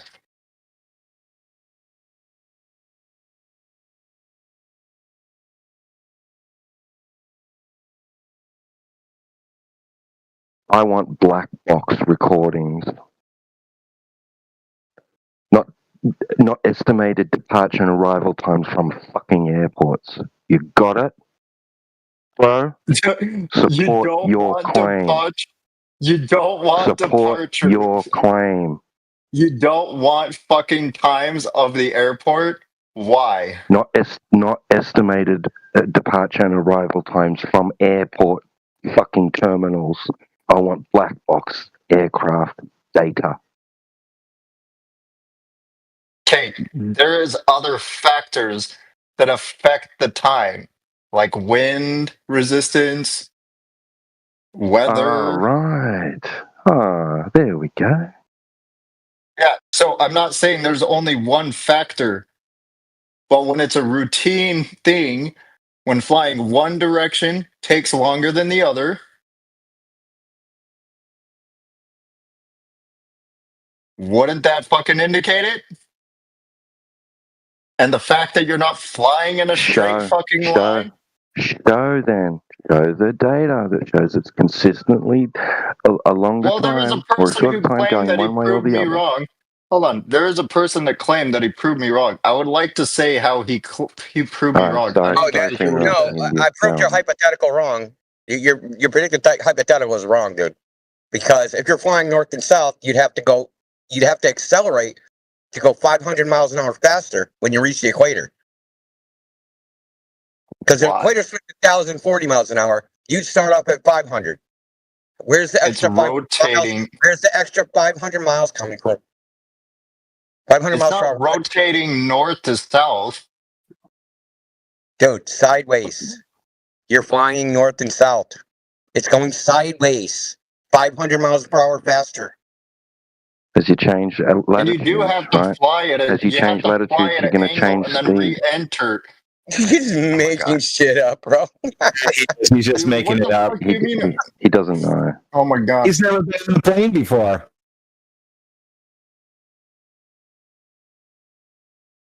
You understand that the Earth is claimed to be spinning at 1,000 miles per hour at the equator, and the closer you get to the North Pole, the slower that rotation is claimed to be. Right?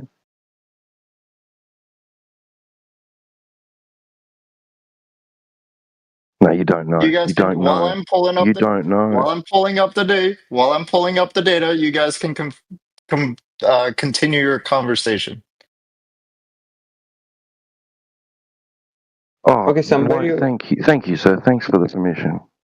Somebody was like previously he talked about the ISS kind of thing. So I wanted to ask, like, the Red Bull event which happened, like the man he jumped from 127,852 feet. So have you seen that video? So is it Yes. false? Or, so it's No, false. it's not you're saying? false, but he's using a GoPro lens, right? So if you have a look at the video carefully, you'll see the horizon is bending all sorts of different directions as the camera pans around. In fact, Neil deGrasse Tyson did a video after that and said it was very deceptive because they used a fisheye lens and made it look like he was higher than what he really was. He said from that height you wouldn't even see the curvature of the Earth. Okay. Yeah, so if you have a look at the footage, you'll see that even when he's on the ground, you can see the curvature, drastic amount of curvature. You know, and when he's up in the sky, you know, all of a sudden it'll look like it's drastic curvature. But if you have a look at all the land in the curvature, it's all just the state of New Mexico, right? So it's just a fisheye lens effect. And sometimes it's curving the wrong direction. Yeah, okay, it's DJ. Yeah, that's what I was saying. Like, I mean, that guy, I don't know who was talking previously. He said, like, if space does not exist, if nothing exists, so how he has gone outside? I mean, to that height. We're saying we can't confirm, right? So they're making specific claims about the ISS, but we can't confirm exactly what they're saying is correct. No, that's what I was asking. Like, is ISS on the space or not? And he said, he said something like, no, because the outer space, as we've been told in the globe model, can't exist. It's scientifically impossible, right? We don't have a vacuum adjacent to a gas pressure system that we have here on Earth. You can't have a gas pressure system inside a vacuum chamber without a physical barrier separating. Right? You can't even have gas pressure in the first place without a container. So we have gas pressure that we're breathing right now, right? It's 14.7 psi at sea level. Right? To have gas pressure, it's in the definition, right? It's a container is the necessary antecedent to gas pressure. So when they're telling us that things are in a vacuum of space, it can't be validated that outer space exists in the first place.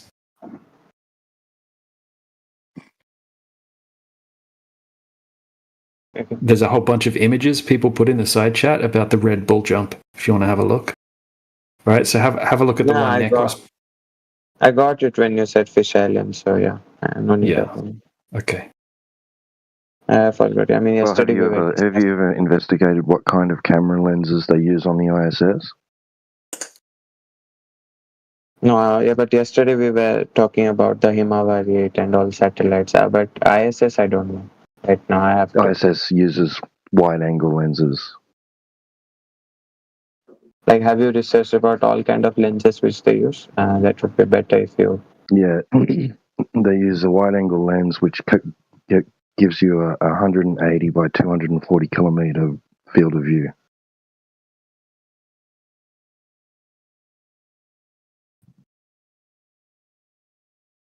But I mean, what you were saying, I think it will not make sense if you just don't agree that ISS is on the outer space. So, I mean, yeah, but if they do have something up there and they do have cameras on it, right? The cameras that they're claiming to use have wide-angle lenses on them. Yeah, I got you, but that's what I'm saying. It does not matter now. I mean, if you're just opinions. Okay. All right, fine. Hey, whoever said that, don't go there. What are you talking? Who said that? That'll get you banned real quick. with what he said. I mean, I heard something, but No, nothing. Don't worry about it.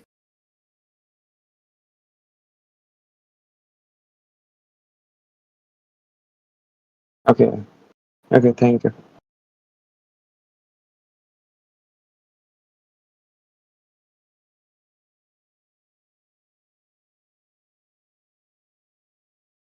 Yeah, so there's like some conflicting footage that you see from different space agencies that claim to have space stations up at a certain altitude, right? So when they show us claimed footage, alleged footage from the ISS, it shows a drastic amount of curvature.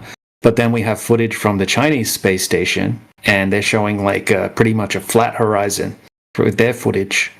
So I think all of the footage looks ridiculously fake myself, but the globe earthers believe that, all of it's real. So, I mean, I'm just pointing out that we have completely conflicting footage. You can't have both being correct.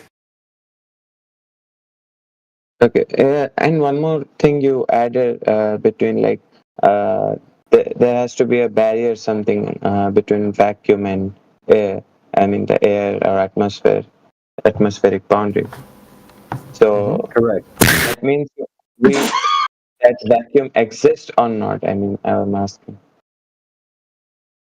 To have gas pressure at all, you need a surface. To have gas pressure at all, right, you need a surface for the gas particles to exert a force upon, because that's the definition of gas pressure, right? Precisely. Yeah, I'm not claiming there would have to be a container because there's a space vacuum. Right? I don't think that there's a space vacuum at all. But in order to have the gas pressure in the first place, as far as we can test, right, a container has to be there. It's the necessary antecedent to gas pressure. It's in the very definition of gas pressure as well.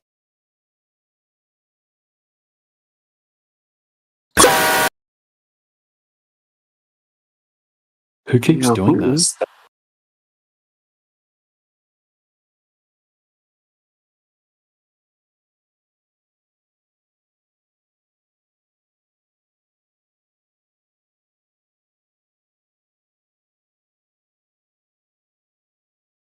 I'm not going to do it until you start talking again. It's just the way they like to roll.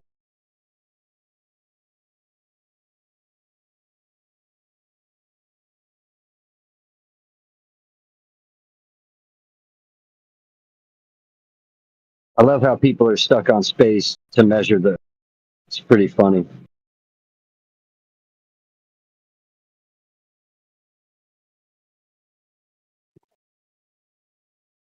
It is pretty funny. I've been working all day listening to you all. The globe arguments are pathetic.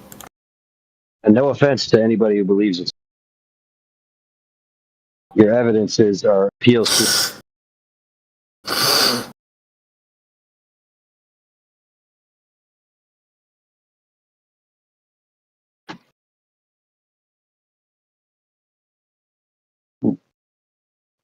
Keep an eye out for who's doing it.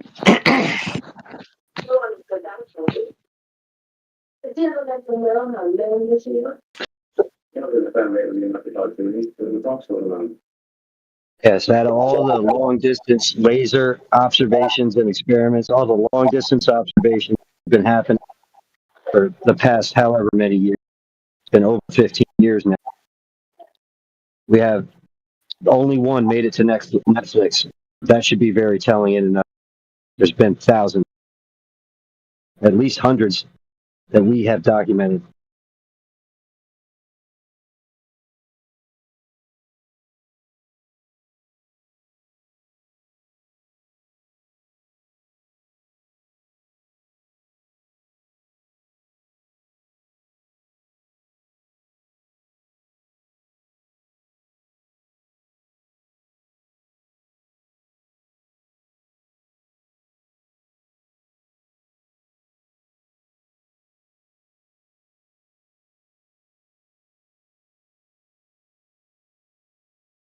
Last time.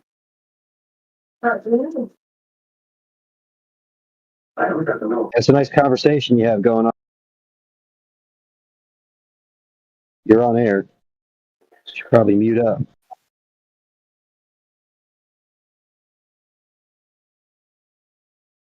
Oh, that's Radwin. Radwin's hot marking a little bit. Oh, if it's Radwin, it's fine. Yeah, I keep clicking mute, and then someone else must be clicking it at the same time. He keeps getting unmuted and muted.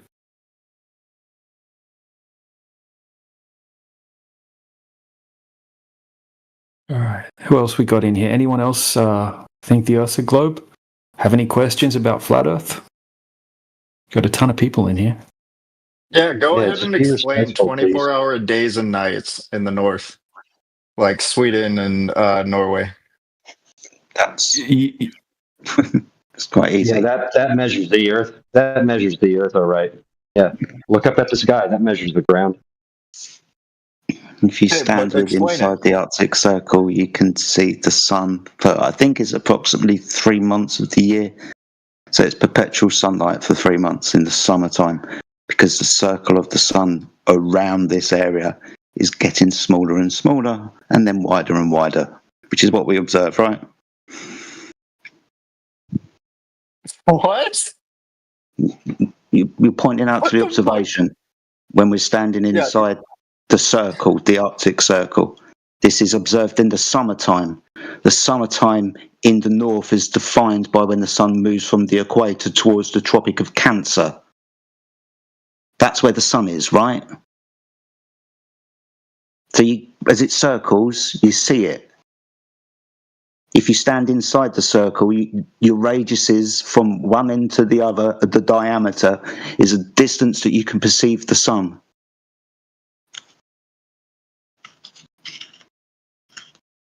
So the sun... Yeah, the sun is circling around the observer. That's what you see, isn't it? The sun is circling around the Earth. The observer. Right? You said in the summer in the north, how do we explain it? Well, if you stand, you observe the sun circling around you. So what? The sun's circling around you.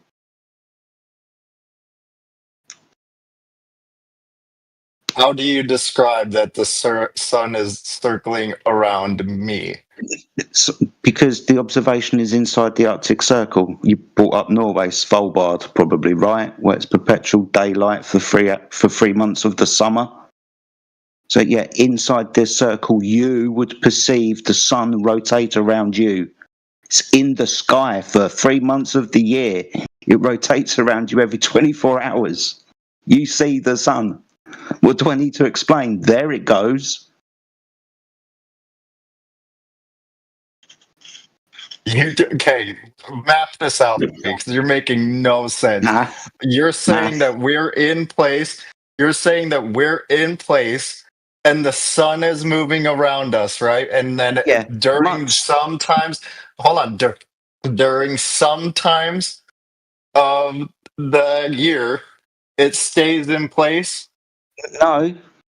For 3 months of the year, so think of it like this. For 6 months from the equator to Tropic of Cancer, you see the circle getting tighter. For the next 6 months, as it moves away from the Tropic of Cancer back towards the equator, the circle gets wider.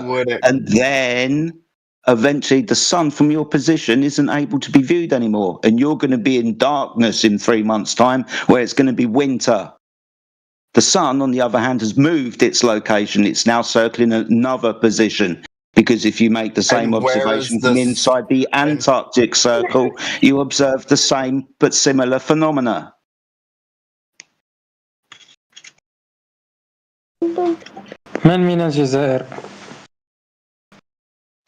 Yeah, Axel, it makes perfect sense. But, you know, just listen to what Jedi's saying, right? It's like we observe the sun moving across the sky. Yeah, it does make sense. It makes a ton of sense once you wrap your head around it. If you can fucking lay out a map for me, Axel, so I can visualize this, right? Because there's other places. Hold on, there's other places on the... Are you still trying to imagine a pizza or a biscuit in space? I'm trying to visualize what you guys are saying. Because Don't that's a lot of the problem. Visualize it. You don't need to visualize it. Just go and see it if you want to. Are you saying that it doesn't make sense that the sun is doing what you see it doing? Dude, I don't see the sun move. Really? So throughout the day, you don't see the sun rise from an eastern horizon and set in a western horizon. You don't witness the phenomena of the sun moving across the sky. We're the ones who are fucking moving. I'm asking you what you observe.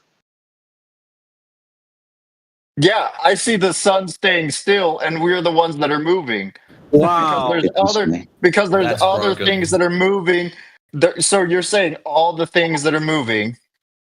It's the moon No, the moving. sun, not all the things, just the sun. You're in question right now. You have the sun in question, right? So the So sun you're saying is the moving across moon. the sky. Yes, the moon is moving, the sun is moving, and so are the stars, dude.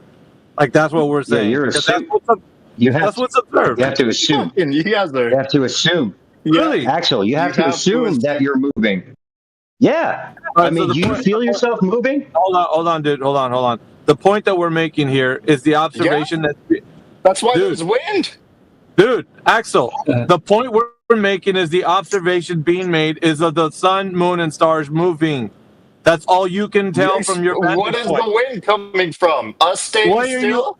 Brother, why are you asking about wind when we're just making an observation of the sun, moon, and stars, which is what you were laughing about? You're like, that's funny. I think the sun Yeah, is because what's you're still. saying. Yeah, because it is. How do you know the sun's... Dude, if the sun's moving when you Because witness we it have moving... wind.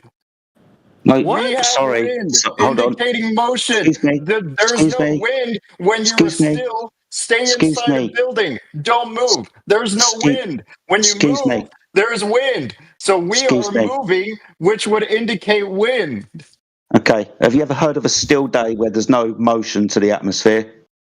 Wind is caused by pressure and temperature differentials. There is always levels of breeze Excuse and me. wind. There is Excuse never, me. Oh my God. Excuse me. Wind is caused by gas pressure and temperature differentials.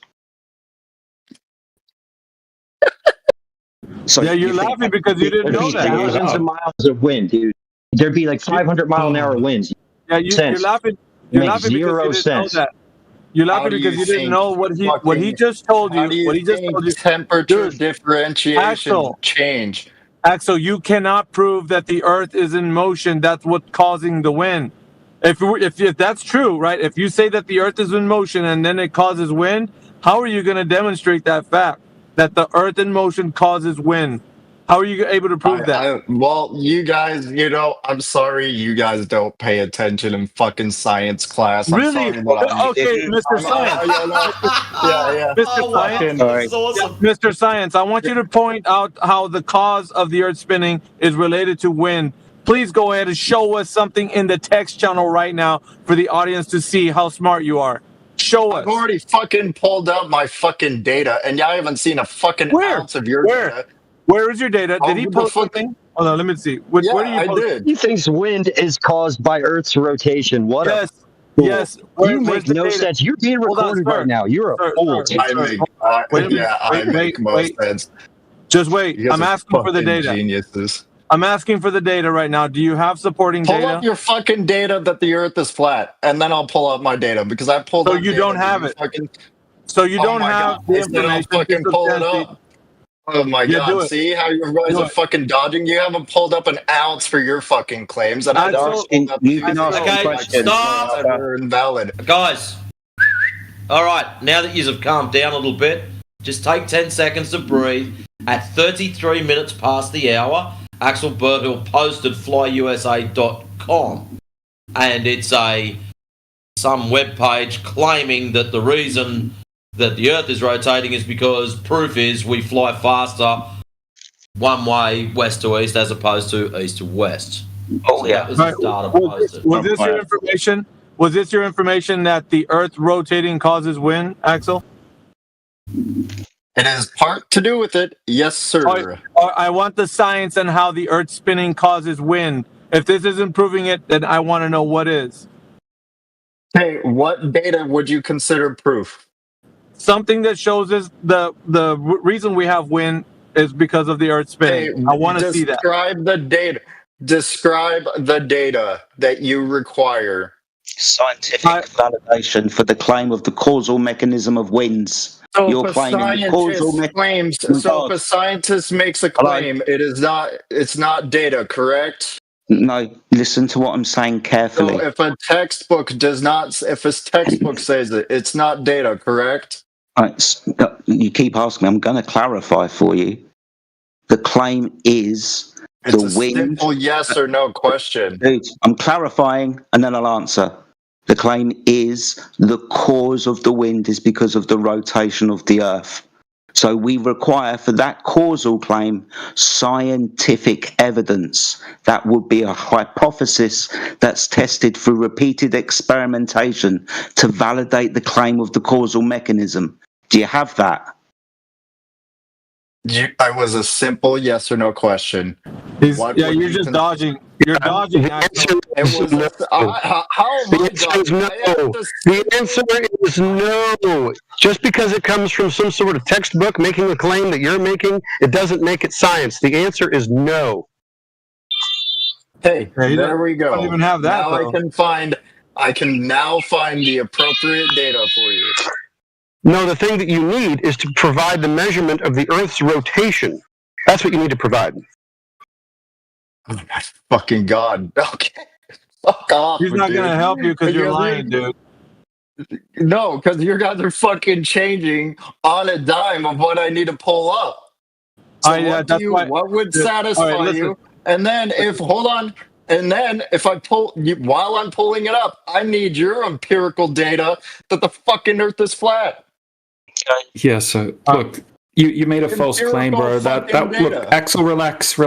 Look, dude, you got something wrong. We've been looking into this topic for many years, right? Obviously, we've looked into what the claim is that causes wind, right? So, I mean, you can just hold on a second. Relax. You need to relax. You're trying to change the topic of what you were wrong about. You're trying to divert. Your fucking topic. Yeah, we can do that. Pull it up. Shut up and pull it up while I'm pulling up my data. You're spazzing out right now.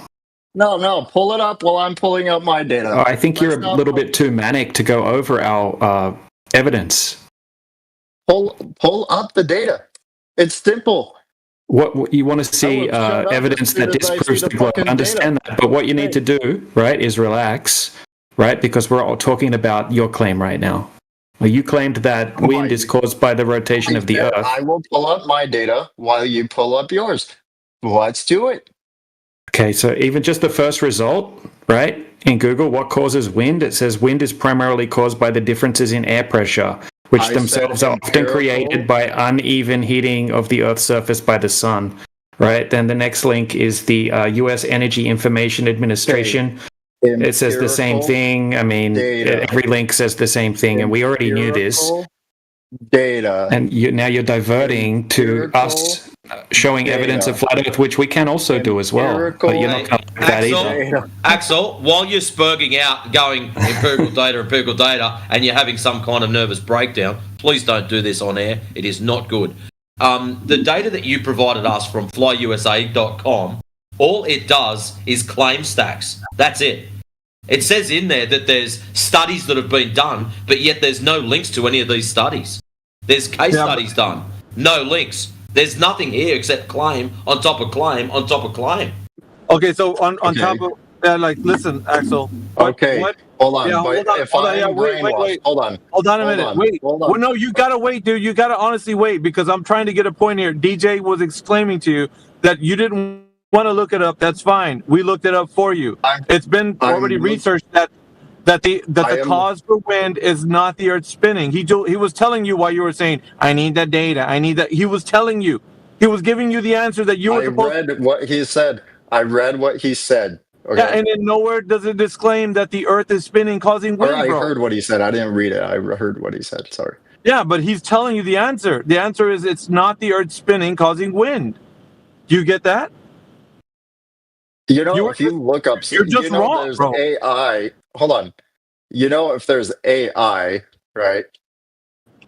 It's gonna look up if you look. You know, he didn't provide the evidence either to my claim. So just because one claim contradicts the other claim, provided nothing if either. I need, hold on, neither have you. You were So asked to first. All you've done is provided us a flight brochure. I will That's fucking dig. I will fucking dig for my fucking data if you do the same.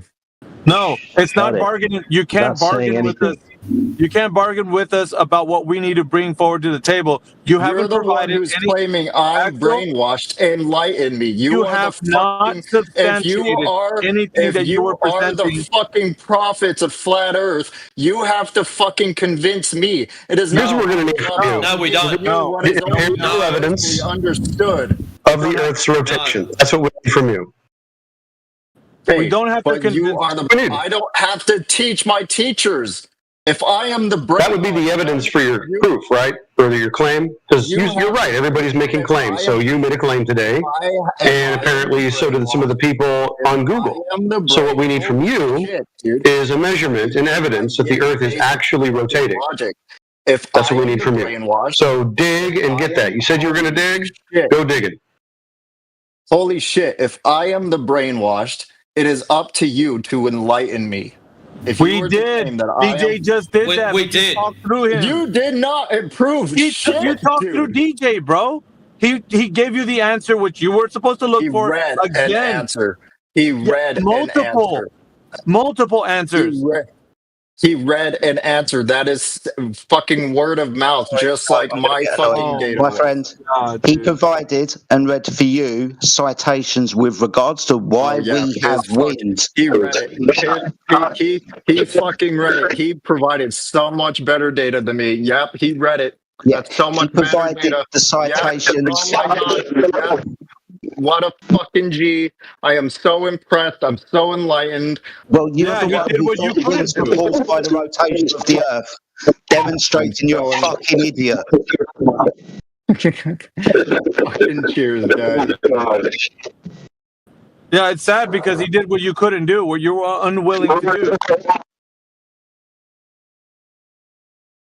Okay, is that, so everything a flat earther is that everything a flat earther says is wrong syndrome, right? Yeah, well, we have to walk through what he said logically. What's the highest speed? What's the highest speed of the Earth's rotation? Is what 1,000 miles an hour. What's the fastest winds? Someone's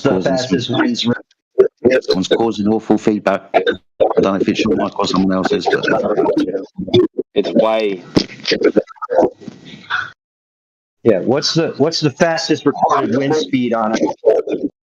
Well, this guy's crazy, thinking that if the Earth's spin is causing all of this wind, then the average wind speed would be somewhere in between 500, I don't know, maybe 600 miles per hour. That would be the logical thought. But no, we get gentle breezes. Does that make a lot of sense? Just use logic, common sense. Well, that's correct, isn't it? And we definitely wouldn't be having wind from multiple different directions either. It was due to Earth's spin. We wouldn't have northerly winds, southerly winds, easterlies, yeah. It's even like there's meteorologists saying this is how they make wind. Yeah, high and low pressures mix together and create a vortex, and that creates wind. That's it. It's meteorology. That's what they're telling you.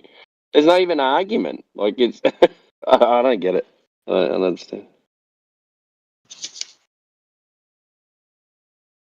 Obviously, he knows more than the meteorologists, right? Not to mention, it has nothing to do with oceans being completely flat. It's funny seeing how triggered some people get. Yep. Yeah, over wind. Yeah.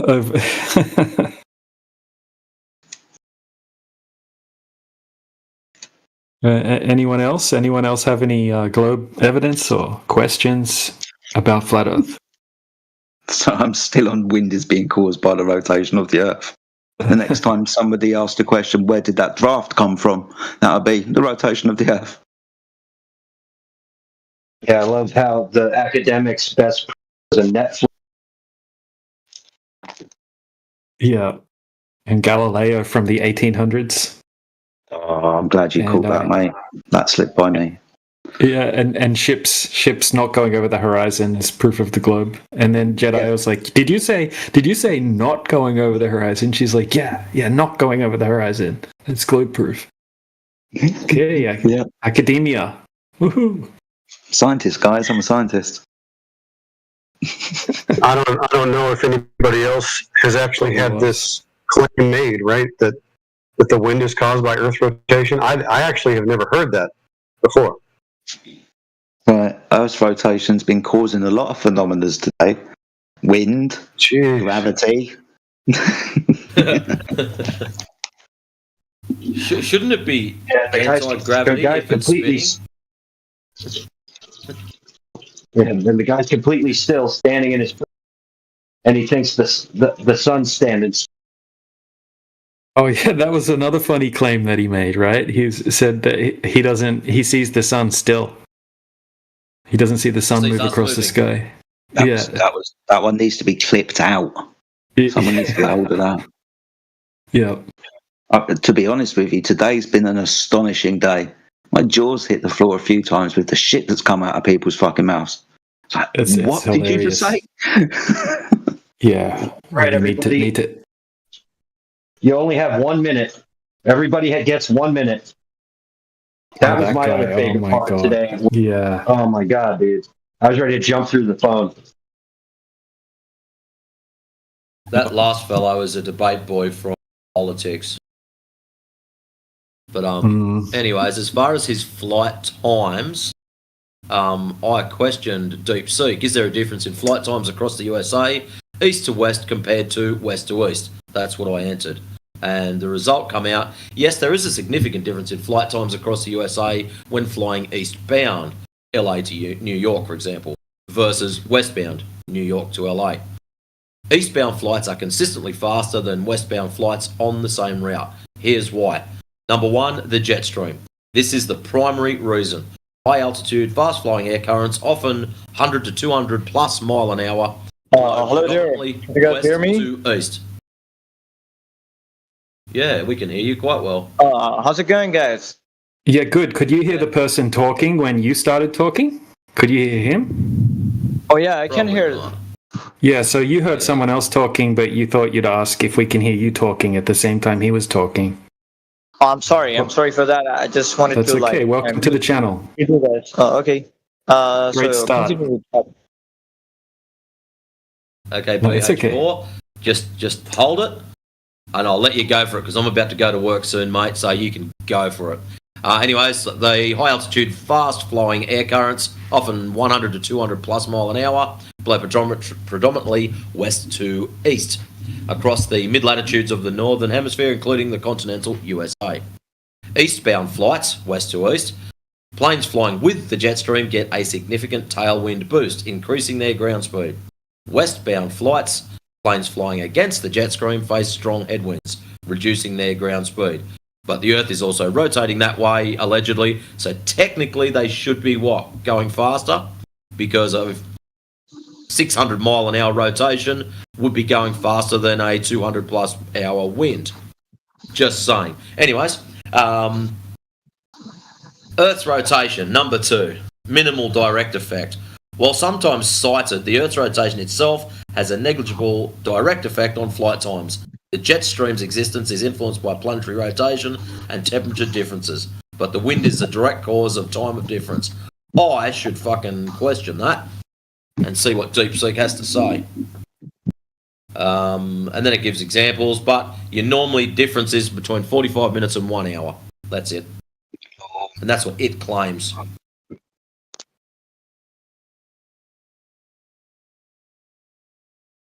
I love how it tells lies.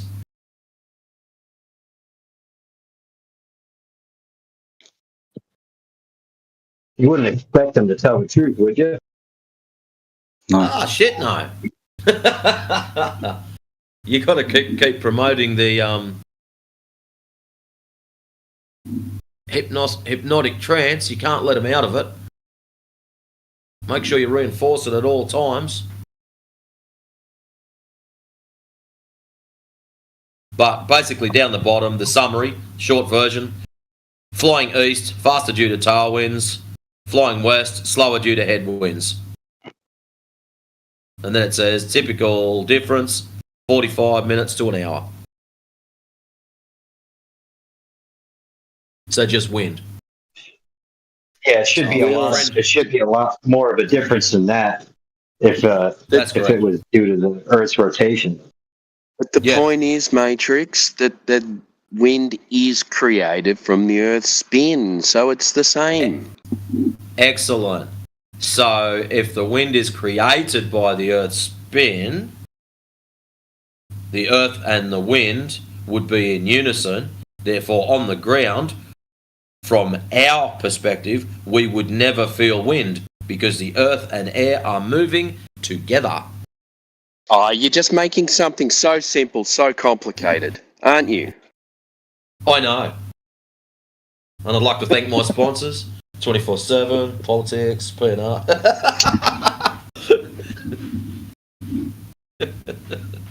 Anyways, guys, I'm going to go into work early today, so you all have yourselves a great one, or if it's night time for some of you, and I shall catch you later on. Peace, guys. Cheers, brother.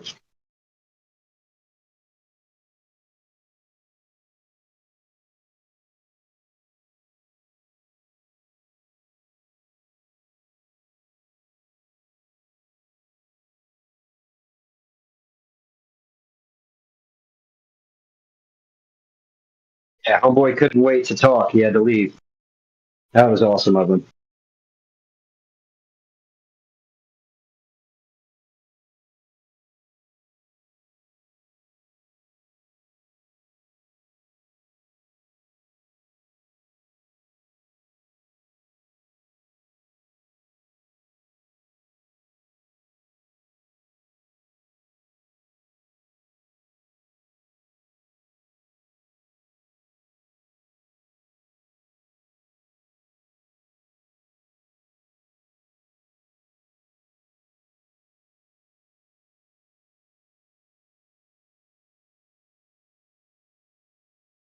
Yeah, I don't know who told that dude earlier that it was a debate, but that was really painful. He said, I get a minute, you get a minute. It was like that stuff was terribly painful to witness. And what did he do with his minute?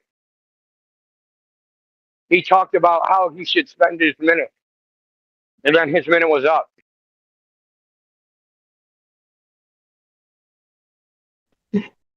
Indio, you've been batting 1,000 today. You've been getting all the winners. Like they can't even hear what you're saying. Waiting for your turn to talk. I don't know. I think they're like muting you.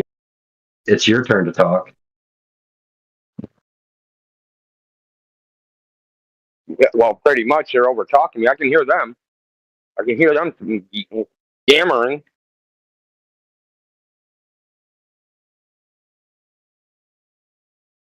Yeah, it's been kind of difficult to listen to this stuff. Man. They didn't. I feel like every time any flat earther was making a point, no one's listening. No one's paying attention. There's like, okay, if I just hold up and I just say anything, or I just talk over them and I interrupt another, everyone's going to say, hey man, big debate. You know what I mean? This isn't going to look good. You know what I mean? For anybody, if you can't make out what anybody's saying, you know what I mean? It's almost unlistenable. This is what they did in the politics in the beginning, remember? Anytime you're about to make your point, they would stop talking or someone would interrupt, or it's the same tactic. And it took them a while to learn over there that that's not going to work. We're going to just start muting you. We've been very generous with not muting.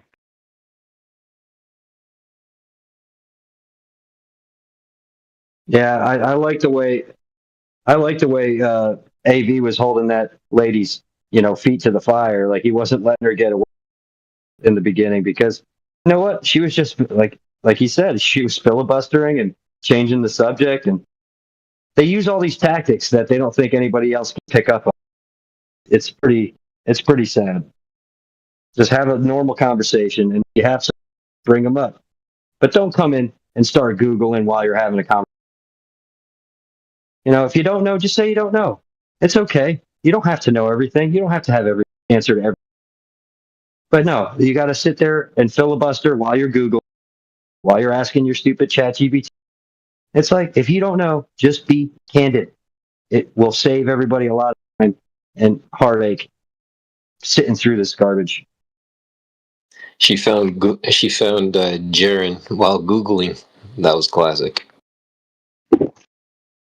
He found a three-way Stephen Hawking Jaren National Geographic experiment. And NASA. We got to get NASA was in there too. Yep, NASA measured the Earth.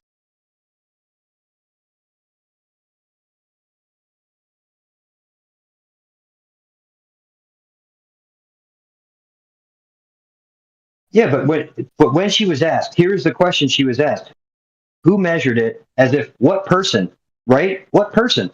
So if you're going to claim NASA's 80,000 employees measured the freaking Earth, dude. Was it a group of them? What were their names? When did they do it? Come on, present some actual stuff that we could go and verify. But just to say, oh yeah, NASA, blanket statement. When it's like, who are you? What are you thinking? It was obviously Don Pettit.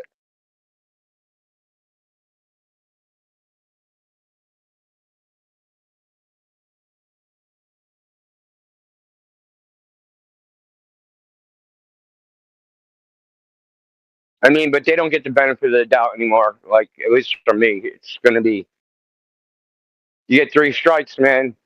Keep talking over, it's muted.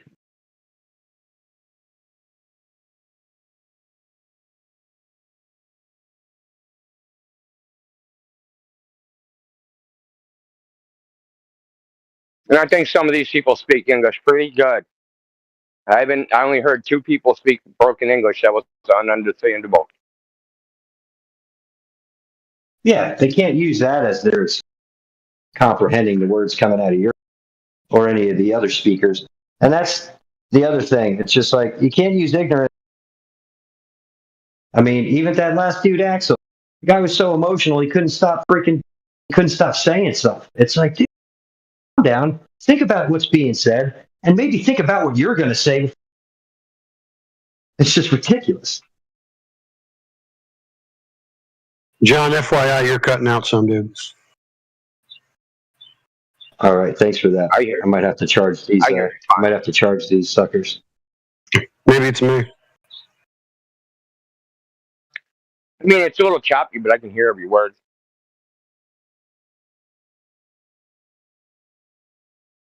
Yeah, I think it's when I raise my volume. I just can't get too loud with my voice. I think that's what makes it cut out. Just can't handle the decibel output.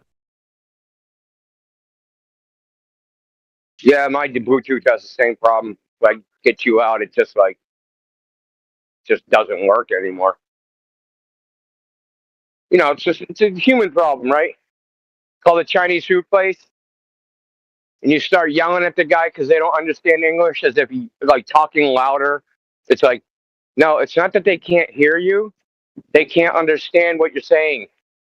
Being louder isn't going to help the problem.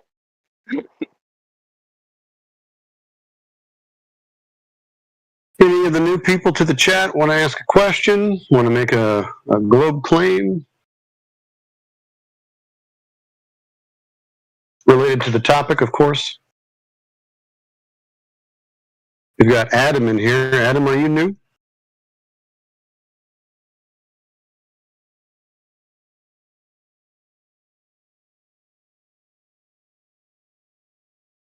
Okay. Keep your secrets then. What's happening, guys? What's up, brother? What's up, man? All good, all good. How's it been in here today? Going crazy? Been an adventure. Been an adventure. Good. We had remember the movie The Fly, where they like teleported and Oh yeah, Jeff Goldblum. Yeah, so they one-upped an experiment today. They combined 3 experiments together and said it was one. They combined Jeranism with Stephen Hawking with National Geographic and said it was a 20-mile razor test. At least they're getting creative now.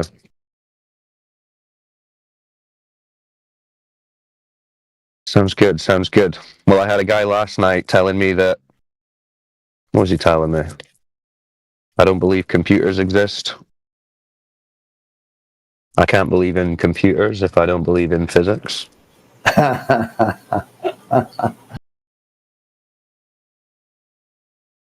Earth must be a globe because physics and computers.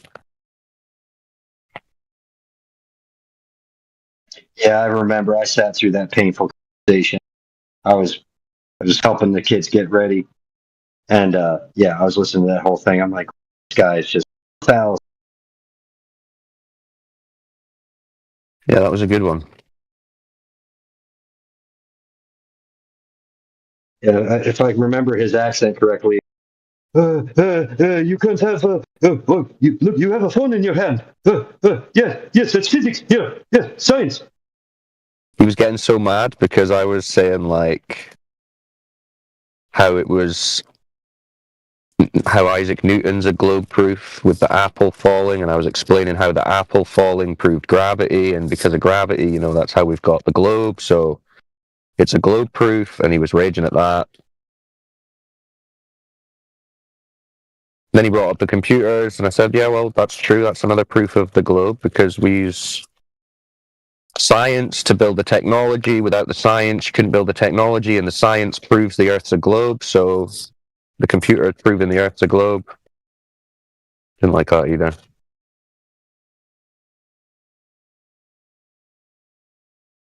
So what, we got like 40 people in here? 36, not bad.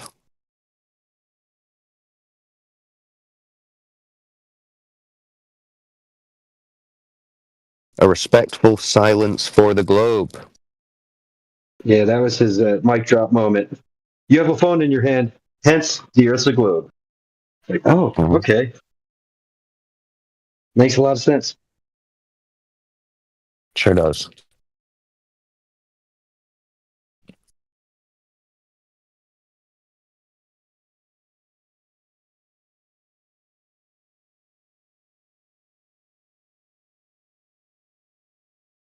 So, Cyclone, have you had a chance to talk to Just Ross yet? Has he asked you any questions yet? Don't think so. Not to my knowledge. But to be honest, when I'm talking in here, I'm almost not looking at the chat, so I don't always know who I'm speaking to. Did anybody get to talk to him today? I heard him bring up the Cavendish. I think Jedi handled that conversation. Was that correct? Cavendish.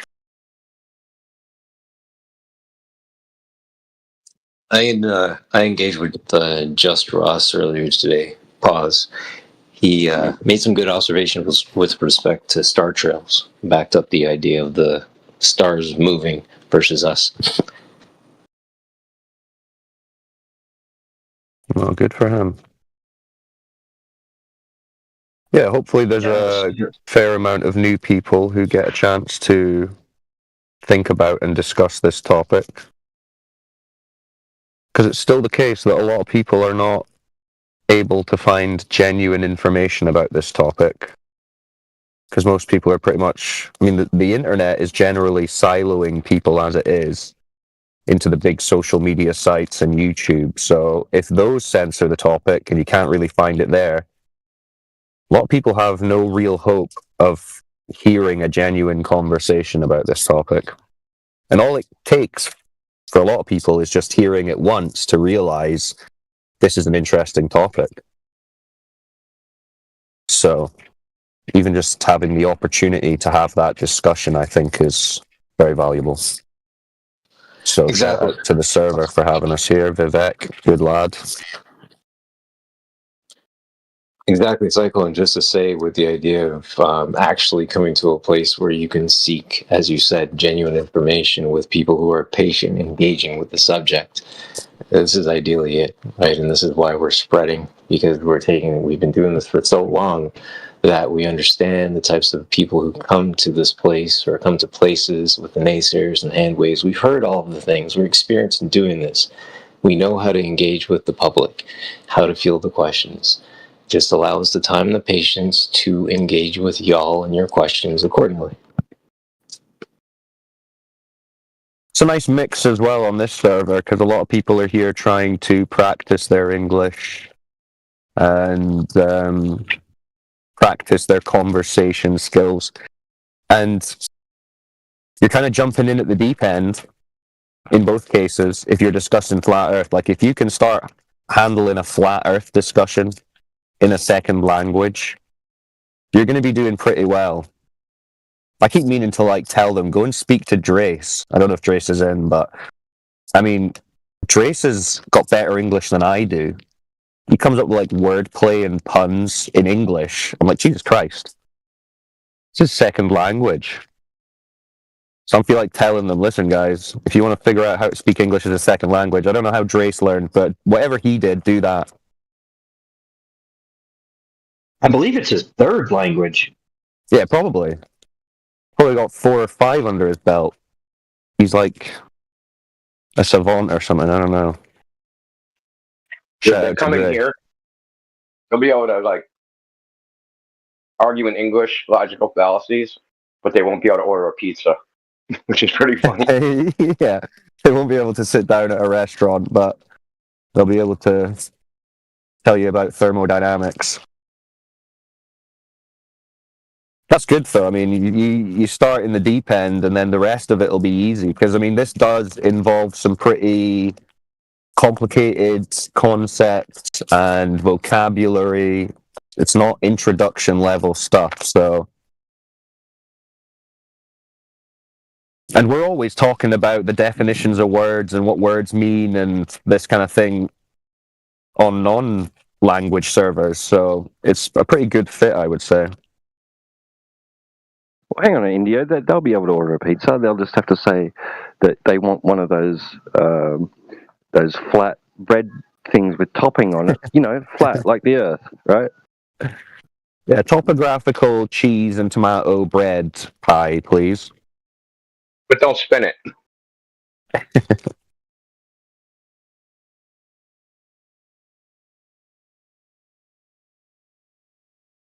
So come on, we must have a budding English enthusiast who wants to practice. Kunala, Adam, Oxty. Who else we got? Just Ross. What's up, Just Ross? Someone was just speaking about you, saying you're a clever individual. So good for you. Nail. Seju. Sviatuk. 391. Twilight. Undefined behavior. Undefined. It's interesting.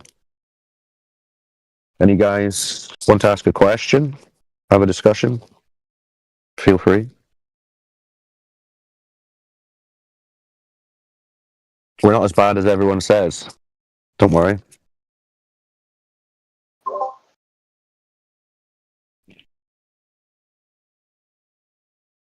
I can't believe these guys are leaving you hanging, man.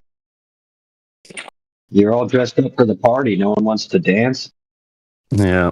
Sometimes it takes time, Just got to get the right tune on. Usually it's Staying Alive by the Bee Gees. See, just An irresistible number. Sorry, Cyclone. Good evening to you, my friend. I was just noticing that just Ross had rejoined us. He's spoken to Just Ross before. He's a really good lad to have a conversation with. Welcome back, Just Ross, by the way. Yeah, I've been hearing that Just Ross is a good lad, but no, I don't think we've spoken. Well, just Ross, if you are there, it'd be good to speak to you, but if not, no worries.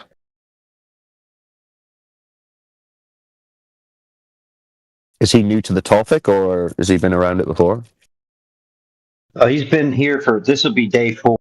So he's been here for, this will be 4 days now. So he's hooked, that's for sure. Okay, so he's been here since we started the channel here then. I think you could just call him Ross. Just Ross. I like just Ross. Just Ross. Yeah. Brilliant. Is it just no more, no less. Ross or just Ross? It's just Ross. I do appreciate you, Timbo. Man, you do make me laugh. You really do. Because that's what I was thinking.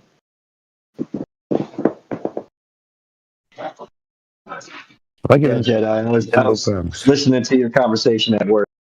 That was a good. You're always slaying demons. I can't remember. I've had quite a few conversations today, mate. So if you're speaking about one in particular, I don't know the one you're talking about. But it's been a good day. I have enjoyed it. It's a good place. Yeah, you've been having conversations in here, Jedi, or in the other ones? All over the place, mate. You know me. But over here, for sure.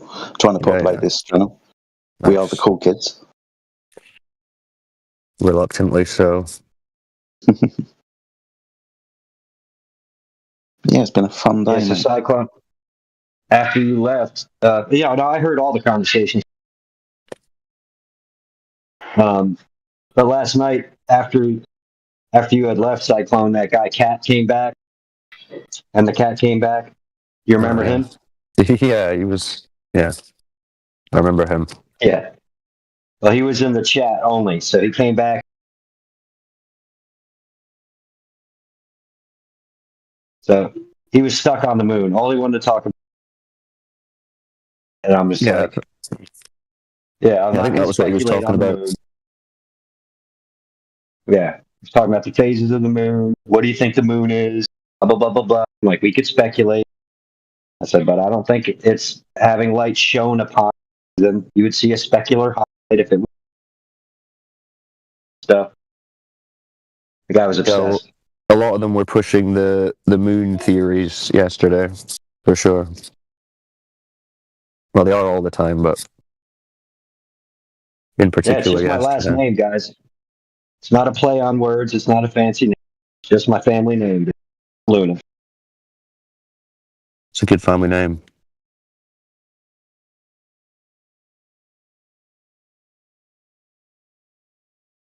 Yeah, was he the guy? He thought that the moon's phases were caused by the shadow of the Earth. Was that that's guy? What that was what he was saying. He just wouldn't take the correcting. That's happened a lot today. People with really weird ideas about how things are caused and why things happen from the heliocentric model, and then they don't like the correction. Yeah, it's like caused earlier by the rotation of the Earth. That was fun. Oh, I love that one. That was good. Gravity, that was caused by the rotation of the Earth, because if the Earth was still, then we'd go flying off. Yeah, that was an awesome one too. Been a few clangers today, but you're right, they don't like being corrected. I know, it's like, dude, I'm not even saying this is the case or that this proves anything. This is just what the story is. You can't go off script. Yeah, what did he say? That was it. Yeah, he was talking about. Yeah, he was talking about Newtonian gravity. No, yeah, he's calling it a force. And then, but he was also claiming that Cavendish experiment proved gravity, and that's where you came in and just shredded him a new one. And then you told him you were born. Yeah, that was hilarious. That was a great conversation. Yeah, because that does eventually. I mean, you can tell when the conversation's going to go nowhere, like when they can't even acknowledge uncontroversial points. It's like, all right, so you just want to disagree with absolutely everything and reassert a claim that isn't even made on the globe side. That's frustrating. So then, yeah, we had a good series of 2 or 3 people after that who were quite funny. So last night was a funny one. Hopefully, get some good ones tonight. I'll only be on for an hour or so. I think it was yesterday afternoon. I think it was yesterday afternoon. Jedi. That was no. I think it might have been Says Who. Yeah, it was Says Who. Somebody was arguing with him about gravity, saying that. So why is it when you don't, the chair doesn't start? If it's tense, because I forget what he's talking about. Things. Oh, sorry about that.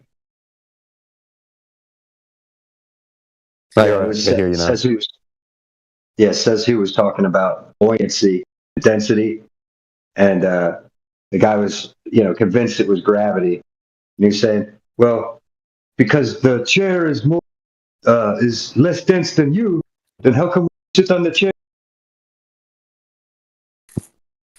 That was a great logic.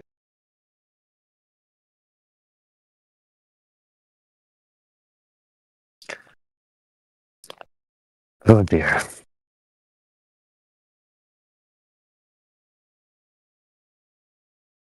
Oh, speak of the devil, Cat, you've returned. Welcome back.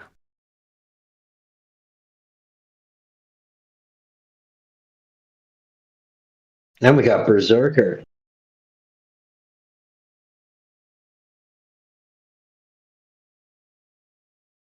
Hey, what's up?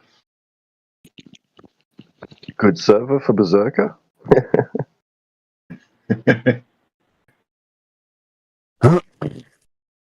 You did pretty good, man, already. So it's good. I enjoyed this. Like going back and when we were first here, like months ago, even when there was nothing happening in our chat, in our voice chat, I'd go down and have a browse through the, like there. I'd have a look at the word of the day. That was an interesting one. That's an interesting channel, that one. Yeah, it's a good one. Yeah, I like that. Even English word of the day, speakers word can of the learn day. from. Yeah. It's a nice function. When you hang around here long enough, Timbo, you and Timbo, you're going to be speaking English pretty soon. Yeah, right. Right. Yeah, I was going to say, what is the word of the day? I'm going to start using it. Horizontal. Oh, okay. I'll have to look that one up. That's always our word of the day. What is the server word of the day, though? I'm interested.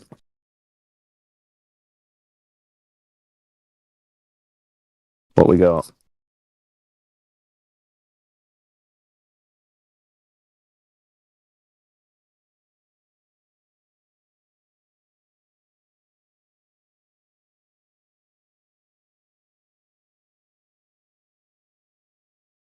It is.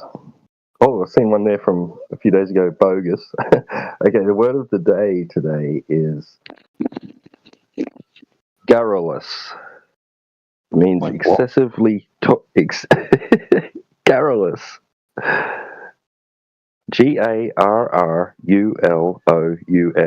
meaning excessively talkative. It's an adjective. Oh shit. The garrulous the garrulous taxi driver talked non-stop from the airport to the motel. Ah, that's a good one. The garrulous Glober spiraled incoherently. Yes. Yes. We've had some garrulous people come in today, that's for sure. Apocryphon is very garrulous. Mm-hmm. Shots fired. Shots fired. And what was that one before? Bogus. I'm sure we can fit that in on the topic.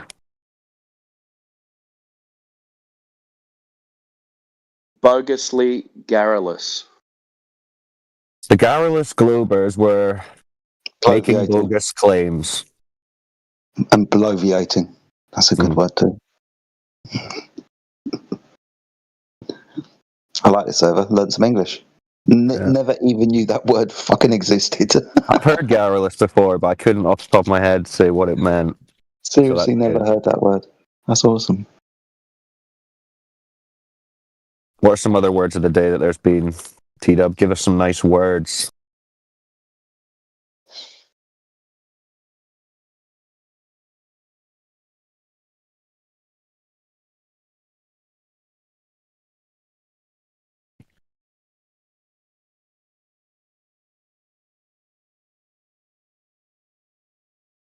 Nope. He's done enough words for today. He's Australian. Mm-hmm.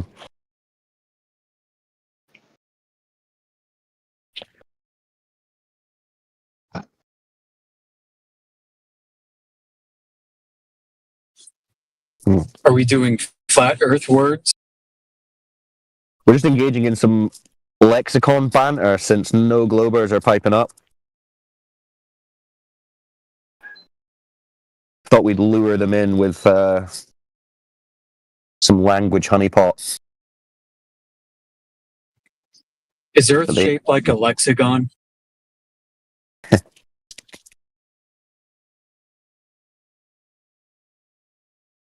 That's funny. A lexicon.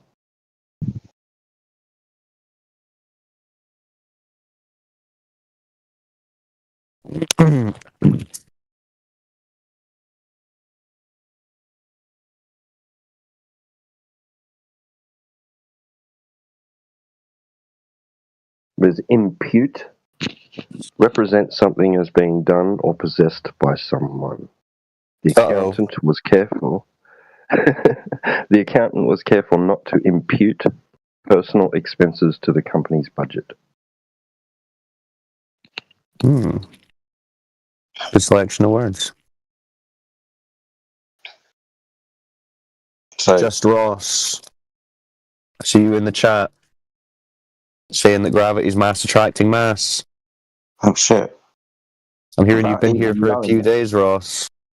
You should know better by now. Without even realising it, he's just violated special relativity.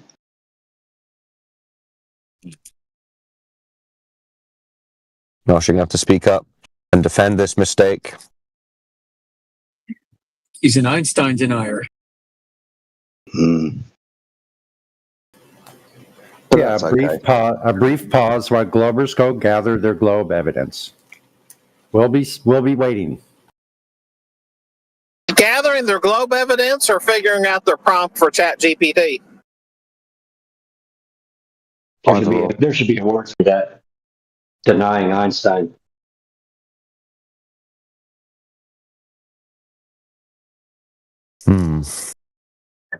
That was the clearest mic I've heard all day. Fuck, that was loud. Yeah, was that Barrington? Yeah, Jay's got like a spaceship mic. He's like coming through like a loudspeaker there. Yes, it goes through some amplification to get up to the mainland from the Iron Republic.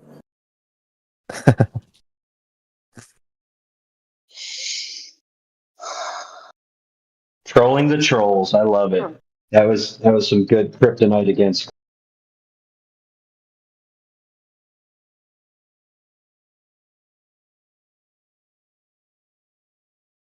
That guy didn't know what to think, did he? So who's denying Einstein and what did they say? Just Ross. Yeah, Ross in the chat was defining gravity as mass attracting mass, I believe. But he doesn't seem to be talking in the VC, so I don't want to call him out too much. Apparently he's a good chat. Yeah, because he might have to be reported to the authorities, who are the gravity police. But I know who would have no shame in throwing Einstein under the bus temporarily, and that would be Kat. Kat, you in the chat? You in the VC? She tacking away in the text chat there. Give those fingers a rest.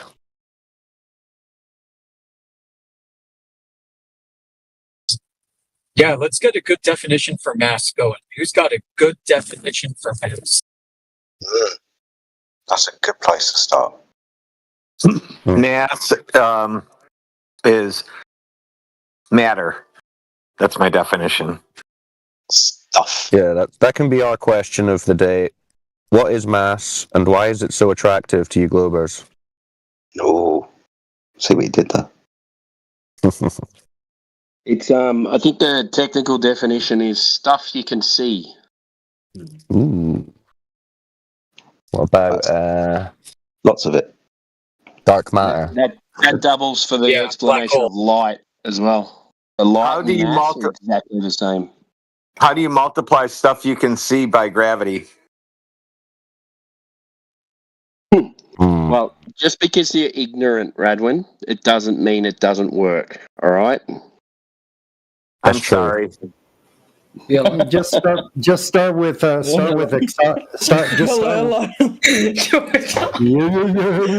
that about? Yeah, just start with acceleration times the speed of light. That should give you Oh, we got Hussein in the chat. He's saying, "What's up, brother?"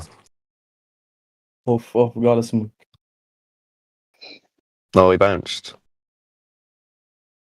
Friendly introductions are sometimes the most scary. Opax, what are you saying? Bounced as well. That's 2 in a row. Wow, look at that. Wow. I found the new trick. Hold on, let me try another one. Hat trick. Go on, next person. Let's see if you get the hat trick. Let me see. Go for three. Go for three. Worsa, what's up, bro? Who, me? All right. Chilling. There we go. What's up, brother? I'm just chilling. Just chilling. Same here. Are you chilling on a flat, motionless Earth or on a big, horrific, spinning space ball? Oh, I'm definitely more towards the ball side of things. Oh, man. How come? It just seems to make the most sense. I don't have to worry about it very much, though, because it doesn't actually affect my life at all. It takes care of itself, though. That's all right. When you say it seems to make sense, though, what is seems? What does that mean? Well, there's too many lights in the sky for them to be moving around in the ways that would be required on over a flat plane. Too many? What do you mean by too many? What does that mean? What would be just about right? Like comets, the other planets. All right. So because I understand the whole argument you guys have about the complex shadows that could appear over, like with spheres and stuff, but I mean... Well, I wouldn't even necessarily go onto that. I would kind of just go with, well, they are observably moving to us, yeah, so... Yeah, they obviously move around. Yeah. And, I mean, I trust calculations and stuff from other scientists that have done it. Trust math from other scientists. Sure. Well, I don't claim to know everything. Mathematicians with math or science with scientists. Well, scientists have to usually be qualified enough to do the calculus and stuff. Science. But if it's mathematics just built up on an assumption or a theory that they've not really proven, does that make it true? If the results that are provided are consistent. Right, but what if the results, what if the observations, the results, let's say, are already known, and it's more just a case of interpreting them, like, oh, I observed this, that could work on this, it could work on this, but I'll stick to this one theory without being able to prove it. Do you not think that's potentially an issue? I mean, it can be an issue sometimes. The problem, as I see it, is that even if it isn't true, which is, I understand your position, like too many other things involve it, if that makes sense. It's like all of traditional material science tends to rely on this fundamental assumption. Nah. What are you talking about? What science requires a ball Earth? What science requires a ball Earth? I mean, I'm sure you're tired of people bringing up the weather. Let's see if we can think of a better one. I live in the UK, my friend. People are always What bringing up the about weather. No, I don't do that. What about ballistic missile calculations? Is weather forecasting a science? Is meteorology a science in the sense that you have to study weather patterns? And be able... Do you know anything about ballistic missile calculations? I can't answer that. Do you know what Schuller tuning is? We're not getting into that. Oh, well, Why I would did you love to bring get it into up? Schuller tuning. Yeah, why did you bring anything up, Dan? Well, as you guys are aware, I usually want to just hang out and just be here. You guys invited me to talk. I don't really have much to talk That's about. fair. I asked him the question, and we are very cool, so a lot of people do want to just hang out with us, so that's fine. You're welcome to hang out. But I don't really understand. I understand having a dead room is no fun for anyone, though. Well, we wouldn't know about that, because wherever we go, it becomes the biggest room in the server. Yeah, well, you guys have had chill times where you've had to just. Oh yeah. It gets busy and quiet from time to time. But overall, it's like the busiest room in any server we go to. Generally, that's what happens. So that's cool. We're glad you're enjoying our presence. You can thank Vivek and the admins for inviting us. Yeah, we were all involved in that. It was a good time. But in terms of science requiring the globe, I would actually say that science precludes the globe because science has to be empirical, which requires observation, measurement, and testing, and those things cannot be done on a globe because it cannot be observed or measured. Oh, wait a minute. I've been meaning to ask this little bit. So there was like a 45-minute video about how they were doing like long-range laser testing, and there was no details in the video about the technical specifications of the laser, the setup, or the receiver and the receivers were just basic cameras. So I was wondering if there's any more details about that, or if anybody had used like a high precision, Well, we definitely do have. There's definitely a good few videos on laser tests, which I'm sure people can post in the text chat, and we also have a channel on laser tests on our home server. 24/7 Flat Earth Discord. Yeah, I've been meaning to look through that to see if the details are specified. And some of them are pretty good in terms of the information that they put on. I mean, not all of them goes to like the nth degree of detail, but they go to a good amount. Well, yeah, I know, but you do understand my concern because when you say you're going to do the test and measure and stuff. And yeah, that's fair. Then you have to be very specific on like how accurately you leveled your laser, that nothing moved, and all of that. Yeah. No, you want to know that they're doing a good test. I just put the Google Doc in the chat for you. About 120, 130 pages, something like that. So you're welcome. Just open that, save it, and that goes along with the FE Core video. So. There you go. Yeah, that's a good one. And when you're done, we can talk about it. You can bring it up and we'll go through it together. Well, I'm just scrolling through looking for the details of... It's a pretty dry read, to be honest. I mean, but yeah, it's worth scripting through. There's a section which is labeled salad, which is super accurate laser... something aiming device. Yeah, that's right.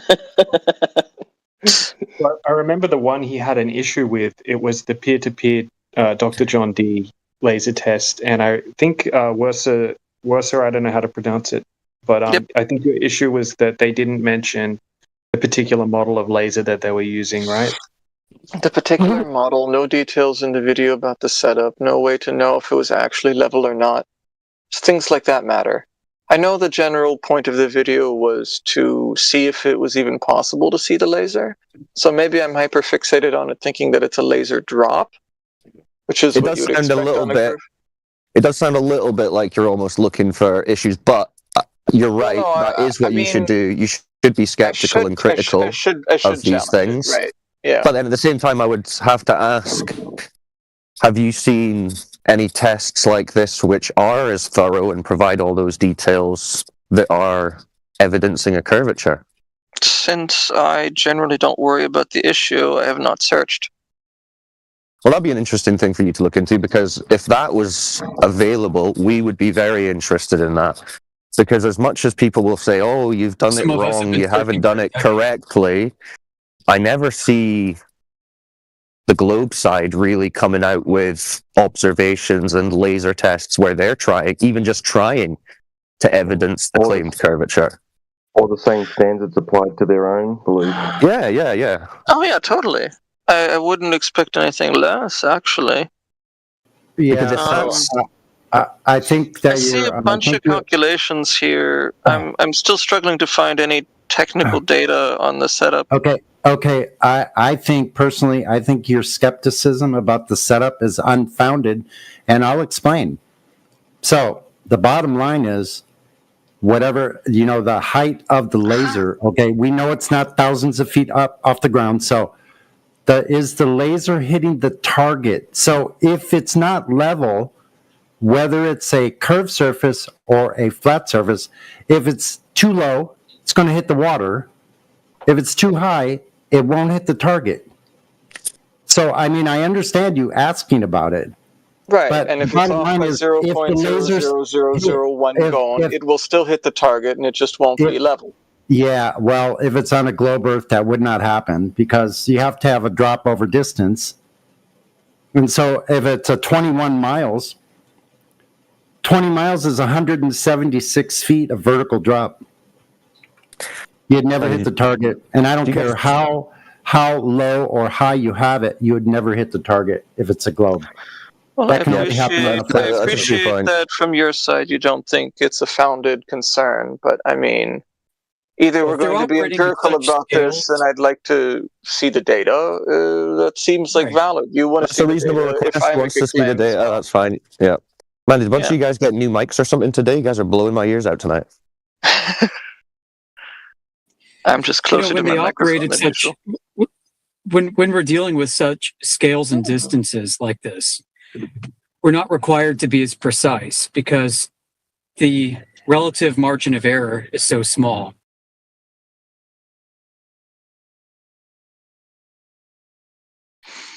So when we're testing, right, for the globe, and such narrow precision is required for there to be a globe, but we're operating at such scales and distances, we can afford to be off by orders of magnitude from the globe, falsify it that way, and not really know how many orders of magnitude we're off from the globe. We just know we're way off from the globe without a prayer for the globe being true. And we can reject the globe hypothesis. Yeah, and the Globers never tell us what kind of sticks Eratosthenes was using. Like, what kind of wood is it? Were they carved? But I mean, with the sticks thing, that's not a fair comparison. I understand your point with it, but it's not a fair comparison, and you know that. Yeah, I'm being facetious, but yeah. So I totally agree. I think lasers are much better and much more precise than sticks, so it really isn't a fair comparison. Agreed. Yeah. So what is the drop over distance for, like? Suppose it's maybe 4 to 6 feet off the ground. Yeah, you cut out a little bit there, Amish. You want to restate it? But if you're just asking me if I know what the drop should be, obviously not. I'm not the one who studied this. I mostly do theology in the other room. But see, in this topic, you've really got to grapple with the geometry side of things. I mean, like I said, I haven't gone into much depth on it. It's not that I couldn't do it, I just haven't done it. Oh, yeah, you could do it for sure, but that's fine. I mean, maybe Amish can answer the questions for you then. If he's still there. Yeah, I think it's important. Like when you ask the question about what the Earth is, it's kind of curious that you would ask how the Earth is flat, which is I don't think it's an issue that people present information, but because of the fact that it's built up in your mind for this whole time that the Earth stands as a globe in your mind, there's no way that nothing can take that away from you until you actually challenge yourself. So in order for you to confront that part of you, like an internal critique, you have to realize if you know or not if the Earth actually is a globe. When you confront your own mind with this information, like how you delve into the information of geometry, then you can realize if you know or not for sure how the methodology was described, how it's a globe. And then you can actually start making some progress, whether or not you can discern what we're saying is true, right? Using the logical statements that we do. I think that's a very important step. If you don't have that internal critique for yourself to know how the Earth is a globe, it's a huge leap forward for you to say that you're going to just consider the flat Earth, because you still have the globe Earth built up in your mind.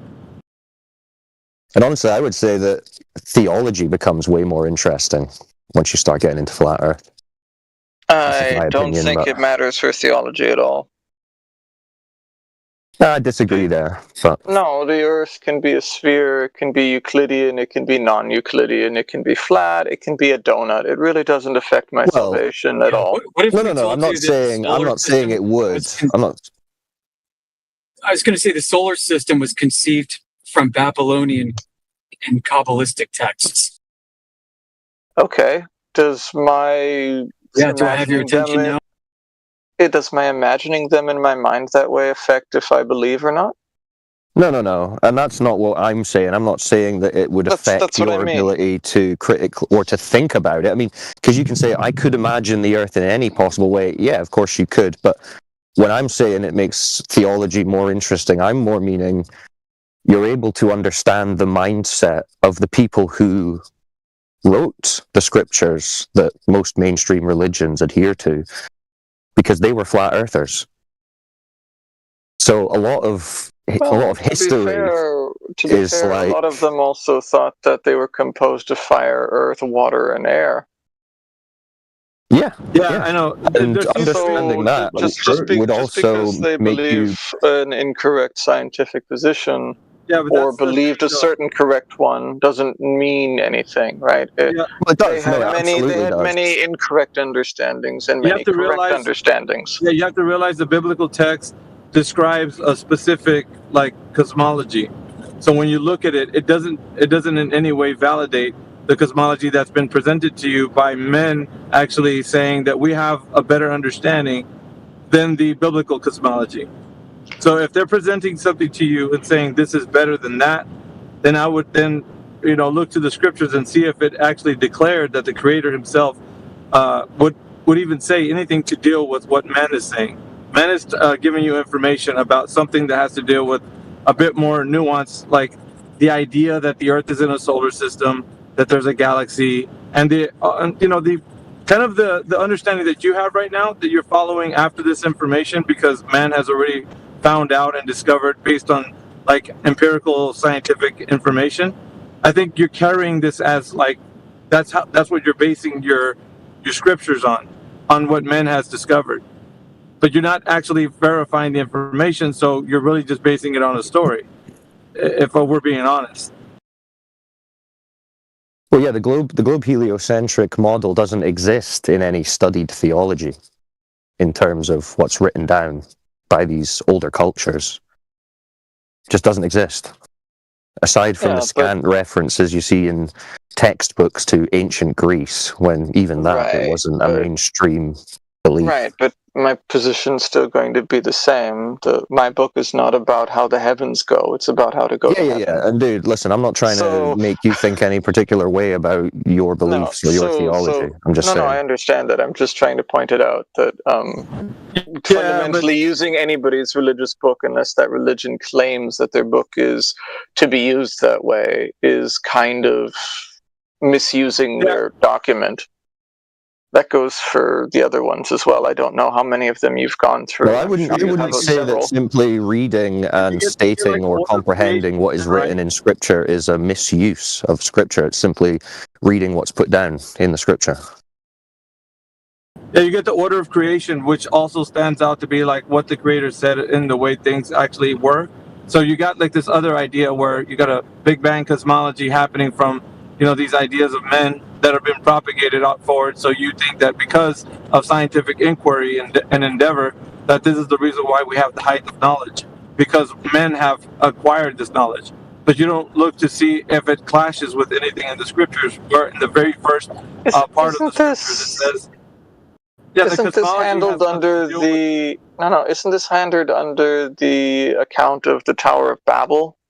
Do you know, that's so mad that you're saying that, because I was literally just thinking in my head there about Babel. Yeah, and, that's the story where humanity dared to defy God, and it didn't work. And that's one very good example of something that makes way more sense with the Hebrew cosmology of the flat, motionless, contained Earth, where there's a definite down. I wasn't bringing it up to do that.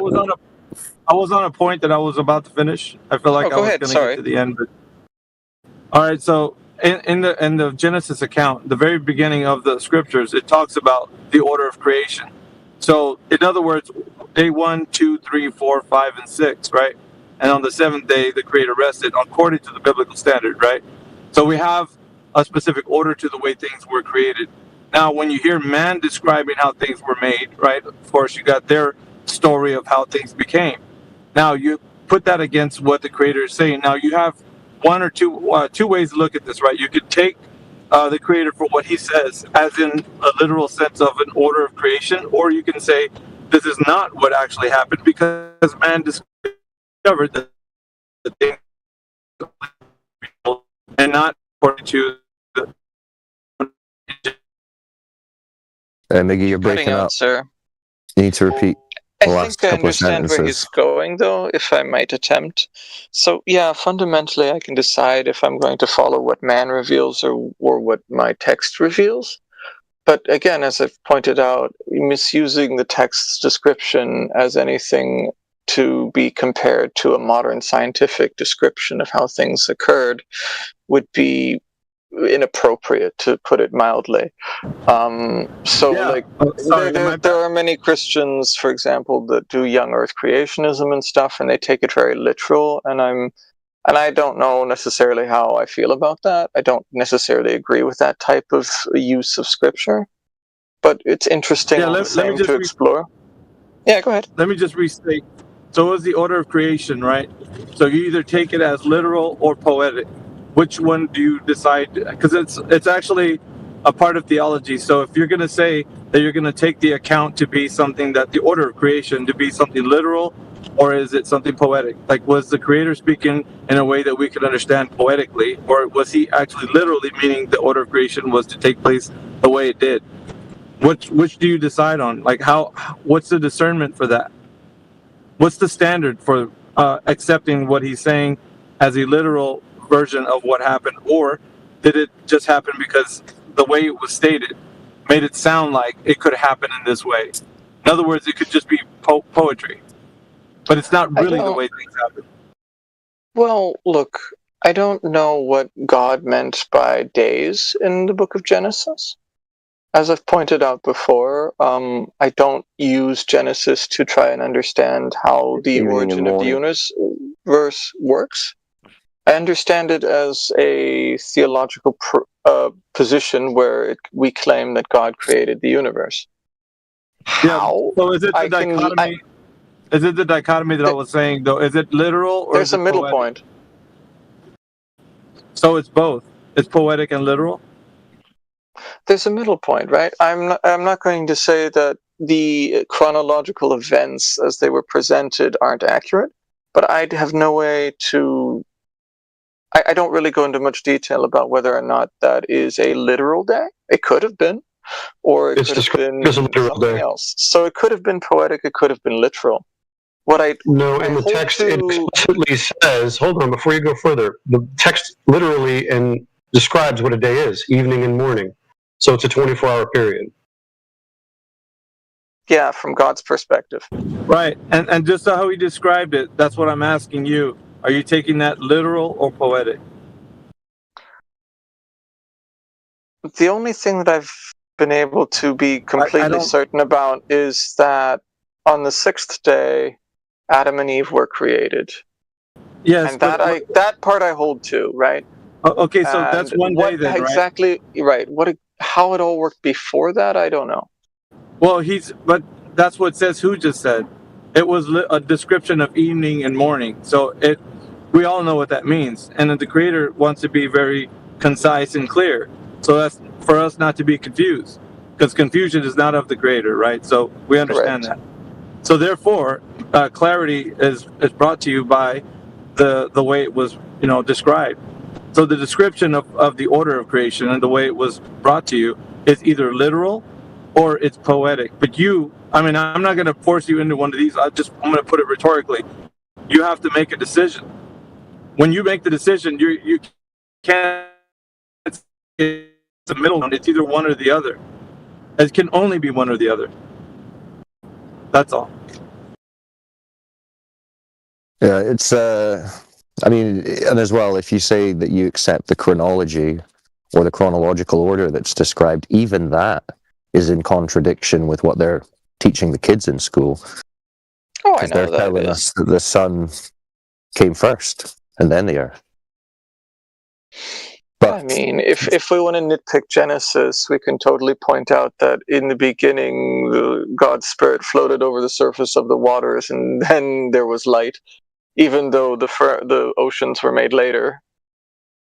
No, but that's not talking about the. Well, you see, but that's not the purpose of this room anyway. Let's stop nitpicking. Yeah. I mean, we don't have to go on that. Although I was going to make another point, because this was something that I thought about the other day, which I found interesting, and this is more a general point about man's psychology. So there was a guy in here who we were speaking to. I can't remember who was speaking to him. I don't know if I was listening on YouTube at the time, but we got speaking about the containment aspect of this system that we're in, and he was entertaining it to the point where he was saying, okay, I agree with you guys, the water measures flat, but I want to know what's up there. I want to go up there. And he couldn't get past it. This was all he wanted to discuss. And we were saying, listen, we've not been up there. We can't say what's up there. We can't talk about the physical nature of this container or what's beyond it. But it struck me as being like Babel thinking, right? And it kind of shows that when this worldview is revealed or even partially accepted, a number of people will have just an unshakable desire to get out, to go beyond, right? And this is exactly what was occurring in Babel. This was exactly the mindset, right? They understood they were in a contained, created environment with an up and down, an objective roof, so to speak. And beyond that ceiling is heaven, as they thought of it. And they wanted to go up and challenge God, the creator of this place. And we see a modern iteration almost of that kind of thinking with NASA and the space agencies and the exploration of the upper atmo. Right, that's kind of an analogy to the Tower of Babel. And then even today, just on a kind of personal level, you start speaking to strangers about this topic, and a bunch of them want to go up, and they can't get past it. So I just thought that was an interesting piece of like latent human psychology that exists within us that is brought out by this realization of what this system actually is. This human desire to get beyond a limit. Right, if we're presented with some kind of limit, a fence, a gate, a door, we want to go beyond it. And this expression of human psychology has been playing out since basically time began, since the start of creation. You know where that whole aspiration to actually explore what's above actually came from the deceiver in the biblical context. In Isaiah 14, it talks about how Satan's aspiration was to arise above the heights of the clouds, above the stars of God, and be like the Most High. So he wanted to do the thing that NASA's agenda is about. So I just find that curious. That's a good point. Speculative. I mean, yeah, but well, that's a different subject. No, that's what we were. It's kind of what I was talking I mean, you do have to understand. I don't think it would be wise to necessarily engage in a theological debate when that's off topic for the room. Yeah, I'm not engaging in a theological debate. I'm just presenting this aspect of human psychology. I do appreciate the parallel you drew there. It's kind of funny, but I think it has more to do with the intent, right? Like with the Tower of Babel, it was specifically they wanted to go and be like God. And whenever society does anything like that, it starts to fail, right? Because there's nothing that holds them to any sort of standards. Perfect parallel to NASA's overtake and hijacking of general society and thought. Like, think about the world pre-50s, when NASA didn't exist at all. And even pre-60s, 70s, before the moon landing, societal psychology was so different, right? Because they didn't have what they thought was proof that they lived in this globe heliocentric universe. Well, I mean, that was actually still taught back then, though, with the whole Galileo stuff. Well, that's another interesting point to get into, because although we're kind of presented with this with our history of Earth's shape, so to speak, they make it sound like it's been known for thousands of years and accepted. But if you dig into it, it looks very likely that wasn't the case. And we have newspaper articles from the 1900s, the early 1900s, in places like the United States and the United Kingdom, where people are outraged. People are talking about pulling the heads of education in their governments into court for proposing to teach the globe and heliocentrism in school. We have people still alive today who say they were taught flat Earth in school. Like centenarians. I was going to butt in, sorry. No, so, go for it. I mean, for your sake, the Counter-Reformation movement by the Vatican accelerated development of this outer space cosmology that we have today.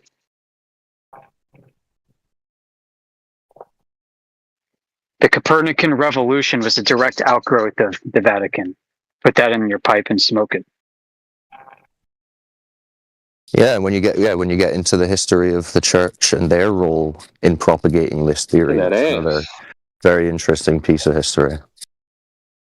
So you had at the time a lot of priests, many of them who were reluctant to accept this Copernican revolution that was coming about. I think you have someone else that would like to talk. There's an Omar.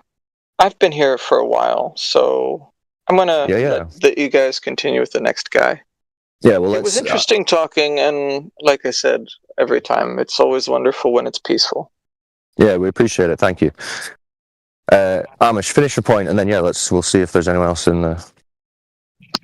Well, it's just that the Catholic Church used this new cosmology as a way to assert its dominance intellectually over a world that was coming apart for them, and as a way to grab a deeper foothold against the budding Protestant Reformation in the West. Yeah, and prior to... Yeah. Well, I was just going to say, prior to the... Yeah, sorry, no, you finish. They used the whole knowledge as power, as a power dynamic over the rebellious farmers who were somewhat ignorant and were just learning how to read in order to study scripture for the first time, which was new under the new printing presses that came. So, so the intellectual power dynamic here was used in order to assert authority. That's it. I mean, you really think about the history of the control of knowledge, and in particular how it relates to the Bible, the Reformation, Martin Luther, the printing press. And you really start to appreciate just how much power the church had in those times. And then going forward, like the basis of the education system in the Western world, and then spreading out all over. I mean, they controlled all the schools. So, of course, if that's their choice of curriculum, that's what's going to be promoted. I mean, this is before Thanks for that.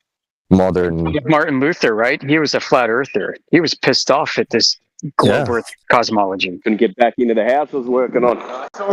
Timbo, what you playing at, brother? Sorry, man. It's all right. Don't make me ban you.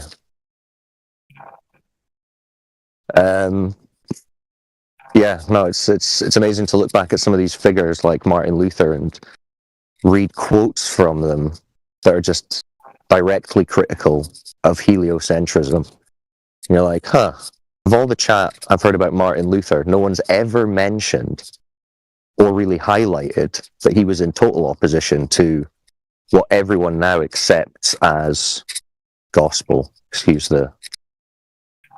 And he's like, you know, the key figure in the Reformation, in the Protestant religion. Millions and millions of people follow him, but how many of those people would be aware that he was openly critical? And that was one of his main grievances with the church. So I think that's interesting, a worthy point to consider. But did we have a new person in? Omar? Is that right? You want to speak? You want to ask a question? Or anyone else? Anyone else new wants to comment? Ask a separate question? Call us names? Feel free.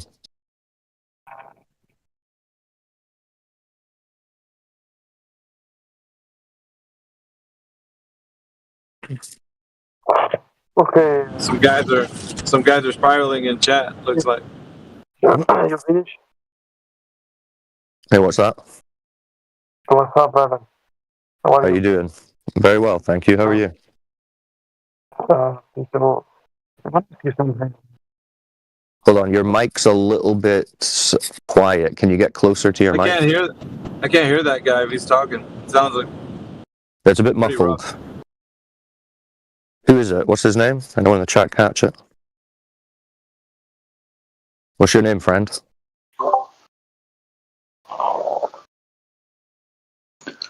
Try turning it on and off again.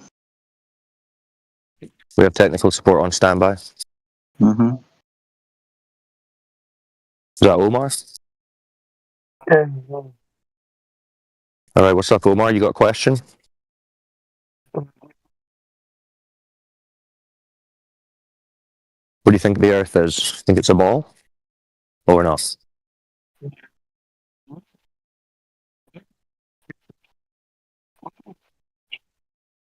I don't know if you're talking, Omar, but we can't really hear you. But that's no worries if you can't talk. Starlight must have been down.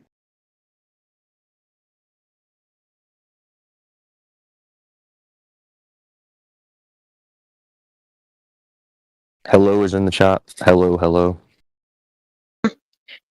Hello. How are you?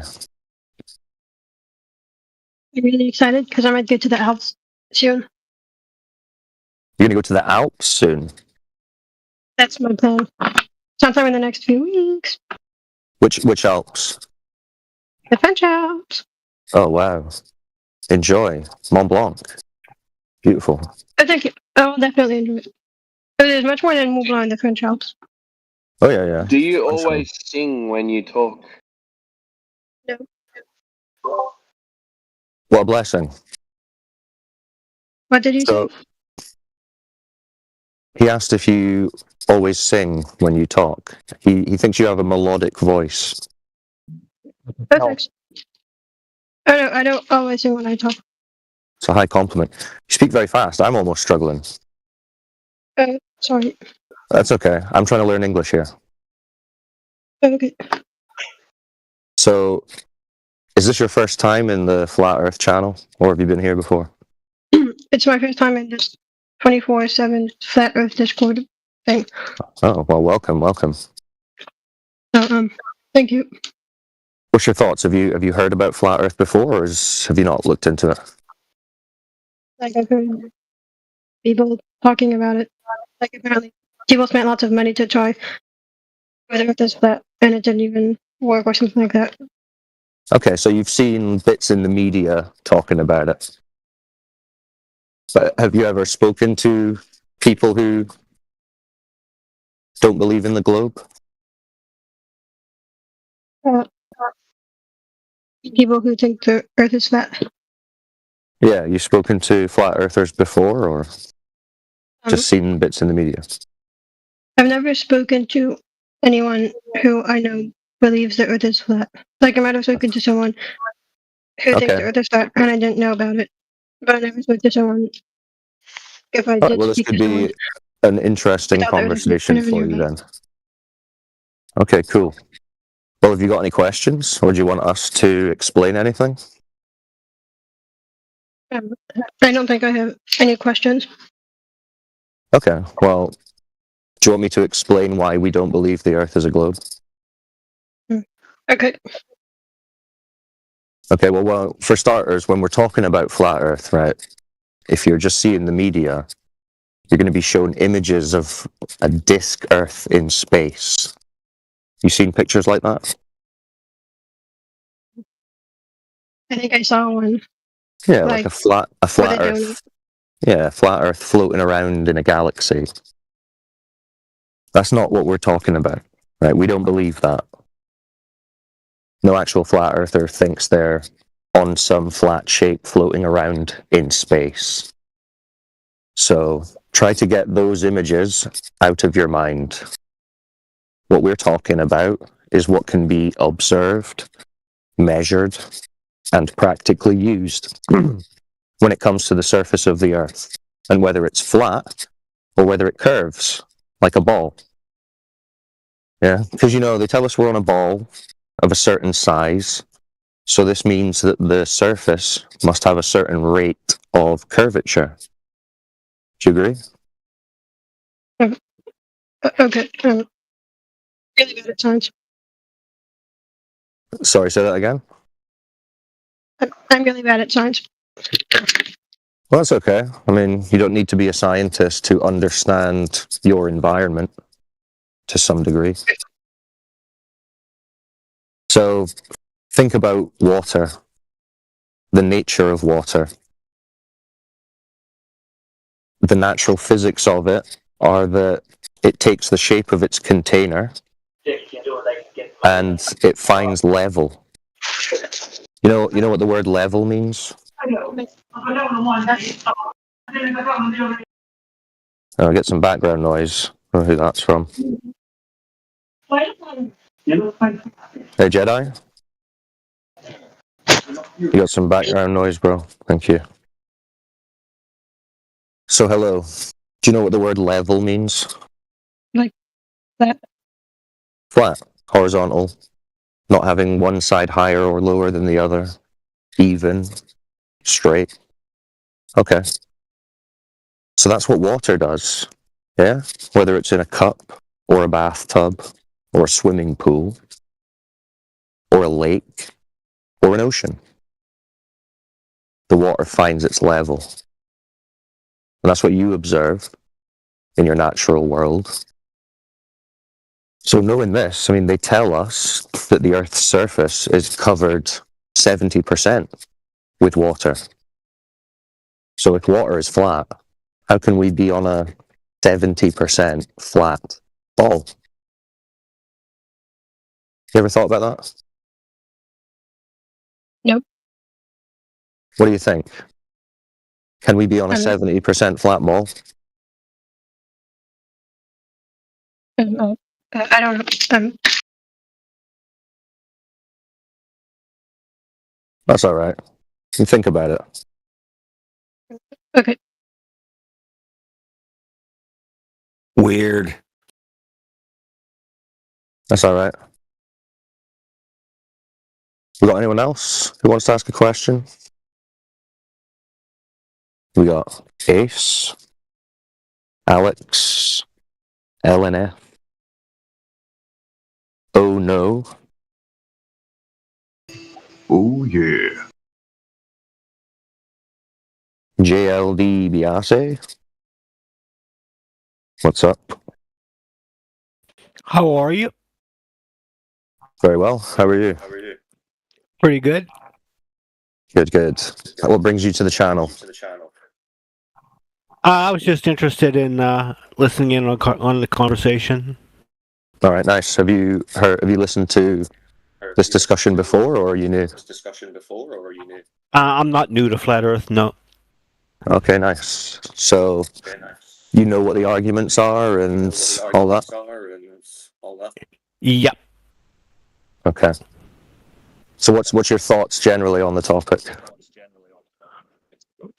I really don't even follow too many debates as far as that goes anymore because I think enough has kind of been said, and either you see it or you don't.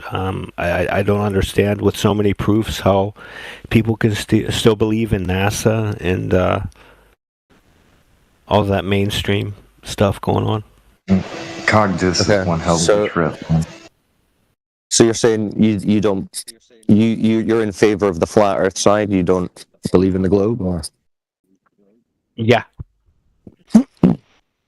Oh, nice. Well, welcome. Thank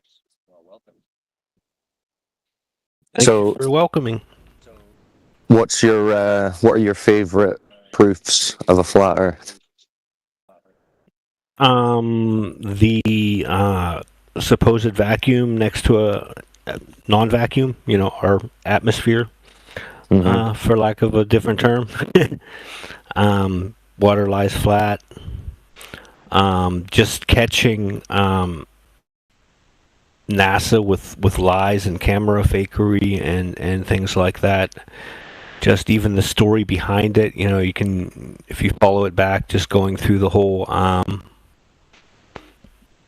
how these people who formed NASA even got in the country instead of being tried in their own country, and things like that. You just kind of see the game. Nice. Wow. Give that man a gold star. I'm going to send him a T-shirt. Yep, you get a free T-shirt. You're gonna get our Eratosthenes sticks for free. Lucky you. So, well, you're our first flat earther in the wild over here. So good job. It's always fun to run into other ones. So, are you on the 24/7 Flat Earth Discord? Yeah, I just had joined it earlier. I didn't know you guys were here on the English hub. I was kind of looking for you. But I managed to find it. Nice. Well, welcome to the room. Yeah, welcome. Hang about. Thanks. A tidbit of information, man. Stay tuned to the YouTube. Subscribe to Helioskeptic with the 24/7 Discord on YouTube. That's the best way to know where we're at. Or if you can't find us, you'll hear us live on YouTube. So. And Flat Lloyd Wright's channel, Chris's channel. Have we got? If you look up Cambo's profile, if he's in, or someone sending the links. Aren't they in the bots already? Oh yeah, click on the bots on the top of the channel, the YouTube bots, and they have links to the channels. So subscribe to those, and you can listen just when you're not going to talk and not going on Discord. Streams 24/7, and we're on a bunch of different servers now, so we can often have a couple of different. Yeah, I mean, I was kind of amazed at just the sheer number of people that are even in here in this voice channel. It's crazy. Well, this is it. We went to the politics Discord, which is like the largest Discord for politics on the platform. Tens of thousands of people, and we're the biggest channel for like a whole year straight. The channel's dedicated to politics, but Flat Earth is so undeniable and so much more interesting than politics that people are just gravitating to it, and it's the biggest channel on the server. So nice. Just let it keep growing. Yeah. Oh well, good to meet you, brother. Looks like he found his house. That's it. Welcome. Welcome to the clubhouse. Thank you.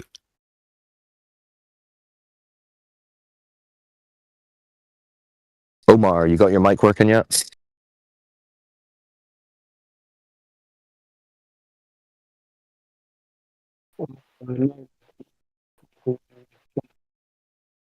I will take that as a no.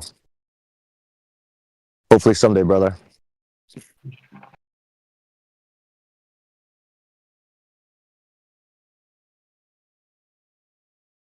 Oh well, yeah. If anyone new has some comments or questions, feel free, throw them out.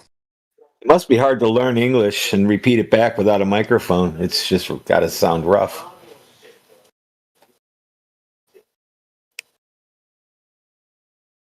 I guess he's a listener. Yep. I guess you can learn from listening. I mean, I don't know. Maybe. It might be possible. I had to practice French back when I knew it. Now I don't remember anything again, and I learned it twice. Once when I was really little, and once when I was dating a French girl. Yeah, French is good. Going out places and being like, what the fuck? Being in Quebec. I had to get out of there.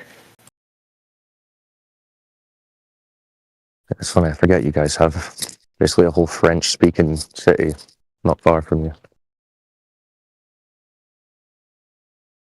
But the French would say it's not real French. But then they're French.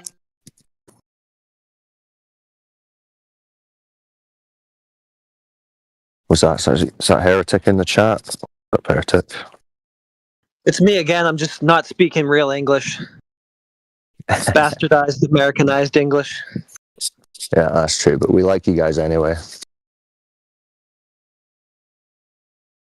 You're like the Globers of language. They're almost there, but just not quite. Hello, who's that? Stacey, Hey, what's up, Stace? things are pretty good today. It's a Friday in Australia. A few more hours of work, and then it's the weekend. Wow, nice. We're already on it. How could it be Friday where Stacy is? I guess it's technically Friday here too. Well, that's because the Earth is flat. But doesn't that make it a ball? Means it's flat when it does that. Well, that's not what the TV told me. Go ahead.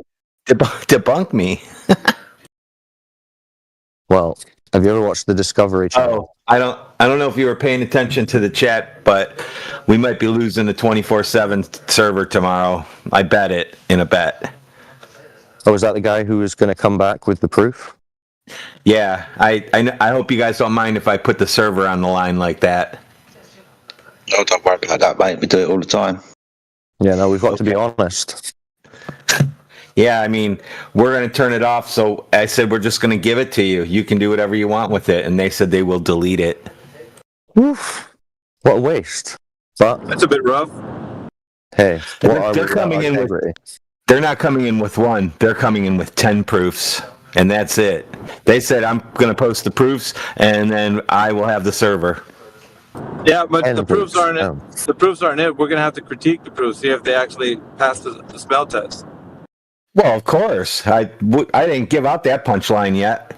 Okay. Well, yeah. Let's see what they got. I mean, give it your best shot. Is he in the chat now, telling you that he's working on it? It's Cat, isn't it? No, it's. Oh, don't say it's Cat. Wait, let's see.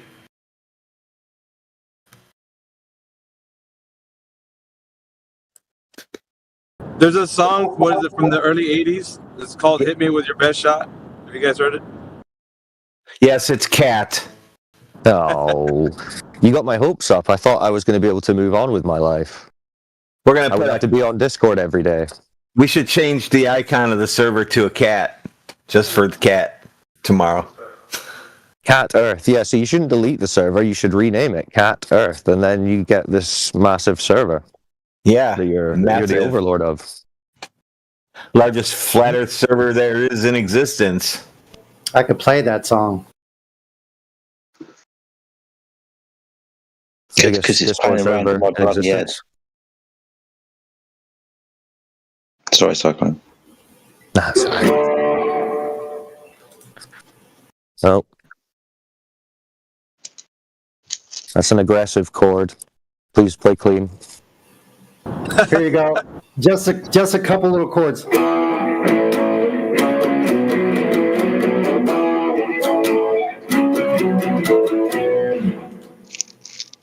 Thanks, mate. Very nice. Very nice.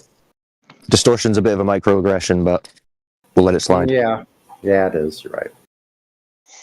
Now, Cyclone, come on, man. You're supposed to sing the backup, man. What's going on? I'm busy. I'm scouring the chat. I'm doing everything I can not to sing it at the moment, so count your blessing. I can double as Cyclone. Hit me with your breast shot. I guess my job is done here. Then, right? That's not bad, Timbo. Hit me with your best shot. Fire away. Hit me with your globe proof. You just give it to Helio Skeptic. He knows what to do. That's right. That's right. There's one guy. There's one guy you can trust with that. You just give it to Helio Skeptic. We've also got Jew Wilker in the chat. What's up, Jew Wilker? You on the mic? Want to say hello? Say your name? Jew Wilker. I don't know.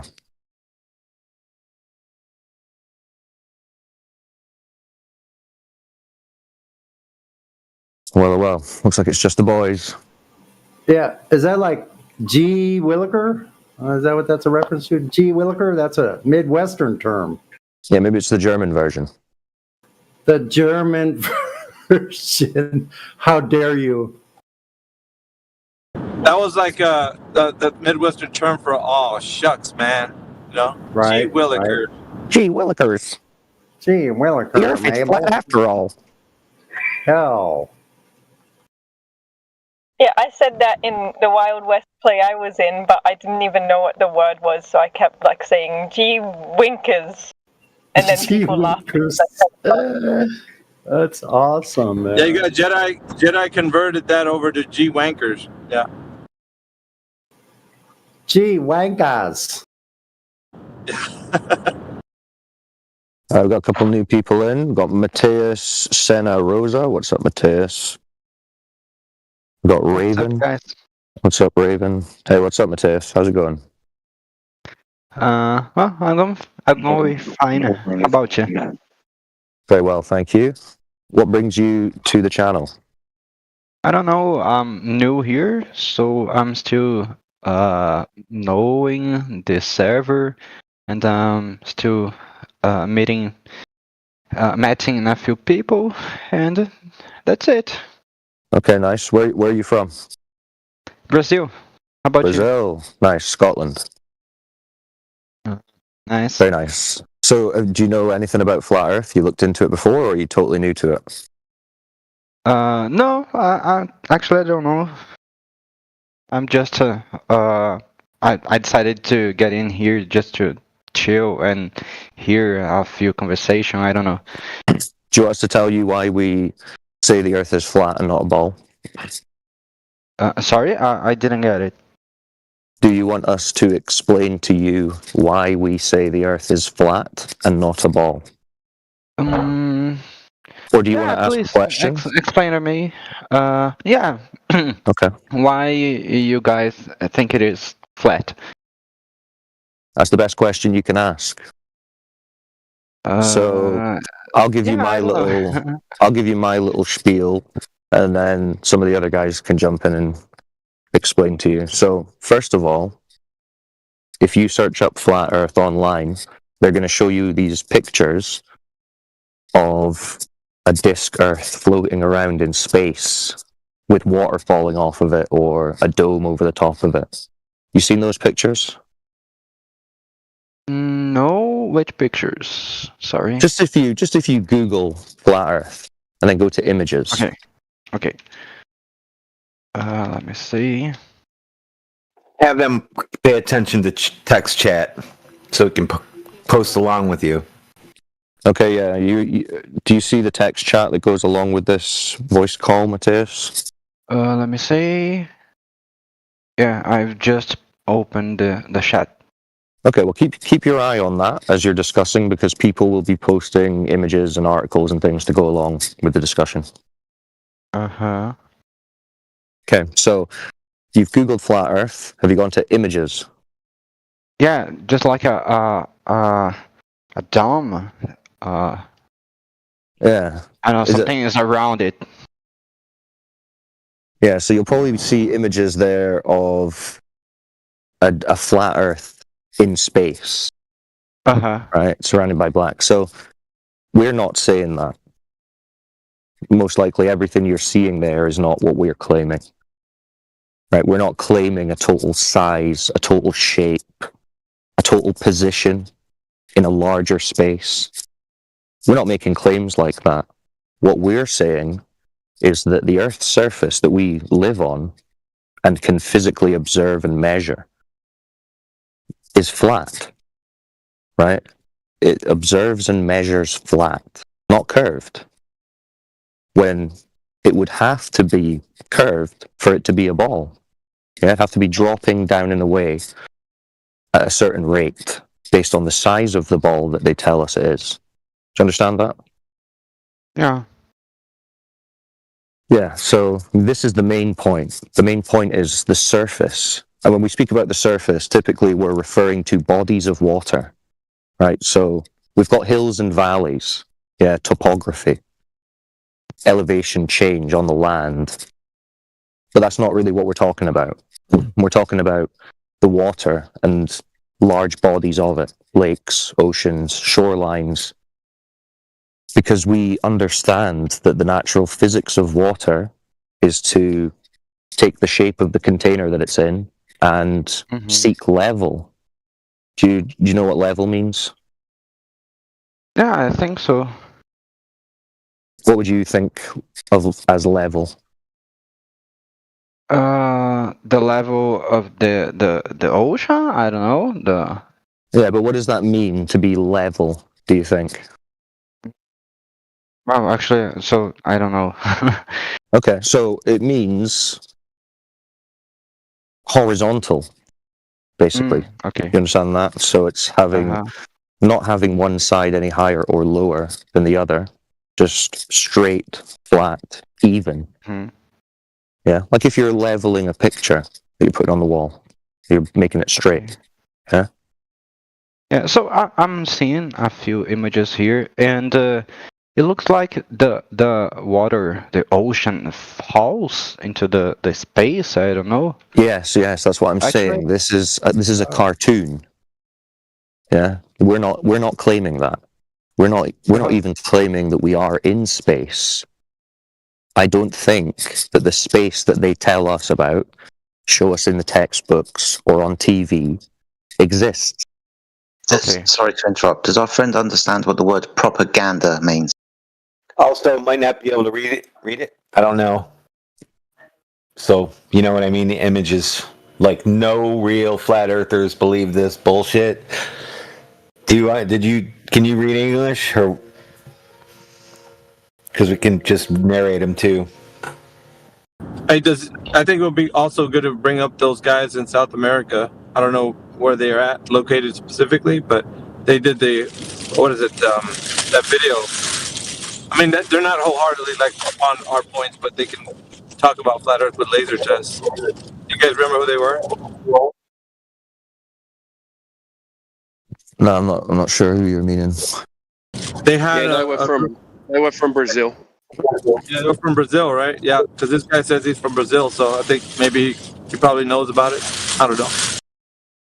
Well, yeah, we can get into that. We can get into the detail of the laser tests and the curvature. But just for the moment, I want to keep it pretty high level. So we're talking about the nature of water being level. Do you agree with that? In your natural experience of water?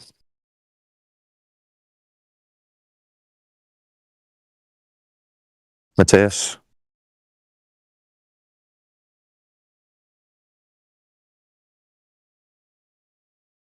Is he still there?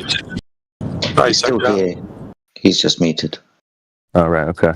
Well, Matthias, if you want to keep talking, let us know. If not, no worries.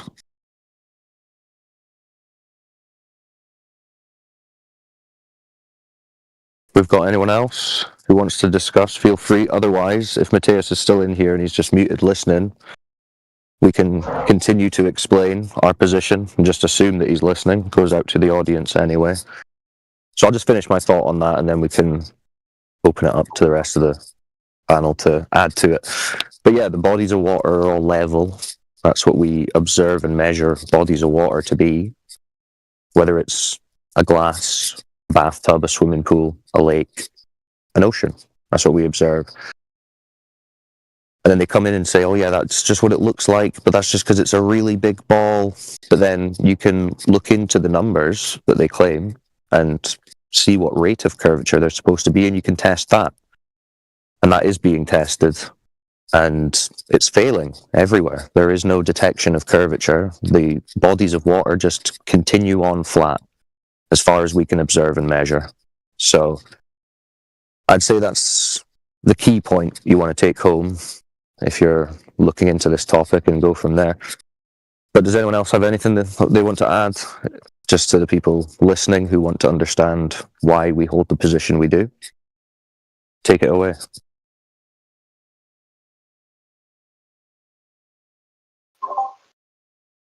I think the reason why nobody else is giving their side of things is because that's it. No more really needs to be said. The Earth's flat because it's observed, measured, and practically used that way. Flat and stationary, the Earth doesn't move. There is no measurement of Earth curvature. There is no measurement of the movement of the Earth, whether rotating around an axis or orbiting around a presupposed star in the sky. So yeah, not much else anybody really needs to say. It's flat because it measures that way.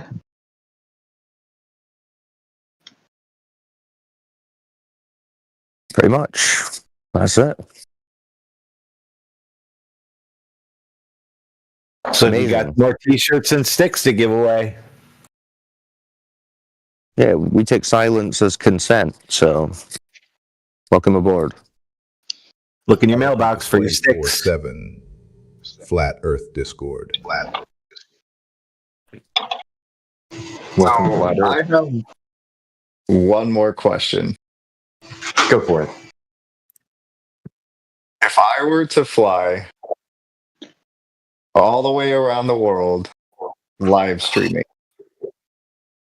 and I were to share my location, have a compass, I was only flying east, I would be impressed. Yeah, that'd be cool. I tune in. I tune in. Well, hold on. Let me finish. Finish what you're going to do. Yeah, man. Okay. And then if I were to only fly east, and then I were to land at the same airport at the end of my journey, Yep. Would that satisfy? Yeah, I'll put this image in the side chat for you. Let me just. And this will explain exactly what you would do. I'll give my quick spiel on that. So what you're talking about is circumnavigation.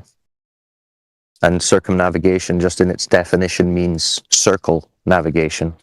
So you're just traveling in a circle. And yeah, you can travel in a circle around a ball, but you can also travel in a circle on a flat surface, which, if you ask the pilots how they're traveling, they'll tell you they're traveling and treating the Earth as if it's flat and motionless. So you'd be doing that long journey, thousands of miles, over a totally flat, motionless surface, as far as the pilots and the plane are concerned. So I would say that would be a cool video, but it would just prove that the Earth is flat. But if it was a circle, it wouldn't be in a singular direction. Hold on, that would be east. What? East and west are circles around poles by definition. Yeah. So if Same you as were the globe. to travel if you were to travel east around a pole that you stuck on in the floor that was magnetic, and when you pointed your compass towards it, that would be north. You can call it north, and then you notice the 90-degree direction left or right will be east and west.